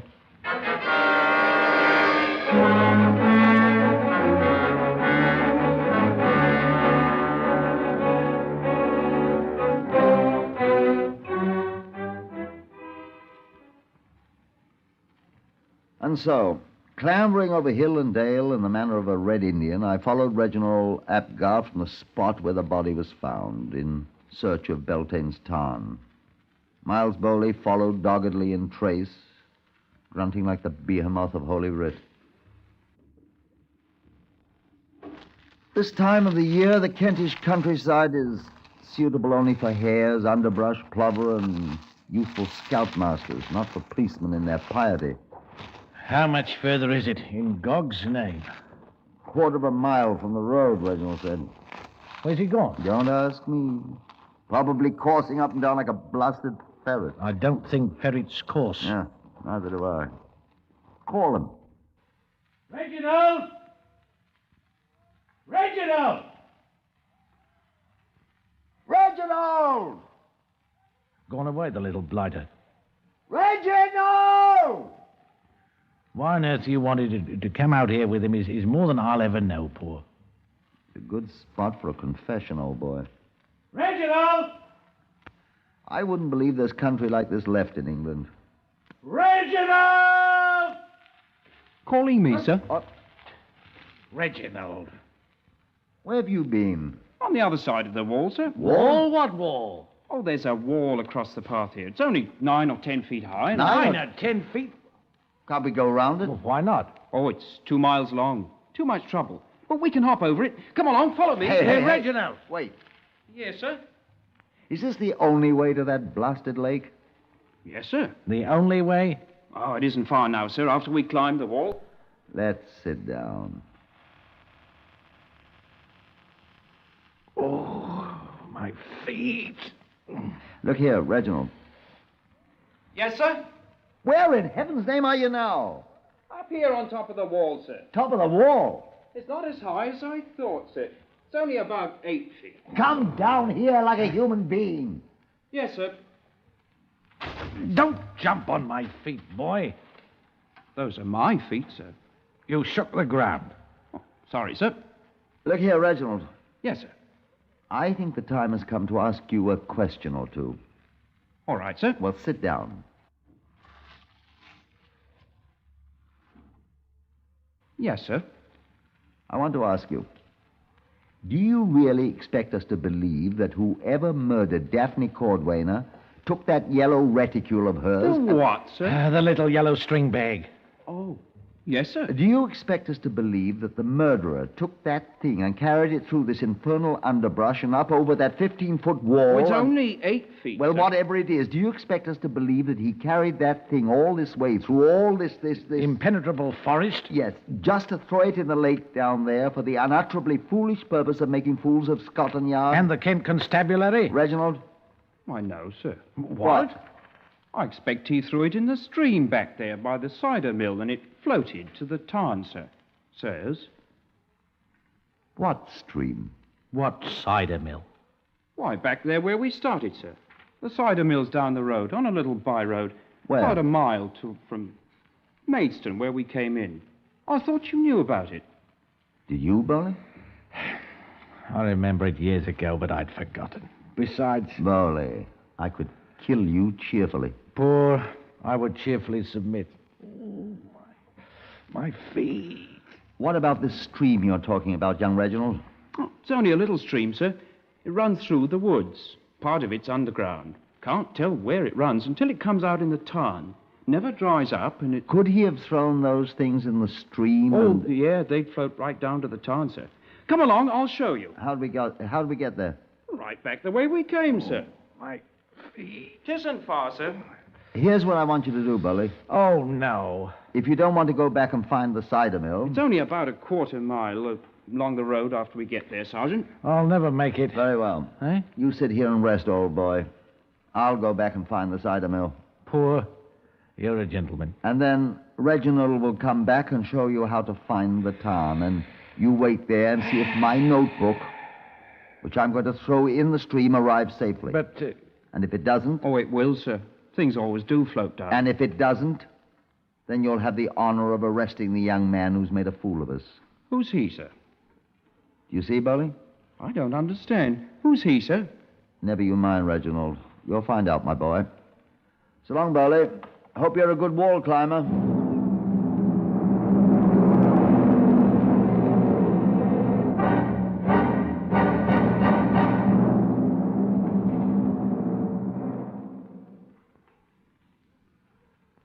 Reginald showed me the weary way back to the road, to the cider mill, to the stream. He bounded away again full of the vitality of youth as I sat by the stream's edge and panted and watched him hasten away full of energy.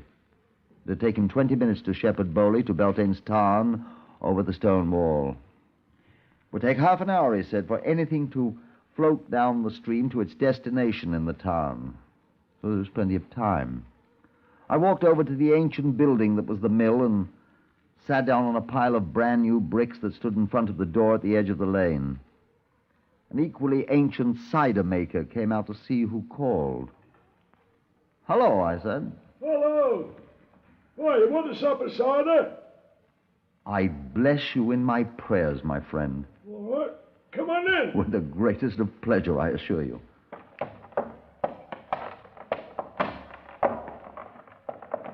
There you are.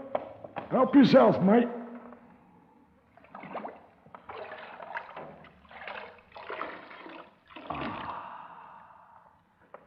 Your health, Gaffer. Oh, drink I'll, sir.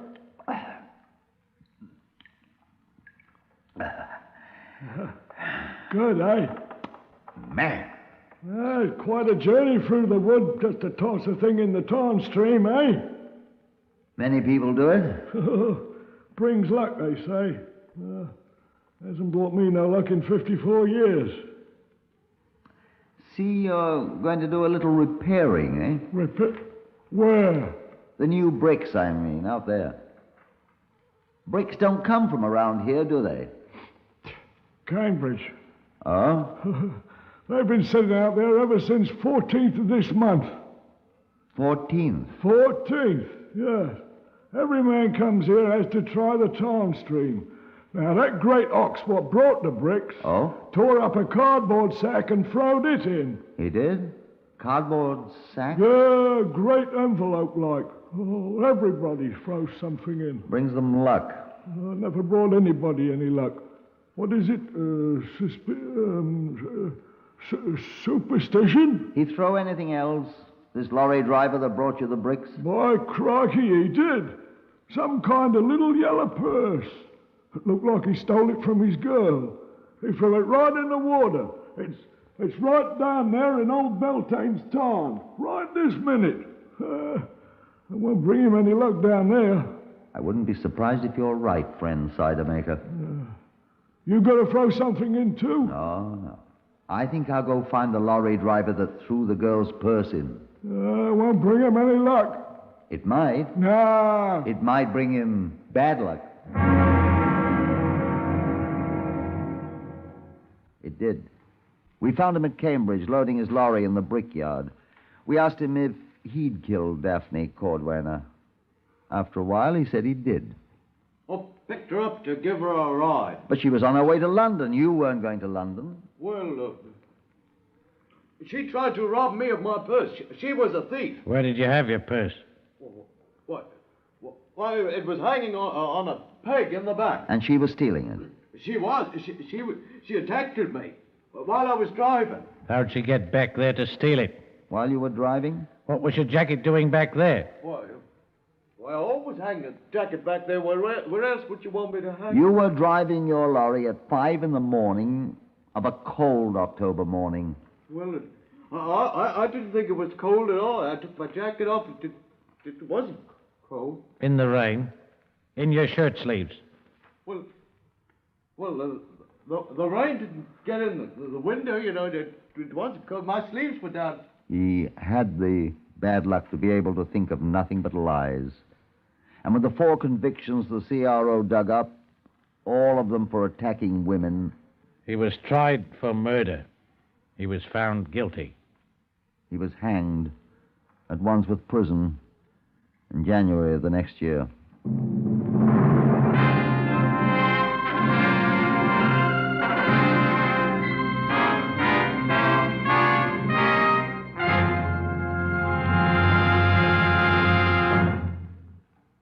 Heard today on Whitehall 1212 in the order of their appearance were Harvey Hayes, Horace Braham, Guy Spall, Lester Fletcher, Kathleen Cordell, Peter Forster, and Pat O'Malley. Lionel Rico speaking. Whitehall 1212 is written and directed by Willis Cooper.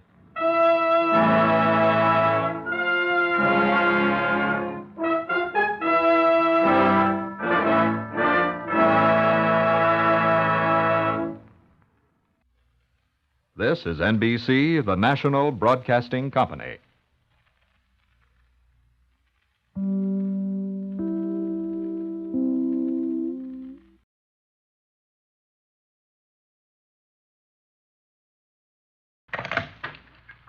Whitehall 1212.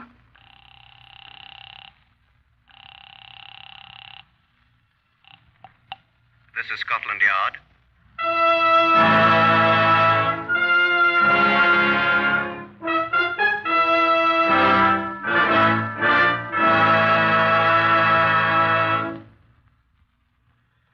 For the first time in its history, Scotland Yard opens its official files to bring you the true stories of some of its most baffling cases. These are the true stories, the plain, unvarnished facts, just as they occurred, reenacted for you by an all-British cast.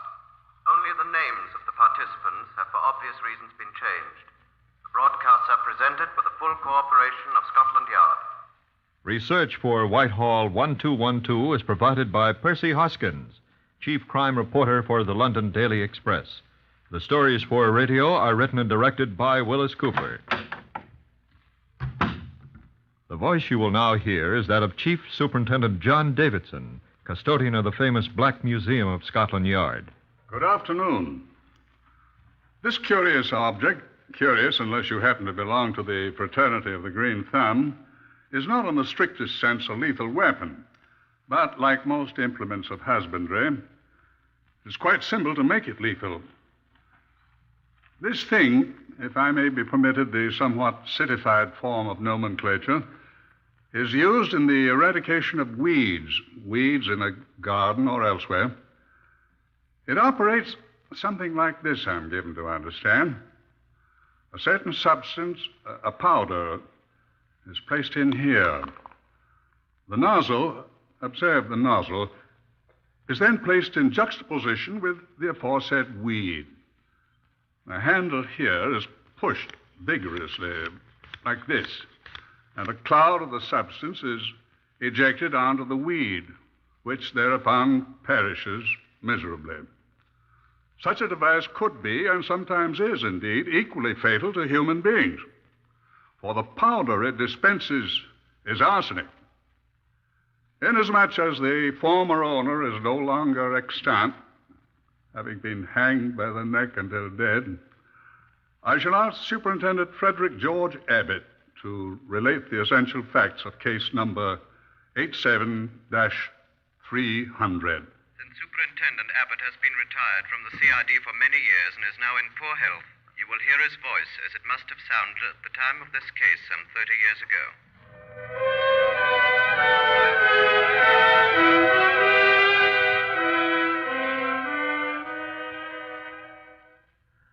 Go to Hay, I was told, and I thought he was swearing at me. But I quickly learned that Hay is only just across the border in Wales. The railway station, in fact, is in England. Hay is a little town, an old one, and the market centre for quite a countryside along the River Wye, and the valley called Cusop Dingle, which separates the two countries. I sought out the local police sergeant, whose name was Jones. Catesby ap Catesby Jones. Jones is a fairly common name in Wales, it is. But there are not so many of the ap Catesbys, I will assure you. Oh? I have lived here in Hay all of my life. Then I take it that you know this chap quite well. Yes, I know the foreigner quite well. Foreigner? I'm talking about, what's his name? Major Birdsong? Yes, the foreigner. He is an Englishman. Devonshire, isn't it? Where he comes from? I'm sure I don't know. I know all about him.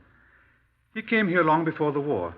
That would be 8 years ago, and he's... And he's still the foreigner. Whoever is not born in Hay is a foreigner, Superintendent. What else do you know about him, Sergeant? Well, he became partner to Mr. Gwilym Evans, the solicitor.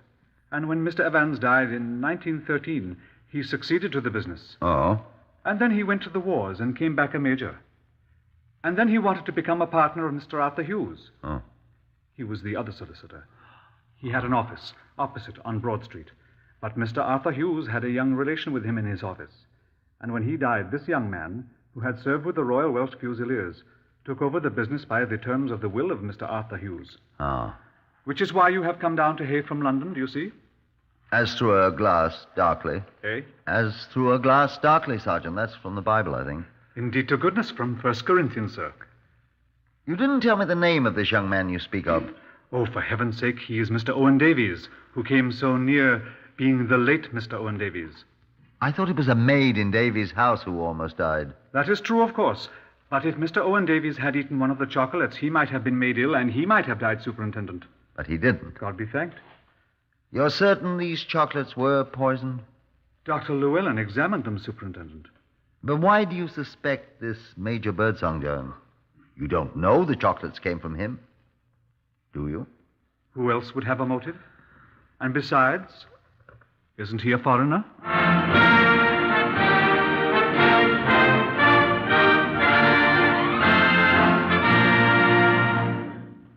The next order of business, having arrived on the earliest of the 3 trains a day that served the town of Hay, was breakfast. And not bad either. Bacon and eggs, scones with bitter Dundee marmalade, several small oceans of tea. Not bad at all. Then Sergeant Jones and I called upon Mr. Owen Davies, the former Welsh Fusilier, who had avoided an untimely demise by not eating chocolates. I wanted to know more about that. No, sir, I don't know where they came from. Well, Mr. Davies, isn't it just a trifle unusual? I know where they came from. Some shop or other in London, but who sent them, I mean, I don't know that. Oh. Well, where do you think they came from? Well, I thought my wife bought them, I suppose. And indeed, to goodness, she thought Mr. Owen Davies had bought them, Superintendent.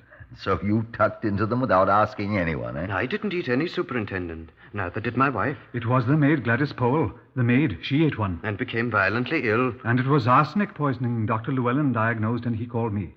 Did she die? By the grace of the Lord, no. But she was a very sick little girl. Serves her right. Stealing chocolates. Oh, I'd hardly call that stealing, Mr. Davies. She'll not get another opportunity in my house. I sacked her. And what made you suspicious of this other chap, Major Birdsong? Is that his Kindly name? don't pronounce his name so loud, officer. Why not? Can he hear me? He is looking at us this very moment, Superintendent. What? Where? Sit still, I beg you. His office is directly across the street.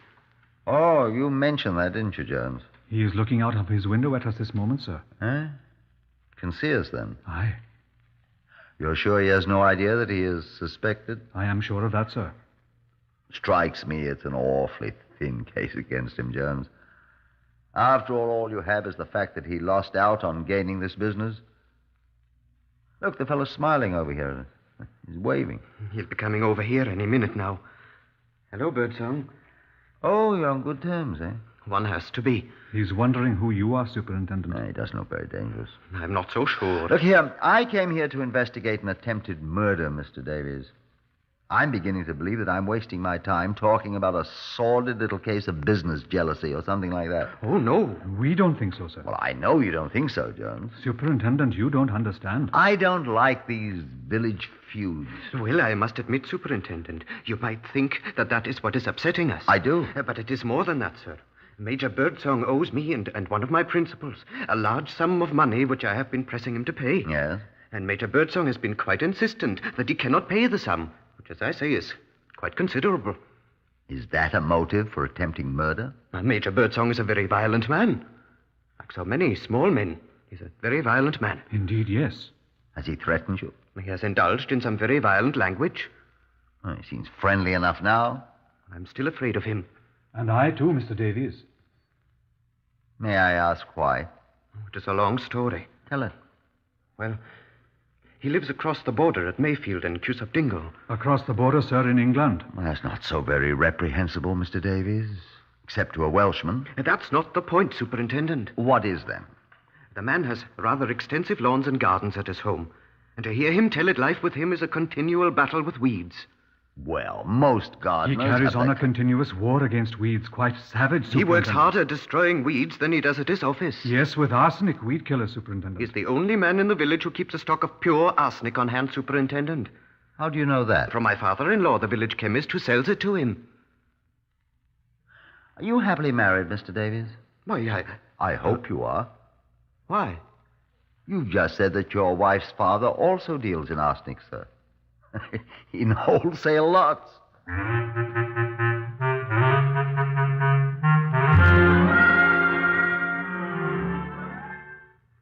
Having left Mr. Owen Davies with what the Irish sometimes call a flea in his ear, I removed myself to ruminate a trifle. This suspicion of the foreigner, Major Birdsong, I must admit, appeared to me most absurd, as I've no doubt it also appears to you. Of the two, I was most impressed by Birdsong, although I'd had but scant opportunity to observe him from across the street. I went to call on him. I wanted to form a better opinion of the man.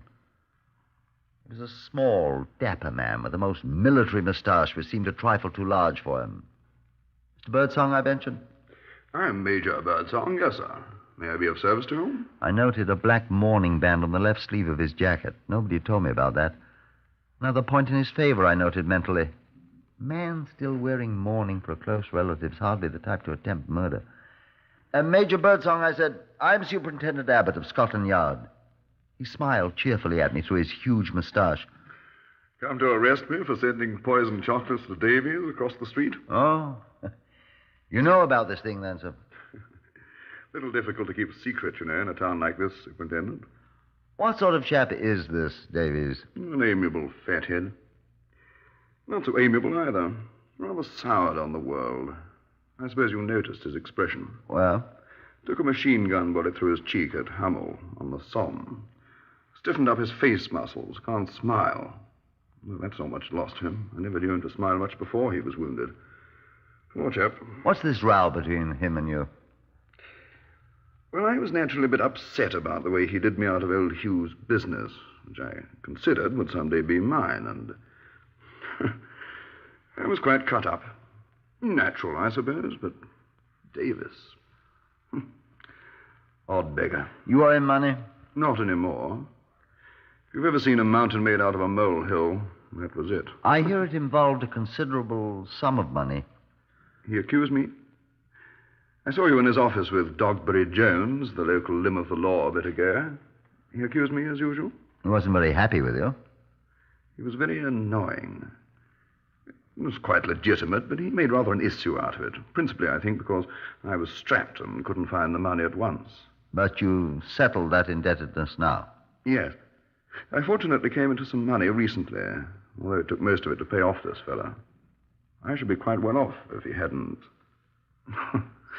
Oh, well, it's all over now and forgotten.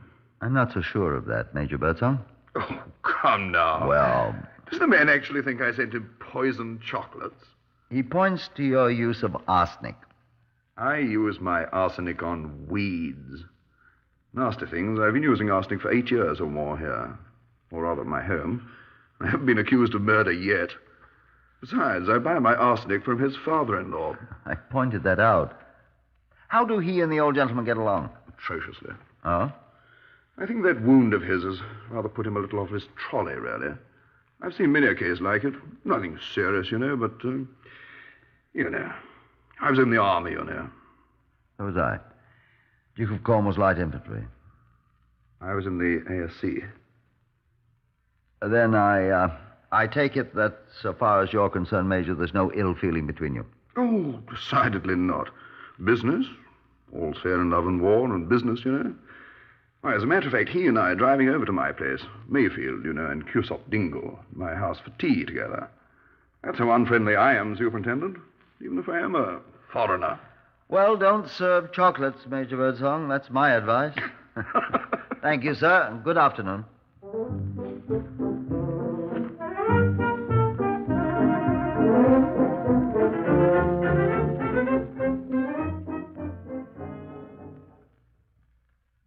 Much later in the afternoon, I sat in the saloon bar of the Red Dragon with Sergeant Catesby, F. Catesby Jones, and Dr. David Llewellyn, the local doctor who had diagnosed the illness of Davy's maid as arsenic poisoning. We drank sparingly of the local beer. I gather you don't think so much of the case, Superintendent. I've seen and heard very little so far to convince me that your Major Birdsong's a potential murderer, Sergeant Jones. Well, Gladys Pole was certainly poisoned by arsenic, sir, as Dr. Llewellyn can tell you himself. There is no doubt of that, Superintendent. If I had not taken prompt preventive measures, she would be dead this minute, so she would. Who supplied the poison, Doctor? I know of no place in this vicinity where arsenic is kept except at Birdsong's. And the chemist's? Well, yes, at the chemist's. Who is Owen Davy's father-in-law? That is so. You think Birdsong, though? Don't you, Doctor? Dr. Llewellyn, I'm thinking perhaps Superintendent should know about Mrs. Birdsong. What about her? She died. Is that why he's wearing the mourning band on his sleeve? It is. Recent, then? Quite. Mm-hmm. Did she leave him some money? She did. That is where Major Birdsong got all the money to pay Mr. Owen Davies. And just in time. Oh. What'd she die of? Sergeant, you're not drinking your beer. Pour some of it in my glass. Here, let me get you one. No, this is quite enough. I do not indulge very often. Thank you, Catesby. Here, let me... No, Superintendent, thank you. You were talking about Mrs. Birdsong, Doctor. Yes. She was the one in the family who had the money. Birdsong never had anything. Not a farthing. Not till she died. Correct. Mrs. Birdsong had always been a little, shall I say, unstable. I was her physician, you see. About a year ago, she developed certain symptoms. All right, Doctor. What kind of symptoms? Her mind. Oh. And at last I, together with Dr. Thomas Rattray of Carmarthen, an old and valued friend of mine, and an excellent man, certified her as insane. She was in an asylum at Gloucester for some 7 months, Superintendent. She died there? No. She recovered rather well. Not completely, you understand, but legally sane. Legally? What do you know about this, Sergeant? Indeed, I know all about it, sir. She was brought home to Cusop Dingle, Mayfield, their home. Do get me another beer. I'm thirsty. I'll get it, sir. That is good of you, Catesby. About a month after she returned home, I must add that Major Birdsong was most insistent that she be released from the asylum. About a month later, she developed another symptom, physical symptom, and then she died. Here you are, Doctor. Oh, thank you, Catesby. You didn't say what sort of symptoms, Dr. Llewellyn. Abbott, I'm a true Welshman, and this man is an outlander, an Englishman. But I am also a doctor of medicine, and I have taken the oath of Hippocrates, and I will not suborn myself. He is a foreigner, but I can't help that. I know that, sir. Where is my beer?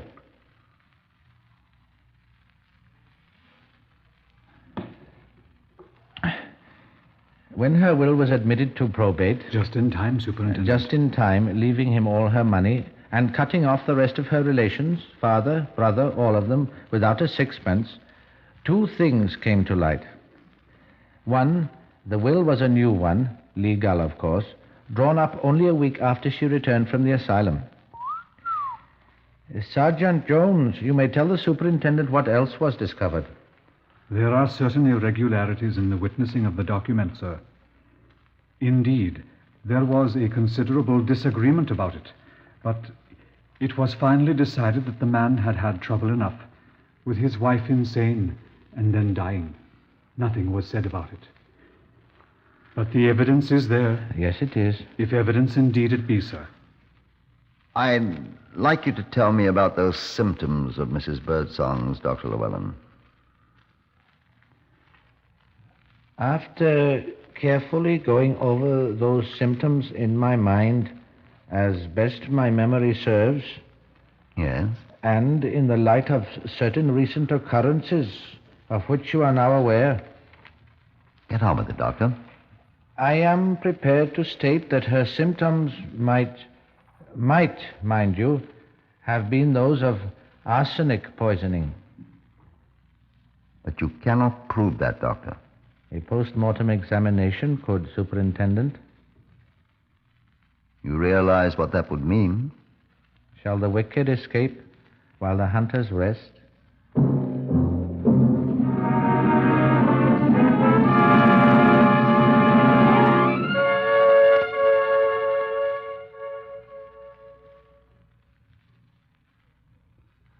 I thought for a long time that night, to the ruin of a good night's sleep, would the Director of Public Prosecutions take seriously the views of this country doctor and this country police sergeant, and order an exhumation and a post-mortem examination of the body of Mrs. Mildred Birdsong? Or would they consider me a gull, a too ready believer in gossip? I fell asleep after a long time, and I was awakened by the clatter of a bell in my ears. Telephone. Hello? Is that Superintendent Abbott? Yes. This is Superintendent Abbott here. Who? Sergeant Catesby up, Catesby Jones here, sir. Who? Oh, hello, Jones. What on earth? Sir, I would never think of waking you at this hour of the morning. What time is it? 4:26, sir. 4:26. In the morning? Yes, sir.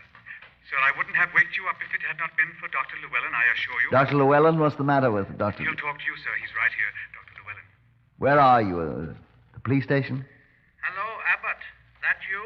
Llewellyn here. Yes, this is Abbott, Doctor. What's happened?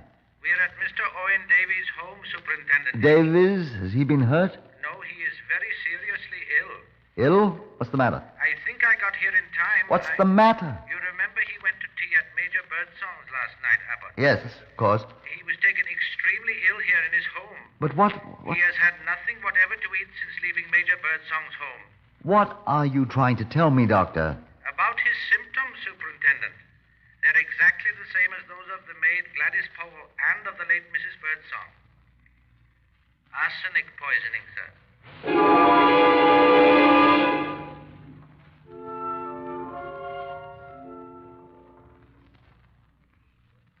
I hurried, of course, to the home of Mr. Owen Davies, who was moaning and feeling very ill indeed. Fortunately, said Dr. Llewellyn to me, arsenic is thrown off quite rapidly from the human body. So he's in scant danger now, but it might very easily have been fatal. You can be certain that this is arsenic poisoning, Doctor? No. I cannot be absolutely certain by what rough and ready tests I've been able to make here, but we'll know very soon. How's that?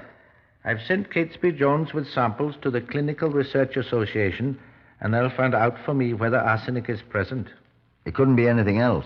He has the symptoms of a severe bilious attack, that's true, but that rapid pulse, that could be arsenic's doing. You're not sure, then? Frankly, no. But you will know? One way or the other before very long. May I talk to him? Yes, of course. Not very long, though, of course. Of course. In here. Well, Davis, what happened to you? He doesn't know anything about your suspicions, does he, Doctor? No, of course not. What happened, Davies?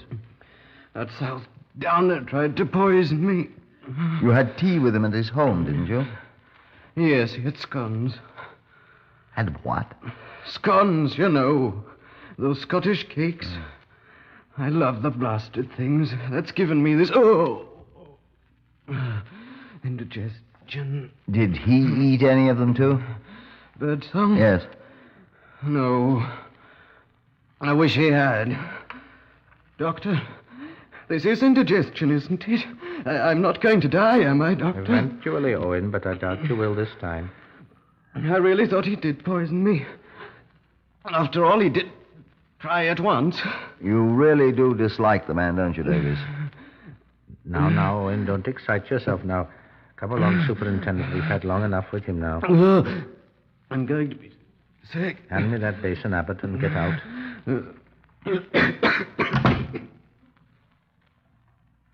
I got out. I went and sat in Mr. Owen Davies' chair by the fireplace in his sitting room and waited. I heard footsteps creaking down the stairway. That was Mrs. Davies, I assumed. I remember hearing Dr. Llewellyn's voice and a woman's, and I drifted off to sleep. It was still less than 5:30 in the morning after all. And then I was awakened by a distant telephone bell. And I listened. Yes? Dr. Llewellyn speaking. Oh, good morning, Catesby. You got there all right? There was someone there. They made their tests. What was it? What did they find, Catesby? Good. I'll tell Superintendent Abbott. He'll want to know. I was on my feet before he finished talking. Abbott! What did they find? What I suspected. Arsenic.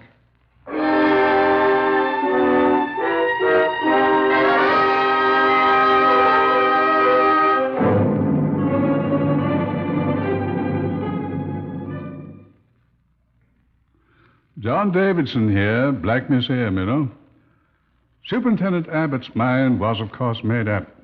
He petitioned the Director of Public Prosecutions for an exhumation order on the body of Mrs. Mildred Birdsong.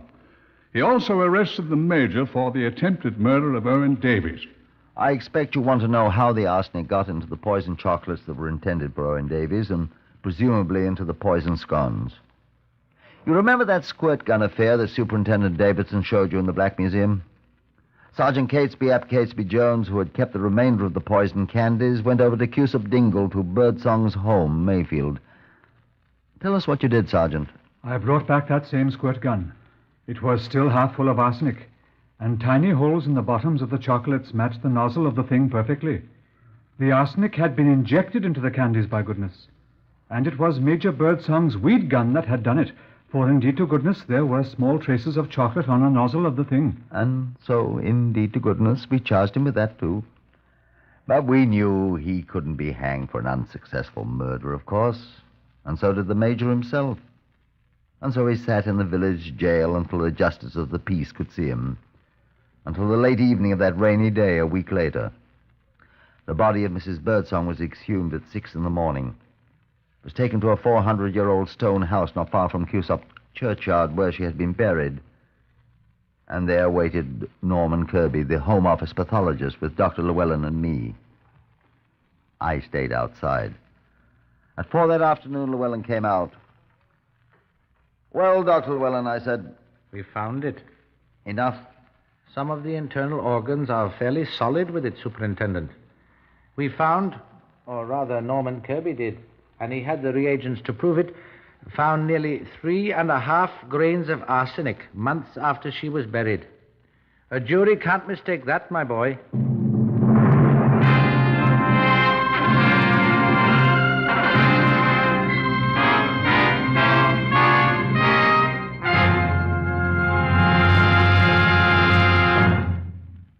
He stood up in the little cell when I opened the door. Albert Birdsong, I said, I arrest you on the charge of the willful murder of your wife, Mildred Clark Birdsong. Correct. And I warn you that anything you say will be taken down in writing, may be used in evidence. Do you have your notebook, Sergeant Jones? Indeed, to goodness I do, sir. I'll make a statement. Yes, I killed her. I killed her because I had to have the money. I had to pay that... No point in calling names, is there? That fellow townsman of mine, Owen Davies. I'm sorry, but she wasn't much use anyway. Her mind, you know. It's a pity, but I had to do it. That's the long and short of it. I'm sorry about Davies. I'm sorry I didn't succeed. He richly deserved it. After all, it was on his account I killed Mildred, Inspector. Why not hang him instead?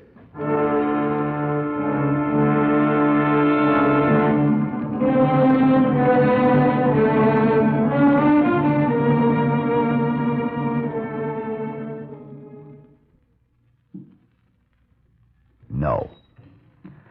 The jury at the summer assizes at Hereford, the murder was committed at their home in England, not in Wales, where his office was situated. That jury recommended that Albert Birdsong himself be hanged. And so he was.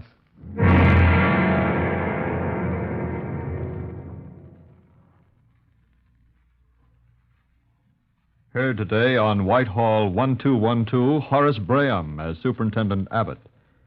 Others in the order of their appearance were Harvey Hayes, Winston Ross, Lester Fletcher, Maurice Dallimore, and Guy Spall.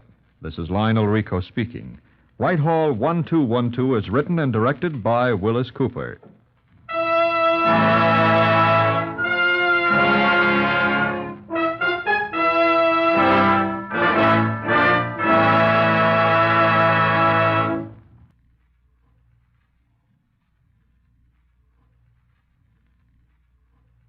This is NBC, the National Broadcasting Company.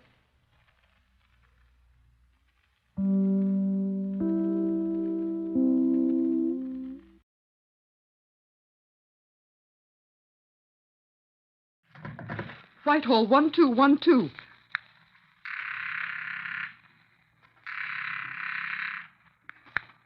This is Scotland Yard.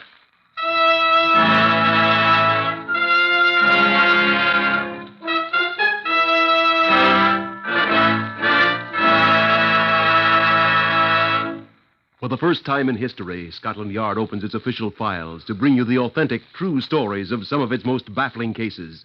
These are the true stories, the plain, unvarnished facts, just as they occurred, reenacted for you by an all-British cast.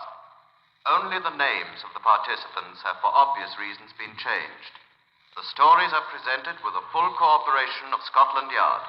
Research on Whitehall 1212 comes from Percy Hoskins, chief crime reporter of the London Daily Express. The stories for radio are written and directed by Willis Cooper. Chief Superintendent John Davidson will brief you on this case, number 381397. Good afternoon. This Gladstone bag is one of my exhibits in the Black Museum back there. Perfectly ordinary black Gladstone bag, vintage, I should say, of 1920. Now, it doesn't unlock any longer. The lock has been forced, but it can be opened. Now, you can guess for yourself what those stains are. You see, they're both on the lining of the bag and on this tennis racket cover, which has been in the bag since Easter weekend of 1924. And now, if you please, here is Inspector Rafe Sylvester, who I think will tell you how this bag came into our possession here at Scotland Yard's Black Museum. I could supply the answer quite simply and quickly, sir. Yeah, I know that one, old boy. The owner had no further use for it. The owner had no further use for anything, sir, except the services of Pierpoint the hangman. Robert Emmett Dignam worked very hard at being a hail fellow well met. He was a dapper man, a persuasive talker, and thus an excellent salesman, despite the fact that he was only 5 feet 2 inches tall. Dignam's wife, Olivia, who worked as a contomaton operator at a salary of £3 a week, entertained certain suspicions of her husband, due largely to his undeniable attraction for other women, particularly tall women. She herself was an inch shorter than her husband, a scant 5'1" in height. One day when Robert Emmett Dignam had returned home to Kew from a weekend trip, to Manchester, he'd said, on business, Olivia Dignam came across a cloakroom ticket from Waterloo Station in a pocket of the suit he had worn. She asked an old friend of hers, Herbert Chin, for advice. Chin, who had been a detective sergeant of the Metropolitan Police, took the ticket and went to the Waterloo Station cloakroom to see what was what. He was not a particular friend of Robert Emmett Dignam, and then he came to see me at Scotland Yard. Oh, I turned in the ticket, and the man handed me a bag, a black Gladstone bag. It was locked. Locked, yes. But I was able to pull the sides apart a bit. So you could see what was in it? Yes. What was? It was empty. Mm-hmm. Except for some pieces of silk, what looked like a tennis racket case and a large knife. Well, that's an odd combination, I agree, but... Well, I'll take my oath. They were all stained with blood.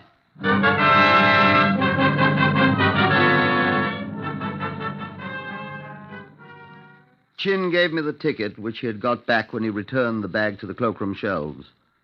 I took it and went to see for myself. I took one of the pieces of silk and sent it to the laboratory to be tested. Back came the report. Human blood. I put 2 detectives on a 24-hours-a-day watch of the cloakroom. At 9 o'clock the next morning, they brought him in and left him in my office. I asked him his name. Robert Emmett Dignam, Inspector. Named after the great Irish patriot, you know. This your bag, Mr. Dignam? Well, I paid for it. Is it yours? Yes, sir. I left it in... You know what's in it? What I'd love to know is how it came to be here. You left the ticket for it in a pocket of your green suit. Oh. My beloved wife goes through my pockets. She does, sir. At least she did in this instance. She wants a thrashing, doesn't she? I shouldn't let a constable catch you at it. I shan't, thank you. I asked you if you know what's in your bag, sir. Nothing very important. Shall we look? Will you unlock it? These things yours? Well, that's my tennis racket case. Your name is Dignam, you said? Yes. Initials on it are I.J.M. Eh? Not yours, are they? I bought it from a friend several years ago. These pieces of silk. And this knife. Cook's knife, big one. I must have picked it up at the bungalow. These stains, Mr. Dignam, can you explain them, too? Oh. Well, I'm very fond of dogs. Dogs? Yes, I was carrying some dog meat in the bag. Oh, odd place to carry it, I know. I had it all wrapped up in these bits of silk. And that's where the stains came from, old boy. What sort of meat was it? Oh, whatever kind of meat, dog, beef or horse meat, perhaps. Oh, yeah, probably horse meat, I fancy. That blood is from the meat. Of course, I said... It was human blood that caused those stains, Mr. Dignam. I should be glad to hear your explanation of that, sir. Well, all I can say is that it was dog's meat. What kind of dogs do you have, sir? Oh, I haven't got any... I mean...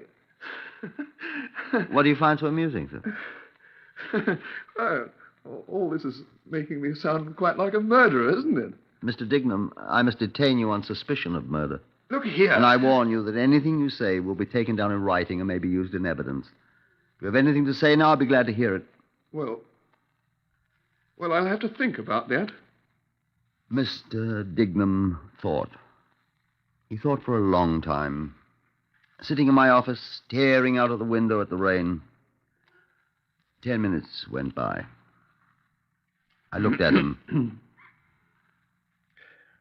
I've got to get some things straight in my mind. Take your time, Mr. Dignam, I said. He sighed, asked for a drink of water, drank it thirstily, and returned to his staring out the window. Another 15 minutes went by. Speaking to me, Mr. Dignam, I asked. I suppose you know all about this, don't you? I've no intention of telling you what we know, Mr. Dignam. It's for you to tell us if you want to. You've been warned. What? That anything you say may be used in evidence. Yes. Well, it isn't murder. What are you writing down? What you just said. Oh. Well, it isn't murder. I've been very foolish, perhaps. Write that down, too. I'll make a statement now. I've got it all straight, what to say. When you are ready, Mr. Dignam. I do not know who this fellow was, this man. I'd gone for a weekend's rest to the bungalow. I've been very exhausted. I worked very hard, you understand, and I felt the need for a rest. Alone, all by myself.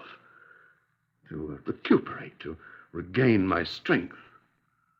I didn't tell my wife or anyone where I was going. I wanted no interruptions, you understand, either business or domestic. Are you getting all that? Yes. I had come across this place in my travels. A capital place to be alone, I thought at once. To rest, to refresh myself, I thought at once. A genuine deserted cottage on the deserted seashore. I told no one about my plans. I took only just a few articles of clothing. And, of course, the tennis racket. The tennis racket you refer to is the one that was in the case marked with the initials IJM. That's the one. The one I bought from someone several years ago. I went to this place alone and settled down for the evening. About midnight, I was awakened from a sound sleep by a sound. Shall I go slower? Thank you, I'm getting it all right. A man, a tramp by his appearance, I have no clue whatever to his identity, burst into my room. He told me he wanted my money. I leaped out of bed, and seeing he was much larger than I, started to retreat. He seized an axe. An axe? It was used for chopping up firewood, and he threw it at me. He attacked me first. Got that? Yes. The axe rebounded from the wall, and the handle was broken. Then, despite the difference in our sizes, I grappled with him.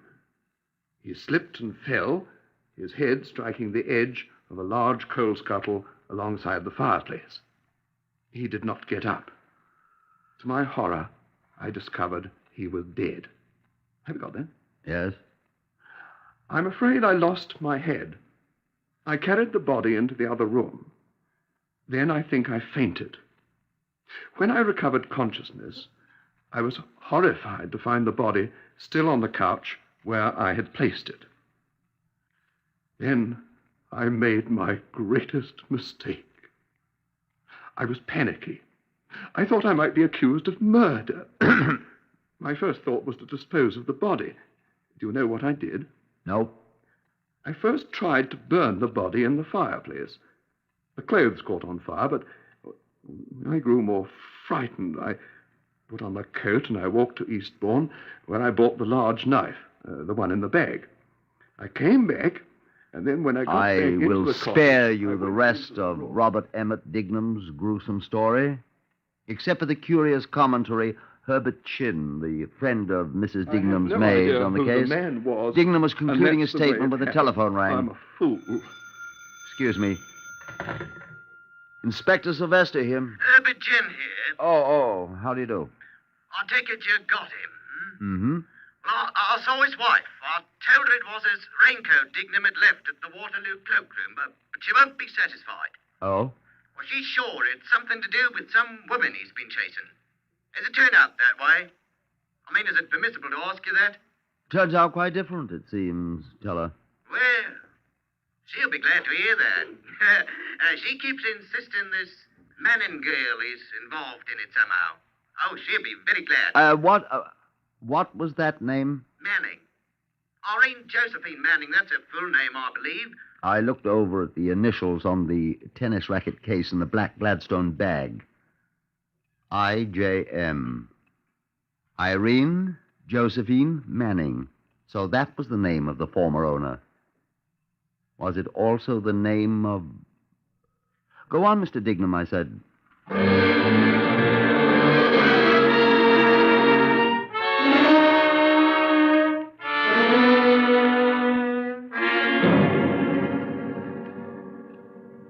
I didn't mention the name of Irene Josephine Manning to Dignam at this time. Rather, I sat and squirmed with impatience while he told me more details of the place where the alleged tramp had been accidentally killed.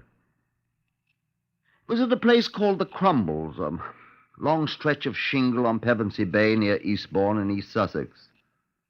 Shingle, as you Americans perhaps do not know, is it's a kind of pebbly, rocky beach, very unpleasant underfoot. The Crumbles is as desolate a spot as can be found on the southeast coast.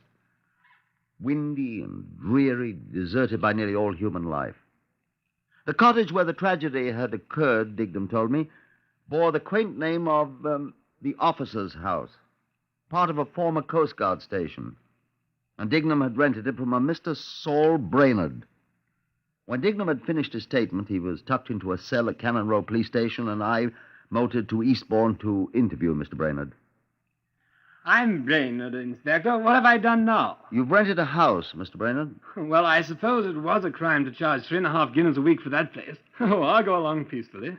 You did rent it to Mr. Dignam, then? Dignam? I told him his name was Plunkett.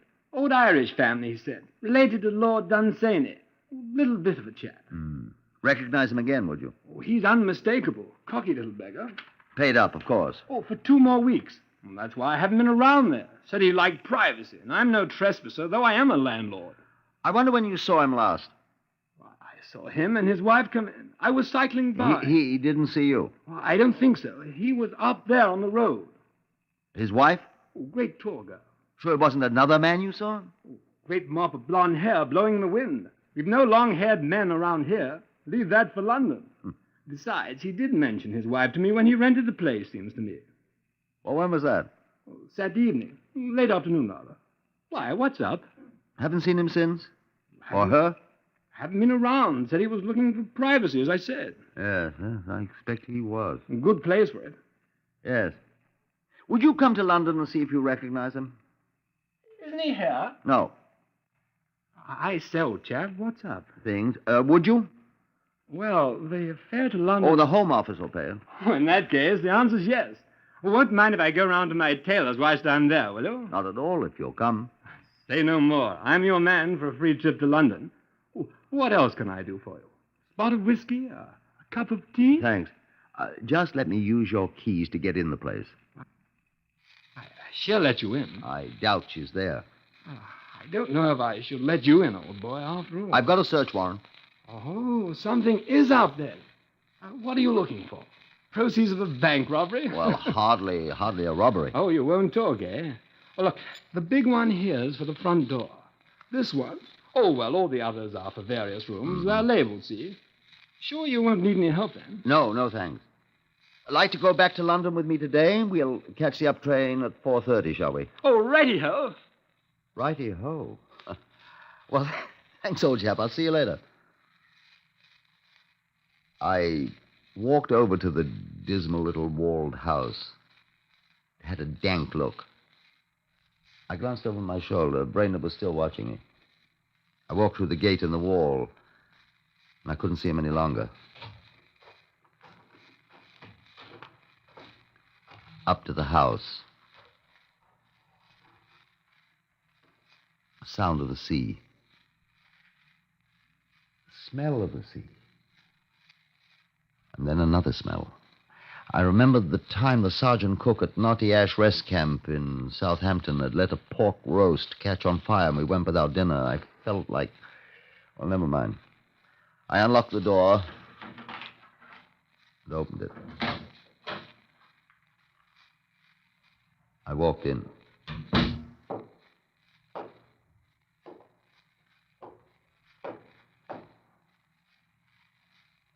There was the fireplace choked with ashes.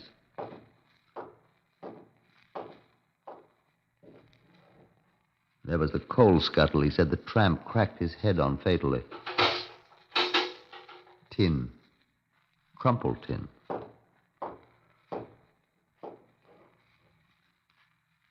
There was the axe. The axe, he said, had been thrown at him. The handle was broken. Exactly the way he said it was. Bloodstains, I thought they were on the floor. What's that? White thread. Looks like a long blonde hair. Huh. Let's keep that. What's in the other rooms?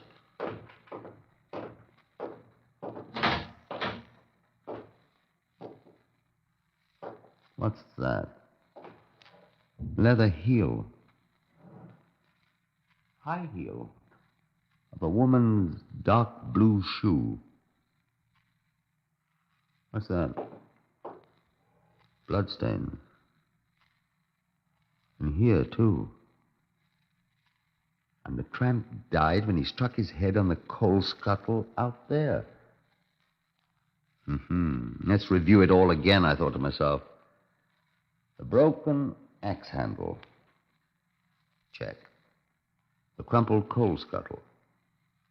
Might be. I doubt it. The woman's high heel.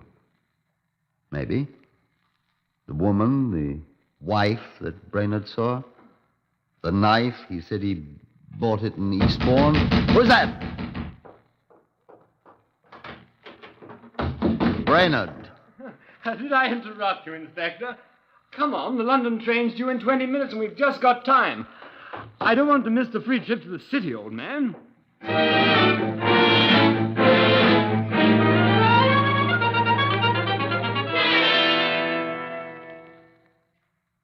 We caught the next train.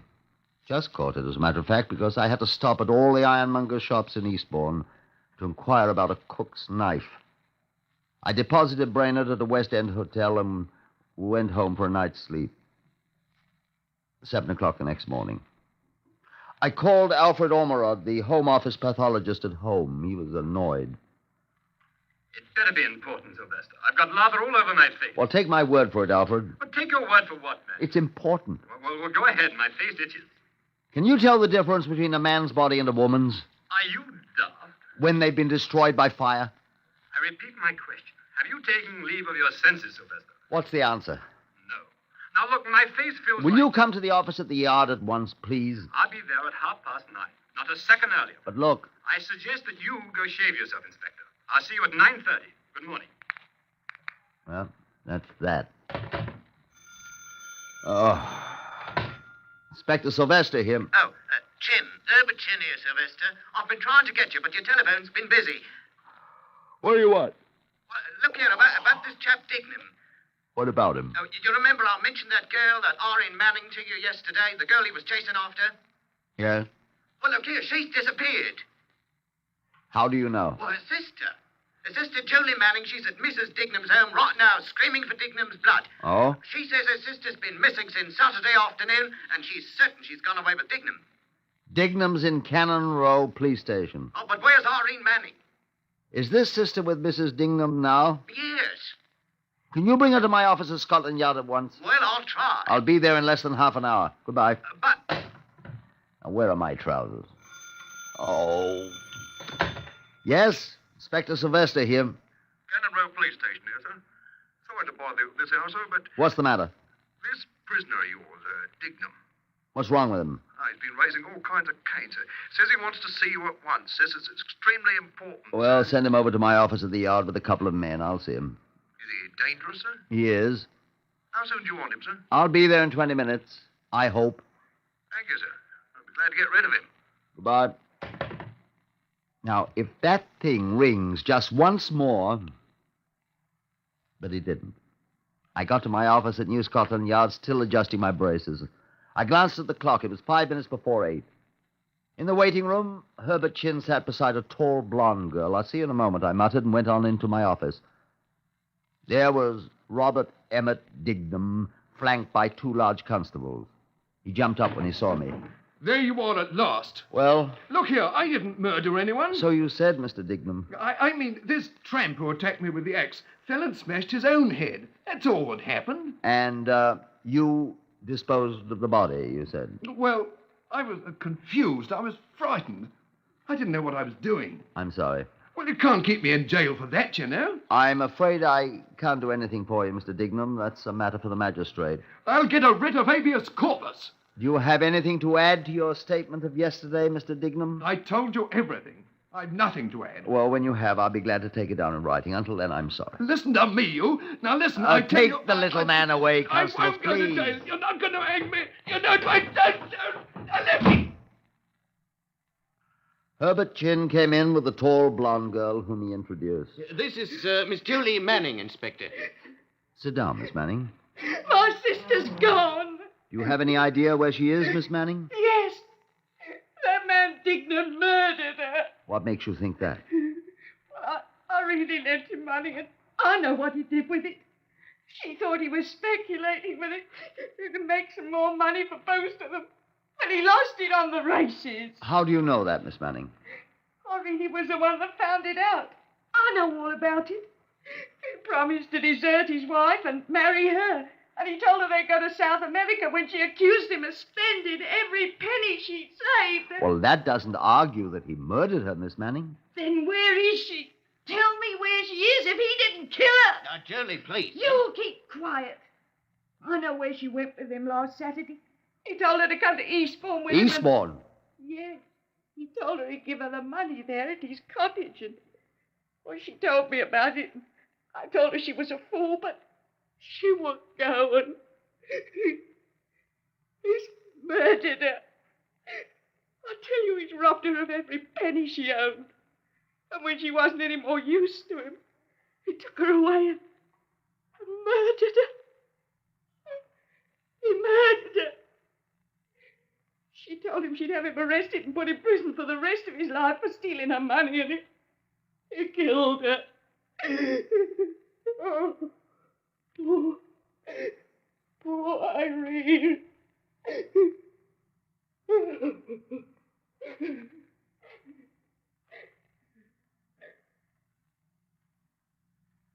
He said he walked to the village and bought a knife after the tramp had died.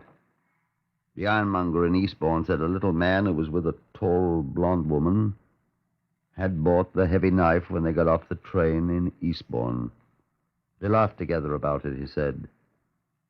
He bought the knife before they went to the cottage, and they laughed together about it. Alfred Ormerod, the pathologist, you remember, came in at 9:30. He left on the 10:03 for Eastbourne with his murder kit, promising to telephone me. At 10:15, the landlord Brainerd came in. I'm sorry I'm late, but I've just been to the bank. Bank? That thief Plunkett. Plunkett? Oh, Dignam. Oh, whatever his name is. I just got his check back from the bank stamped R.D. My wife sent it to me from Eastbourne. No funds, the bank says. I had him hanged. I walked over to Cannon Row with Brainerd. He recognized Dignam at once as Plunkett, and the dapper little man was charged again, this time with obtaining money by false pretenses. He again pleaded with me. Even if the man died, even if I did dispose of the body, Inspector, they can't do anything to me for murder. Even if I killed him, it's manslaughter, isn't it? Justifiable homicide. It's self-defense. I'm sorry, Dignam. Perhaps Robert Emmett Dignam already felt the clammy touch of the hangman's hands on his neck. At 4 o'clock that afternoon, Alfred Ormerod telephoned me from Eastbourne. Hello, Sylvester. I've been working all day here at the cottage. I've never seen such a diabolical...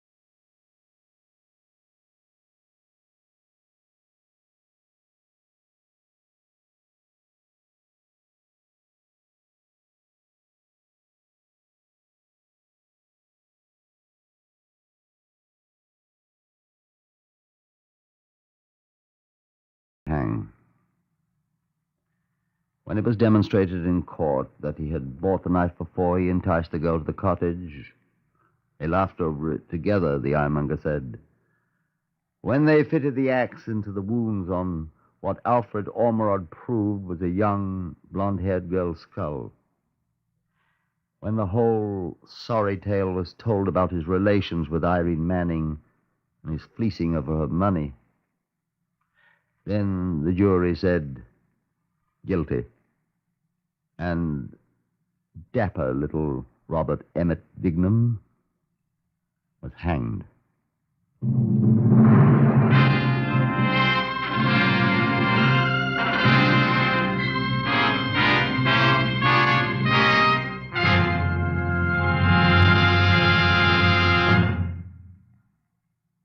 You have just heard another in the series Whitehall 1212, compiled from the official files of Scotland Yard. The research is from Percy Hoskins of the London Daily Express. The stories for radio are written and directed by Willis Cooper.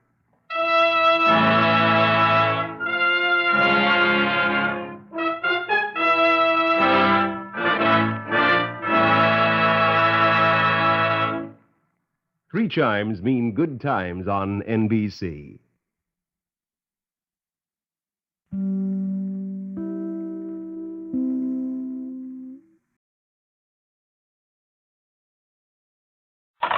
Whitehall 1212, quickly, please. This is Scotland Yard.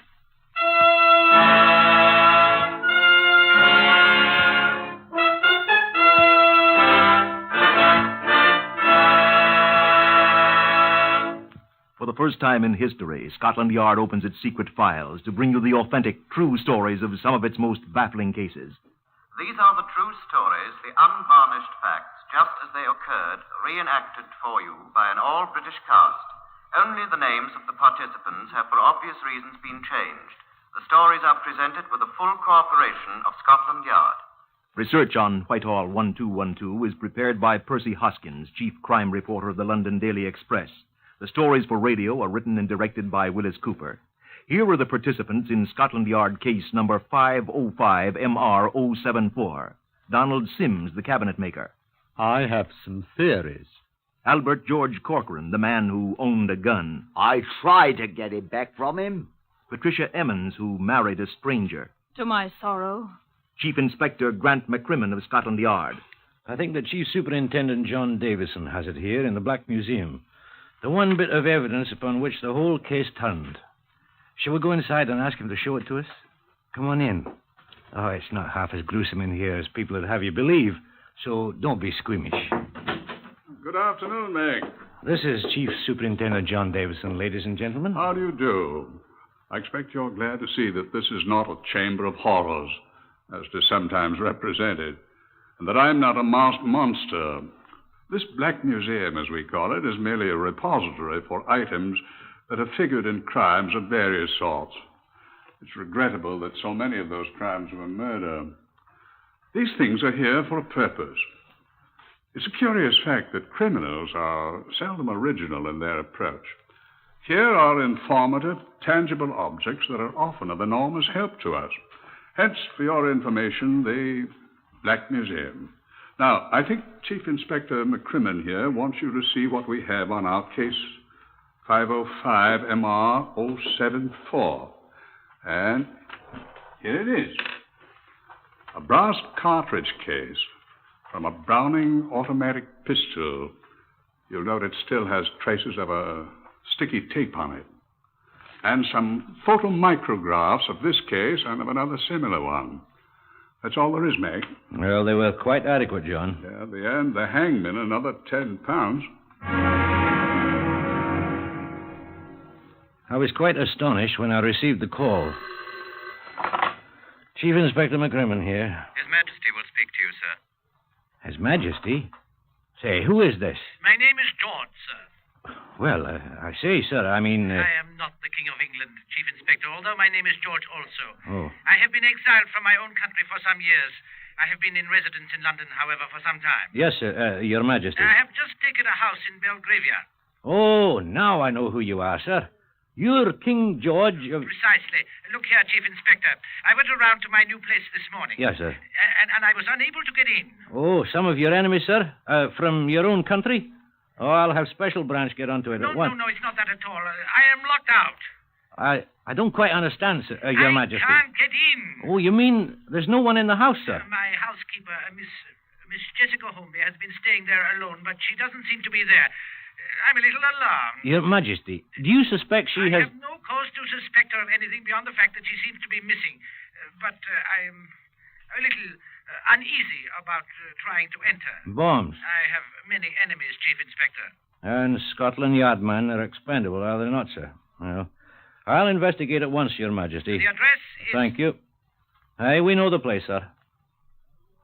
Preliminary report of Chief Inspector McCrimmon's investigation, dictated by himself to Miss Sheila O'Malley, Scotland Yard stenographer. A careful search of 4 of the ground room floors failed to disclose the presence of anything resembling a bomb of any sort. But upon entering the quarters assigned to the housekeeper, Miss Jessica Holmby, an important discovery was made.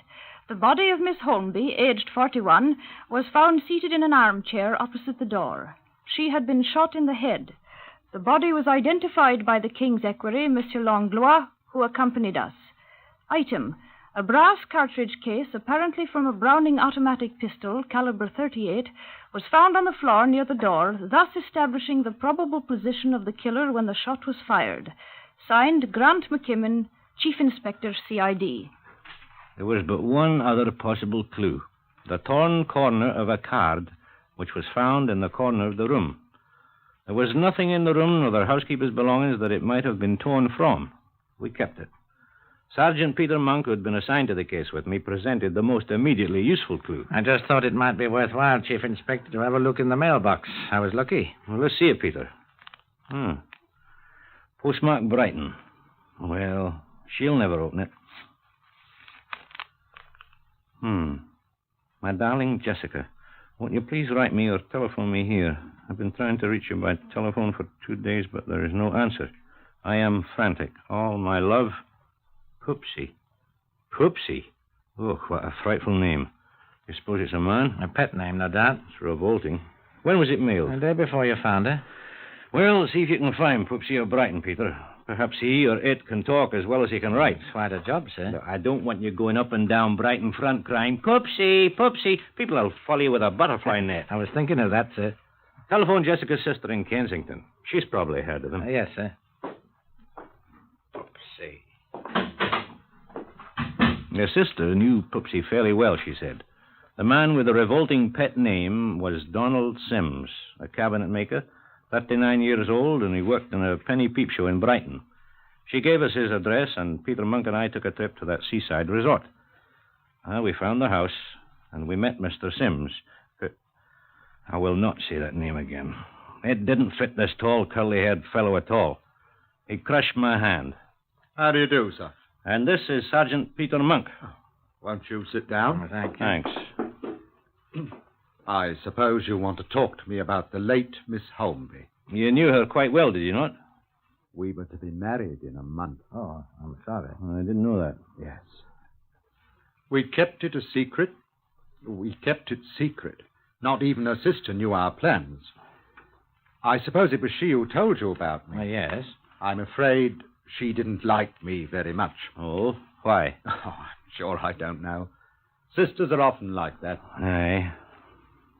I was very much opposed to the idea of her becoming housekeeper to the king. Oh? So many odd people about, you know. People with grievances and all that. I thought it was dangerous, being there all alone and what not. Dealing with foreigners. She. I'm very much of the opinion that one of these foreign people is responsible. Aye, we considered that. We're making a thorough check of everyone who visited the place. I hope you are. How long had you known Miss Holmby, Mr. Sims? About 8 months, I think. It was rather a case of love at first sight. Mm-hmm. We were very much in love. Were you in the habit of visiting her often? Oh, quite frequently, yes. But I've been very busy recently, and I tried telephoning her instead. As you know, I was quite unable to reach her for several days, and then things happened. If I'd only gone up to London, I might have been able to prevent it, at least. I keep thinking so. Well, I misdoubt you could have done anything. I would have given my life for her. Well, I loved her, gentlemen. Your wedding plans were almost completed, then? Yes. I'm most terribly depressed about all this, gentlemen. I can sympathize with you, sir. Yes. Could I offer you a small libation, gentlemen?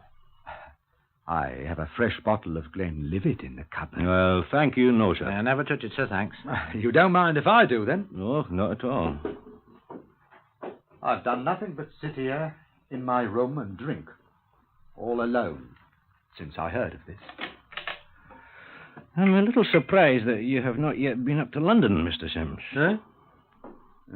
I couldn't bring myself to go to that place where she died. Are you sure you won't have a small libation? Thanks. We must be getting back to London. Oh, surely you don't have to go at once. I'm afraid we must. Thank you for your time, Mr. Sims, and let me assure you again of our sympathy. I wish you'd stay a little longer. I have some theories I should very much like to pass on to you. Well, we should be talking to you again, sir, I fancy. If we discover anything more... Right, we may need your help. Oh. Well, Slanter more, gentlemen. Schlanter. Hey, come along, Monk. Right, sir. I'm sorry you gentlemen won't join me in a small libation. No, thank you. We shall undoubtedly be seeing you. Find the assassin of my love. Hey, we shall try. Good afternoon, sir. Good afternoon, Mr. Sims. Oh, goodbye, gentlemen, and thank you. Pupsy. Dreadful, isn't he? Well, he'd impress a woman. Let's walk over to the seashore and see how he impresses some of his fellow workmen. You're suspicious of him, aren't you? I'm trying very hard not to be suspicious of him, Monk's old boy. We tramped along Brighton front with the din of the dance band in our ears for a good while before we came across anyone who knew Sims well enough to discuss him with us. At last, a Brighton rock huckster at whose place of business we stopped admitted knowing him well. Yes, I know Johnny Sims. I knows him well enough that I don't want never no dealings with him. Not no dealings what so bloody ever. What's he done to you? Plenty. Brighton Rock! Who'll have Brighton Rock? Take a bit of Brighton Rock home for the kids, missus. Only a bob of stick. Chip. Plenty enough, mate. What? Well, I can't prove what he done to me, but I can have me suspicions, can't I? He won't pay me, and I don't hold with fellas what commits bigamy anyhow. Bigamy? Huh? Well, it ain't no secret, I'm telling you, mister. He got out of the Stony Lonesome not a year ago for marrying a bit of fluff in Nottingham, when he was already the husband and father of 3 kids and living with them right here in Brighton. Yeah. Take home a bit of Brighton Rock for the family. Here you are. Only a bob of stick. Only a bob of stick. He was in prison? For bigamy, as I said. Ain't no secret around here. Are you sure? Well, ask anyone around here about Pupsy. He's a bad lot, mate, if you asks me. Oh, that's very interesting. Yes, indeed. Him and me used to be friends, thick as thieves we was, but not anymore, take my word for it. Not since he stole my gun. Stole your what? My gun, mate. My Browning automatic. Oh, it was quite legal. I still got the license. That's all I have got. He took a fancy to it, he did, the stinker. Borrowed it from me. Last I ever seen of it, the dog's body. Claimed he lost it. Didn't pay you for it? Not Pupsy, not him. Claimed he ain't got no money. What caliber was this gun? Eh? Oh, 38. Interesting, huh? I bought the gun because I rather fancy target shooting, see? Had a chance to fire it only twice, down at my place over there on the Downs. He was with me. He liked it, so he borrowed it from me. Last I sees of the thing, I bet he still got it somewhere, hoping to sell it. My gun. Well, thanks very much, Mr. Corcoran, sir. Albert George Corcoran, later the Loyal Regiment, now reduced to selling Brighton bloody rock and starving to bleeding death. Oh, well, I'll take a stick, Corcoran. Oh, here you are, sir. Q. I'll have one, too. Thank you, sir. Here you are. I say, sir, why was you so anxious to know about Pupsy Sims? Does everyone call him by that revolting name? He calls himself that, sir, the og. Fair turns your stomach, doesn't it? It certainly does.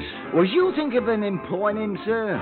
They say he is a good cabinet maker, but Christ, what a stinker. Well, I don't think we shall employ him now, Corcoran. Oh, you'll come to a bad end, sir. You know, I'm inclined to agree with you, Corcoran.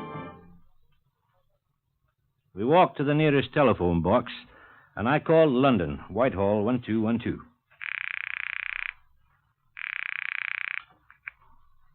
This is Scotland Yard. The Criminal Records Office, please. Criminal records, sir? Yes, sir. Sergeant Hammond here. Criminal Records Office. Hello? Hammond? Chief Inspector McCrimmon here. Oh, yes, sir. Who are you? Hey, what do you have on a fella named Donald Sims of Brighton, sometimes known as Poopsie? The bigamist. I remember his name. Something about him quite recently. Just hang on, sir. Look, I think he's wanted, sir. Why, how very delightful, Sergeant. Aye. I'll wait. What's up, sir? Our Poopsie's a bad boy, it seems. Worse than we think? Well, I'll tell you in half a moment. Are you there, sir? Aye. He's wanted for check fraud, sir. Traveling in rather high society, too. Well, how is that? One of the checks he forged is on account of royalty, that King George. Oh, that king that's just taken a new house in Belgravia? Yes, sir. He's got the chief equerry for £400. Say no more. Monks and I will fetch him in, full of dew of Glenlivet, in 3 hours' time.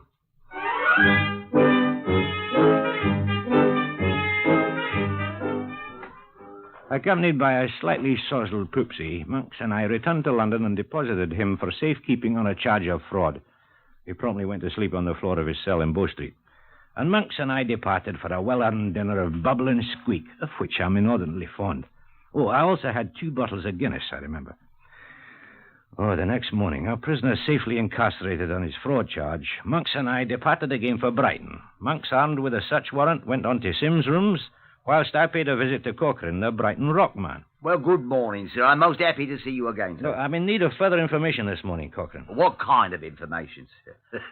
About Poopsie? Oh, don't say that name so early in the morning, Corcoran. It makes me ill. We took him back to London yesterday. You did, sir? Aye, on a charge of defrauding by cheque. Good. Who are you, sir? I'm Chief Inspector McCrimmon of Scotland Yard. Oh, I thought you was Tex. I swear I did. Well, we are. Now, look here, Corcoran. You know, we may be able to get your gun back. No. But it won't be specially easy, you know. I know. It'll be very hard to identify, you see. The number was, I don't remember the number. Oh, that's too bad. I wonder, would you possibly have an empty cartridge case that was fired in the gun? Our ballistics laboratory could probably identify it that way. How? Oh, the firing mechanism always leaves marks on a cartridge case that are quite different from those fired by any other gun. Sort of mechanical fingerprints, eh? Exactly. You see, no 2 guns in the world leave the same marks on the base of a shell. Let me see now. I did have one, I know. I only fired 2 rounds with it before Poopsie borrowed it. I had one. Well, now, what did I do with it? You got it at home, perhaps? No. I had it here. Now, what did I do with it? Oh, come on, man. Think hard. I am thinking, sir. It's in your pocket, perhaps? No, I carried it for a long time, then I had some use for it. Let me see now. Oh, I know where it is. Good. Oh. Found it. Let's see it. Here it is. See, I used it for a spool to wrap this here sticky tape around. It was just the right size. I see the mark she was talking about. Here, where the firing pin struck the primer. Are you sure that's from your gun, then? I swear to it. Hope to die, sir. You may have to swear to it. Or ain't no doubt about it. I'll match the gun all right. Every little mark it will. Here, sir. Let me take the tape off first. Oh, never mind. It's all right this way. Now, I wonder. One more thing. Yes, sir. Could you possibly find one of the bullets you fired with the gun? Well, I don't know, sir. I could find the spot where I fired them. It was in a chalk pit. But whether them bullets are still there and whether I could dig them out... Well, we only need one. Sir... Aye? I know why you want that bullet. You do? I know every gun leaves marks on a bullet so you can prove it comes from that gun and not no other. Aye, that's right. And what you want to do is compare one of my bullets with a bullet you think's been fired from it, too. Well, Sir, did Poopsie murder somebody with my gun? I don't know, Corcoran. Oh, no, sir. But you can help us find out.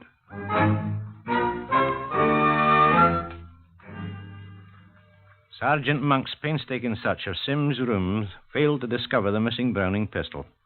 But in a pocket of a jacket in his cupboard, Monk's discovered a torn, crumpled card. It was the announcement of a marriage between Donald Sims and a Miss Patricia Emmons of Nottingham. So we telephoned the Nottingham police asking them if it would be possible for Miss Emmons to come to London to see us. She was waiting for us at Scotland Yard when we returned. Yes, I married him. To my sorrow. And you did not know that he was married at the time? No, I did not. His wife died during his bigamy trial. Did you know that, Monk? Yes, sir. I discovered it today. I discovered a great many things about him. Oh? He's a bad man. Let it rest at that. This is one of your wedding announcements, is it not? Oh, I thought they were all destroyed. Oh, I do wish you'd destroy that one. I'm sorry, Miss Emmons. He was money crazy. He said he loved me, but I discovered he thought I had an income. When he found I had nothing, he deserted me. It was while I was trying to find him that I found he'd married me bigamously. Aye, we know about that. Now, did you ever see a pistol in his possession, Miss Emmons? Pistol? Yes, of course. Could you describe it? A .38 caliber Browning automatic pistol. I know about pistols. My Uncle James is a retired warrant officer in the Royal Army Ordnance Corps. Uh-huh. He was at the Woolwich Arsenal for years. And you'd testify in court that you saw that pistol in Sim's possession? Oh, I would indeed. May I ask why, please? I don't think you'd like to know why, Miss Emmons. You escaped with your life.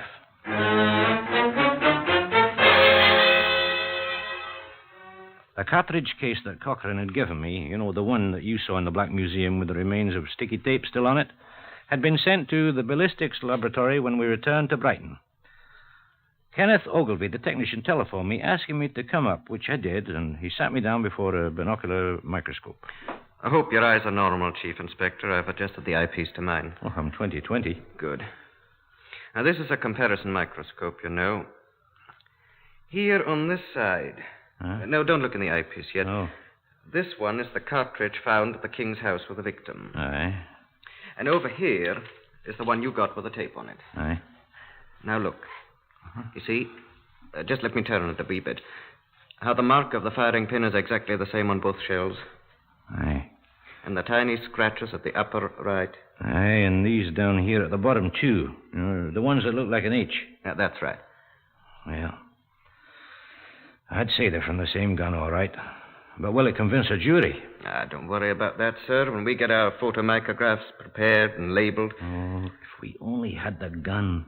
I think it only fair to warn you in advance, sir. A jury can believe just so much. But if they can't see the gun, only the cartridge case and the bullets that match the missing gun. Oh, we're in worse shape than I thought. What can I do?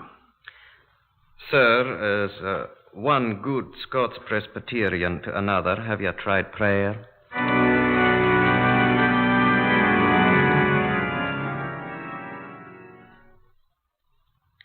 I'll not tell you whether or not I prayed. You can judge for yourself by the results. But on the theory that the greater crime is the more important, Donald Sims was sent to my office at New Scotland Yard instead of the police court where he was to be examined in the forgery case. He sat before me at my desk.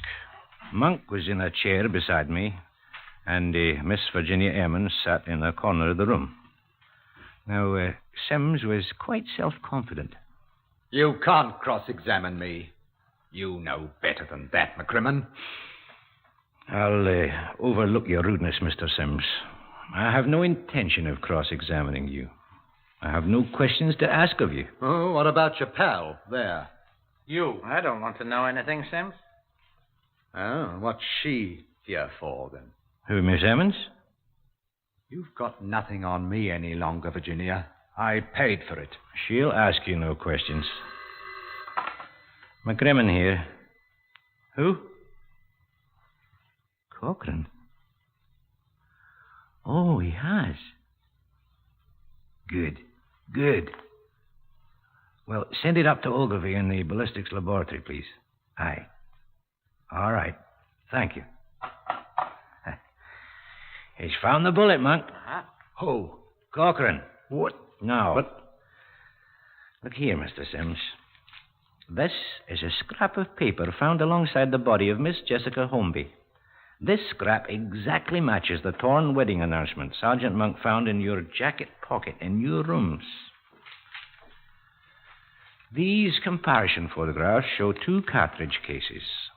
One was found at the scene of the crime. One was fired in a pistol which formerly belonged to the man Corcoran. A pistol which is known to have been in your possession. I will testify to that. Now, you've observed that I have asked you no questions, Sims. Is that correct? Yes. Sergeant Monk and Miss Emmons are witnesses to that. Yes, that's right. What are you trying to do? I am relating certain facts to you, Mr. Sims. Now, here's another. The forgery case in which you are at present involved concerns the King's equity. Now, I do not refer to His present Majesty of England, but you know who I mean. Yes. Now, finally, our ballistics laboratory has in its possession a bullet fired from that pistol by the man Corcoran. They have also the bullet with which Miss Jessica Holmby was murdered. And they're about to compare the two to demonstrate that both bullets were fired from the same gun, which is known to have been in your possession. What are you going to do about it? I'm going to do exactly what you expect me to do.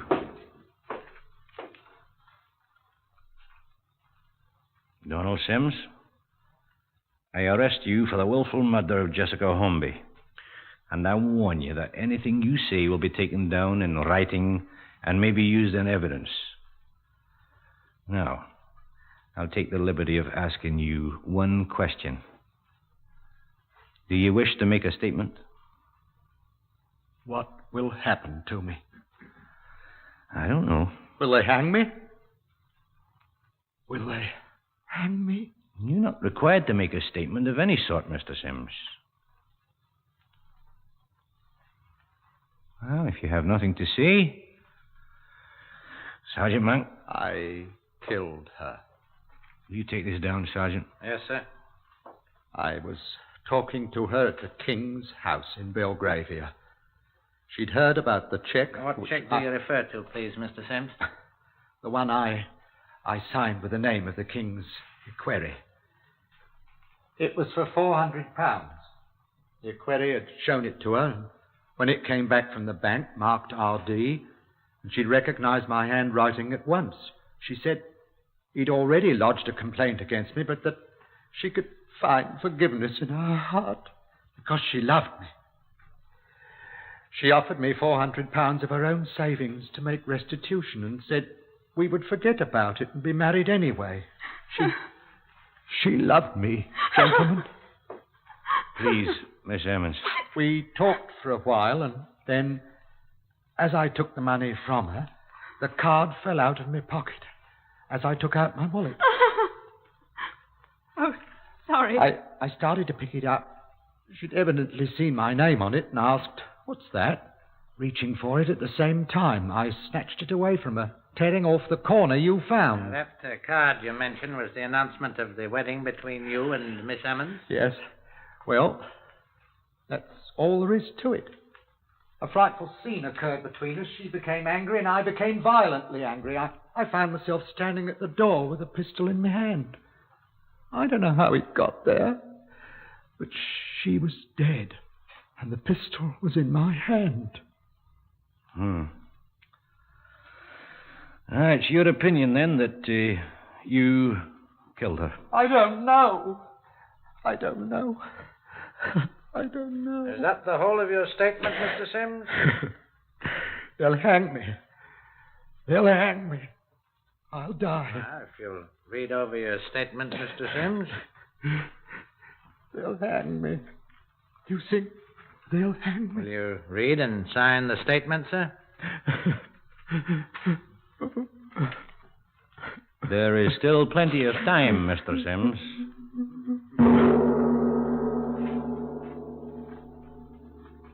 Time ran out on Donald Sims. He was brought to trial at Old Bailey 3 weeks later. His statement to the Scotland Yard men, the statements he made in court, caused the jury to bring in a verdict of willful murder. He was hanged on a Friday morning at 8 o'clock, still weeping.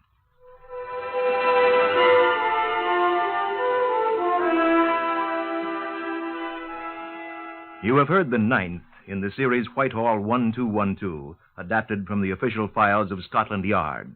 Research is prepared by Percy Hoskins of the London Daily Express. The stories for radio are written and directed by Willis Cooper and produced by Collie Small and Jack Goldstein.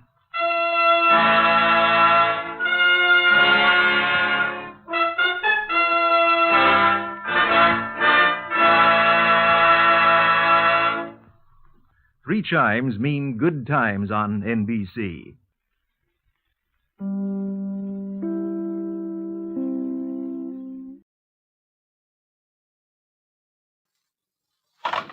Whitehall 1212.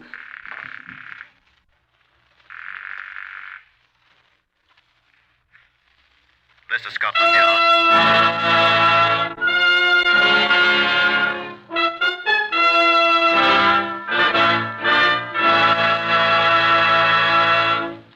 For the first time in history, Scotland Yard opens its official files to bring you the authentic, true stories of some of its most baffling cases. These are the true stories.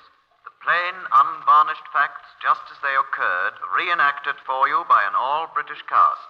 Only the names of the participants have, for obvious reasons, been changed. The broadcasts are presented with the full cooperation of Scotland Yard. Research for Whitehall 1212 comes from Percy Hoskins of the London Daily Express. The stories for radio are written and directed by Willis Cooper. To brief you on case number 914029, here is Chief Superintendent John Davidson, custodian of Scotland Yard's Black Museum. Good afternoon. When taken out of context, the exhibits in the Black Museum seem often far removed from the murder cases in which they played most important parts, either as clues or as actual weapons that caused someone's death. Now, these things here are examples. You would think that a set of false teeth, an upper plate to be exact, and a small bottle, which once contained about 2 grams of petrol, you would think that such a collection of items would have very little connection.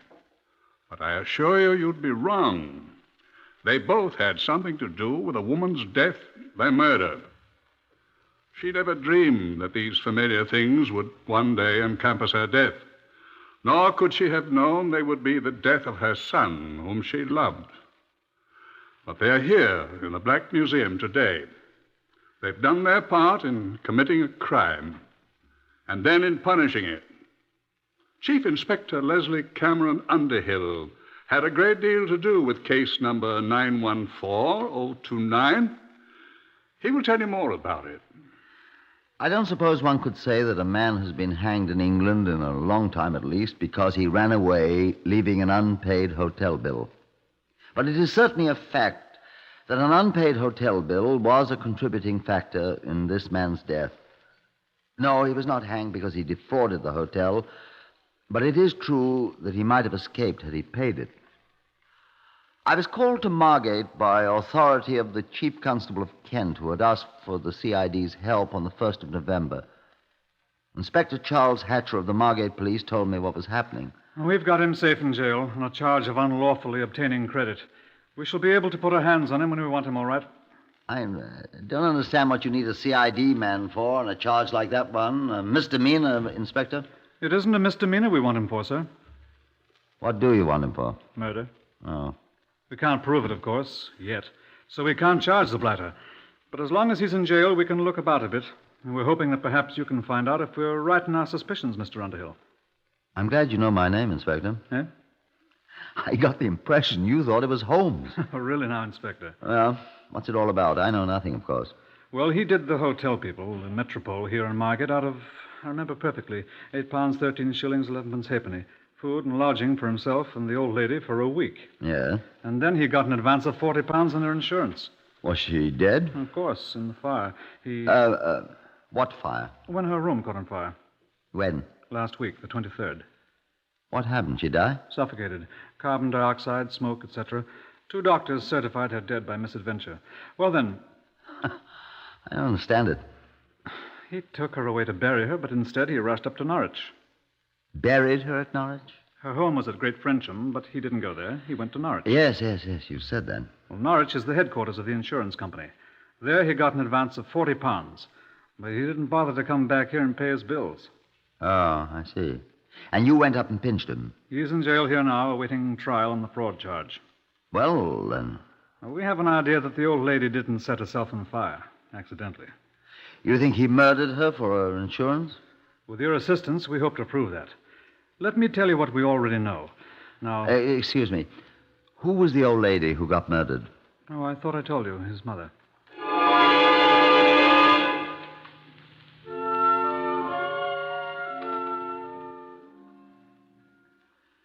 Inspector Hatcher took me over to the jail in which the prisoner, whose name I neglected to tell you, was Sidney Bahola Wolfe, was being held on the fraud charge, and I was permitted to speak to him. Now, I would remind you that according to the judge's rules, by which all prosecutions are conducted, an officer is forbidden to speak to a prisoner on any subject concerning the crime or misdemeanor with which he is presently charged.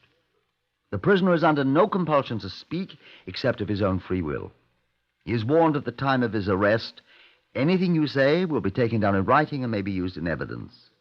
But he may be questioned freely on other subjects. That is not evidence. So he was brought in from his cell. This is Wolfe, Chief Inspector. Thank you. Hello, sir. Now, Wolfe, I'm Chief Inspector... Underhill's your name, yes. Oh. Did Inspector Hatcher tell you who I am? No, sir. I met you when you was a sergeant in the CRD 7 years ago. Remember me? At Woking, sir? Well, I remember you. Forgery, wasn't it, Wolfe? I got 2 years for it. But it wasn't your fault. It did seem to me you had something to do with it, Wolfe. Well, they said I did. Sit down, Wolfe. If you don't mind, Inspector Hatcher. Oh, right ahead. Thank you, sir. Remember, you've been warned, Wolfe. Yes, sir. Soft chair feels good. Not very soft, Sid, is it? Well, softer than them back there in the cell, sir. So you had your mother insured, Sid? I don't think we It's a matter of record, Inspector. Right. Go ahead, sir.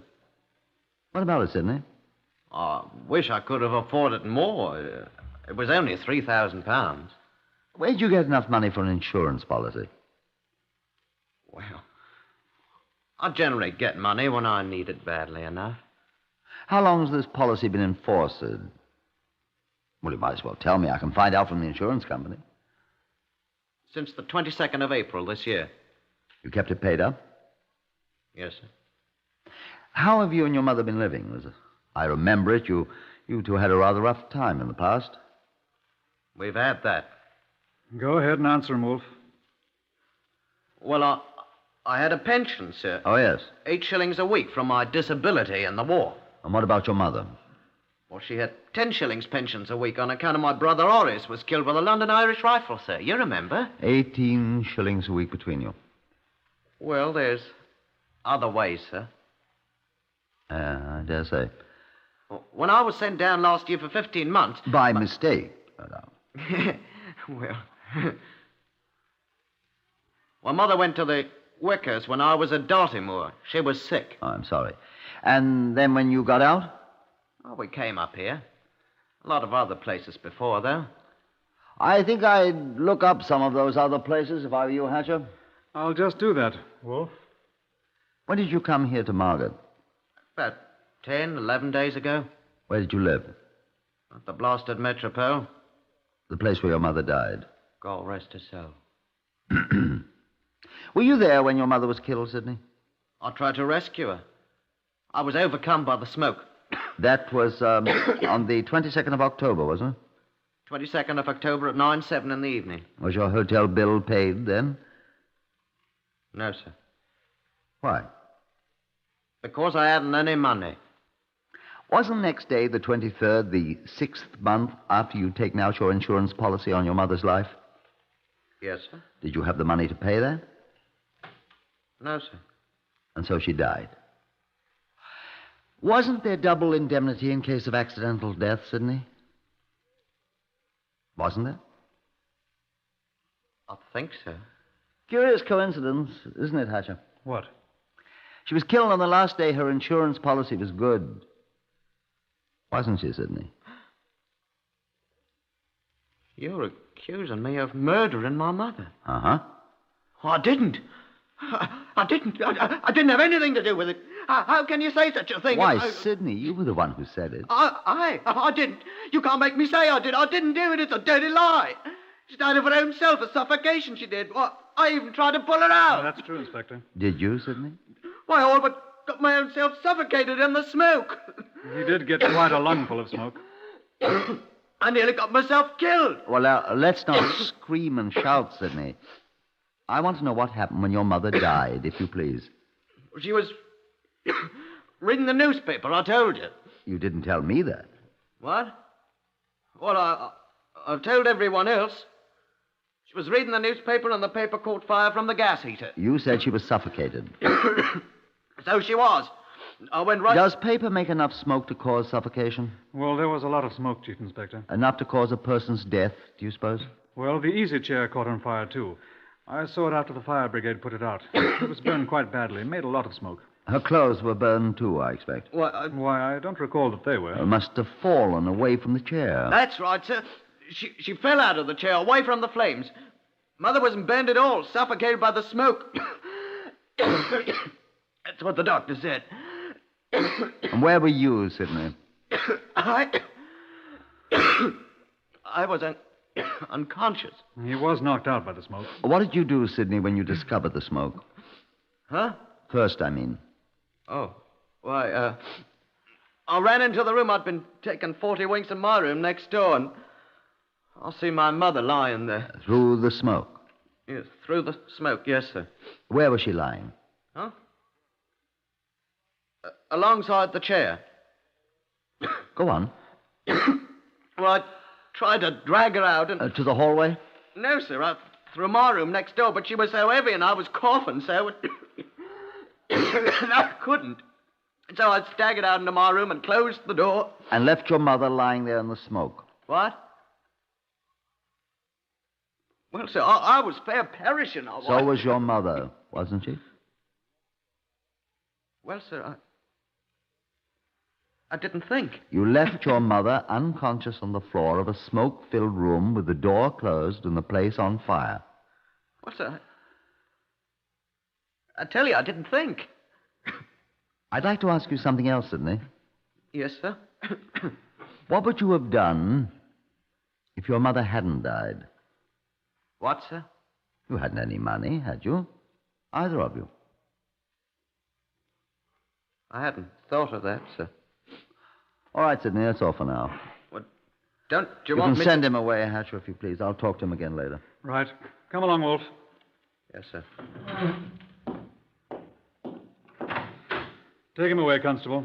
What's going to happen to me now, sir? You're going to be tried for defrauding a hotel keeper. If they don't decide to hang you.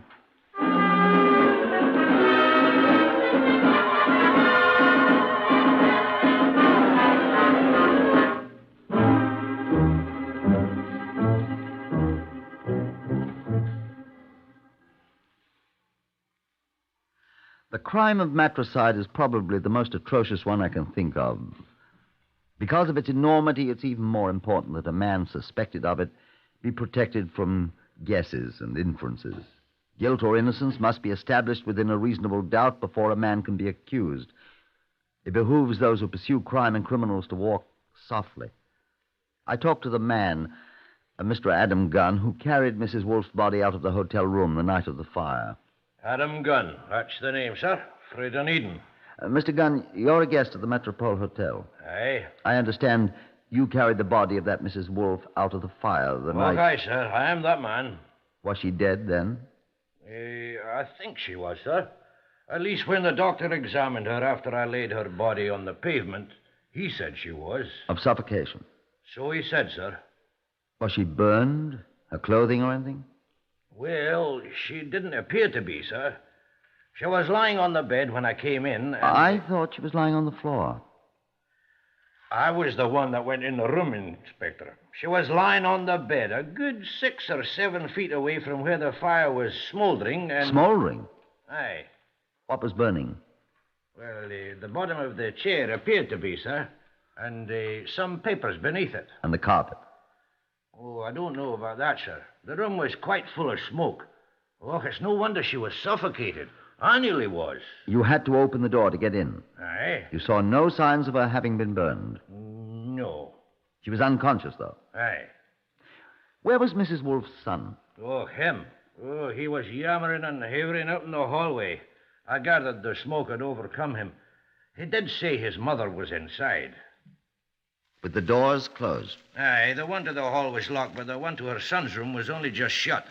And you are sure she was unconscious at the time you found her? Okay. She was unconscious enough. What's funny? Well, I wouldn't say anything ill of the dead. But I think the old lady died happy. Well, what do you mean, Mr. Gunn? She was lying on an empty whiskey bottle, sir. She was drunk.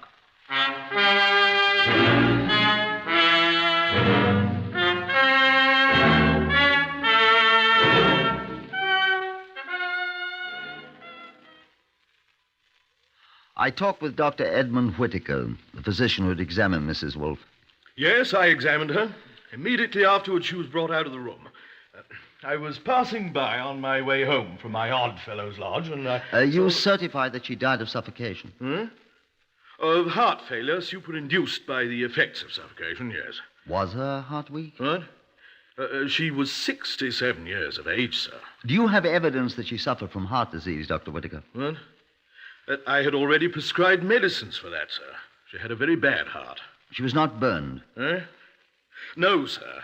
That I can be sure of, too. Could anything else have induced a heart attack of this type, Doctor? What? Well, the whole effect of the shock might have, sir. Could drink have done it? What? In my opinion, no. Could carbon monoxide poisoning have caused her death? What? Well, undoubtedly carbon monoxide poisoning might have, yes.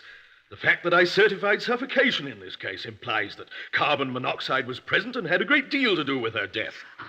I'm not cross-examining you, Dr. Whittaker. I'd like to know if she breathed carbon monoxide in sufficient quantities to kill her.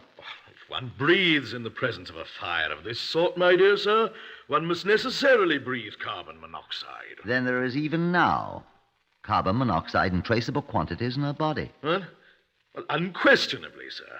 The inner passages of the woman's lungs will be coated with soot and smoke, and the mere process of breathing would introduce carbon monoxide into her blood. But you didn't look to see? Of course not. That would have required a post-mortem operation, and I saw no need whatever for that. Besides, I'm not a surgeon. Do you suppose, Dr. Whittaker, that you could supply me with the name of a competent surgeon? Here, sir? No, in Great Frensham. Why, that's where the woman was buried. Precisely, my dear doctor.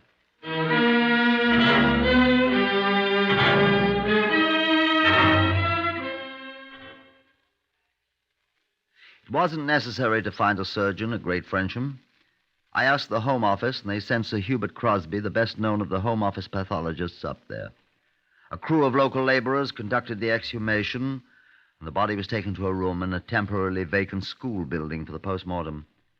While Crosby went to work with his assistant, Hatcher and I studied the blackboards in the adjacent room. Takes me back to my kid days. Well, it doesn't take me back to mine. Why not, sir? We didn't have dead people in our schoolroom. Come to think of it, I don't believe we did either. Did have a master we often wished dead. Yes, one of those in every school. I wish that hotel manager hadn't been in such a hurry.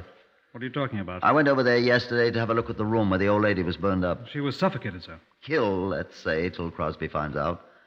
I went over there to have a look, and the blighter's got it all repaired already. That helps. Got new flooring put in, the carpet before the gas fire replaced, the burned chair thrown out, everything cleaned up like new.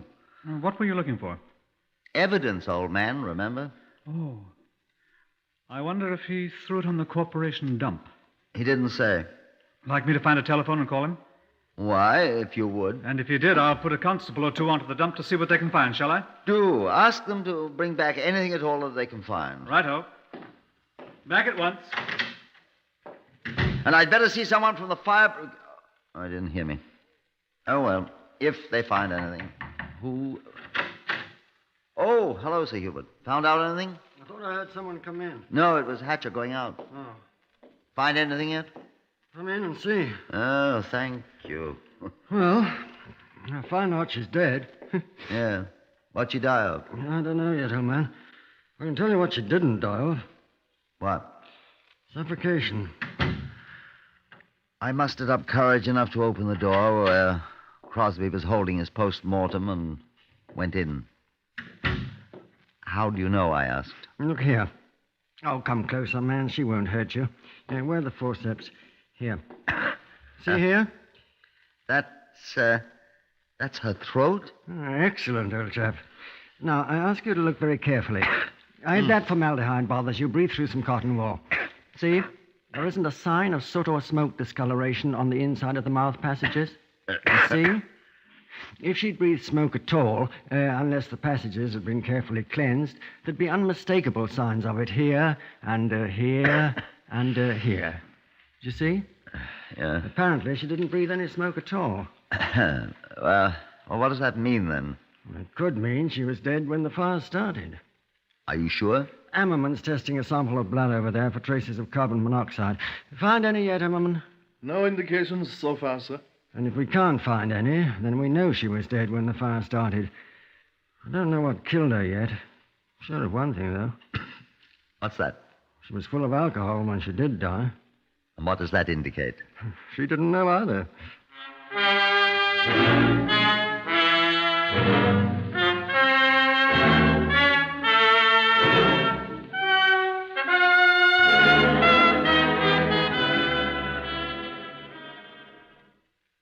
Sir Hubert Crosby returned to London and his laboratory that night with certain specimens he wanted to examine more thoroughly, and the remainder of the body of Mrs. Rose Wolfe was reburied in the churchyard at Great Frensham. I went back to Margate with Inspector Hatcher, who told me that the corporation dump was already being examined. A man from the fire brigade called on me early the next morning, and, well, he wasn't much help. Yes, he'd been at fire. No, he hadn't seen body. No, nothing had been burned except few scraps of newspaper on the easy chair. Well, how about the carpet between the gas fire where it started and the chair? Hadn't been damaged at all. Not at all, I said. Not at all. He remembered that. Well, that was strange. Sir Hubert Crosby telephoned me. Crosby here, Chief Inspector. Look here, this old lady wore false teeth, didn't she? I'm not sure. Wait, I'll ask Hatcher. Hatcher, did Mrs. Wolfe wear false teeth? I'm sure she did, yes. Hello, Sir Hubert. Hatcher says she did. I'm sure she did. Where are they? Where are they, Hatcher? Her teeth? Wasn't she wearing them? Wasn't she wearing them? I never saw them. Well, we'll look around. I don't mean to be impertinent, Sir Hubert, but does it really make any difference? I rather think it does. There are definite bruises inside the mouth, which I believe to be from false teeth. And she wasn't wearing any in the coffin, so where are they? Well, I'm afraid I don't quite get it, sir. Look here, old man, you let me do my job, and when the time comes to do yours, I'll let you do it. Yes, sir. These aren't the ordinary marks, you see. They're more in her throat than actually in the mouth. Do you know what that means? She swallowed them? It's impossible to swallow a set of false teeth, man. There isn't a throat in the world big enough. Well, what happened then, sir? Someone pushed them down her throat. But where'd they go?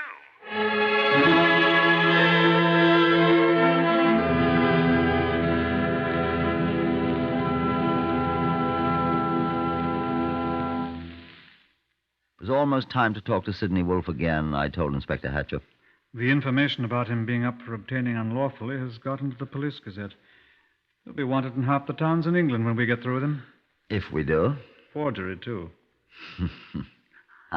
I picked him up for that once. Yes, I remember. Uttering false checks, defrauding hotel keepers. He and his mother both. They've been living on their wits for years. What was he up for just before he came here? Seems he went to visit a widow, a friend of his mother, and walked out one evening after she'd gone to bed. They got him for one, then. Walked out, thoughtfully leaving the gas turned on.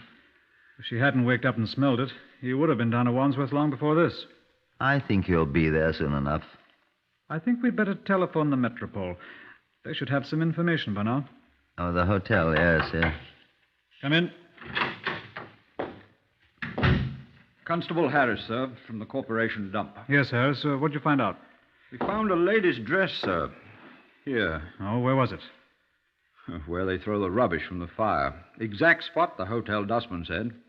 He remembered this dress, too. Recognized it, in fact. Whose is it? Mrs. Wolf's, sir, he says. Oh. He'd seen her wearing it that very day. She always stopped and had a word of greeting from him. Is he sure about it? Yes, sir. He'll testify to it. Oh, excuse me. Inspector Underhill here. Where were they? Are you sure they're the ones? Good. Send them over here at once. Thank you. Thank you very much. I beg your pardon? Oh, you have. Hers, of course. Would you send that over too, please? Yes, right away. Thank you. What is it, sir? Let's have Wolf in here. Right. Go out and get him, Harris. Yes, sir. What was it, sir? The hotel people called us. They found something.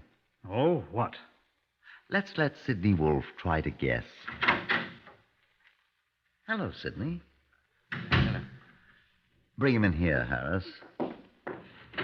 Oh, no. Don't sit down, Sidney. We won't keep you long. I don't know anything. We'll see. Where are your mother's false teeth? You remember now, don't you, Sidney? She had them on. No, she didn't. You know perfectly well she always removed them and put them in a glass of water before she went to bed. She had them on. She didn't go to bed. She was sitting in the armchair. Not after she drank the whiskey, Sidney. The whiskey you bought her for a present. I didn't. You knew she'd go right to sleep, didn't you, Sidney? After all that whiskey that she wasn't used to. I never gave her. Didn't you? But I didn't kill her. You said she was lying on the floor. She was lying on the bed. Drunk. Unconscious. No. Wearing her dressing gown. Her dress hung up quite peacefully. No, I said. Quite unconscious from the liquor her son gave her and choked to death with her son's hand. No! It's true, Inspector Hatcher. Then he went over and set the fire that he claimed killed her. No. Oh, yes, you did, Sidney. We found the bottle of petrol. Your mother used to clean that dress, and it's empty now. Her insurance was due to expire, and you didn't have much time, so you killed her. Choked her with her own false teeth. I didn't. We can prove it, Sidney. You said your mother was wearing her teeth. She was. I seen them, I tell you. So you did, Sidney, when you choked her. You didn't notice they dropped out of her mouth afterwards, did you? They found them on the floor, behind the bed. No, Sidney Wolf, it won't wash. I arrest you on the charge of murdering your mother, and I warn you that anything you say will be taken down and maybe used in evidence. No. Will you have this man taken away from here, Inspector?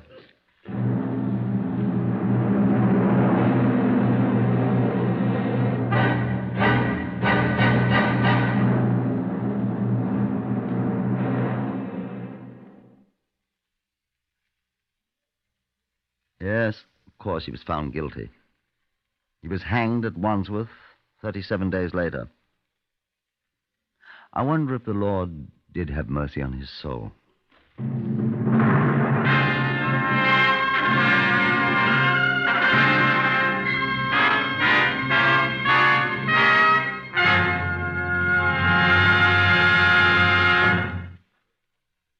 Heard today in the order of their appearance on Whitehall 1212 were Harvey Hayes, Horace Braham, Winston Ross, Lester Fletcher, Pat O'Malley, Ronald Long, Carl Harbord, and Edward Ashley. Whitehall 1212 is written and directed by Willis Cooper.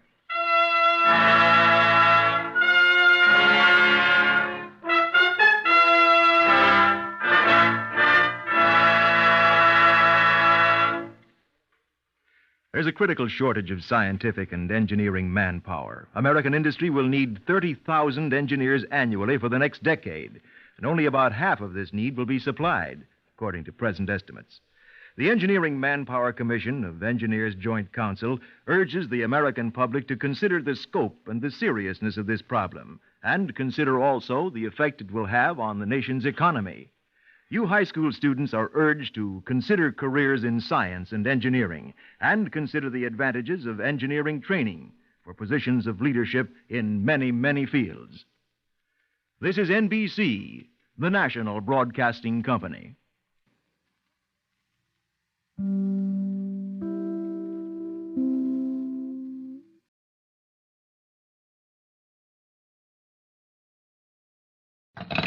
Whitehall 1212.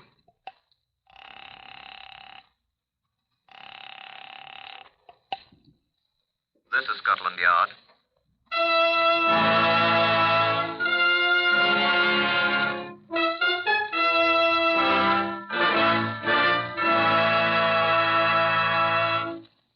For the first time in history, Scotland Yard opens its official files to bring you the authentic stories of some of its most celebrated cases. These are the true stories, the unvarnished facts, just as they occurred, reenacted for you by an all-British cast. Only the names of the participants have, for obvious reasons, been changed.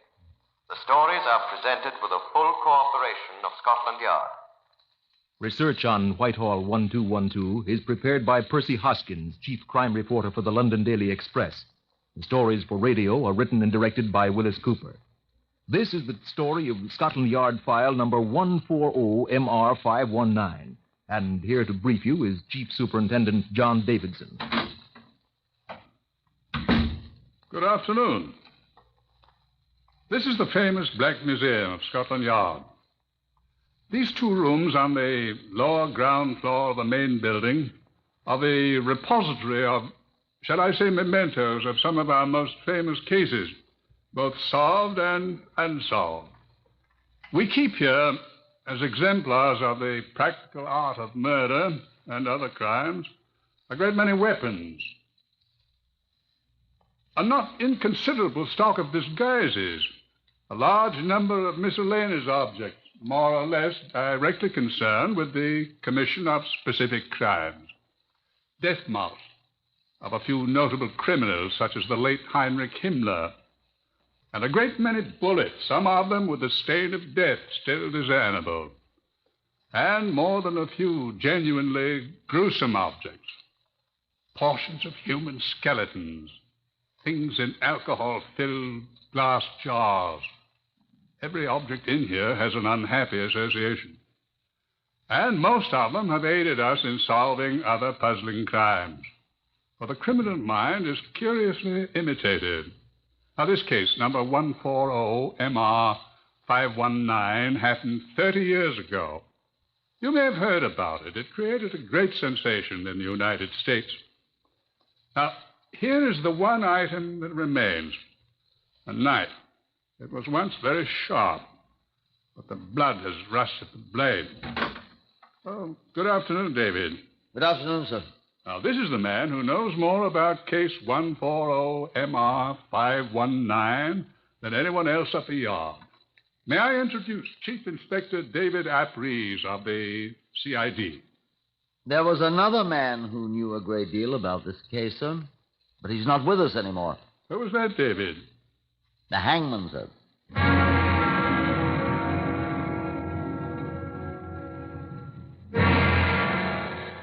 Mrs. Hildegard Amory was one of the most fascinating women I've ever known. Her husband, Peter James Athelston Amory, was 32 years old, but everyone who knew the couple thought he was at least 10 years older than his wife, although in point of fact he was only 4 years her senior. From what we know of him, he was dull, moody, and not a very good husband, except that in the accepted sense of the word, he was faithful to her. It's a pity that he had no other recorded virtues. On the night of the 3rd of October, 1922, he was murdered. This is all I had from Detective Sergeant Max Fisher of the Ilford Police Station, who reported it to me. Kensington Gardens, Ilford, sir. 10 minutes before 12 midnight, sir, last night. Stabbed to death by a person or persons unknown, sir. Mr. John Thomason and Miss Elizabeth Poole of 7B Oxford Crescent, Ilford, met Mrs. Amory as she was running down the street screaming. A doctor was fetched who pronounced the man dead. Go on, please, Sergeant. Mrs. Amory remarked to Police Constable Douglas Gregg that she supposed that she would probably be blamed for the husband's death. She'll be at the Ilford Police Station, sir, this morning.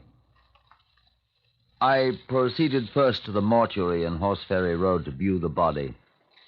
He had been stabbed untidily 3 times in the neck. The man at the mortuary said one slash had severed the carotid artery, causing death. No weapon, Sergeant Fisher said, had been found. I went to Ilford for a talk with Mrs. Amory. She's in there, Sergeant. Oh, thank you. Shall I go in with you, Chief Inspector? I wish you would, yes, please. Yes, Sergeant Fisher. I have Chief Inspector Appris of Scotland Yard with me, Jones. May we come in?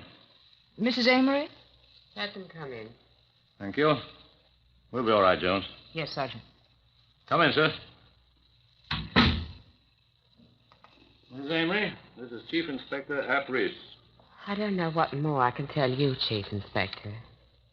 I'm sorry to be under the necessity of asking you any further questions, Mrs. Amory, but you understand. Yes, of course. If we might sit down. Oh, please do. You did not see the assailant, you said? No. Peter had gone... Your husband? Yes. My husband had gone ahead of me a few steps to unlock the door. All I remember was a kind of black shadow rising up beside the steps, hearing Peter cry out.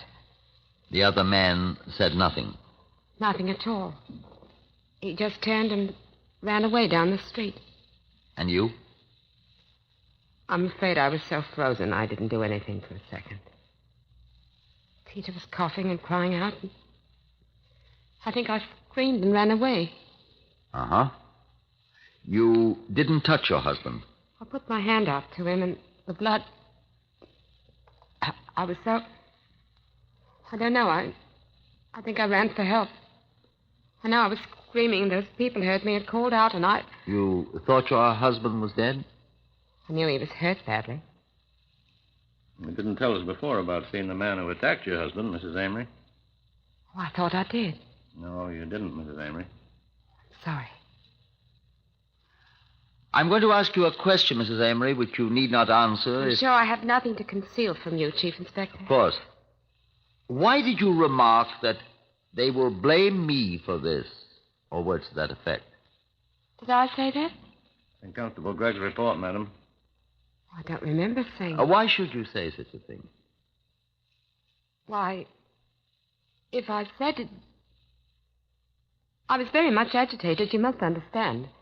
Of course, I suppose I must have been thinking that no one else had seen the... Murderer, ma'am?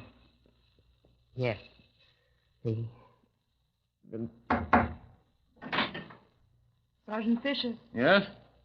I'll be back at once, Chief Inspector. All right. Had your husband any enemies that you know of, Mrs. Amory? I've been trying to think. Can you think of any other motive? Robbery, perhaps? Oh, I should think that a robber would have run away without attempting to attack. I don't know. Could I ask you to tell me in your own words exactly what happened, as near as you can remember? Peter and I had gone to the Criterion. And we were in rather a gay mood when we came home. Peter said to me, I'll run ahead and unlock... That is a very dark street. Well, usually it's quite bright. But last night, the street lamps... Something apparently had happened to them.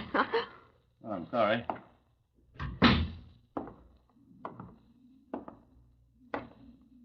Well, that other couple saw him. So who? The murderer. Oh, no. Oh, good. Saw him quite plainly, they said. Did they recognize him? I mean, they're not going to be able to identify him, are they? Catch her, Fisher. She's going to faint.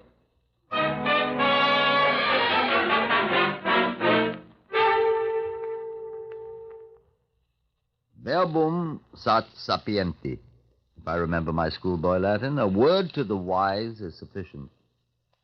I'm not at all certain of the degree of wisdom, if any, that I possess, but we had the word right enough. Recognize. Why should they recognize the man? Had Mrs. Amory recognized him?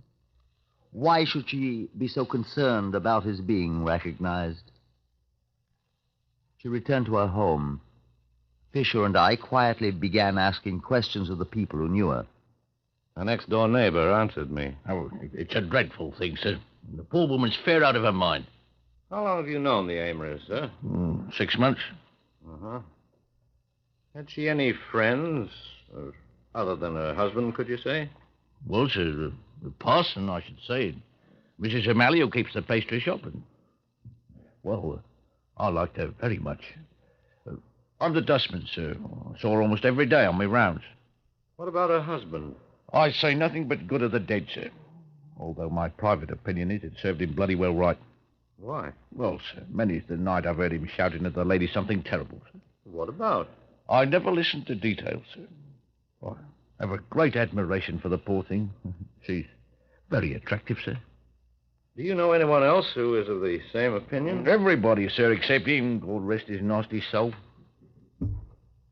Inquiry of the parson brought more praises of little Mrs. Amory. A most attractive, lively, pleasant young housewife were the exact words. I talked to her employers, a firm of wholesale milliners in Aldersgate Street. I have known Mrs. Amory for a great many years, sir. She's been in our employ since the 3rd year of the war. Oh.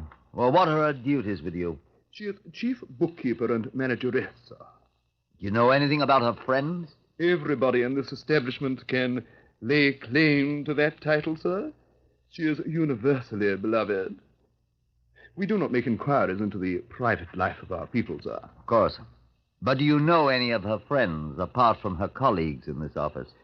I have seen her lunching once or twice with a young man, whom I assume to be a younger relative, sir. But I naturally made no inquiries. Well, thank you very much, sir. Quite welcome, I'm sure, sir. I should like to ask you one more question, sir. As you will. Why do you think this young man is a relative? I do not believe I am breaking a confidence. Mrs. Amory has several times received letters from him, posted at various points of call of the Peninsula and Orient Steamship Company. I have seen the envelopes. Well, how does that prove that he's a relation of hers? I have seen the name on the letters, sir. Oh.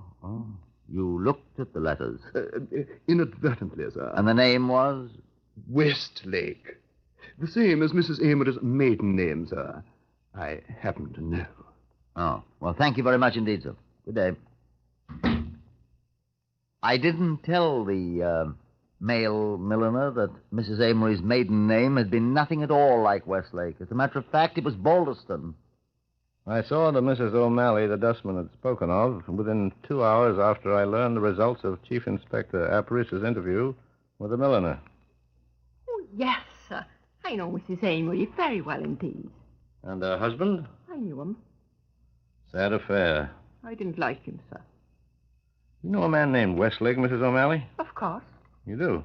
He was a paying boarder for a few weeks at the Amory's. How long ago? Oh, about 18 months ago. He left and went to sea, Mrs. Amory said. I don't want you to get the idea, sir, that Mrs. Amory's the type who takes in boarders indiscriminately. She's a genuine lady, sir. Of course. Amory threw him out after a few weeks. Oh? Why? Some tosh about his being too thick with poor dear Mrs. Amory. Such tosh. Westlake's the brother of a girl who attended school with Mrs. Amory. What arrant nonsense. But Amory was a swine. You know where this Westlake is now? No one's heard of him from that day till this. Not Mrs. Amory, even? The young man was merely the brother of a former schoolmate, I told you. Why should she know anything about his private affairs, indeed? I agree with you, Mrs. O'Malley. Why, indeed? That was the 4th day after Peter Amory's death. Sergeant Fisher and I struck what bookkeepers are fond of calling a trial balance. Peter Amory was stabbed to death. With a knife? Practically every sailor carries a sheath knife. Westlake was a sailor. He had been thrown out of the Amory home. He was also accused by the husband of too great familiarity with the wife. It could be a motive. Mrs. Amory was quite concerned about the possibility of the murderer having been recognized. Perhaps she did recognize him. Would she be shielding him? Well, he's the younger brother of a schoolmate of hers. Would she be shielding the murderer of her husband? Is he the murderer? Let's ask him. Let's find him first.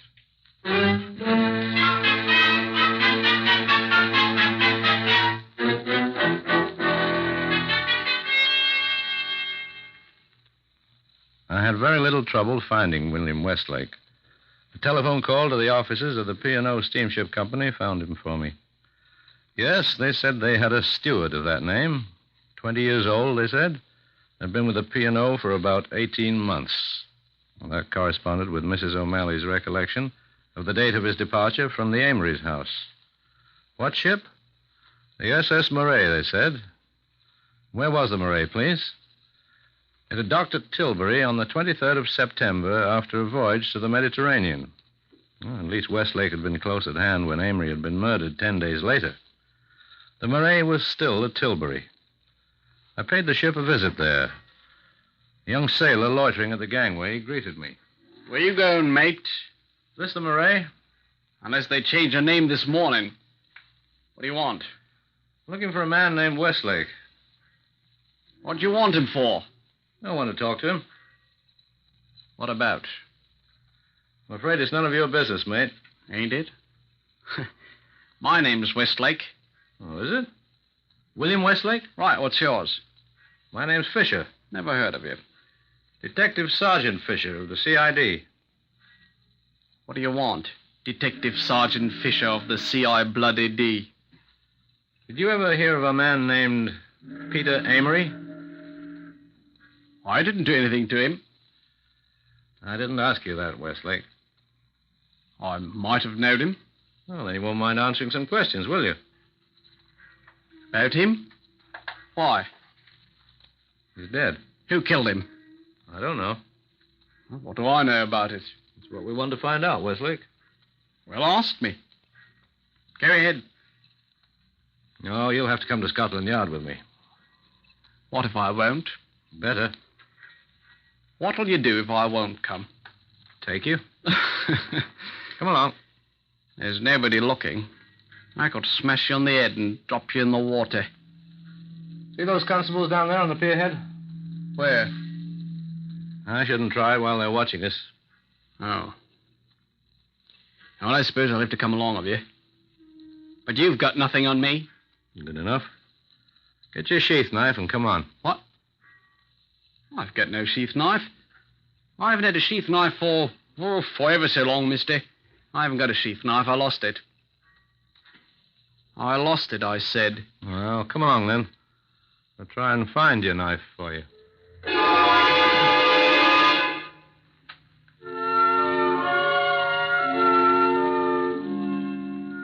I had invited Mrs. Hildegard Amory, the bereaved widow, to come to my office at New Scotland Yard from Ilford to consult about some new evidence that had been discovered, I said. She arrived at 11 o'clock, quite composed, with no outward signs of nervousness. I said she was one of the most fascinating women I've ever seen. Blue silk frock, a most fetching hat from the establishment that employed her. Hardly suitable for a recent widow, I remember thinking idly. Great purple-blue eyes. A most charming smile as she greeted me. You must tell me the news at once, Chief Inspector. What has happened? A few facts that I think you should know, Mrs. Amory. Have they identified the man they saw running away? The people who saw the man. A little too anxious, Mrs. Amory, I thought. I said they had not identified anyone yet. Do you think they can?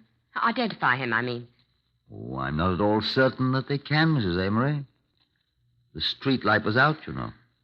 Oh, I do hope you find him. Did I detect a suggestion? Just a suggestion of triumph in that? We'll see, I said. I haven't the slightest idea who... It was so dark, though. I'm afraid he'll never be identified. I wish you had seen him. We could hold an identification parade. Your telephone, Chief Inspector. Oh, it's ringing, isn't it? Chief Inspector Appleby here. I've got him, sir. Oh. Westlake, I mean, sir. Oh, good, old man. Is she there, sir? Oh, quite. If you the door open, sir? Forget it, old boy. I'll take care of it, sir. Thank you. That will be excellent.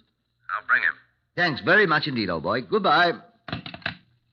Oh, my dear Mrs. Amory, the light from the window is directly in your eyes. I'm so sorry. Please, take this other chair. It faces the other way. Oh, it's quite all right, Chief Inspector. I insist. Please sit here. It'll be much more comfortable.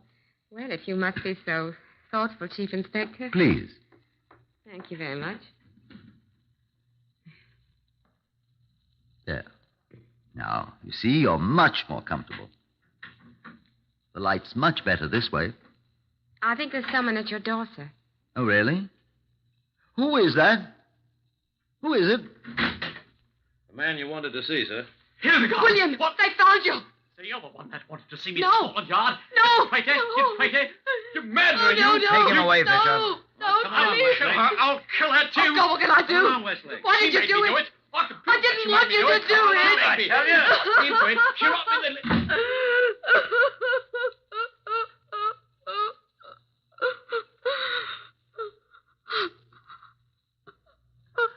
I really think you owe us an explanation, Mrs. Amory.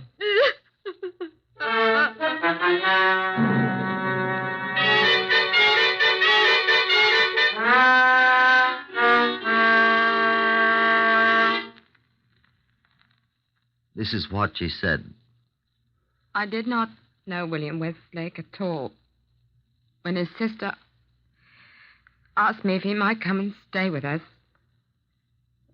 I remember him only as a small boy from Norwood, when I met him on a holiday with his sister. As a small boy, he was remarkably charming. When he came to live with us, he was still charming. One day, while my husband was away on a short business trip, William told me he was falling in love with me. This is what he said. Of course I was in love with her. In a kid's kind of a way.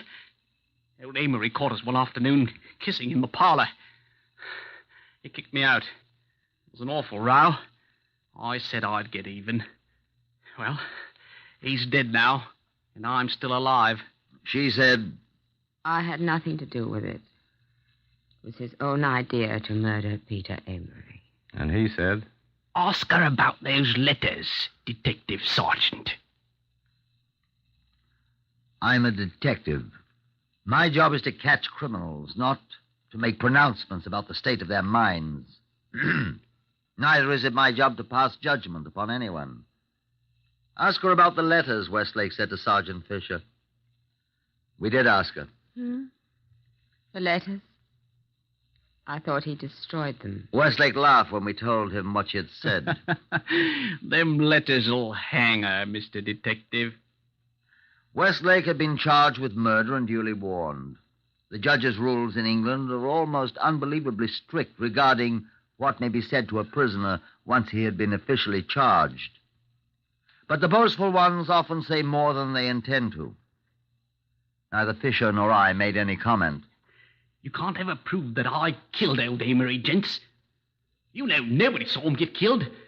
Why, even them people that said they saw me couldn't possibly identify me. Could they? I'm sure I don't know, Westlake. Oh, I know. They can't. Nobody can. and even if somebody could identify me, which they can't, they'll never hang me. You've been warned, Westlake. So I have, haven't I? Anything I might say might be used in evidence. But she thought I burned them letters, or tore them up or something. I didn't, gents. Now, what'll you do for me if I show you where them letters are? Huh? Nothing. We can promise you nothing, Westlake. Don't you want to hang somebody? Come on, Fisher. Don't you want them? Don't you want them? Well, they'll hang her, I tell you. They'll hang her. Don't you want me to give you those letters? Come back. Come back, you. She put me up to it. I can prove she put me up to it, I tell you. She made me do it. She talked me into it. She's the guilty one. I just stabbed the man. The filthy, filthy brute. She thought he was in love with her. She knows better now. Come along. Where are we going? To find those letters.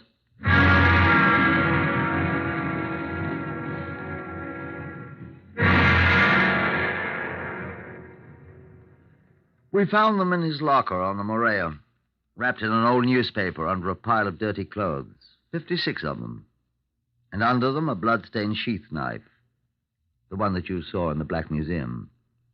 The letters were incredible. She admitted in court at the trial that she had written them. Would you like to hear what she had written? Here are typical excerpts from the record of the trial. You said it was enough for an elephant. Perhaps it was, but you don't allow for the taste, making only a small quantity to be taken. Now, your letter tells me about the bitter taste again. Oh, darling, I do feel so down and unhappy. Wouldn't the stuff make small pills coated together with soap and dipped in licorice powder like Beecham's? I'll try again while you're away. And another. I tried the broken glass 3 times, but the 3rd time he found a piece of it. So I've given it up till you come home. Stop! In court at the trial, she was asked why she had written such dangerous letters to Westlake at various points of call. I can still hear her reply. Nobody knows what kind of letters he was writing me. I destroyed them all. He did not destroy mine. And she was asked, why did you incite this man to murder your husband? Her voice was very low when she replied. He was the first man that ever loved me. I was afraid he might meet another woman on one of his voyages. He would love better than me. I could not lose him. I'm no moralist, I'm a detective. But it is curious to know that among the effects left in their home at Ilford was a trashy novel by an English author, published some 10 years before the tragedy occurred. Before Westlake had ever come to live there, while he was still a small boy and she a schoolgirl. Some of the passages in her letters are almost exact duplicates of passages in that book. I don't know.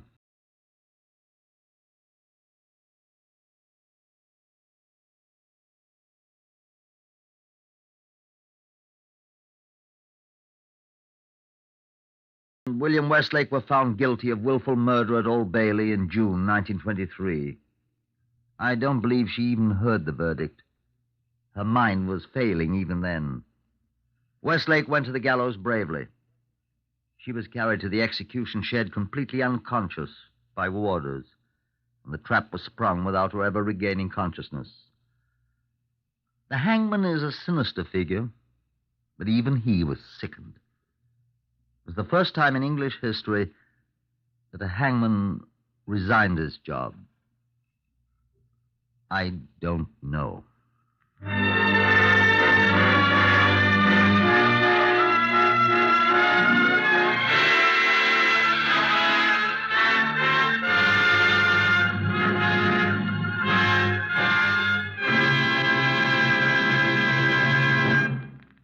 You have heard another in the series Whitehall 1212, compiled from the official files of Scotland Yard.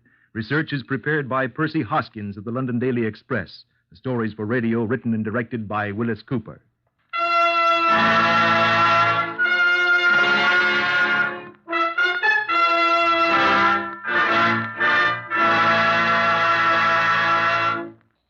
Three chimes mean good times on NBC.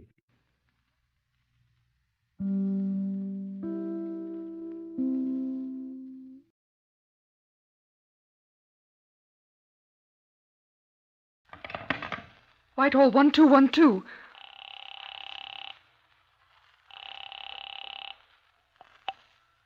This is Scotland Yard.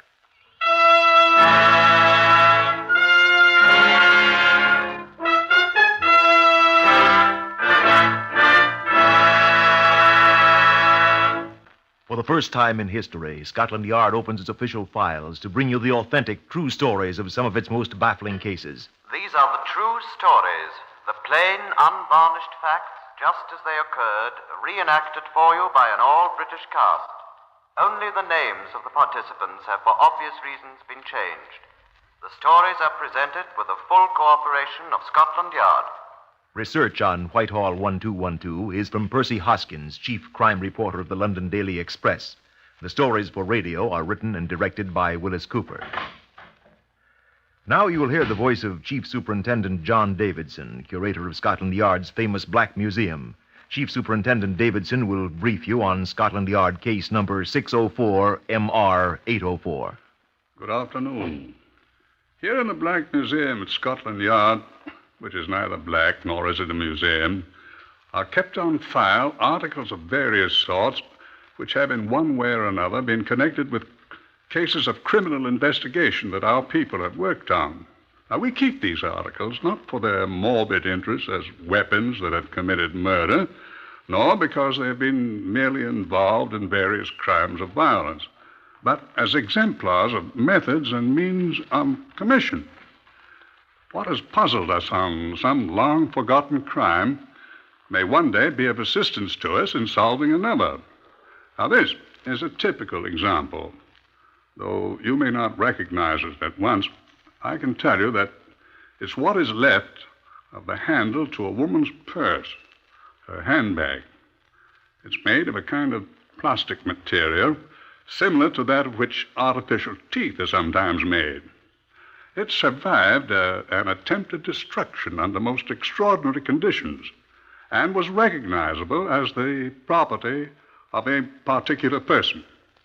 Now, here is Superintendent George Freeman of the CID, who was in charge of the case in which it was involved, number 604 MR 804. George? I should like to say first, John, that there are certain aspects of this case which I cannot bring myself to discuss in public. I'm relieved to hear you say that, Superintendent. There was considerable reference to these things in the sensational press at the time, but I propose to omit all mention of them. I shall confine myself, as far as possible, to how we at Scotland Yard discovered the murderer and assisted in bringing him to justice. I couldn't agree with you more, George. There is, however, a happy ending to the story. A happy ending? Uh-huh. He was hanged.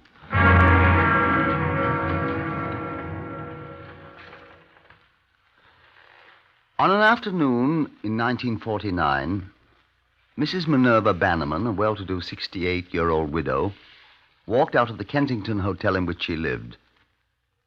She was never seen again. Woman Police Sergeant Elsie Rice was assigned to investigate. I was present when she made her report. On inquiry at the hotel, I determined that the last person to have seen Mrs. Bannerman alive was a Mrs. Beatrice Miller, another resident of the hotel. Did you speak to Mrs. Miller, Sergeant? I interviewed her, yes, sir. Her conversation was as follows, according to her account. Mrs. Miller, are you going shopping? Mrs. Bannerman, no, I'm going down to Crawley with Mr. Hughes. Who's Mr. Hughes, Sergeant? He's a young businessman, an engineer, according to Mrs. Miller, who sometimes shares a table at the hotel dining room with Bannerman. Have you interviewed this Hughes? No, sir. He was not at the hotel, and there wasn't anyone who knew his business address.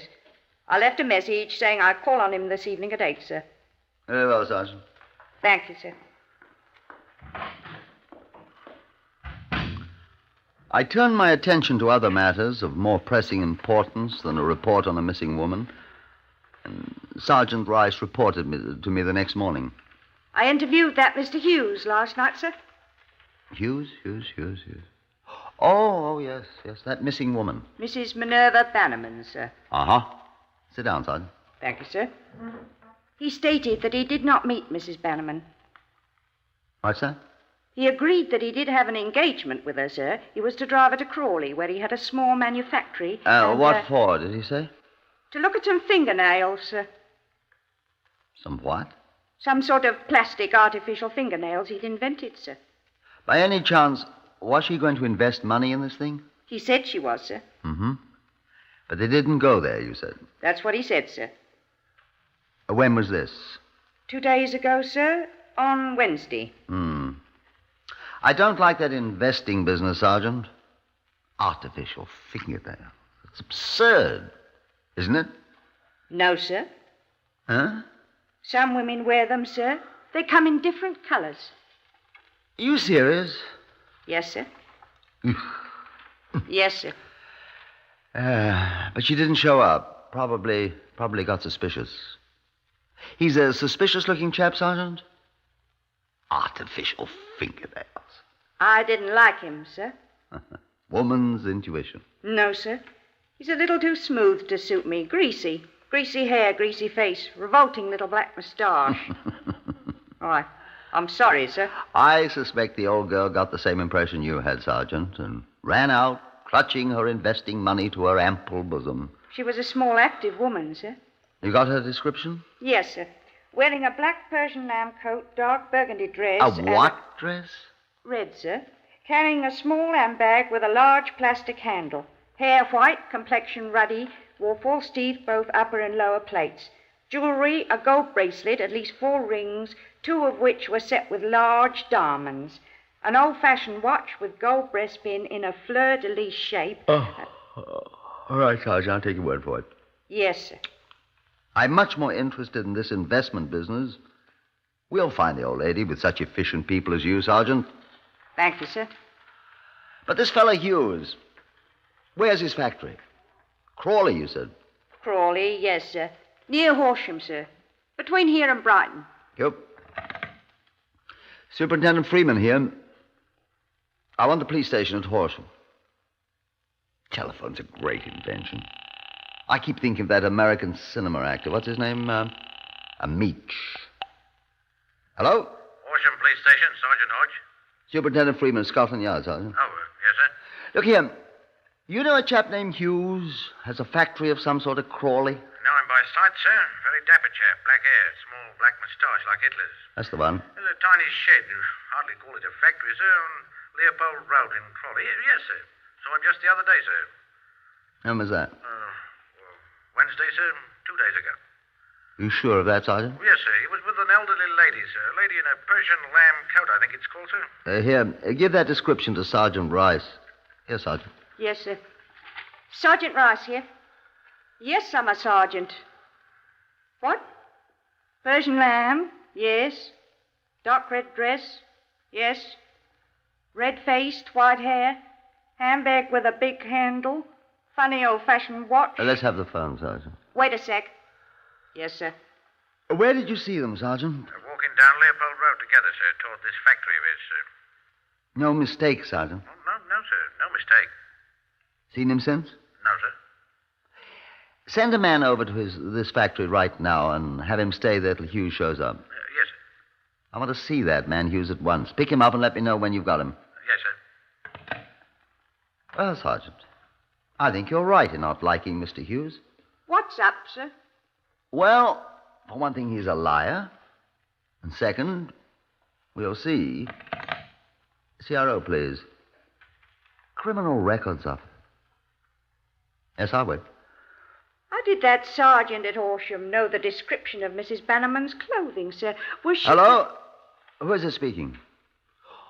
Oh, good morning, Murphy. Superintendent Freeman here.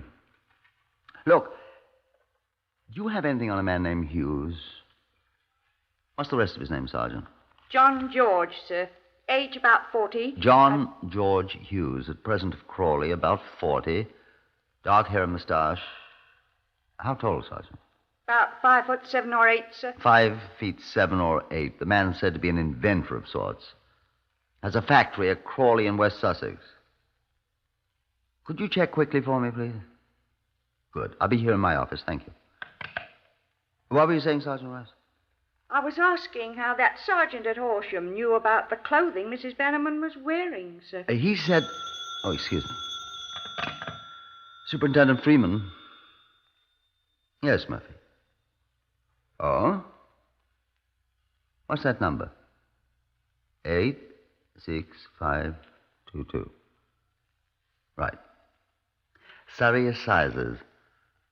London Sessions in 1941. Or just send the file round to me, will you? Oh, is there a photograph of him in the file? Good. Thank you very much. You recognize him from a photograph, wouldn't you, Sergeant? Oh, yes, sir. Sir, I was wondering... Your Mrs. Bannerman was with Hughes at the factory Wednesday afternoon. That's how that sergeant knew about her clothing, then. That's right.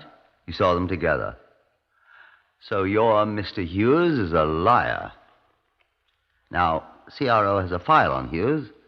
He got 4 years at Surrey Assizes in 1937 for obtaining money by false pretenses. He was sentenced to 21 months for theft at London Sessions in 1941. So he's a thief and a cheat. Be interested to see if he can prove he's not a murderer, too.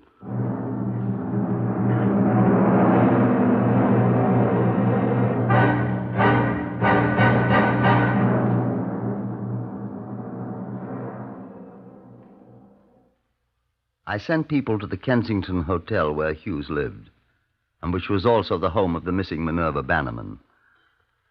She had not returned. Hughes' room on another floor had not been occupied. I again telephoned the police station at Horsham, which is 4 miles from the village of Crawley, where Hughes had his fingernail factory. He had not been seen at all. The door to the place was still padlocked, they told me. Sergeant Rice came into my office. Afternoon, sir. Where have you been, Sergeant? Communications, sir. I worked up as complete a list as I could of the jewelry Mrs. Bannerman was wearing and had it sent out on the teletype. All police stations? All stations, sir, including Horsham. Don't think you'll get very much from Horsham. Sir, don't you think it'd be a good idea if I ran down to Horsham and had a look at that factory of Hughes? Well, what do you expect to find? I might find Mrs. Bannerman, sir. Sergeant Rice, I've never told you what I think of women detective sergeants. Have I? No, sir. I think the rank of woman detective sergeant should be abolished. Yes, sir. And then I think they all ought to be promoted to chief superintendents, to remind the superintendents to keep their minds on their jobs. Come along, I'll go with you.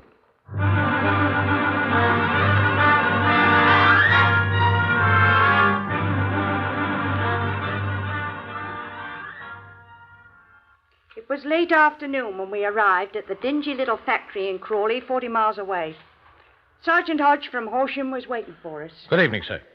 Evening. I came straight over here when you telephoned, sir. I let my men go for an early supper, sir. I'll relieve them for a while. Let's have a look at the place, shall we? Come along this way, sir. Not very inviting, is it, Sergeant? No, Sergeant. Haven't seen him at all, eh, Hodge? No sign of him, sir. This is the door, sir. Padlocked, you see, sir. The only door, Sergeant? Yes, Sergeant. Hate to smash that padlock. How about one of these windows? They're locked, Sergeant. Only those 2 windows? Yes, sir. So dusty, I can't see through them. Careful leaning against that window, Sergeant. You'll break it. I did break it, didn't I? Are you hurt, Sergeant Rice? Are you hurt, Elsie? I broke a fingernail, I think. I told you not. I'm so clumsy, Sergeant. Certainly are. Well, at least I can see through the window. Don't cut yourself, Sergeant. There's something lying on the floor in there. See who it is. Give me a boost through here, Sergeant. That's breaking and entering, Sergeant.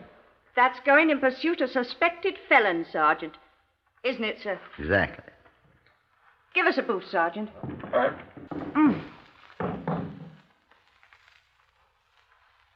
Can you see who it is in there? It's not a body.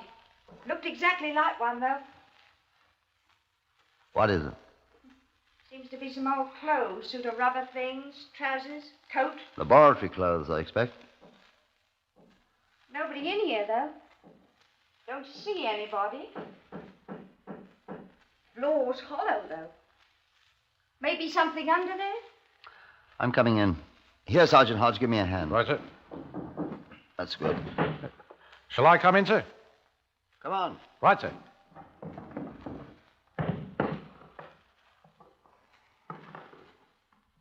What's that stuff there in the corner?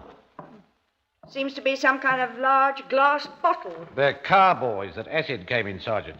I've seen them before, sir. Be careful, that acid burns, Sergeant. I've no intention of taking a bath in it, Sergeant. With the last bath you ever took, Sergeant. Stop the back chat, both of you. Well, I wasn't... Yes, sir. Yes. Well, I expect we'd better see what's under this floor, Hodge. Yes, sir. What's that you're falling over? Sir. Stirrup pump, sir, like the air raid chaps used to put out fires. This fellow Hughes in the ARP here, Hodge? Don't think so, sir. Probably uses it to transfer the acid from these great bottles to some other place, sir. I expect. Well, better get to taking up this floor. Any tools around here? There's a crowbar or something over there by the window, so that do? Get it.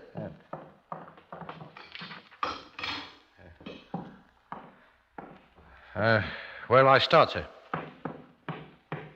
Here, I think this board's loose. Let's get it up. Go on. Just what do you people think you're doing here? I know you, young woman. I know you, Hodge. Who are you, sir? I'm Superintendent Freeman of Scotland Yard. You are John George Hughes, I take it. I am, and I'm the bloody owner of this bloody place. I was rather expecting you, sir. As for you, Sergeant Rice, I'll tell you at once, Mrs. Bannerman is not here. You were with Mrs. Bannerman the last time she was alive, Mr. Hughes. Where, sir? Here in this town on Wednesday afternoon. I was not. You were seen and recognized. Well, I can only say that whoever says he saw me with her is mistaken. I was in London. Are you mistaken, Sergeant Hodge? No, sir, I am not. Well, sir, I assure you, Mrs. Bannerman is not here. Do you know where she is? You said she had vanished into thin air. Miss Rice, is that right? I said she disappeared. Into thin air, you said. Oh, somebody said. Maybe I said. Mr. Hughes, I should like you to come up to London with me. Why? I should like to have your answers to a few questions. About Mrs. Bannerman? Yes. Well, all I can tell you about Mrs. Bannerman is that you'll not find her here. Or any other place. Really, I should advise you to come to London and answer my questions, Mr. Hughes. Will you arrest me if I don't? Very probably. On what charge, Superintendent?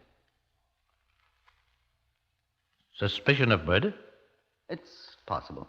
How do you know Mrs. Bannerman was murdered? If you can't find her body. You're quite a clever man, Mr. Hughes. And you won't find her body, my good man. There's no corpus delicti. I'm going to give you a short lesson, Mr. Hughes, in criminal law. The phrase corpus delicti is from the Latin and means the body of the crime, not the body of the victim of the crime at all. If it's proved that Mrs. Bannerman met her death through criminal agency and intent, that one simple fact will be the corpus delicti, whether we ever find Mrs. Bannerman's physical body or not. In that case, anyone remotely connected with the affair is quite likely to find himself in for an unpleasant time.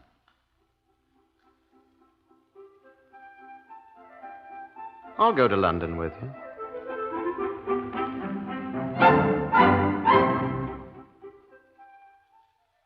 Such methods don't always work. They're on the very edge of legality. It's only in a court of law, in a trial after a person has been duly charged with the commission of a crime, that he's required to answer any questions and then under oath.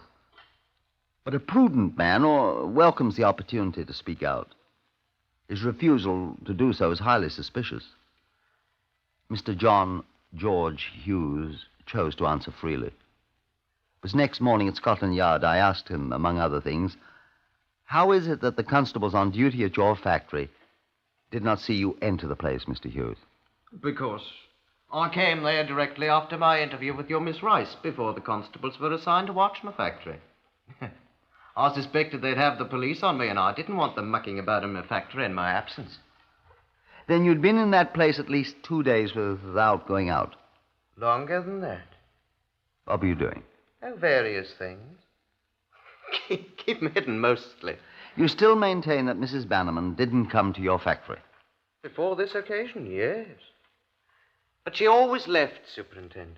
But this time, she didn't. She didn't come there this time. I told you. Excuse me.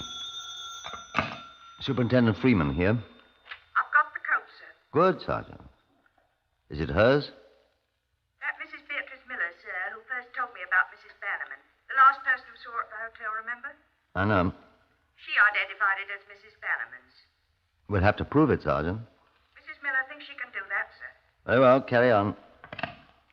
Mr. Hughes, I may as well tell you that a party of CID people are now at your factory in Leopold Road, Crawley, with a search warrant. Well, they won't find anything. They've already found something. Some of my personal property, I suppose. I know they haven't found Mrs. Bannerman. They found a cleaner's ticket for a Persian lamb fur coat. In your name.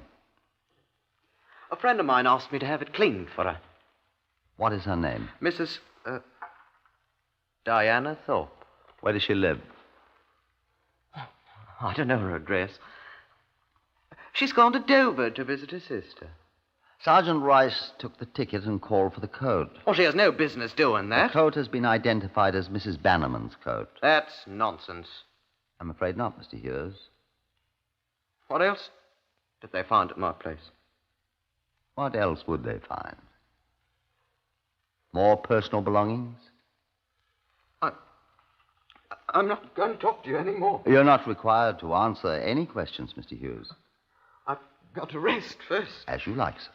You've tired me out with all these questions. I don't know what I'm saying. You may go whenever you wish, Mr. Hughes. We'll find you when we need you. Threatening me, eh? Making a statement of fact. Now, if you wish to go. Why don't you arrest me? If I can uncover enough evidence to justify it, I shall. Who's that? Come in. Come in, Sergeant Hodge. You know Mr. Hughes, of course. Yes, sir. This is Mr. Sturm of Horsham. Superintendent Freeman, sir. Good morning, sir. Morning, Mr. Sturm. Come in. Thank you, sir. Mr. Hughes was just leaving. Well, I'll wait a minute. As you prefer, sir. Well, Mr. Sturm. Mr. Sturm is a pawnbroker, sir, in Horsham. This is Mr. Hughes. Last time I saw him, his name was Whitaker. You're a liar. Please, Mr. Hughes. And when did you see this gentleman last, Mr. When he Sturm? hocked this with me for 17 quid.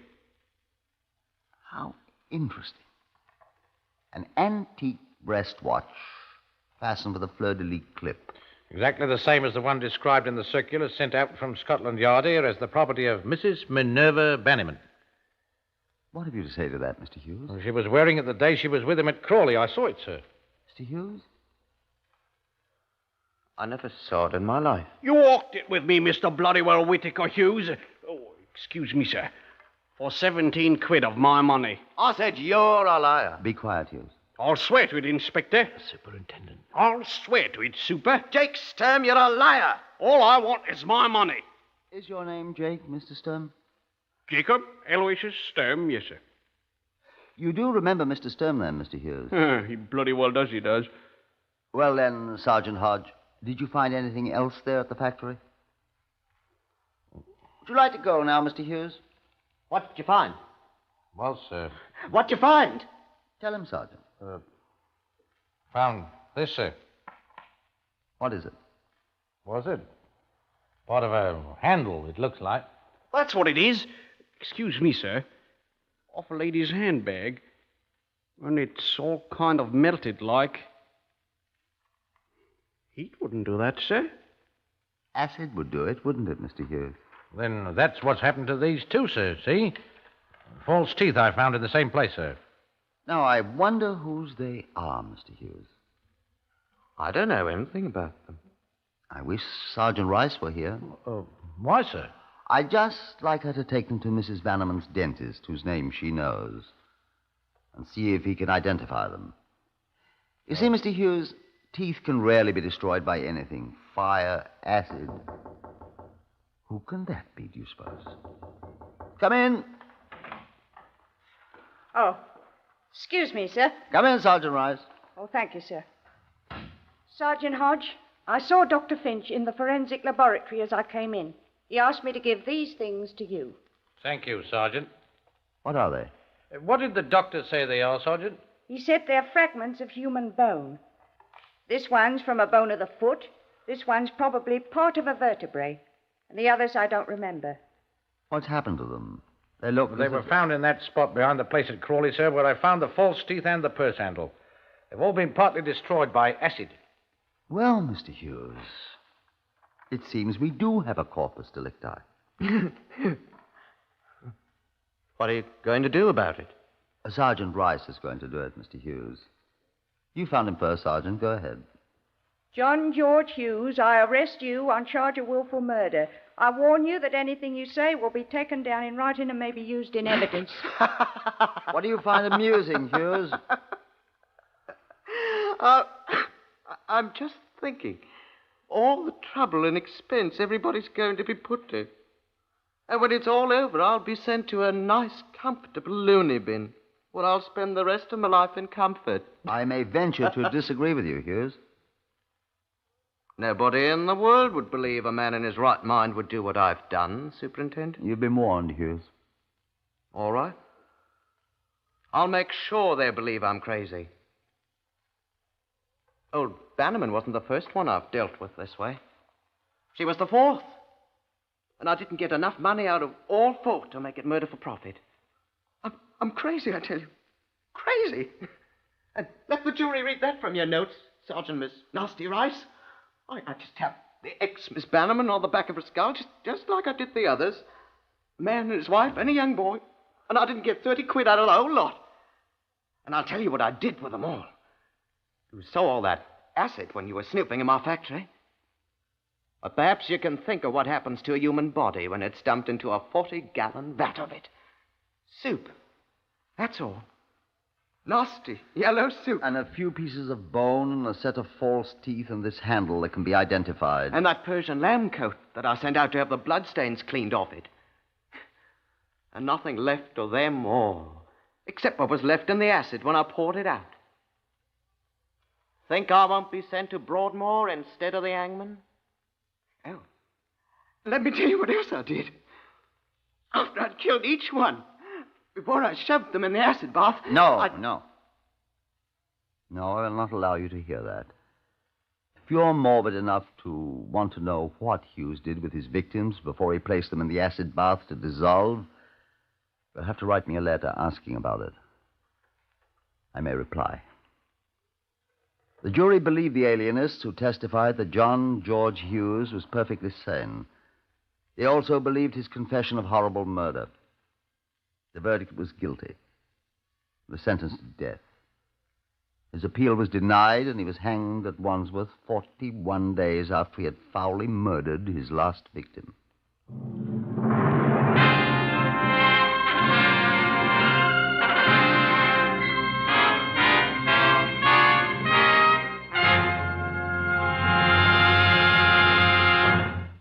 You have heard another in the series Whitehall 1212, compiled from the official files of Scotland Yard. Research is by Percy Hoskins.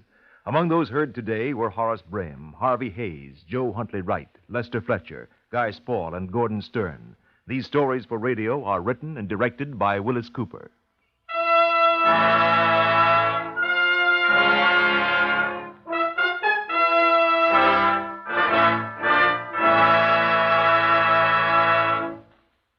Throughout America, 3 million young women and girls of all races and creeds will join in the celebration of National YWCA Week, April 20th through April 26th. To these young women, the blue triangle, symbol of the YWCA, the symbol standing for body, mind, and spirit, means enrichment of their lives and a goal to build toward the future. Through the YWCA, young women gain friendships, gain confidence in themselves, take part in worldwide fellowship, and become informed citizens. This is NBC, the national broadcasting company.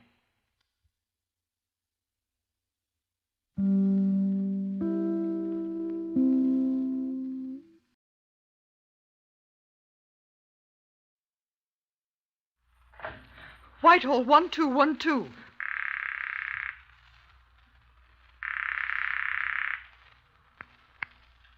This is Scotland Yard.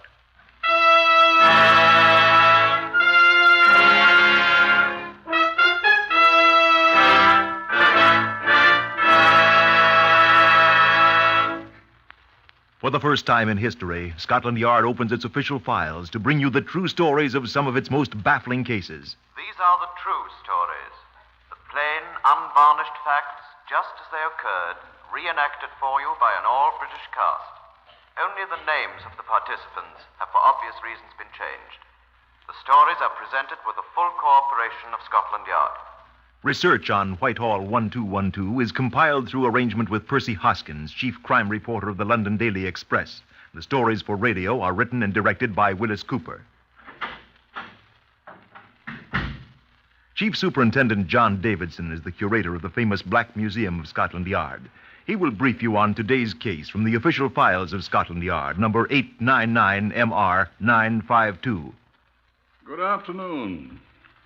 If you're a murderer by trade, I would suggest that there is no surer way to hasten the end of your career than to select a policeman as your victim.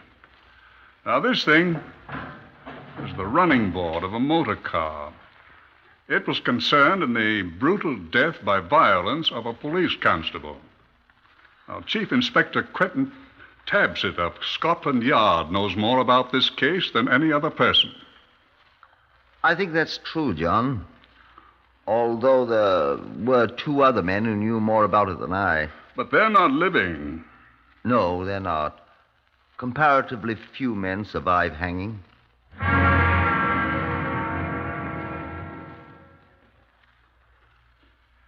The Chief Constable of Essex telephoned the CID from Romford at 9:05 on the morning of Tuesday, September the 27th, asking that officers be sent to Stapleford Abbots, a village halfway between Romford and Ongar on the London-Chelmsford Road.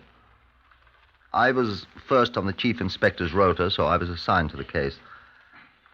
Accompanied by Detective Sergeant Philip Melanchthon Wise, I went at once to Stapleford Abbots, which is about 4 miles outside the limits of the Metropolitan Police area. I was shown the body of Police Constable William George Greenley, who had been stationed there, and which had been found alongside the road a few miles from the village at 6:30 that morning, the 27th. The constable explained to Wise and me what had happened. We know it happened sometime after 1:30 a.m., Chief Inspector, because I met him at a conference point at that time. Where, Constable? Near Grove House, on the road to Ongar, about 600 yards from where the body was found, sir. Go on. He had been shot 4 times, sir. Twice through the head and these other 2. That's... Yes, sir. They shot the poor chap square in each eye. Horrible. I hope they drown in their own blood, sir. At least they'll hang. Bill Greenley and I was kids together, sir. They'll hang. He had his pencil in his hand, sir. His notebook was lying on the road near him. He'd evidently stopped a car and was talking to them. Marks on the road? I'll show you, sir. It isn't far. I'd rather like to get out of here. Wise and I followed the constable along the road to a spot where it had been cut through a small hill. The banks on either side at the edge of the road shoulders were about 6 feet high. That's the place, sir. Here's where they found him, sir, where the grass is pressed down. Little blood here. Not as much as one would expect, sir. Over there on the other side, you see there's quite a blood stain on the grass. Well, we think he was first shot there, and then he dragged himself across the road and they shot his eyes out on this side. Yeah. There was a motor car here, all right? Yes, sir, we saw that. Where's my sergeant, Sergeant Wise? Down the road a bit, sir. Back there. Oh, yes. What are you looking at, Sergeant? Come down here, sir. Come along.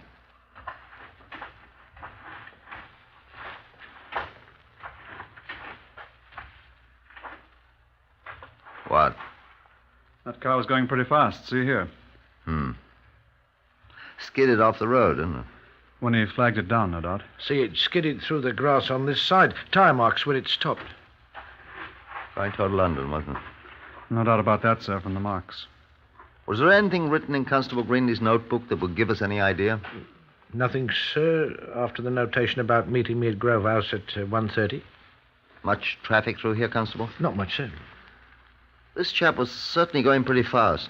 Especially on a twisty road like this one, I'd say. Many fast drivers around here? No, sir, none I know of. stranger, then, probably. Except he must have known these twisty roads pretty well, sir. Which puts us right back where we started, doesn't it? Oh, he had a good reason for wanting to. What'd you say, Wise? I said either that, sir, or he had a good reason for wanting to get back to London in a great hurry. Now, why would a stranger take the chance of breaking his neck by driving this kind of a road at 40 miles an hour? He's going at least that fast along here by the tire marks. And why should he murder a policeman who stopped him? What do you think, Sergeant Wise? Well, what we need to look for is some crook running away from something. Running back to London to hide. It's a pretty shrewd guess, Wise. Oh, I think so myself, sir. But what was he running from? Well, I wonder if that was a stolen car he was running away with, sir.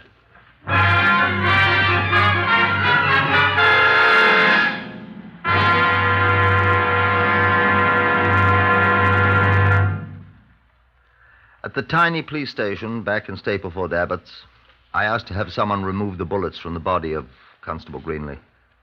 A local surgeon volunteered to do it for us for the usual fee provided by the Home Office.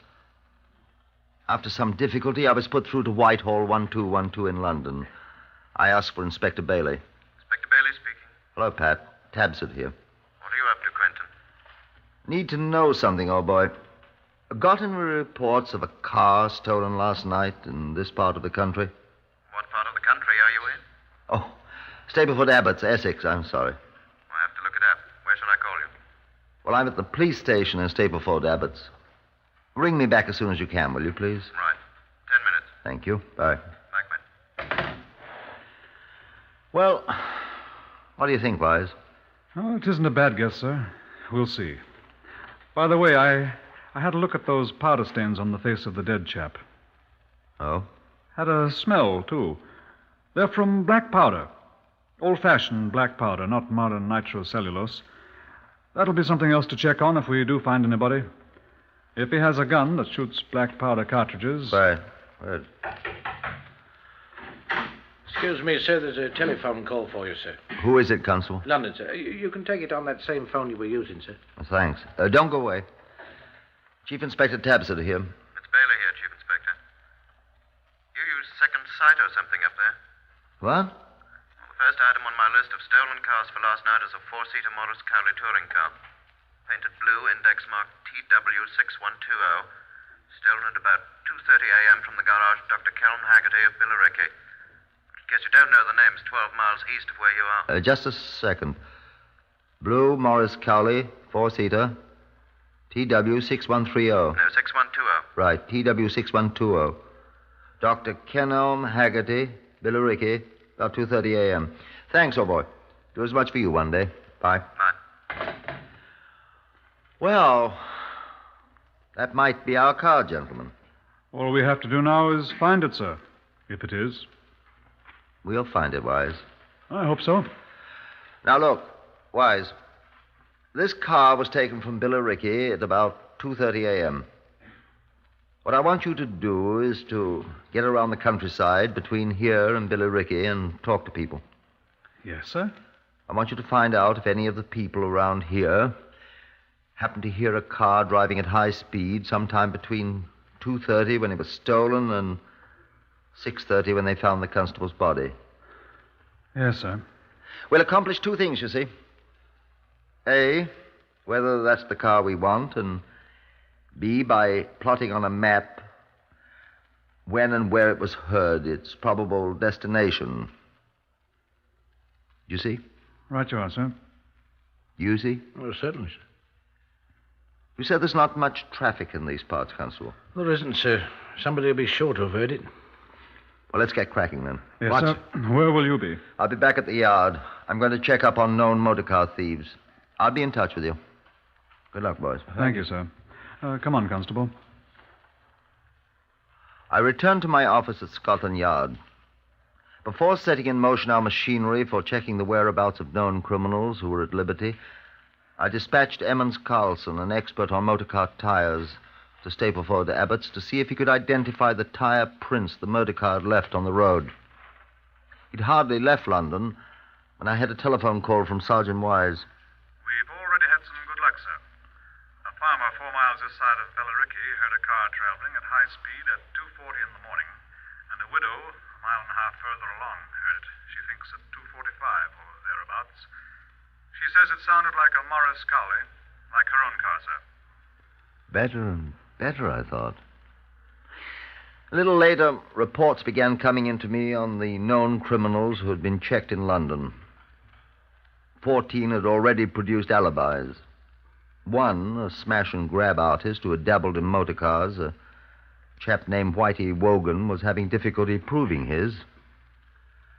The search went on.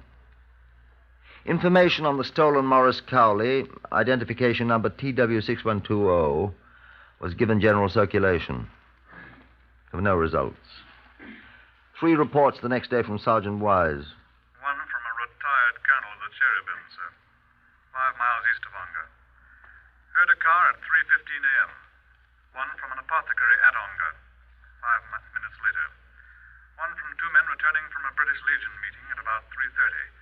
Say they were almost run down by a blue Morris Cowley a few miles south of Ongar. They didn't see the number. 26 more people with criminal records were checked. All had alibis. Whitey Wogan still refused to talk. Emmons Carlson reported him from Stapleford Abbots. Here it is, sir, on the chart. I made these photographs on the spot. You see? Pretty blurred they are, sir, but you can identify them. Now here, on the chart, type B, 1/32, or 1/23, if you like. Mm-hmm. 4 parallel lines around the circumference of the tire. Diagonal lines at the edges of the tire. Mm-hmm. Short diagonals the other direction, in the center. Oblique parallelograms, you might say. Can't be anything but a Dunlop Fortuna tire. Does that do us any good, Carlson? I telephoned Dr. Kenelm Haggerty, sir, at Billericay. The stolen car was equipped with Dunlop Fortunas. No doubt now that that was the murder car. Another report from Sergeant Wise placed the car 5 miles north of where the constable was murdered at 3:30 a.m., still headed south. I ticked off the reports on a map of the area. It was a circuitous route, but there was no doubt of it. The car was headed for London. But then the trail was lost. A report from Percy Young in the ballistics laboratory. About those bullets taken from the body of the constable who was shot near Stapleford Abbots, Chief Inspector. Yes, Percy, what did you find out? They're all from a Webley .38 caliber revolver. Seems to me, I should say, somewhat obsolete manufacture, but I'm not sure of that. You could identify the particular gun they were fired from if we got hold of it, could you, Percy? Of course. Fetch it in. Unfortunately, I haven't got it, Percy. Unfortunately, I haven't got anything. Unfortunately, all I've got is the knowledge of the car the murderer rode in. And the fact that the car's probably somewhere in London. With the murderer, I hope. Unfortunately, I have no idea who he is. Yet.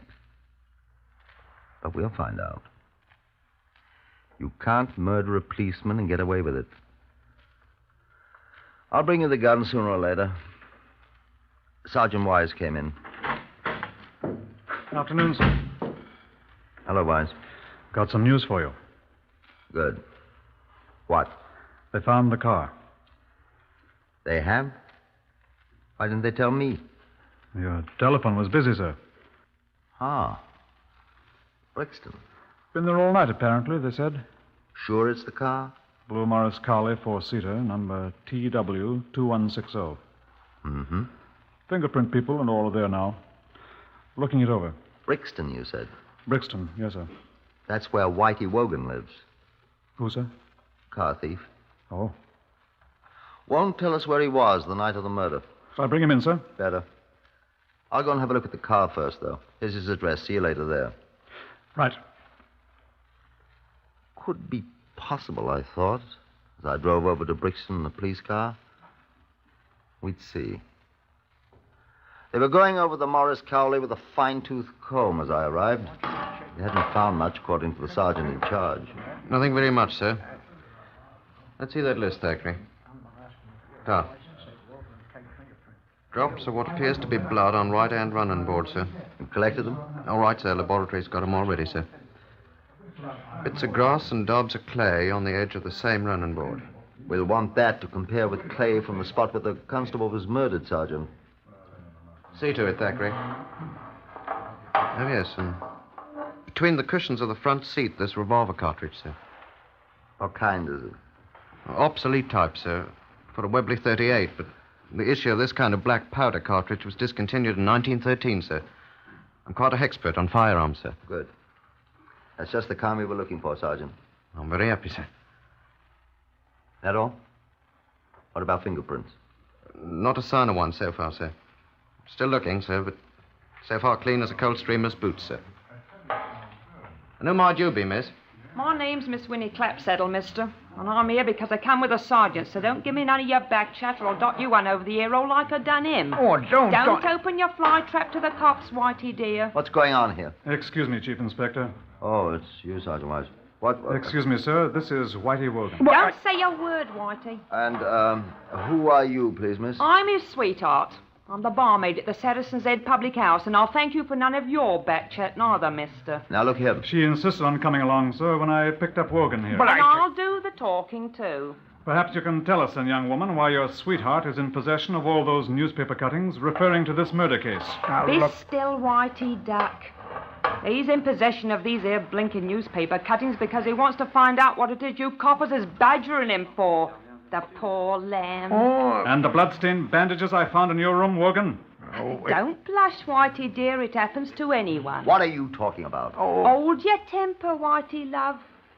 I'll tell you why they're there, and I'll tell you why my poor little Whitey don't want to tell you where he was while this murder was going on. It's because I hit him over the noggin with a Guinness bottle when he refused to kiss me in public. And it took 2 constables to drag us to the police station. That's why. Is this true, Wogan? Of course it's true. And you can prove it by looking at the police charge sheet for that last night when we was both in the clink for disturbing the peace. He never murdered no one, mister. He's just plain embarrassed. It was true. Our only suspect had been nursing a broken crown in jail, which his 13-stone sweetheart had inflicted on him. We were at a dead end. The evidence had run out. Here was the murder car. Here was the victim's blood. The forensic laboratory established that the stains were of the same blood type as Constable Greenlee's. We had a cartridge which we were certain was from the murder gun. Scotland Yard had traced everything but the murderer himself. The coroner's inquest on the body of Constable William George Greenlee returned a verdict of death at the hands of person or persons unknown. He was buried with full police honors, and the bugler sounded the last post at his funeral because he had once been a soldier. The Home Office began paying his wife her pension. We kept on. We questioned more than 1,500 persons who might conceivably have committed the murder. Our man was not among them. He was still at large. No policeman ever forgets the murder of another policeman. The months went on, and Wise and I were assigned to other cases. One day, almost a year later, Wise came into my office.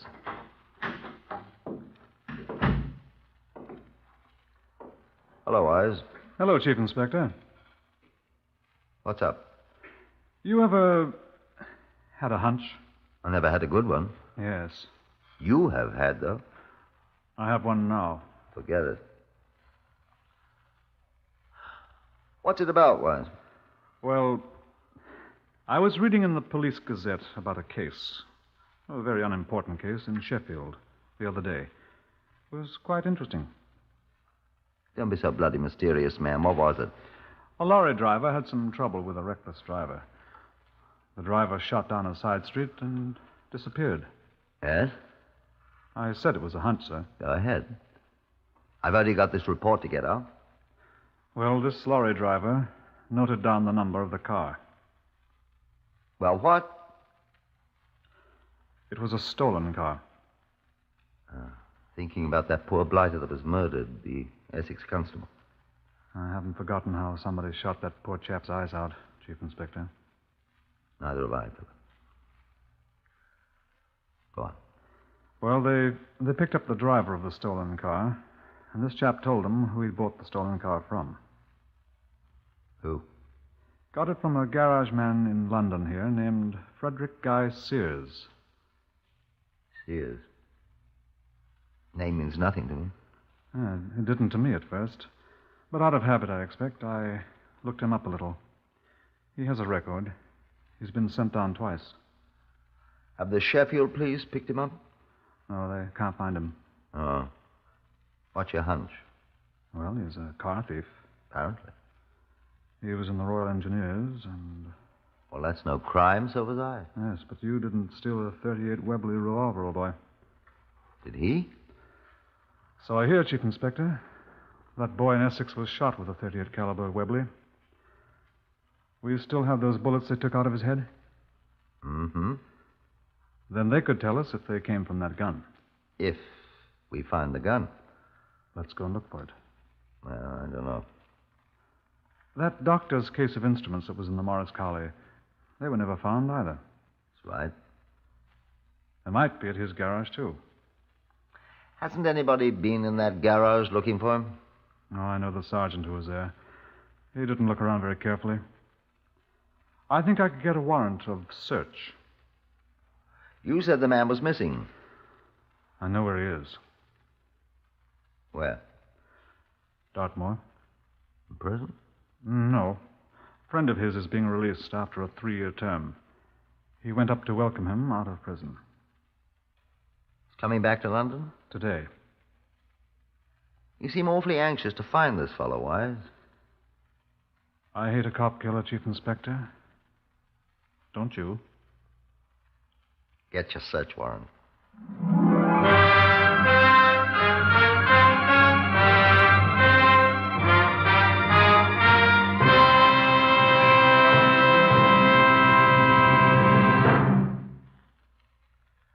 The garage was closed, of course, but we got inside all right.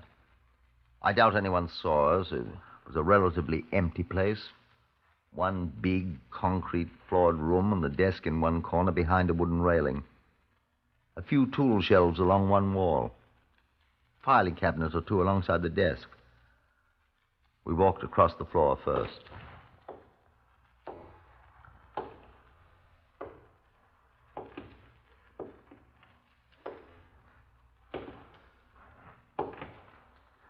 Not much of an office. Let's have a look in the desk drawers. Right. Empty. This one's empty, too. This, too. Try 'em all. Doesn't he keep anything here? Pretty careful man. Nothing incriminating for anybody to find. He must keep some papers here or something. What's in here, I wonder? Cabinet. Open it. It's locked. Open it. There a pinch bar? Here on the wall.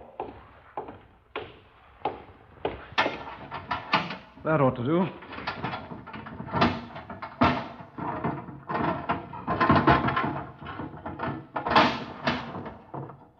Anything interesting? Alarm clock. Wrenches.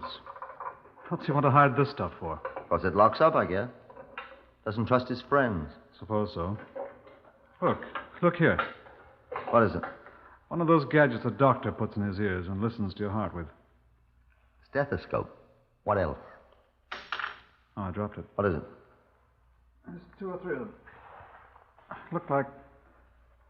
That's what they are. What do you mean? My hunch was right. These are doctor's instruments. What was that doctor's name, the one that owned the car? Kenelm Haggerty. You've got a good memory. Oh, not so good. It's stamped right here on the handle of this lancet, or whatever it is. Well, indeed. Now, all we have to do is find that Webley revolver, and somebody's going to hang. Well, this cabinet's empty. Wonder about those tool shelves. Have to look, I expect. Hope he doesn't walk in on us before we... Speak of the devil, old boy.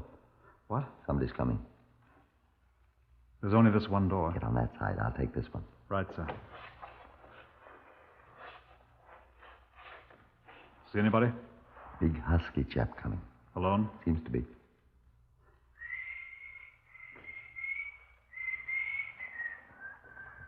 What do you want me to do, sir? Pick up that spanner there and tap him gently on the sconce if he leaps on me. Right, sir. If you have to hit him, be careful. Want to save him for the hangman, you know. If he's the right one. If he isn't, he'll do till the right one comes along. Are you Frederick Guy Sears? Who the devil are you? I'm Chief Inspector Tabbs of Scotland Yard, and I arrest you on... Look out, he's got a revolver. You! Look out! Drop that. Get off my neck! Get off!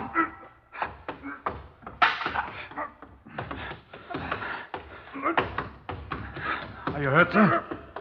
Get off my neck! Missed. That one did it. Is he out cold? Doesn't seem to be, sir. Right. Well, in that case, I Get off me. arrest you on suspicion of the murder of Constable William George Green. All right, sir. And I warn you that anything you say will be taken down in writing. Maybe using evidence. Have you got the gun, Wise? Have a look at it, sir. It's what we're looking for. A Webley .38 revolver. Give it here. And unless I'm much mistaken, these are old-fashioned black powder cartridges. Come along with us, Mr. Sears. There's a man that wants to see you.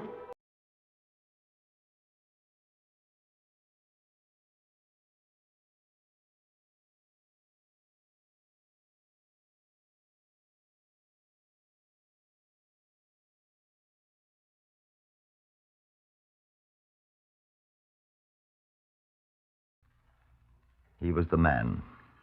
He and an accomplice whom we found easily from the direction Sears gave us had murdered Constable Greenley. You wonder at the brutality of shooting out his eyes. Sears told us why. I heard the picture of the last thing a man sees before he dies stays right on his eyeballs. I was the last thing he seen, but he didn't have any eyeballs left when I got done with him. Sears and his accomplice were tried at Old Bailey a year and a month after they'd committed the murder. They were both hanged. One at Pentonville and one at Wandsworth. Same day.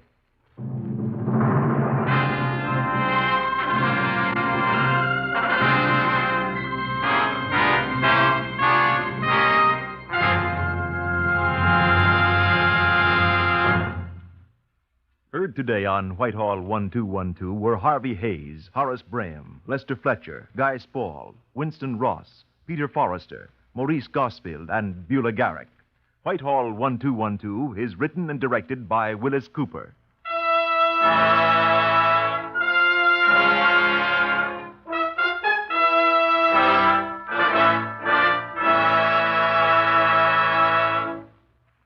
If you were offered odds of 4 to 50, you'd think they were pretty poor, wouldn't you?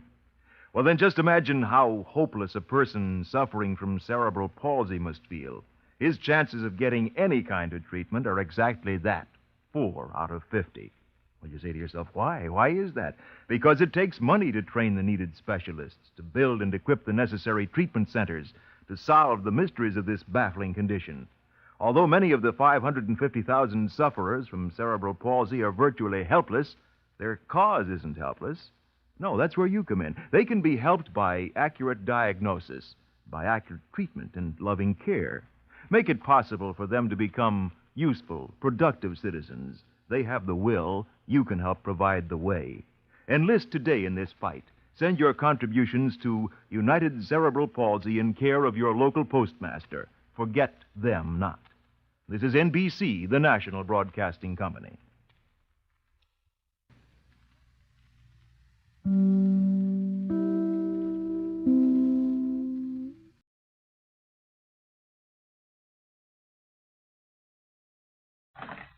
Whitehall 1212, quickly. This is Scotland Yard.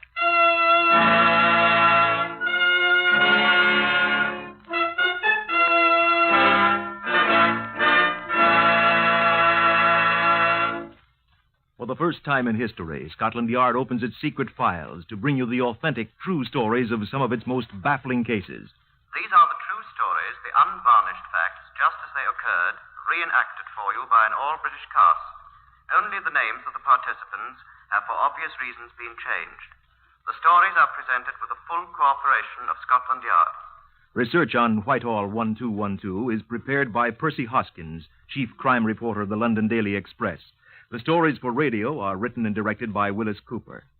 Here are the participants in case number 604MR530 from the official files of Scotland Yard. Leo M. Stefanovich, former member of the Polish Navy. Yes, I deserted the Navy. Marian Koniecki, who'd fought in Spain. What I am interested in is money.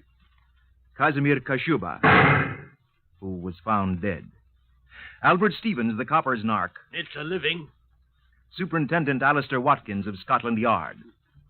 I must warn you that if you expect high adventure in Limehouse or sinister Orientals lurking in dark byways, you'd best turn off your wireless now. We're quite ordinary people at Scotland Yard. Professional policemen, catchers of criminals, and we don't go in much for the picturesque, the way we are sometimes pictured. However, if you'd like to see how we proceed upon a case, I'll ask you to step inside our Black Museum and meet the man in charge of it. Come in. This is Chief Inspector John Davidson, who's in charge here. How do you do? I'm afraid that the so-called Black Museum is neither black nor a museum, nor is it the Grand Guignol. We have here a large number of guns, knives, other weapons which have been used in crimes. We have also disguises, clothing, exhibits of all sorts that have helped in solving many of these crimes. I think you ought to explain, John, why we keep these gruesome relics. Yes, indeed. They're here for a purpose quite removed from idle curiosity. They're principally for the use of the men of Scotland Yard in studying crime techniques and exemplars of crime methods. They bring to life the cold words contained in our files, and the most useful as well as graphic. For example, in this case, Superintendent Watkins is reenacting for you. Now, this is a bullet that killed a man. It was fired from this gun, 32 caliber Waltham automatic pistol. And it was Scotland Yard's job to prove that. And this, the top of an ordinary mechanical pencil. This is a very important bit of evidence. Just a cheap little metal pencil. It wasn't cheap for the man who lost it, John. Well, it cost him his life, you see.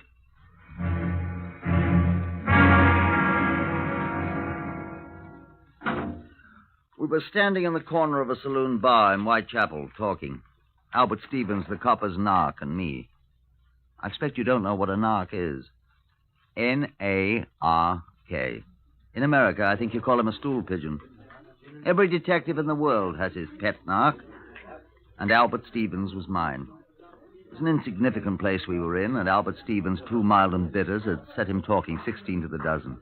I don't suppose you'd know him by sight, sir, but I could tell you how to find him. That is, I've seen him about here and there.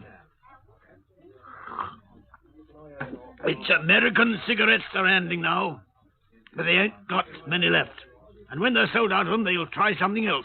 Have you got any ideas, Albert? No, sir, not yet. But it'll be something big, I'm sure of that. Do they know you, do you suppose? Nobody notices a taxi driver, sir. They've rode in my cab twice now, and they've never even looked at my face. But I've looked at them. Will you have another mild and bitter, Albert? Well, I wouldn't say no, sir. Here, miss. Fill this up here, will you, again? Will you? Thank you. They're some kind of foreigners, sir, they are. Thank you, miss. This I know. They're in the black market up to here. You said that. What kind of foreigners? I can't understand them much, except when they talk about, well, what they think is English. Greeks or Spaniards or Russians, I think. All 3 of them. Oh, they tip quite nice, too. But you're sure they're in the black market? No doubt about it, sir. I hear enough about it. Don't know their names? Well, one is called Marion. Marion? And the other's name is Kashmir. Kashmir. Maybe he's an Hindu. And the other is a gentleman in some kind of navy, sir. Not ours. Some foreign navy. He wears a uniform. Who seems to be the boss? Well, I'd say this here Kashmir is, sir. He's an odd man, he is, sir. Is that all you know about them, then? That's all I know right now, sir. Well, ain't that worth 3 pints of mild and bitter, sir? Yeah, just about, Albert. Well, I was sort of hoping you'd have a spare 10-shilling note on you, sir. I have, Albert, but not for you, my lad.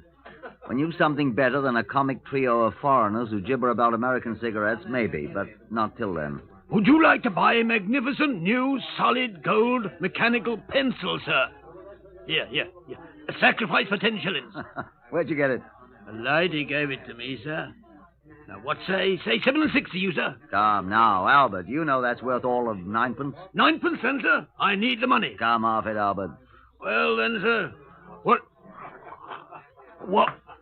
What did you say if I told you these foreign blokes is murderers? Shouldn't believe a word of it. Oh, they might be, sir. Well, when you can prove it, come round and see me, Albert.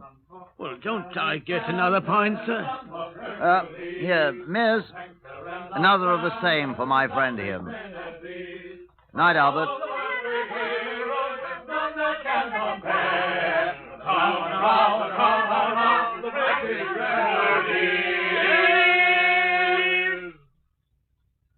Scotland Yard next morning, I walked leisurely down the long corridor on the second floor that leads to my office. A voice hailed me as I opened the door to my office, and I looked back. It was Detective Sergeant Llewellyn, a Welshman who had been a constable at the Water Street police station when I was a sergeant. Here was a welcome face. David, I said, I've not seen you in 6 months. Longer than that, indeed, Superintendent. It's 10 months, and I'm very glad to be seeing you. Where have you been? To the Army all this time, sir. I was seconded to MI5. Yes, I heard that. It was tiresome work, but now I'm back, thanks indeed to the Lord. Taking a well-earned rest, I expect. Oh, indeed, to goodness, no. There's no rest for the wicked. I'm on a case already. Can we have dinner this evening, then? I'm not so sure, sir. What have they given you? Oh, a murder. Good bloody one? I've just seen the man. He's bloody enough, indeed. They found him shot to death in his car early this morning. Where? Chepstow Place, Notting Hill. The constable who found him in his car, parked beside the curb, thought he was taken with drink and sound asleep. But it was a .32 caliber bullet in the back of his neck and out the front of his head. Very gory. Know who he was? A foreigner, it seems, with the name of Casimir Kasuba. Oh. Whatever's the matter, then? Do you know him? Come on in my room here. I don't know the chap, but I have an idea I know someone who does. Well, indeed, to goodness. Come on in while I telephone. I've got his number in my book here. At least a number where I can reach him. Ah, here it is.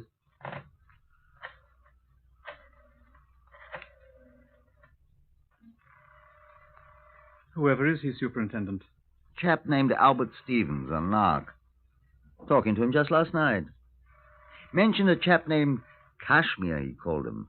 Foreigner. Just might be. Now, where is the beggar? Every little bit. Yes? Who is it? Oh, hello. Is Albert there? Albert Stevens? He hasn't been home since yesterday morning. Who wants him? When he comes in, tell him to telephone Watkins. Watkins, got that? Hoskins? Watkins. Watkins. He knows me. What do you want? Just tell him to call me, that's all. Does he know where to call? Yes, it's very important. Do you understand? He ain't come home since yesterday morning. All right, have him telephone me at once. You needn't shout at me, Mr. Bloodywell Watkins. Goodbye. Not there. No, telephone me. I say, where can I reach you? Oh, I've got all this report on the man to write up, for goodness sake. I'll be in my office till noon. Oh, he'll telephone me before that, I'm sure. Well, I must be going, sir. Oh, I'm sorry I couldn't reach him just now. But I'll be in touch with you as soon as I hear from him. I'll be very grateful to you, sir. It was good seeing you again. Been a long time, Llewellyn. Well, goodbye. So long. So long, old chap. Oh, you dropped something. Hey, where? There on the floor beside your right foot. Oh, mustn't lose this. What is it? Found it in the car with the dead man. Huh? A top off a cheap mechanical pencil. Let's see it. Do you mind? Not at all. Don't have to be careful of fingerprints. They've had it in the laboratory. Nothing on it. That's it. Beg your pardon, sir? I've seen this pencil before, Lou. Oh, millions of them about, no doubt. The chap that was killed must have lost it. No. Eh? I've seen this particular one before. I saw it last night. I don't follow you, sir. That settles it. Look here, closely. Yes? See these initials scratched on it? Very tiny here. Probably done with a pocket knife. See it? A.S. By crikey, A.S., that's what they are. Whose do you suppose? He offered to sell it to me last night. Who? Albert Stevens, the copper's narc I was just trying to telephone. Goodness sake. So that's why he hasn't come home. Eh? He said he knew this Casimir. He said Casimir had money, and money was what he needed. Well, Casimir was robbed, we know that. But I never knew a copper's narc to have the courage to commit murder, sir. Why, I bought him the courage, old boy. 4 pints of mild and bitter. Suppose that makes me an accessory to murder?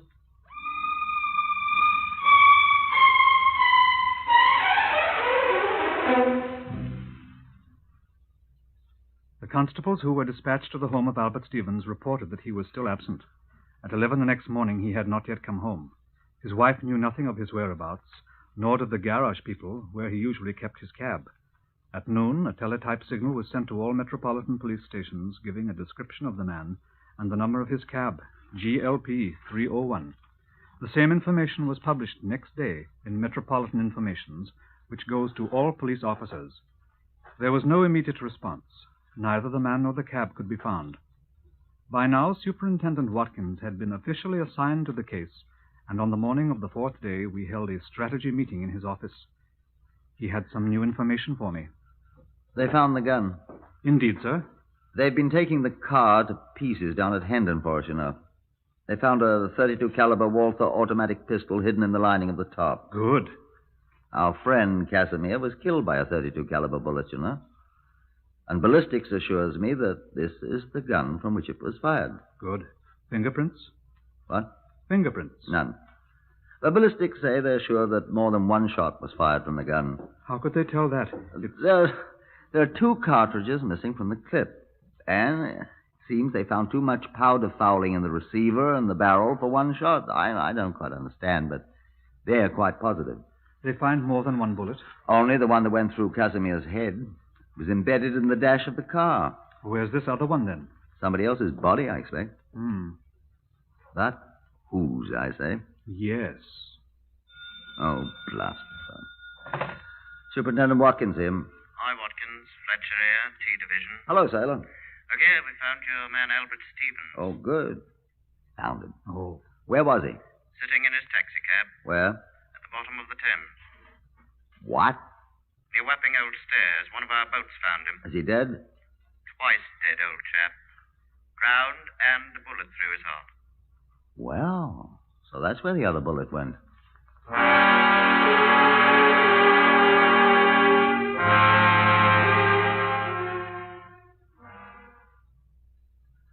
I admit I'd more or less dropped a brick in pinning all my hopes of a quick solution of the case on Albert Stevens. Llewellyn and I moved at once to realign our strategy. This was our estimate of the situation. It is possible that Stevens did murder Casimir, of course. Possible, but not probable. The forensic laboratory people, the ballistics people, say that the bullet they found in Stevens' body was fired from the same gun that killed Casimir. The .32 Walther automatic they found in the car. But then, who killed who?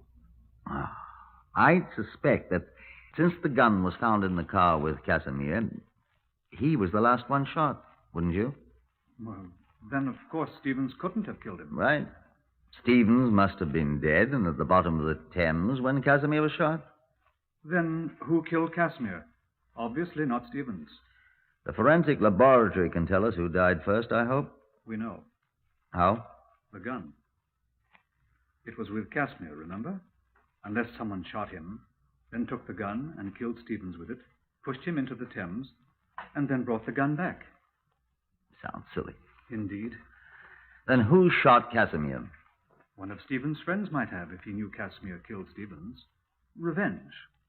How do we know Casimir shot Stevens? Well, Besides, Stevens didn't have any friends. Except me. And I don't think I did it. His wife, perhaps? Yeah. Perhaps. Well, besides, how could she get that gun? No friends. None I know of. I knew Albert rather well.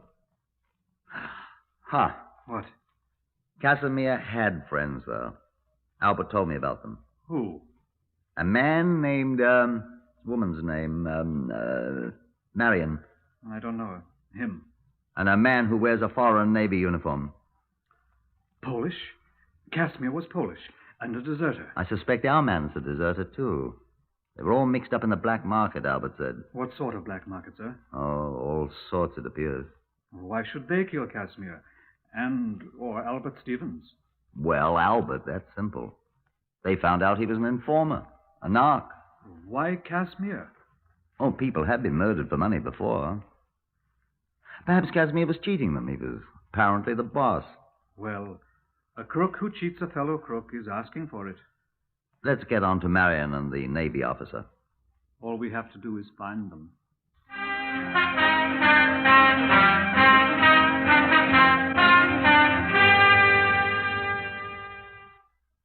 Now, allow me to digress for a moment. There was, of course, no record anywhere of Casimir's former address. We put people on that at once, suspecting that Marion and the Navy officer might live close to Casimir's home. But another day dragged by without tangible result. I was sitting gloomily in my office, trying to think of a more tenable theory than the one we had tentatively adopted. Oh, blast the phone. Yes, Watkins here. Delighted to see you, sir. Inspector. What's her name? Name, please. Miss Dottie Telfer. Spell it, please. Taliaferro. You've heard of me. I'm the actress. Miss Dottie Telfer, sir. And... Actress. You know me. Actress, sir. What's she want? She says it's in connection with Casimir... What was the name, miss? Kashuber, I said. I heard her. Yes, sir. Send her in. Yes, sir. And ask Sergeant Llewellyn if you'll just step in here. Yes, sir.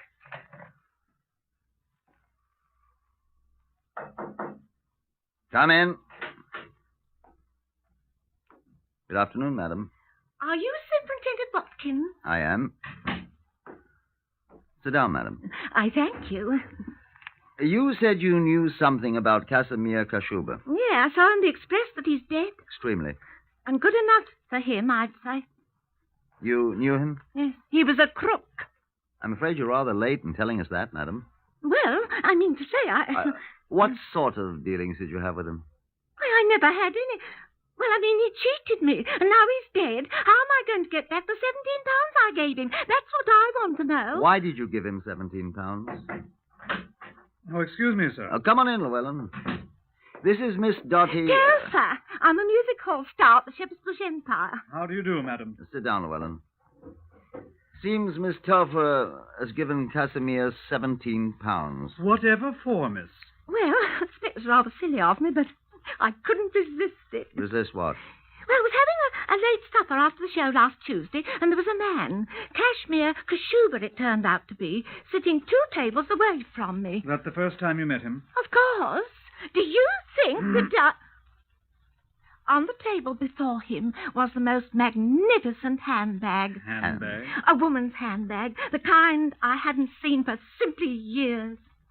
I couldn't resist doing what I did. What did you do, madam?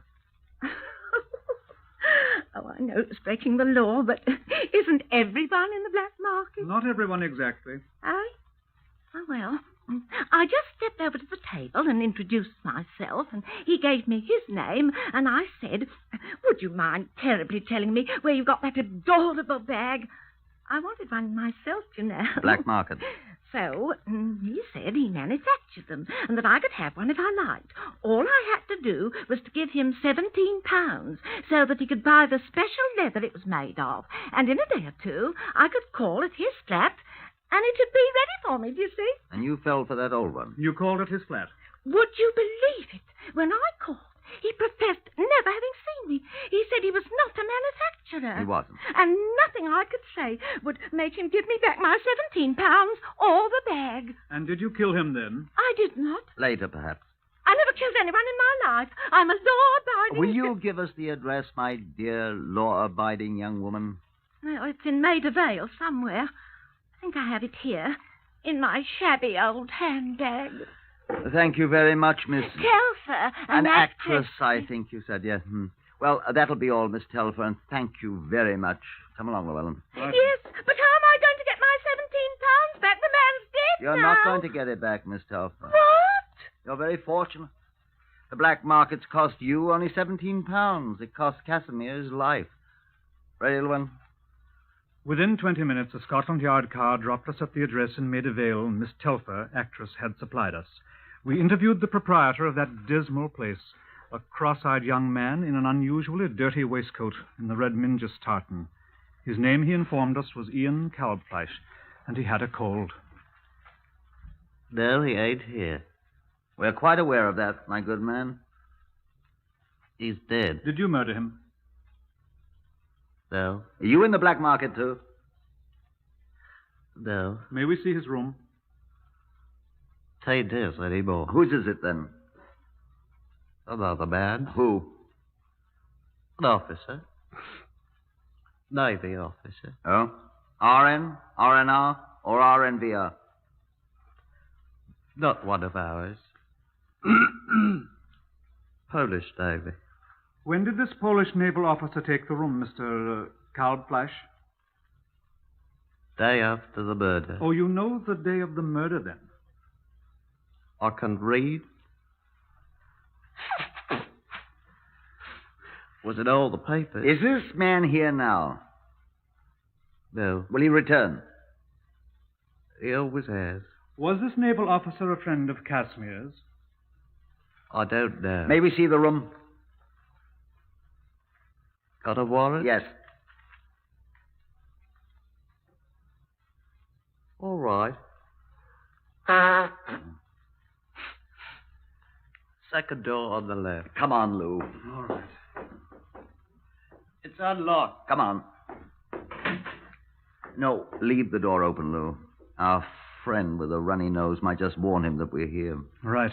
I'll keep watch. While Llewellyn kept watch from the open door, I made a quick search of the place. I found nothing at all of any apparent importance until I went through the pockets of the navy greatcoat in the closet. I was about to exhibit my findings to Llewellyn when he hissed sharply at me from the doorway. What's up? Chap coming in, wearing a navy uniform. People in your room, Commander. Who are they? Police. Scotland Yard. What do they want? If you'll come in, Commander, we'll be glad to tell you. Who are you? Sergeant Llewellyn of Scotland Yard. I think you'd best come in, sir.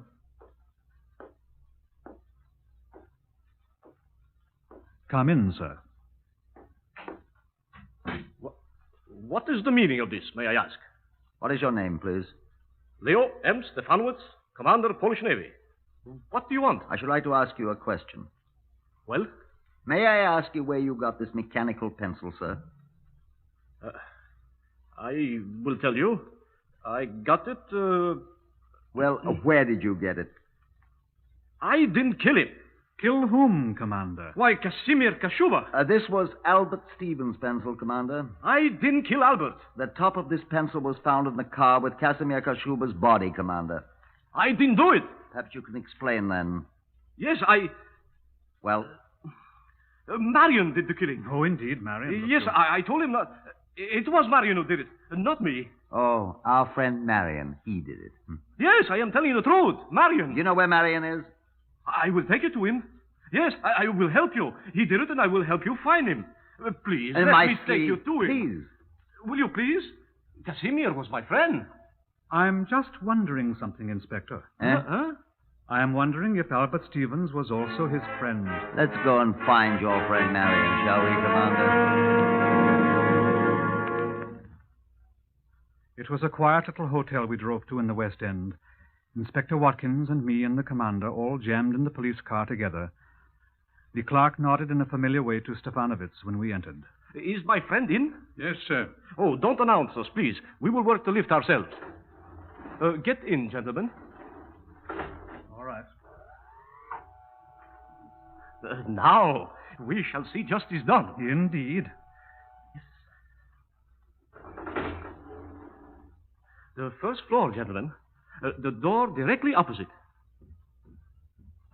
Here. Who is it? Leo, Marion. Who is with you? No one. Come in. Ah, Leo, my boy, I am glad. We are from Scotland Yard, sir. I warn you, both of you, that anything you say will be taken down in writing and may be used What as is the evidence. meaning of you murderer?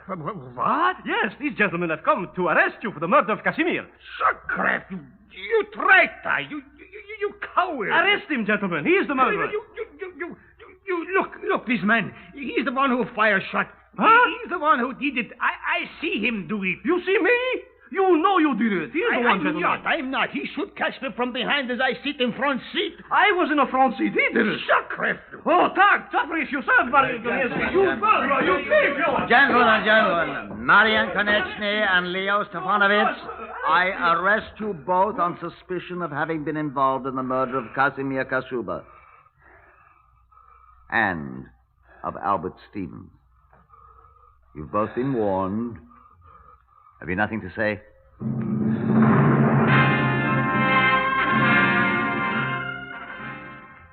At the trial, the two men admitted all the details of the two murders. Albert Stevens, it seems, had talked too much about his relations with the police, and someone in a moment of rage had shot him, and his cab had been dumped into the Thames. Walking away from there together, they'd stolen a motor car. Casimir Kashuba, who had been drinking heavily, twitted his companions about the new hold he had on them as murderers. He boasted that he'd had no part in the crime, and one of the two men had shot him in the back of the neck with a Walther automatic pistol. Each man blamed the other. The jury took 25 minutes to decide who was guilty. Mr. Justice McConaughey placed the black cap on his head. Marian Konechny, Leo Stefanovich, the jury have found you and each of you guilty of the murder of Casimir Kashuba. It is the sentence of the court that you and each of you be taken to a lawful prison and thence to a place of execution, that you be there, each of you, hanged by the neck until you are dead, and that your honors respectfully... The two men appealed the verdict and won. They were immediately tried for the murder of Albert Stevens and again heard the fatal words, that you there, each of you, be hanged by the neck until you are dead. The latter sentence was carried out.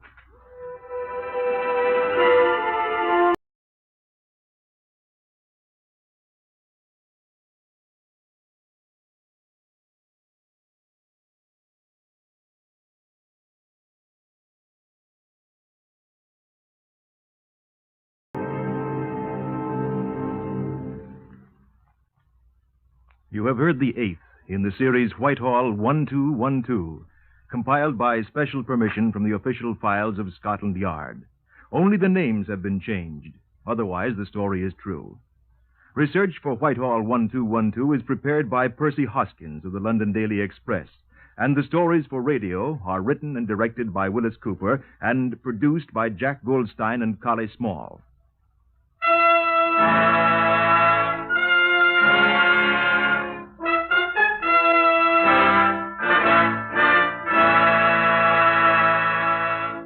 Three chimes mean good times on NBC. There's adventure zooming your way today with Joel McRae featured in another authentic story based on the files of the Texas Rangers.